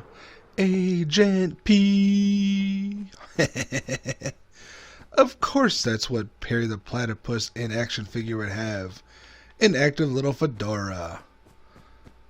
With a hidden bed that I can just barely get to if I jump up and tag. There we go. I need a sleeping spot closer to where I'm tearing down the rest of this world. So there we go. Perry the Platypus in action figure with optional fedora accessory. Because who doesn't like a platypus and a fedora? If you made it this far, thank you very much. If you just skipped to this point, also thank you very much. I hope you enjoy this. Build it yourself. It's kind of fun. The fedora is even easy. I promise. Cat, stop jumping around behind me. Not in here, in real life. Anyway, as always, like, comment, subscribe. I'll catch y'all later.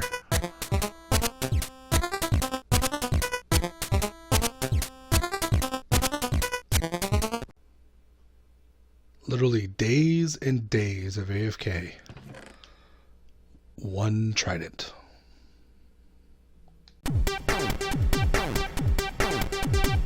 Hello and welcome back to Monotonous Minecraft, episode 117. This is a cooked chicken farm thingy. Oh look, cooked chicken and feathers. This design is by JC Plays. He credited Rogue Fox with some of the ideas. It is technically 3 blocks wide, although you can see it kind of crams into a 1 wide space. So if you had 2 buildings close together, you could totally build this. Well, so what's wrong with this farm? Nothing. You can see it works. It's really easy to build. It's fairly cheap, a little bit of quartz and stuff. But it's boring. Everyone does this. Who cares? We're going to build a one chunk. A one chunk. I can't talk again. We're going to build a very large chicken cooker in this flex chunk. Flex. This is kind of ugly. It actually looks better on the big screen than it did on my little screen. Can't imagine what YouTube compression is going to do to it. So what we have here is the same chicken cooker. Hi chicken, you're about to die when you grow up. Bye bye. And yeah, it's okay. I mean, it works. It's nice. It's compact. This is the kind of chicken cooker most people should be building. But in this world, I don't do what most people do. Notice the flat. So what I'm going to do is take this basic design and expand it. So it takes up essentially the entire space here. Maybe even up to 16 blocks like that one does. 16? Yeah, 16. 16 by 16 by 16. 16 cubed. At least squared with some height. How am I going to do that? I don't know. I've got some ideas. I'm thinking that my chickens will actually be over here. And they'll lay eggs. And we'll shoot them up an item elevator. And then maybe throw them in some water. And let the eggs spin around. Maybe do a big old spiral around. Before eventually ending up pretty much in the same spot to hit the dispenser to get shot out. I don't know, those are just 2 of the only ideas I've had. I'm going to get the first part started. I'm going to do some sort of chicken shooter over here. One thing I don't like about this farm is how it goes under the ground, and yes, I could have built it up taller. But we'll work it out.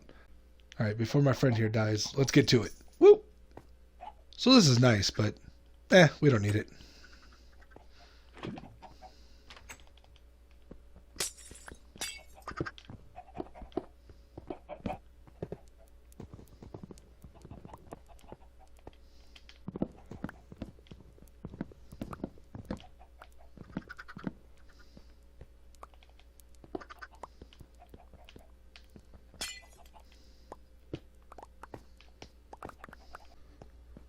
Okay, the first stage is done. The chickens will go in this little box here. The lay eggs will go to this dropper. And when you put a bunch of eggs in the dropper, that turns on the timer. And they go up the classic glass elevator. I thought this had disappeared from Minecraft years ago, until I saw it in someone's recent video. I'm like, that still works? Sweet. So the next step is to take a signal off of this redstone, use a little repeater magic, and send it up here to some sort of sticky piston to shoot the eggs out in whatever direction we want and into the next stage. So let's get these eggs dropping somewhere and figure out the next step. I'm not really great at redstone, but I finally figured it out. So if we put some eggs in our dropper, bloop, Our light turns on. This thing slowly works around because what we want is to make sure that the piston keeps shooting the eggs out after they're done. So we don't want to have any eggs hanging out there. What we'll do is we'll take it down some sort of water track there. So next step done. It's already raining. Let's see what the next the step after is going to be. So far I've just added the little bit of water path. I was trying to do something extra fancy and it failed. I didn't leave myself a lot of room here. So this shoots up, those bounce over there, goes to water, and it just goes underneath the slab on the ice and shoots out the top. And we still get all 16. So the next thing... Oh, also these foxes keep trying to kill my chickens. I don't think I can get them yet, but they keep trying.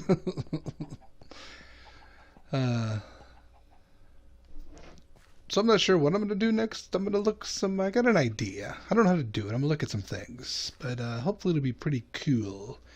Because right now it's just a little bit of water. And it's even the same level, so it's not even that cool. I mean, maybe I could drop it down by one to make it slightly cooler. Meh. Why bother having one path when you can have two paths? Added a little splitter here in the form of a double chest going into two different hoppers. Feeds one dropper facing this way and one dropper facing down. And so now I get to figure out which two paths to get to this spot is. And I also realized that right now I want to get everything to this hopper, but this design would still work, or still be the same.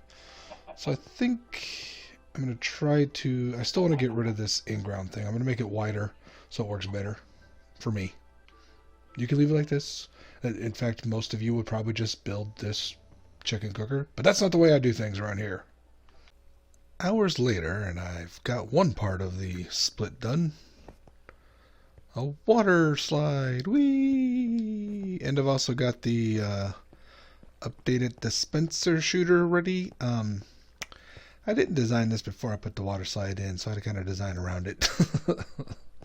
It'd have been better if everything was moved over one block. It'd have been a lot easier, but oh well. This works. Same thing as before. It just reads the signal, beefs up the signal, comes around, moves it, turns on a clock. I had to replace this trapdoor with glass because this one would flap open.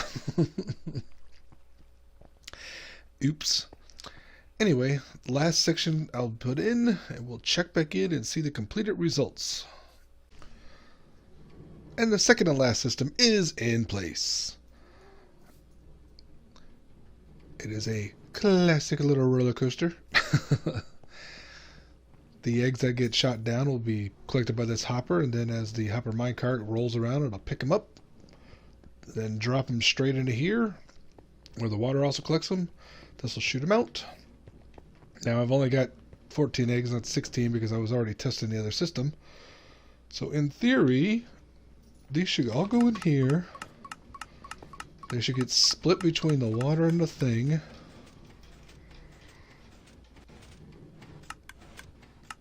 Yep, that's looking good. Then eventually they'll start coming over here, where we'll be able to see them shoot out.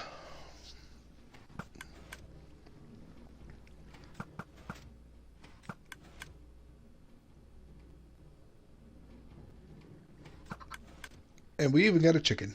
Woohoo! Okay, one last thing. We gotta load this up with chickens. Now, you can lead chickens in here and, you know, get them to get in there, maybe breed them up if you only got a couple. But I've got at least 2 egg farms in this world. I've essentially got infinite eggs. And so, in these kind of situations, I just throw eggs in. You don't want to do too fast because you don't want to hurt the chickens. How many? I don't know. I grabbed 7, 9, about 9 stacks of eggs. So I would say, you know, somewhere here, somewhere in the neighborhood of 20 is ideal. But quite frankly, these... Whoops. So you don't want to do that. So I'm trying to aim low too so they don't pop up. Oh, I got a 4! That helps. That helps a lot. Another 4! Holy cow! I'm gonna be done after this stack. Shoot.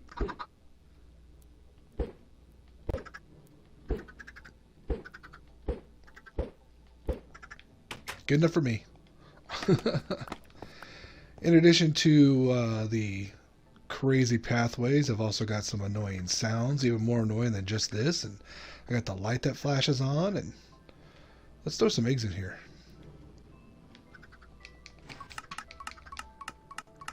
So we got this going on. That's on as long as that's on, and you see it over here.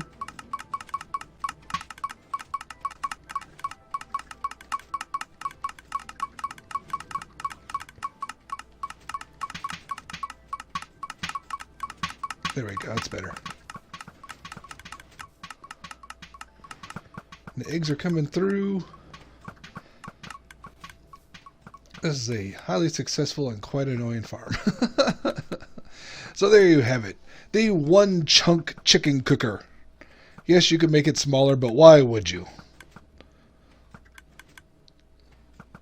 Okay, you done coming up with the reasons why you wouldn't? Thanks. I hope you enjoyed this episode as much as I did. It was quite fun. When these things grow up, they'll produce more eggs. We'll have more and more chicken eggs, chickens, and num-nums. I'm going to go clean up my mess I've left around here. As always, like, comment, subscribe. I'll catch y'all later.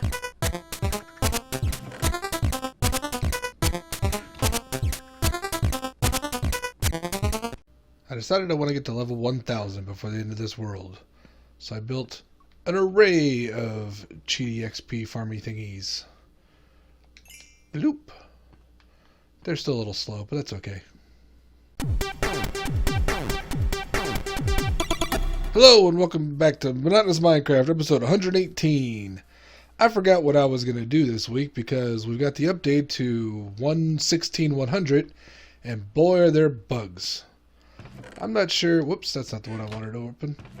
I'm not sure if this is a bug or not, but the Trident farm is finally working as a Trident farm. And still, rotten flesh. So yeah, I was AFK in there for a while, then I noticed there was an update, I updated it. Came back to that. Ink farm's working a lot better too. I was updated like here, maybe? So that's one positive. Let's talk about some bugs. Let's talk about some negatives. Starting with the closest one. Creeper farm's dead again. I thought it was working because I saw it logged out, logged back in, and then I was like, oh look, there's a gunpowder. That's all I've got, and I've been sitting here for, I don't know, an hour or two.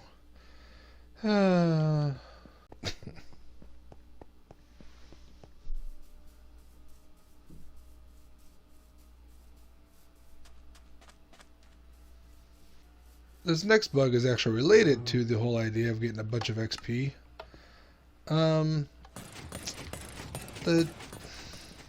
The Guardian farm works, but only for getting stuff. It doesn't really work for getting XP. I'm going to turn it on. You can see I switched out the half slabs for buttons because the XP was getting caught up on the half slabs. But unfortunately, we still need the half slabs in here. And with the half slabs in there, the XP gets caught in the actual kill chamber. Which means it's not super useful. Now the positive part is we are still getting our drops. So this is no longer an XP farm. I mean, it kind of is. It slowly goes. You can climb up there and try to get it yourself, but it doesn't work great. But we're still getting drops coming through. You saw that the ray gun, I just got shot.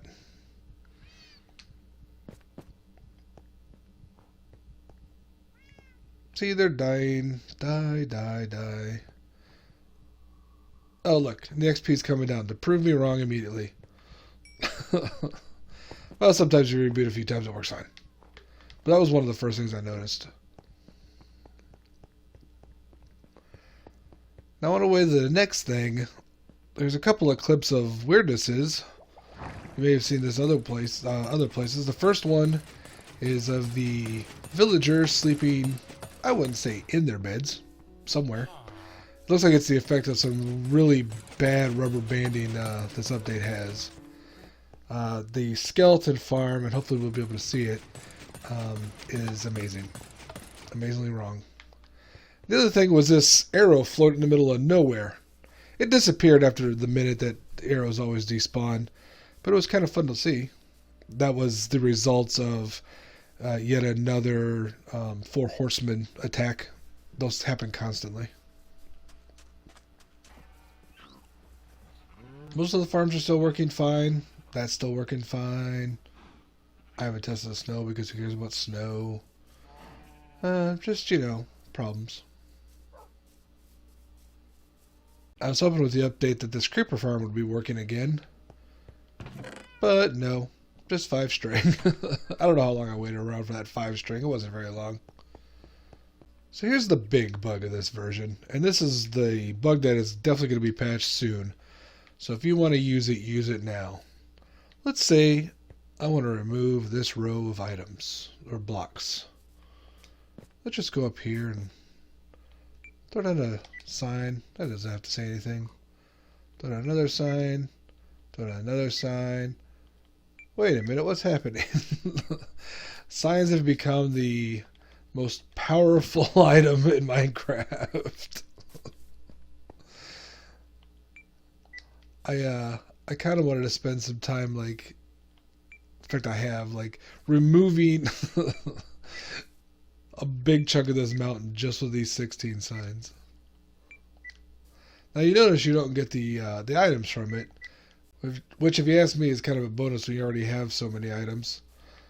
I've got chests and chests full of dirt and garbage. So all you gotta do is put a sign next to what you want to get rid of. And just put a sign next to it. Just keep going down. Whoops.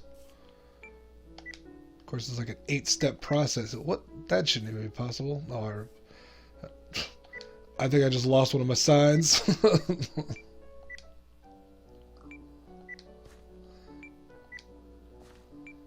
So the question is this more annoying or less annoying than breaking the blocks? I feel like it's slightly slower. But, you know, you don't need mending. So that's good.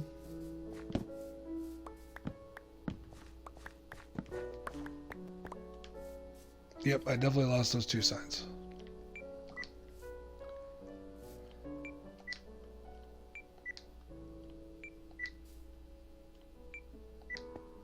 And there we go.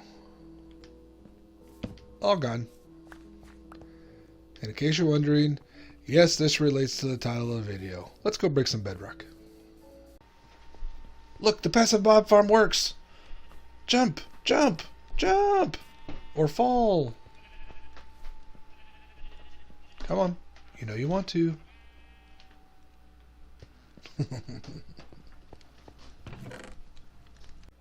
Here we have skeletons from a skeleton farmer. Farm.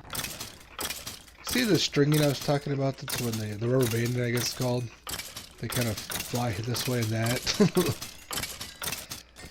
That seems to be a big problem in this with this update. So I'm anticipating between that and the unfortunate sign problem, we'll have another one soon.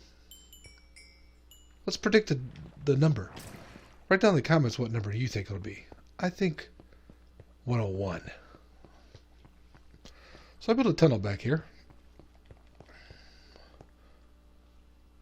Really?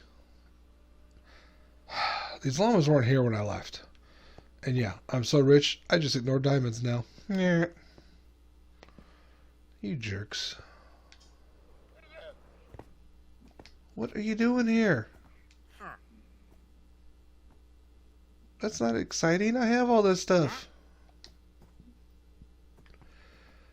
One more place.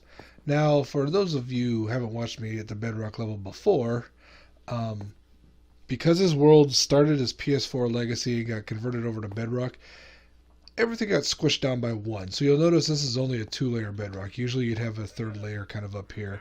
And we're only at level 3. In fact, you'd have 2 layers. So the top 2 layers of bedrock got smushed down into this one. Now the sign trick will work. You can do it up, which I can't show you obviously here. I will do it with some blocks. Or it works, like I said, to the side. Let's see if I go. What? Why can't I put a sign there? I feel like I should be able to put a sign on the side of a thing. What is that? I keep wanting to say hammock. But ladder would be more appropriate. And see, there you go. You see that bedrock? It's gone. Disappeared. Put it in here. Now, I saw this from a video from It's Me James. I'll link it, of course. He was using slabs to try to get up higher, but you don't really need slabs because you can put signs on top of each other. You just take signs. Don't worry about it. Slabs, that's extra work. You don't want extra work, do you? You want to break bedrock as soon as you can. Now, this is obviously not a method to get bedrock. It just breaks it, but, you know, that's still fun. Oh, yeah, there's lava pouring in here. I started this room while watching the latest episode of The Mandalorian. It's pretty good. I'm liking that show, even though it is too much of a space western. I was not a fan of Firefly. I know, I know. All my nerd friends are.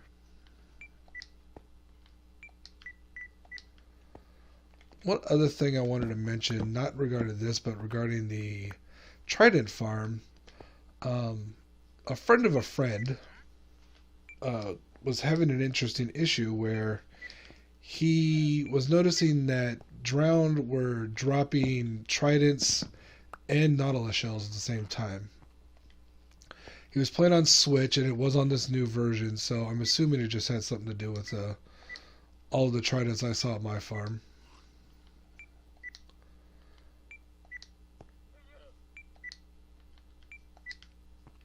As far as I know, in the past, they didn't drop those two things at the same time. But, I never really look up the tables and I don't pay that much attention. Okay, I'm not going to sit here and remove all of this. Your days are numbered, buddy. But look how easy and quick it was. While I was babbling about nothing, we removed 2 whole rows and then some.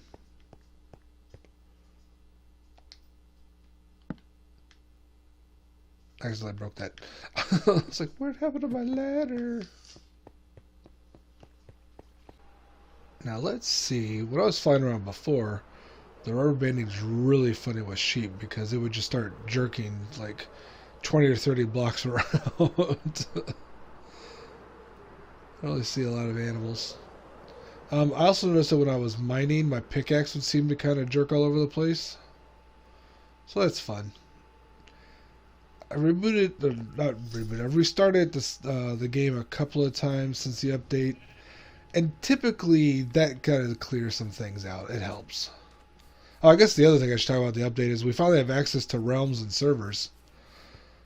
Don't know what to do with that knowledge.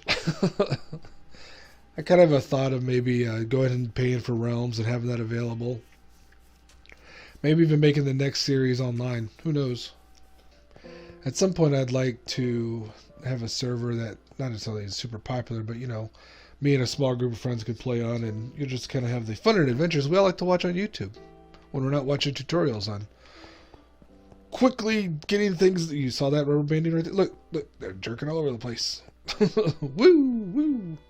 And not just watching tutorials on things that are randomly work or don't work from week to week. By the way, chicken farm working great. They could be quicker. I'm not gonna lie. I added some more chickens in here. These seem to take a while to die. I've already filled up 1 shulker box with chicken and feathers though, so I mean it's pretty good. It's going pretty good. So let me eat. Now the reason I set up this XP farm, once again, it's the Cheaty XP farm. I'll link to that video too. Is mostly because I want to, like I said, get up to level 1000, and my other XP grinders are too slow. And yes, I can go to my other cheaty ones to do this, but without a bunch of them at once, it's slow because you have to wait for the next thing to cook. But this time I've got 8. I go back to the original. Look, well, okay, that was a bad example. I just keep going up. So as long as I rotate through these and I have enough materials going through, it works out fine.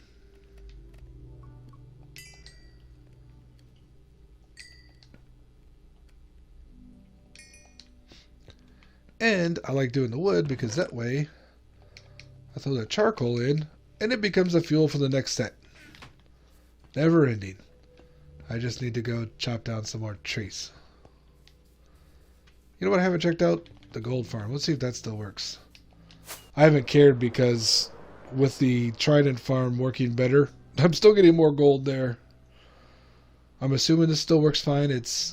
They come through the portals, they fall, they die. I mean, once I got it to this point, it's not really gonna break. This will be good should be good on all versions even. Oh, the buttons. That may be a problem. Whoa. Also flying there, not paying attention, accidentally landing and not realizing it and falling off and almost dying. Okay, not almost dying, but still. Remember, there's promise an update sometime that the button trick won't work anymore. We have to switch them all out to trapdoors. I haven't done that with this farm yet. So if this is a problem here, well, we're going to have to do it. Nope, seems like it's fine. Here's one. Maybe that's one of those things where they say they're going to fix it, but they don't ever fix it. I like those things. Because that way they think they're fixed, and they don't worry about fixing them, so we can still exploit the problem. Alright, if you made it this far, thank you very much. As always, like, comment, subscribe. I'll talk to y'all later.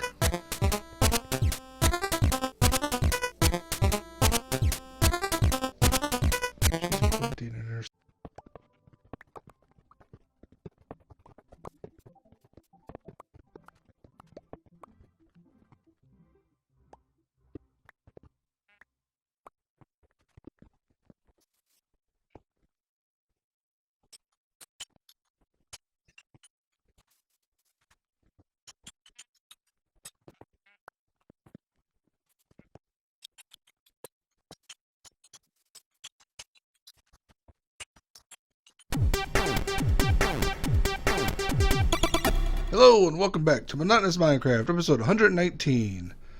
Today my plans fell through, so I'm playing with chains. I wish they connected to the wall segments more, but it's still, relatively safe. Now where else in my world could benefit from chains? My zoo. Let's get over there. You should hear the PS4 grinding as it struggles to load these chunks.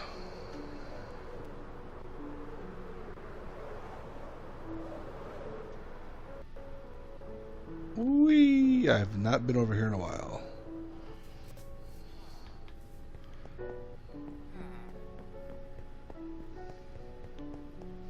Now let's see. I kind of wanted chains here. In between it, like right where that cow is. Like just a string of them here. And back there. Extra precaution. Keep kids' hands out of the way. But honestly, looking at it, they're not going to fit. Oh well, we're done with chains. Let's go back to where we were and start tearing down a mountain.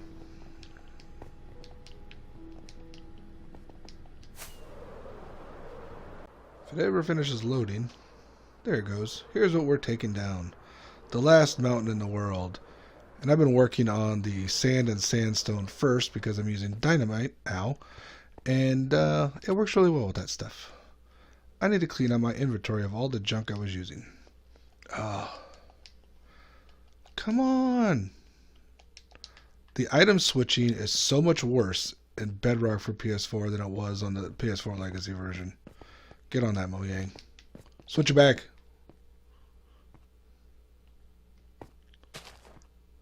Okay, as I'm as I'm laying some TNT, let's talk about what I had planned on doing, what I tried to do, and what didn't work. Here, let me show you a clip. So the key to breaking the bedrock on the bottom is spruce and dirt. This is where we're going to plant our saplings. This is the pile of dirt that goes above it. It needs to be like 30, 40 tall.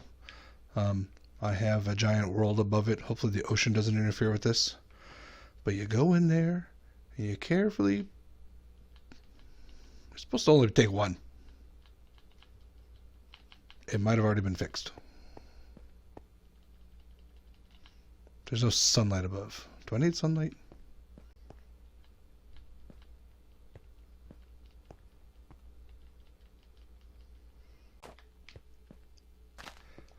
Now, I don't know if I was using the wrong tree. I know it won't work with jungle, but I didn't actually try dark oak. I'll link to the video that I saw. It's James again. And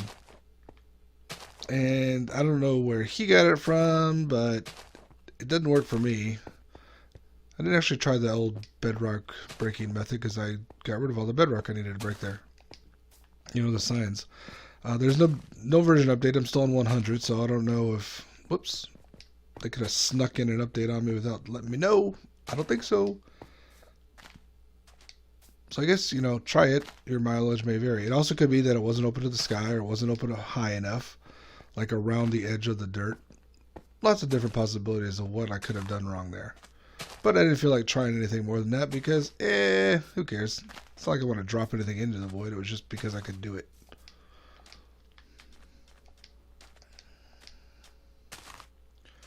Now what I've been doing over here, let's get out of this mess and go look at something real quick. At this mess. I've been using the oak leaves and TNT, just drilling down holes into the mountain. And you put down TNT, then 2 oak leaves, and another TNT, and do that all the way up until you're open. Light the top TNT and run. And it blows the hole all the way down. And that's how I cleared out most of the space. However, sand tends to hide traps, and so for this section I've been mostly just blowing off the tops so I don't die. You know, I've had a good run going.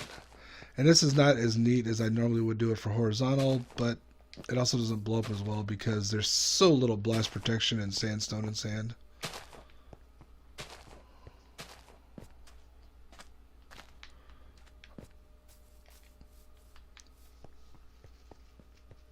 I'm going to get more TNT. I should have enough.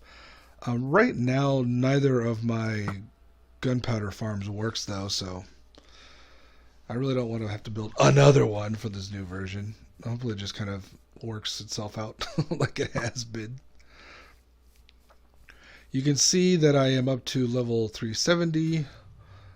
While I have been AFKing at the Trident farm, it produces way more Tridents than it does levels. And so basically I just do that so that I can get my garbage can over there emptied and just use the... Oh no, I missed. And just use the Cheaty XP farm that I've got there, the furnace. Because I set up that furnace array, but you know, I haven't sent so much through that, so I don't get as much.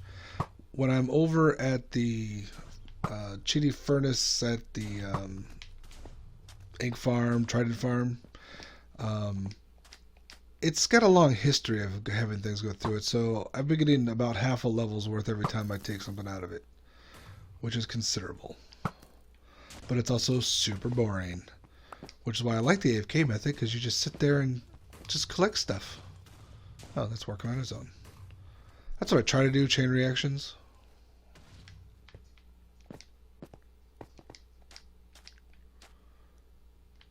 That was too close. Run, run, run! I mean, I'm fine. Duh. Totally safe. I know what I'm doing. That may be a little deep.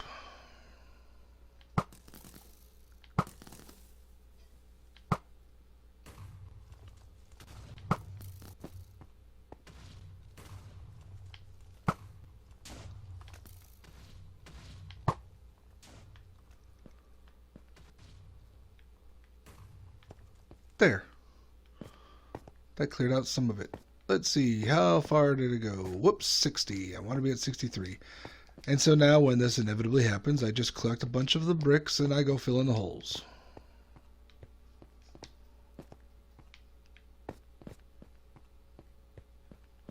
I can't collect the bricks because my inventory is jam-packed full of garbage. Let me go clear out some garbage. basically once I get down to level 65, 66 sometimes, depending on the block, I stop blowing stuff up and I'll just clear out the last 2 or 3 rows. That's just because it's kind of annoying to have to constantly... Wait, why didn't I pick those up? Give me that. Have to constantly fill in holes that you just filled in because you accidentally blew them up again through something else. And yes, I've done that a lot, so I know.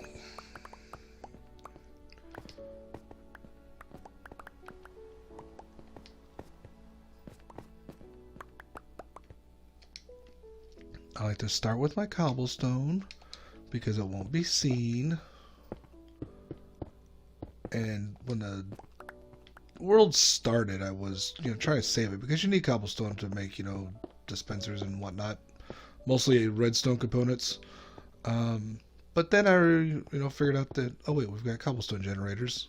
Why bother?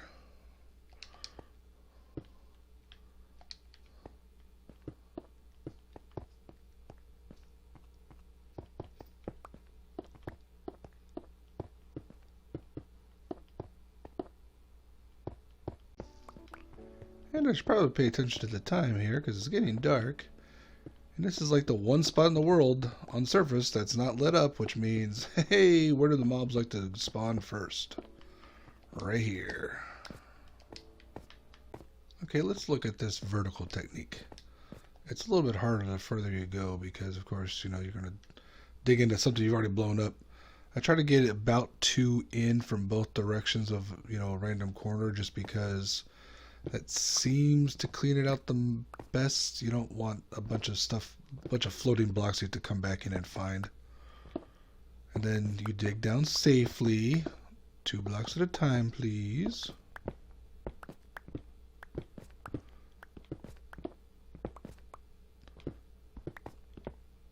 And because of the blast radius, I've been dropping down...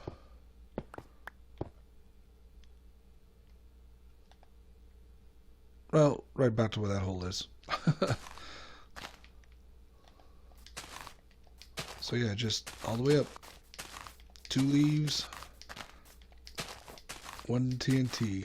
Now I got this technique from Grian, but I'm very confused because in a fairly recent Hermitcraft episode where he was digging out behind his mansion, it seemed like he forgot how to do it. So did I get it from him? I'm pretty sure he showed it to us on the Evo server back in the day. That day was not far ago. Where's the TNT? There it is. So then you just stand back, you blow up the top one, and it works its way down. Boom, boom, boom, boom, boom, boom, boom, boom. But anyway, it's not unusual for people to forget things, even if they're the one who's taught other people. And there we go. Are you done now? Thank you. You can see I blew out some of the ground. I figured I would because the gravel is so low, and gravel also has like 0 blast radius. But it wasn't too bad. And we try, we kind of minimized this extra. I could still get a little closer. There we go. And so that's a pretty decent hole. And you just do that, hundreds of times, and your mountain is gone. Or if you're digging a hole, your hole is there. You either get rid of your mountain or you put in a hole. I think I forgot how to activate my elytra. Clean up the mess, put our torches back in. Sometimes they get blown up. Oopsie. And there we are. Is that 4? Yes, I can't count to 4. And this is how a flat world is invented.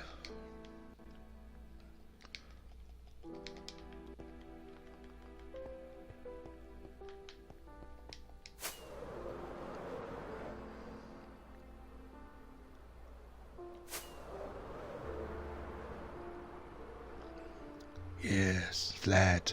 That's what I like to see. Nothing. A few episodes ago I said, we should be done with this by the end of the year, and I'm not sure now. I've been kind of busy, haven't been doing a lot of flattening. Been trying to come up with, farms of things people actually might want to see. Unfortunately, like I said, and showed, this week's episode didn't work out too well on that one. But, go ahead, try. It could work. And if you don't want to try, well then I guess you're just not going to break through to the void. That's fine. It's not supposed to happen anyway. I mean, if you want to play the way like Mojang wants us to play, then yeah, don't do that, obviously. I'm going to get rid of all my junk. Put some of it away. Store some of it. Let's see, where are we in our storage? Bloop, bloop, bloop, bloop, bloop, bloop, bloop, bloop, bloop. Nope. There we go. Oh, wow, I really nailed it the first time. 1, 2, 3, 4, 5, 6, 7, 8, 9, 10, 11. 11 times 1, 2, 3, 4, 5, 6, and 3 hoppers is a heck of a lot of stacks of stuff. What kind of junk can I throw in the old sorting pile?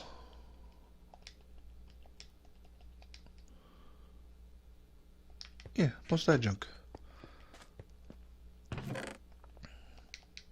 I'm really glad I made this. And in my next world, I'm going to make something like this as soon as I can. I'm going to go get quartz just to build this, just to shoot it into this and just store all my junk.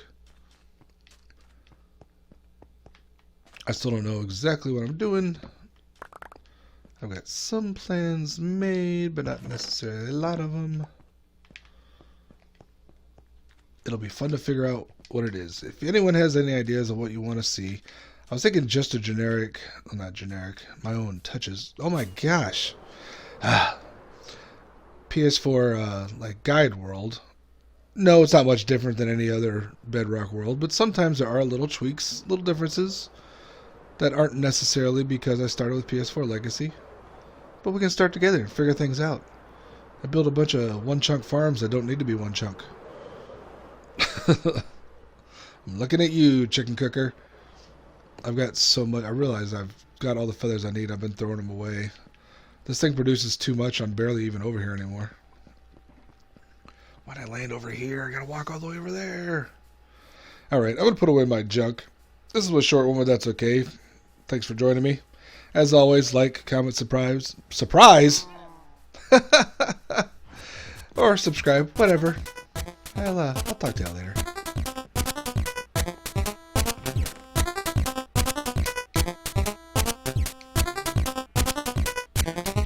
They got a pepper bar. It occurred to me maybe I could get levels faster or XP faster by just hanging out here and killing a bunch of pigmen. And this obviously doesn't work as well as just using our cheaty XP. Hello and welcome back to Monotonous Minecraft, episode 120. I'm not a very good YouTuber. And it's not because I don't have tons of subscribers. It's not because I don't get tons of views.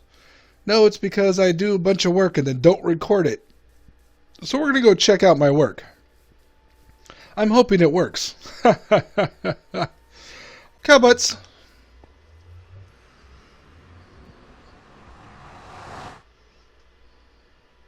Okay. I'm assuming the gas is right above my head. So what I have done, anything down here to kill? Nope, not yet.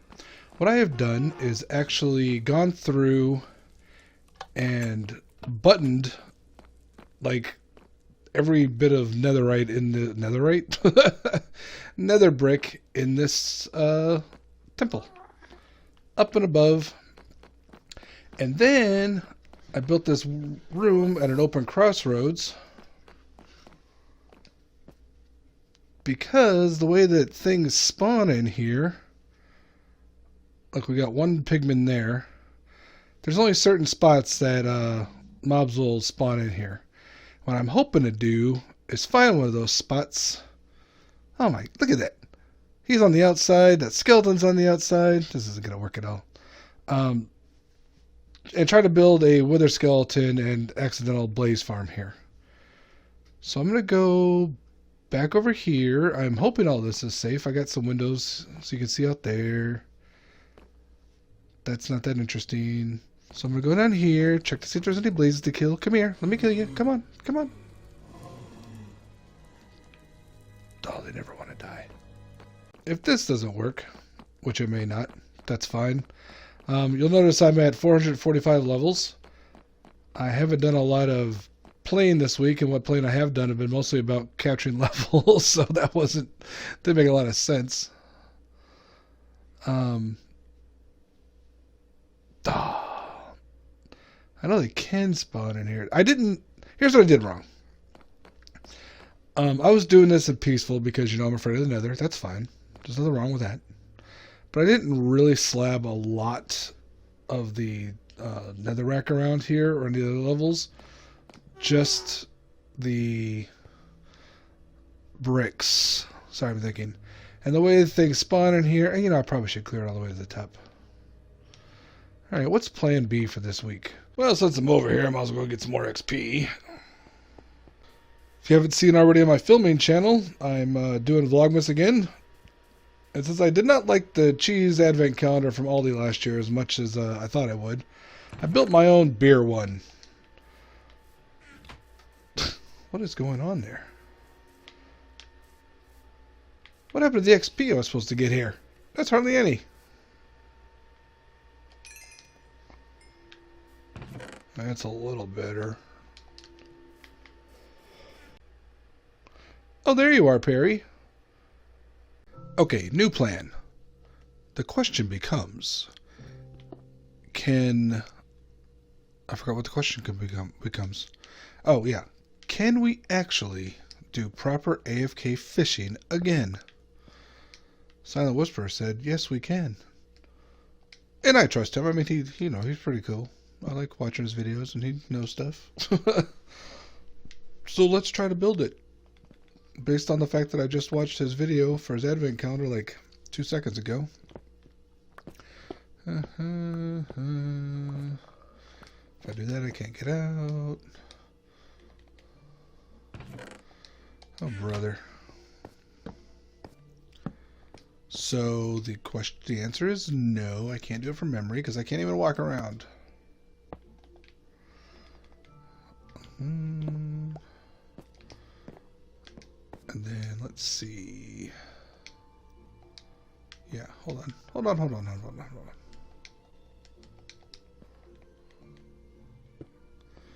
Yep.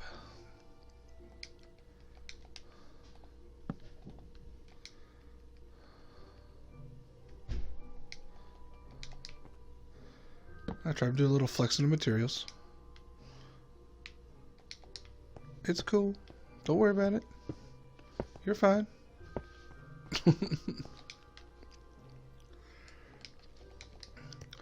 No block up top. Now the redstone. The redstone. Is the redstone there?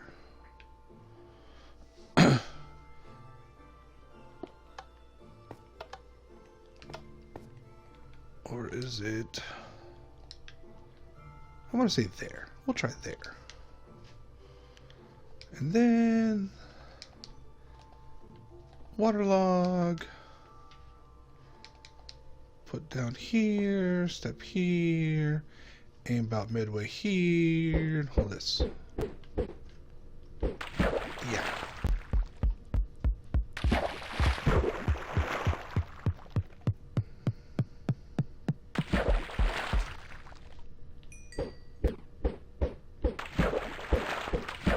I mean, kinda?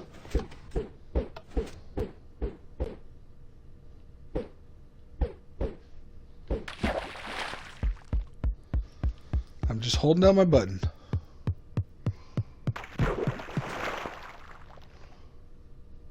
Yeah, no. You can't just rubber band it, dude.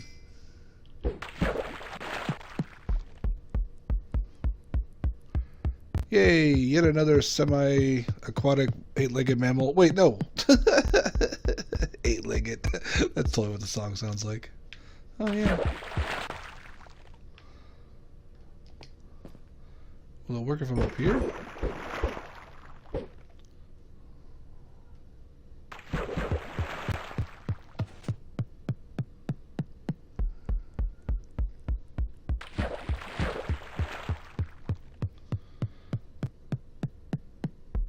This has possibilities.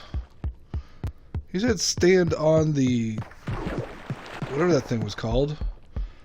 But we're not. Are we getting stuff?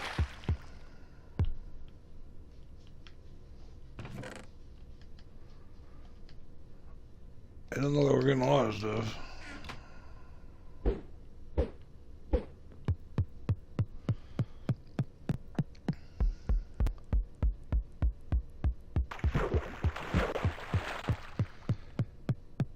Yeah, I don't think we're getting stuff.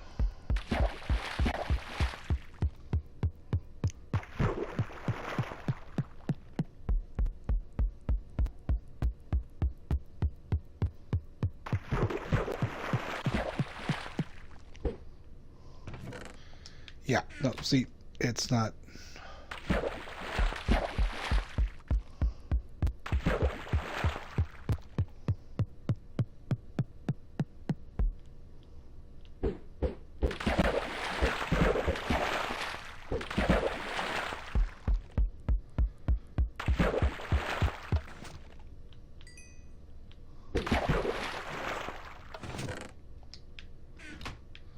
Okay, it is not fully AFK, and it's harder to use than the other one.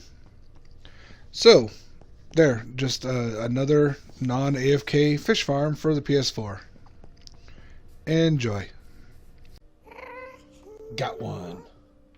So all we gotta do is break out the glass, up to that point, put buttons on all the stuff we break, and then we know one spot they'll spawn in at. We just come in here periodically and kill them. Whack, whack, whack, whack, whack, whack, whack, whack, whack. Okay, never mind. This is totally working.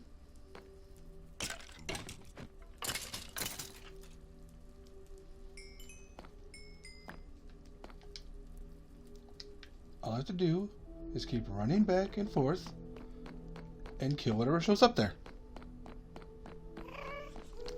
Check. And I have captured a blaze in here too, which is why I have some blaze rods on me.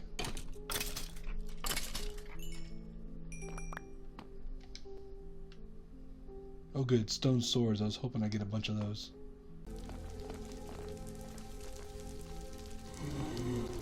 Oops. I might have to turn off this blaze spawner. Built this out to make it a little more likely to kill some of these fools over on this side. So there's just one little wacky spot. I got a bunch of wacky spots.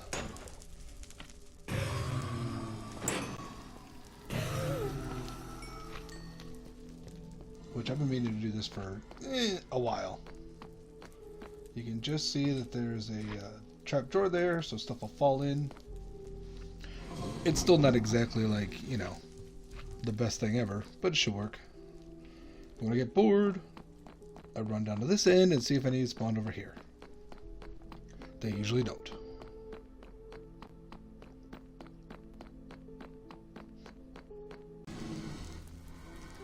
Come on, guy. Fall in the hole. The magma block's trying to. The magma blocks will just, I mean, unless it's the tiny ones, they'll just ruin your mob cap. But we're not going for high numbers here anyway. That fool just ran across. Someone push him in. Alright, I wind it. Let's see if those fools fall this time.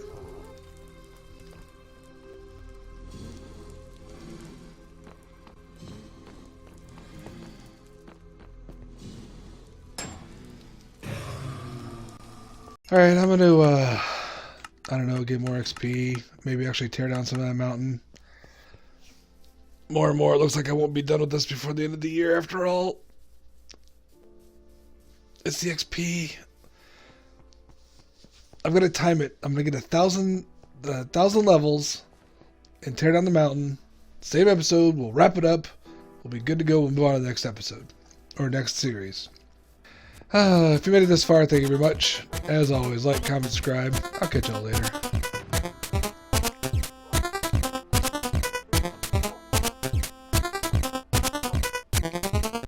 I don't know about you, but I think that the Wither Skeleton Skulls really do make better pupils. Hello, and welcome back to Monotonous Minecraft, episode 121. Today we're building yet another creeper farm. Why? I mean, aside the fact that the last two stopped working again. Updates kill me. This is chunk aligned, by the way. On the inside, not the outside. I'm going to use all 16 by 16 4 stacks of blocks in here. Anyway, the whole point of this one, and I'm on the wrong side, is to create creepers that we can then pick up with mine carts and use somewhere. Use for what? I don't know, maybe to get all the music discs. Maybe to get some charged creepers so we can get some creeper heads. Maybe to create more lag so this thing doesn't want to open at all. Oh wait, we've already got lag. Oh my god, I keep hitting buttons and nothing's happening. Oh, there it's happening. So this is predicated on the fact that we can get some creepers, push them in water to this corner, and then instead of minecart going zoop, it'll pick them up. Either way, doesn't really matter. And it'll pick them up and we can transport them wherever we want. Now.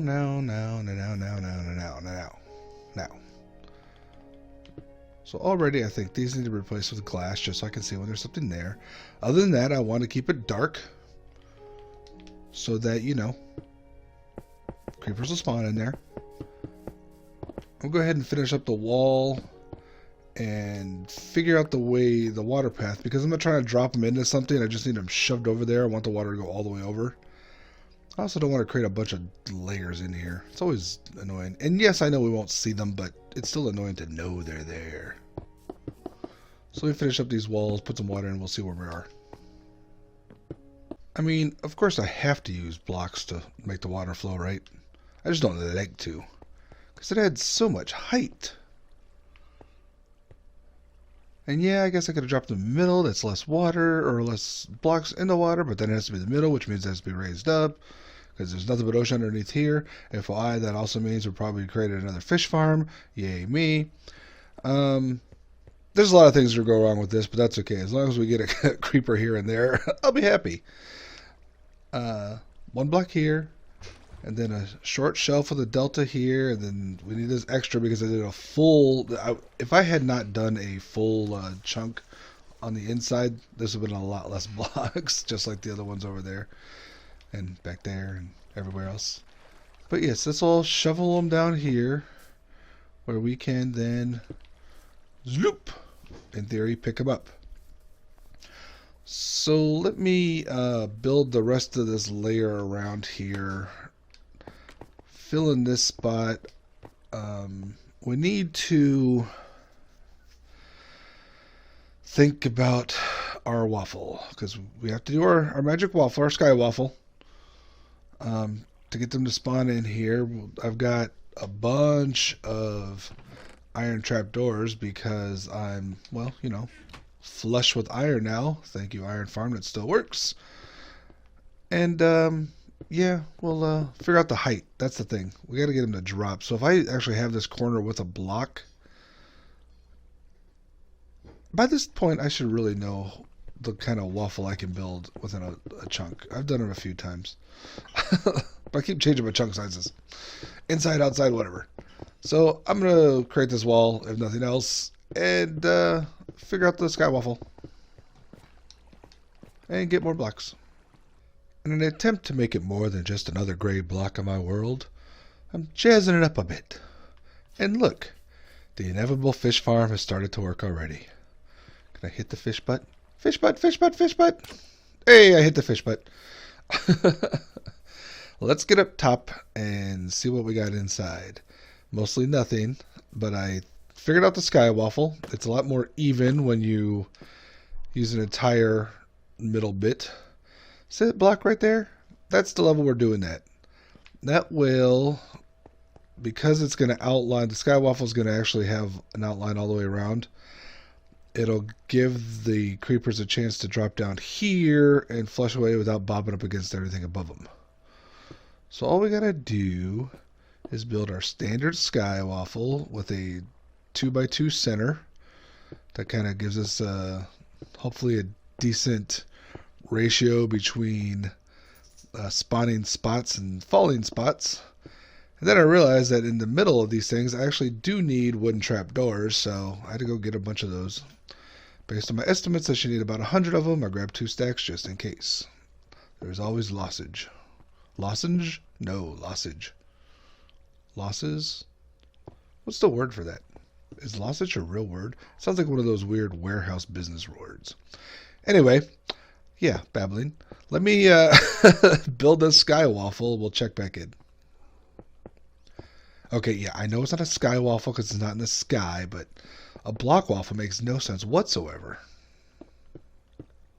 Well, looky at what we got here.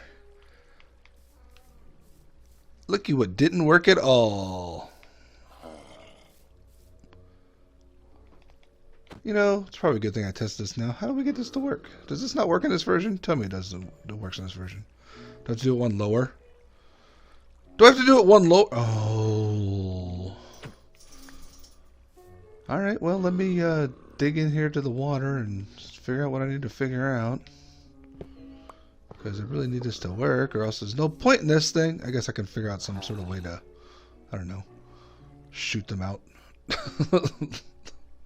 Dang it!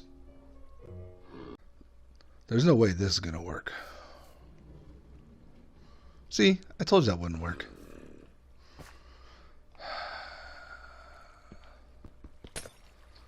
First of all, give me back my rail. Look at that fool. Stole my rail. That's what I thought. You can just stay there. We're using you as a guinea pig. Okay, how about this? Ah, that's right. Burn. Burn. Oh, we burned. Alright, well, okay, that works. It just occurs to me that having this giant glass block here letting even more light in is kind of dumb, though. Might as well minimize as much as possible. Oh, wait, I need a glass block there so it doesn't die. Well, let something else spawn in there and test it out later. It'll probably be fine. Or not. I've got my sky waffle in place, and I'm doing the same grid over the top, just so it's easier for me to place my iron trapdoors. And it's safe to walk around because, look, I haven't opened these. Can't use buttons anymore. Remember, at some point in the future, they swear that they're taking off that ability. I think in the 117 snapshots have been doing that, but it could show up at any time. So I'm sticking with trapdoors for now. So as I place these, I have to think about all the other mobs that are going to spawn in here that we don't want. Spiders seems to be the most likely one because those seem to spawn in everywhere. Now on the giant sky waffle that stopped working pretty much with the 1.16.100 update, I tried putting blocks like here, just single ones. Maybe if I put, I'm trying to think of things. I don't want this open to try to prevent spiders from spawning at all. I wonder if I could just put chains in there. Seems like pointless. Walls, iron bars. I want something where there's more room for the creepers to kind of spawn in and fall out too. So I don't want to block all the space. I just want to block those with a spawning spot. Which will, of course, decrease our creeper likelihood, but oh well. We'll give this a shot. Time to open the trapdoors and get up top and finish this up. Well, at least this part of it. What is the end goal? I don't know where to end my episode. I'm just going to keep working until I'm done working, I guess. Okay, once I removed the entire line of stairs that was just causing a bunch of light in there, almost immediately picked up a creeper. So he does take some damage there. Hey, wait, why did I do this? Alright. So I need a little, don't blow up there. This is nothing but water. Okay, come on, lag. God, this game. Um, so maybe having them immediately fall out of the minecart right where I pushed the button, not the smartest. It was a proof of concept. I just want to make sure it worked. Oh, brother. Okay, so now we know we can at least get a creeper out of there. I can't believe the lighting thing. You'd think I would remember this by now. How long have I been on Bedrock? Like a year? And I've watched videos before that? I should know this better. So yeah, if I don't want him to take damage, I could throw a glass block here, but between the lighting and the fact that I don't care if it takes a little bit of damage, I'm not going to. That looks cool. Cool, cool, cool, cool, cool, cool. Cool. Cool. Now all I need to do is figure out what to do with a random assortment of creepers that hopefully will pop in. Right? Right. Oh yeah, also, speaking of this pig,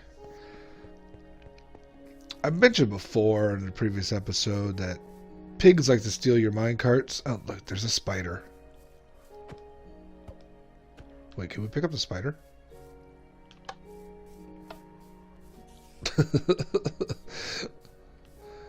And it's becoming dark, so soon the spider's going to attack me. Anyway, I mentioned before that at least in the old, when I was playing on the Vita, I had rail lines everywhere, and I would always find pigs that would hop in my minecarts and then steal them. Like, they would just take off.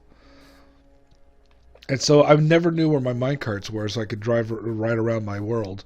Super annoying. That totally happened earlier. Pig climbed right in, but luckily it despawned when I flew away. Alright, I'm going to go sleep, figure out what to do with some creepers. If you watch this far, thank you very much. As always, like, comment, subscribe. I'll catch y'all later.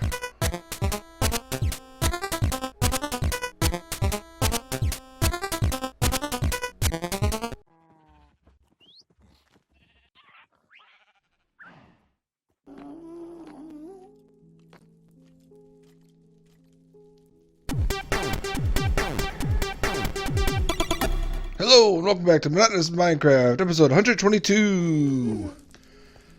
Let's do something with these skeleton skulls, shall we? Die. Where's the other one? Come on, buddy. Come on. Let's go then.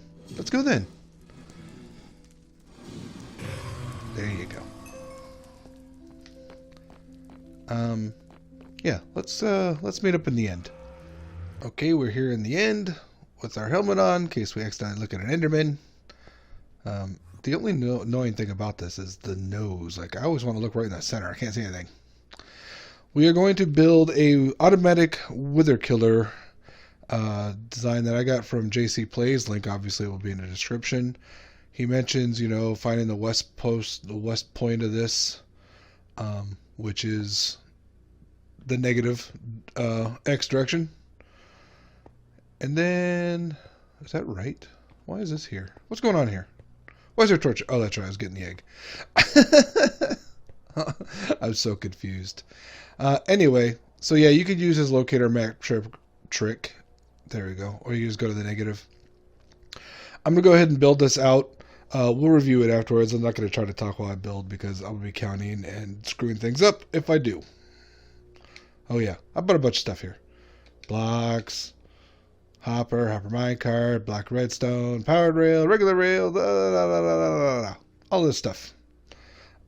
My wither skeleton heads. Oh, are in my ender chest, but I forgot to get soul sand because I'm a genius. Oh well. Let's build this thing and we'll worry about that later. Starting from the bottom up, here is our collection system. Just into a little. Whoops. Building problems. Then ladder up to this level.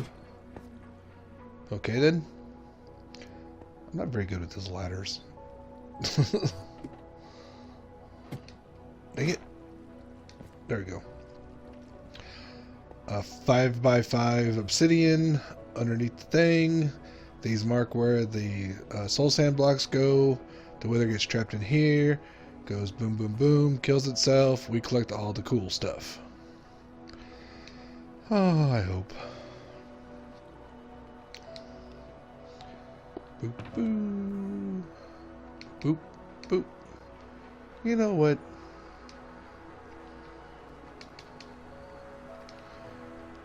I'm not saying it's a problem, but I mean, you know, just in case. I've tested this several times on in the creative world. First of all, I just did it in creative a month ago, so ago when I first built it.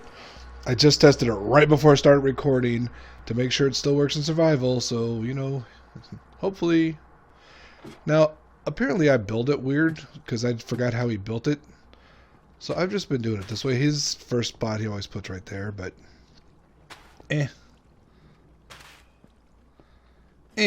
this is what works for me. I'm going to do it. Okay, if this doesn't work, I'm going to immediately, you know, run away, have him follow me, then I'm going to run back, jump to the end, and jump to the end portal, and never come back here ever again. Sounds like a plan? Sounds like a plan. And of course, it doesn't show my achievements, but I'm pretty sure this is the first wither I've done in proper survival. Oh, goody. It's working. I mean, duh, I knew it would work. Let's just sit here and enjoy the show.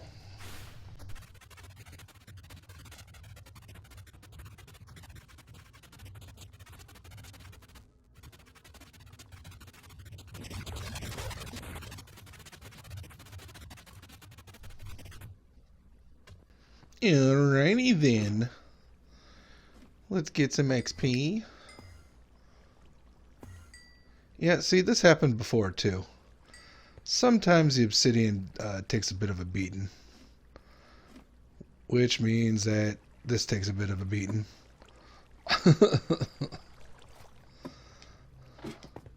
Let me get this. Woo! Alright, well, you know, poop happens. I don't know. It happened once before in my testing. It didn't happen the last time, so, you know, whatevs. Sometimes it happens, sometimes it doesn't. Just fix it when it does. I got the chicken costume. Those fools can't see me down here anyway, so.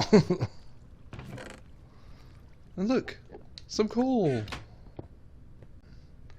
Alright, let me get this fixed up and, I don't know. I got 6 more heads. Let's get 2 more nether. Ah, 2 more nether stars. Cool, cool, cool, cool, cool, cool. Well, since I got these here nether stars, I guess I best be making some beacons. I'm sorry if that accent was offensive. It happens. Obsidian, glass, nether stars, you know, ho hum. I take comfort in the fact that I know I'm earning trophies even though they don't pop up on the screen. I don't know why. What else do I need? Oh yeah, a ton of iron. Let's see, I've never actually made a beacon. I just know I need a bunch. And I got a spot for a permanent one. That'll be plenty. But let's go throw one down by... let's go put some crap away first. Let's go throw one down by where I'm tearing down the last bit of mountain. Over... Dang it, still can't see it. Alright, we'll go over there.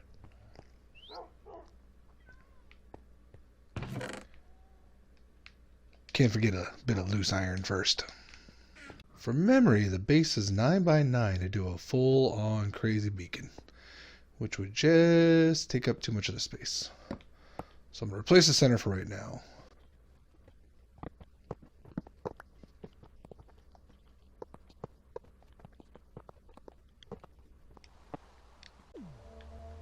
Woo! First beacon! I was about to say, I don't know if I've ever built one in creative, but I have. I've done them in creative.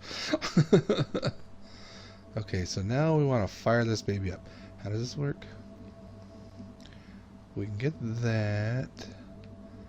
So if I... What do I want? haste. And I've got to appease the gods.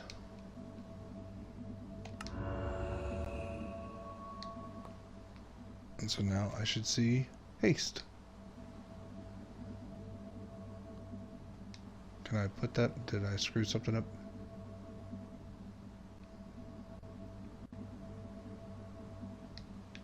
Whatever. Let's go test this bad boy out in the rain.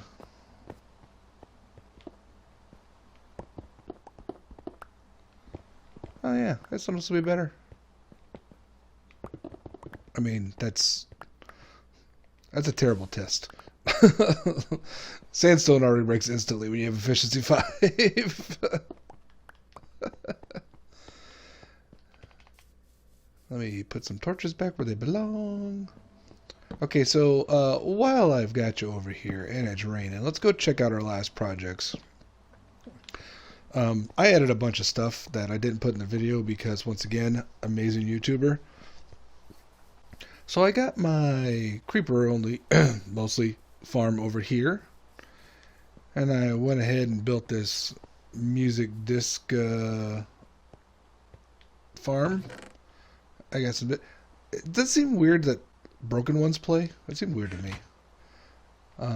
This is, I'm pretty sure, Silent Whisper, one of his advent calendar ones. I did have to put a block here because the skeleton kept shooting. He could see me when this was down, trying to shoot me and hit the stupid golem. In addition, I built a creeper head farm over here, and you can see I've got, there's 4 of them in here and 1 in here. So I need to get this one hit by this channeling trident. All of a sudden, Bedrock doesn't believe in thunderstorms. I've hung out here. I've got too many creepers on my world now, so none are coming through here. I get the occasional spider. But I need a thunderstorm, not just a regular storm. And so what I do is I hang out here, and when I think maybe it's dark enough, maybe I didn't see any lightning, but maybe I sneak up on whatever animals around here and I shoot them in the butt. And if no lightning strikes to kill them, then I know it's not ready yet. So at some point, hopefully, and I know lightning keeps happening because I've AFK'd in that area and burned off a bunch of my carpet on top of the old creeper farm that I had just replaced because I noticed, oh wait, it's not doing that much anymore. So yeah, I've just been sitting around and waiting. And in the meantime, it's not producing more creepers, so I can't get any more music discs. So if you are going to do something like this, and they are this close together, which, why not? Max out, just put 3 in here at a time. That'll be plenty. They're easy to go, to do. I just got one switching system, so it waits here. When the creepers come here, I do my little trick. This one sends them off this way, and if I switch this, it sends them all the way around and into this system. And then on this system, we'll jump up here and look at the switching real quick. I've got a switch here that changes it from that to that. This one shoots him out at the far one, and this first one shoots him as the target, or not the target, as the killer. Killer. Some killer.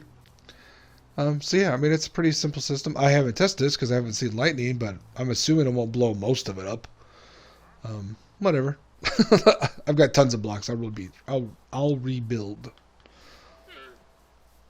Pigs are the best thing to check with because you absolutely know if the lightning works there. See? Nothing.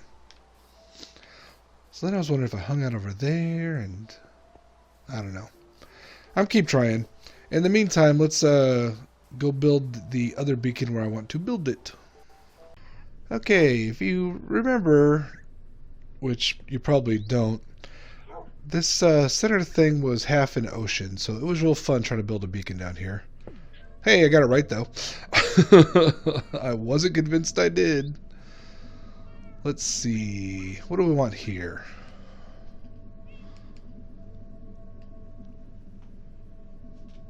Haste. So I can do that. See, I really don't even know what to do here. I want that as a secondary.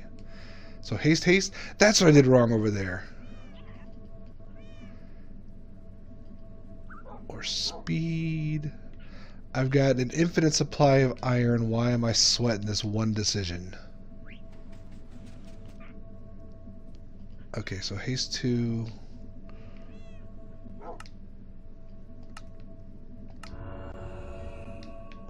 And there it goes. And the reason I did haste 2 is because I still do all of my breaking stuff here. And I made... Oh, this is nice. This is handy. Let me just climb up here so we can look. I made it yellow because my roof is yellow over here. Cool, cool, cool, cool, cool. It's a little weird here. Now let me go ahead and I should be able to slap that down. And let me put my torch back in there. That way I can randomly spin it. Perfect. Can't even hardly tell it's here. We get the weird effect. Oh my... Oh! This is hurting my head so much. I think it'd be worse without the... Would it be worse or better without the yellow? Okay. Oh, don't stare at that. Sorry. Oh man, it's getting dark. I'm trying to finish this episode. Why don't you guys just cooperate with me?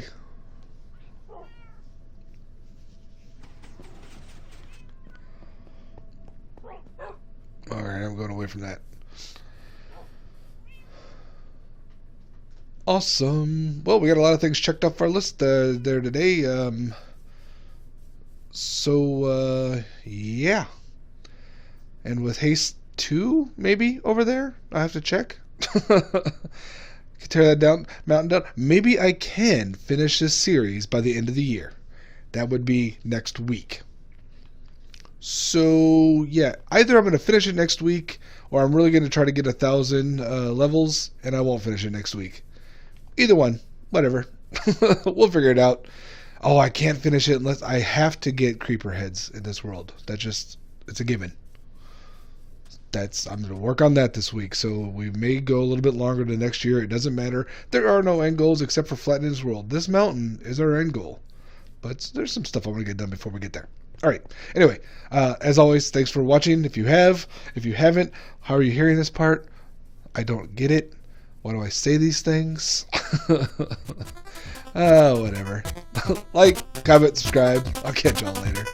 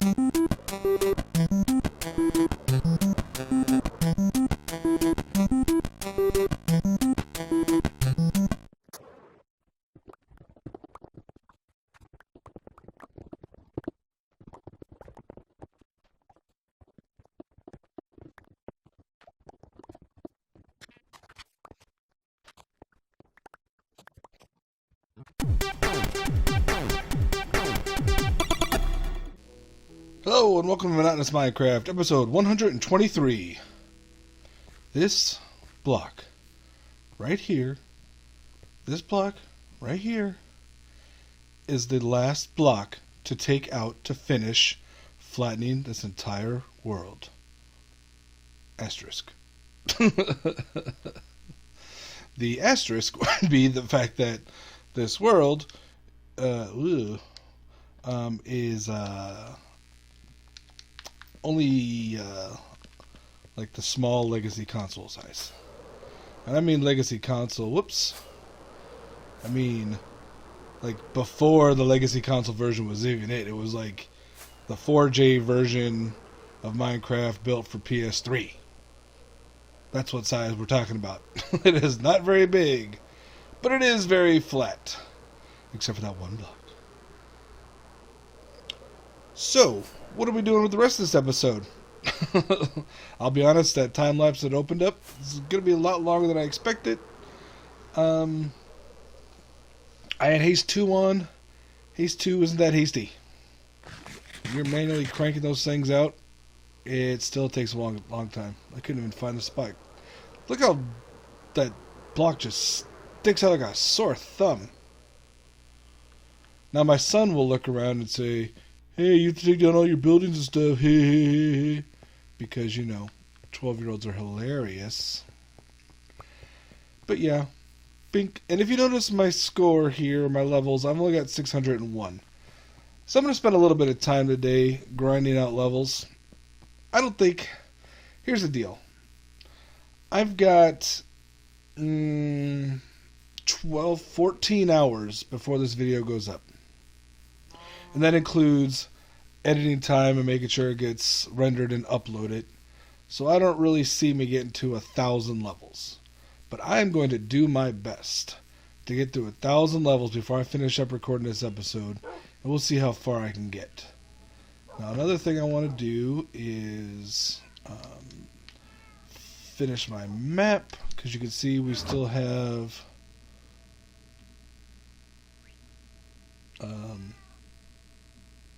what am I looking at? Over here? Here. That part of the map needs to be updated. Over here, this map needs to be updated. Although I did want to point out, look how perfectly circular this little section is. That's centered around the middle of that creeper. Because that was a creeper farm. How far I had to go out to try to remove caves and stuff so that it would spawn quicker, better in there. Isn't that crazy? Look how far away that is. That's like a quarter of the world. So let's update this map. Let's update that map. And there's a couple other things I want to show you before I start grinding for some more levels. Alright. So the last episode... Wait, no, not the last episode. Oh, I've got another clip. Here, watch this clip.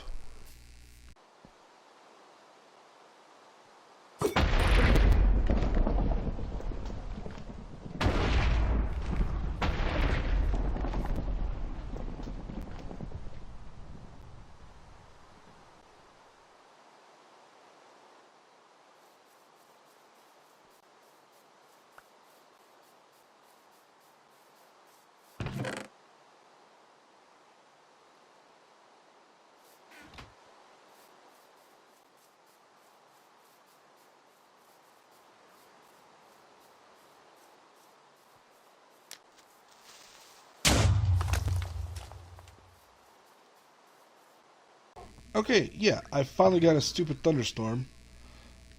So, that's fun. Stupid thunderstorms. Of course, now I can't get any more creepers. I've been trying to get some more of the music. Just got like one more, and then nothing. The way these farms work here. You know what else we're going to do while we're sitting here? While we're here, we're going to take down this. Okay, I have collected a few heads of the creeper and wither skull variety. Now, I'm pretty sure I can make some sort of pattern with them, right? Do I do it there? Do I do it here? I mean, I should need, what, paper? Because because this is my thing pattern. Where do I find paper? Oh, paper. Got paper in here somewhere, right? Where's paper? Let me go find some paper. There's a bunch of paper.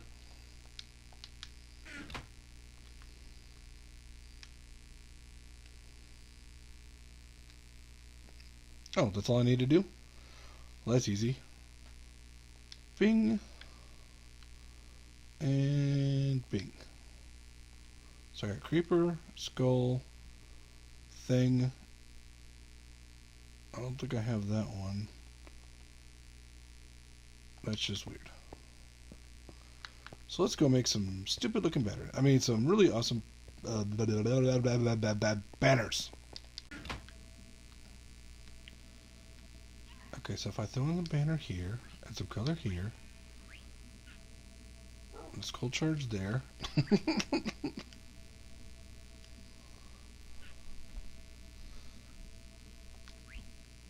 That's an ugly banner.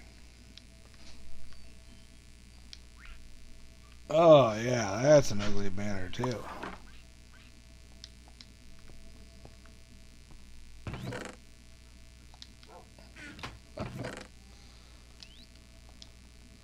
Now there are cool things you can do with these. These banners really aren't those that... God, they're stupid looking. Let's go put them on our banner wall.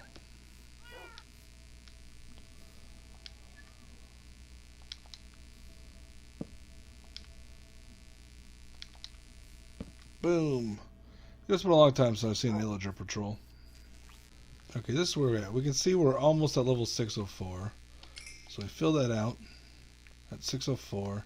Now the problem is the more levels you get, the slower it is, the more XP you need to gain in order to get them. Ever since I kind of thought that I could get to 1,000, so I was around level 300. I've been trying to find the quickest way to do this. Now I don't know why this cheating method even still works. It really shouldn't, but might as well use it. So how many times is that? 4?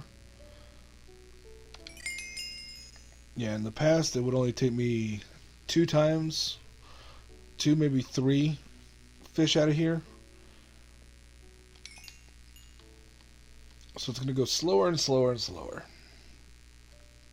I don't know how many fish I'm going to have to take out of here to try to get to 1,000 or to get to 1,000. But I've got that many fish to cook. Plus that. So you know I got plenty of fish to go ahead and try. I grab my fish. I might as well go to 606. I made them right here. So my plan is just to keep doing this. Take a break for dinner. Throw away fish every so often. Sleep every few days. Minecraft days. And try to get to 1,000. Can I do it? No idea. I mean, technically I can. But can I do it, with the rest of my night? I don't want to spend much more than like the next 6 hours on it. Because while, my videos come out at 8, I don't necessarily want to, stay up until 5 doing this and edit. I guess I probably could get away with the last hour. 7. So that seems silly. I'm going to plan to sleep tonight while trying to get as many as we can. So sit tight. In a few seconds, you'll see how close I got. Well, I lost all my voice for this section, so we'll wing it. 6-7 hours later, got to level 999. It's about time to get 1,000 levels here. Didn't actually think it could be done. Each one of these fish things took 10 seconds to run through, 5 button presses. It was a lot. I tried reading a book, but you can't read a book in 10-second increments. 1 more, 2 more, and there we go. Our goal reached. 1,000 levels in this world. Arbitrary. As arbitrary as the rest of the world.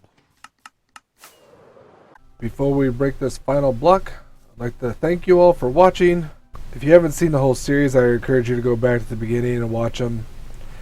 Maybe skip a few, fast forward to some parts. But you want to watch the first episode to kind of see where we're starting. See how impressive it is and where we're ending. If you made it this far, especially if you made it through the whole series, thank you very much. I want to start a new series soon, though. If you have any ideas, let me know. I don't know what we'll be doing next week, the week after. I'll probably take a bit of a break.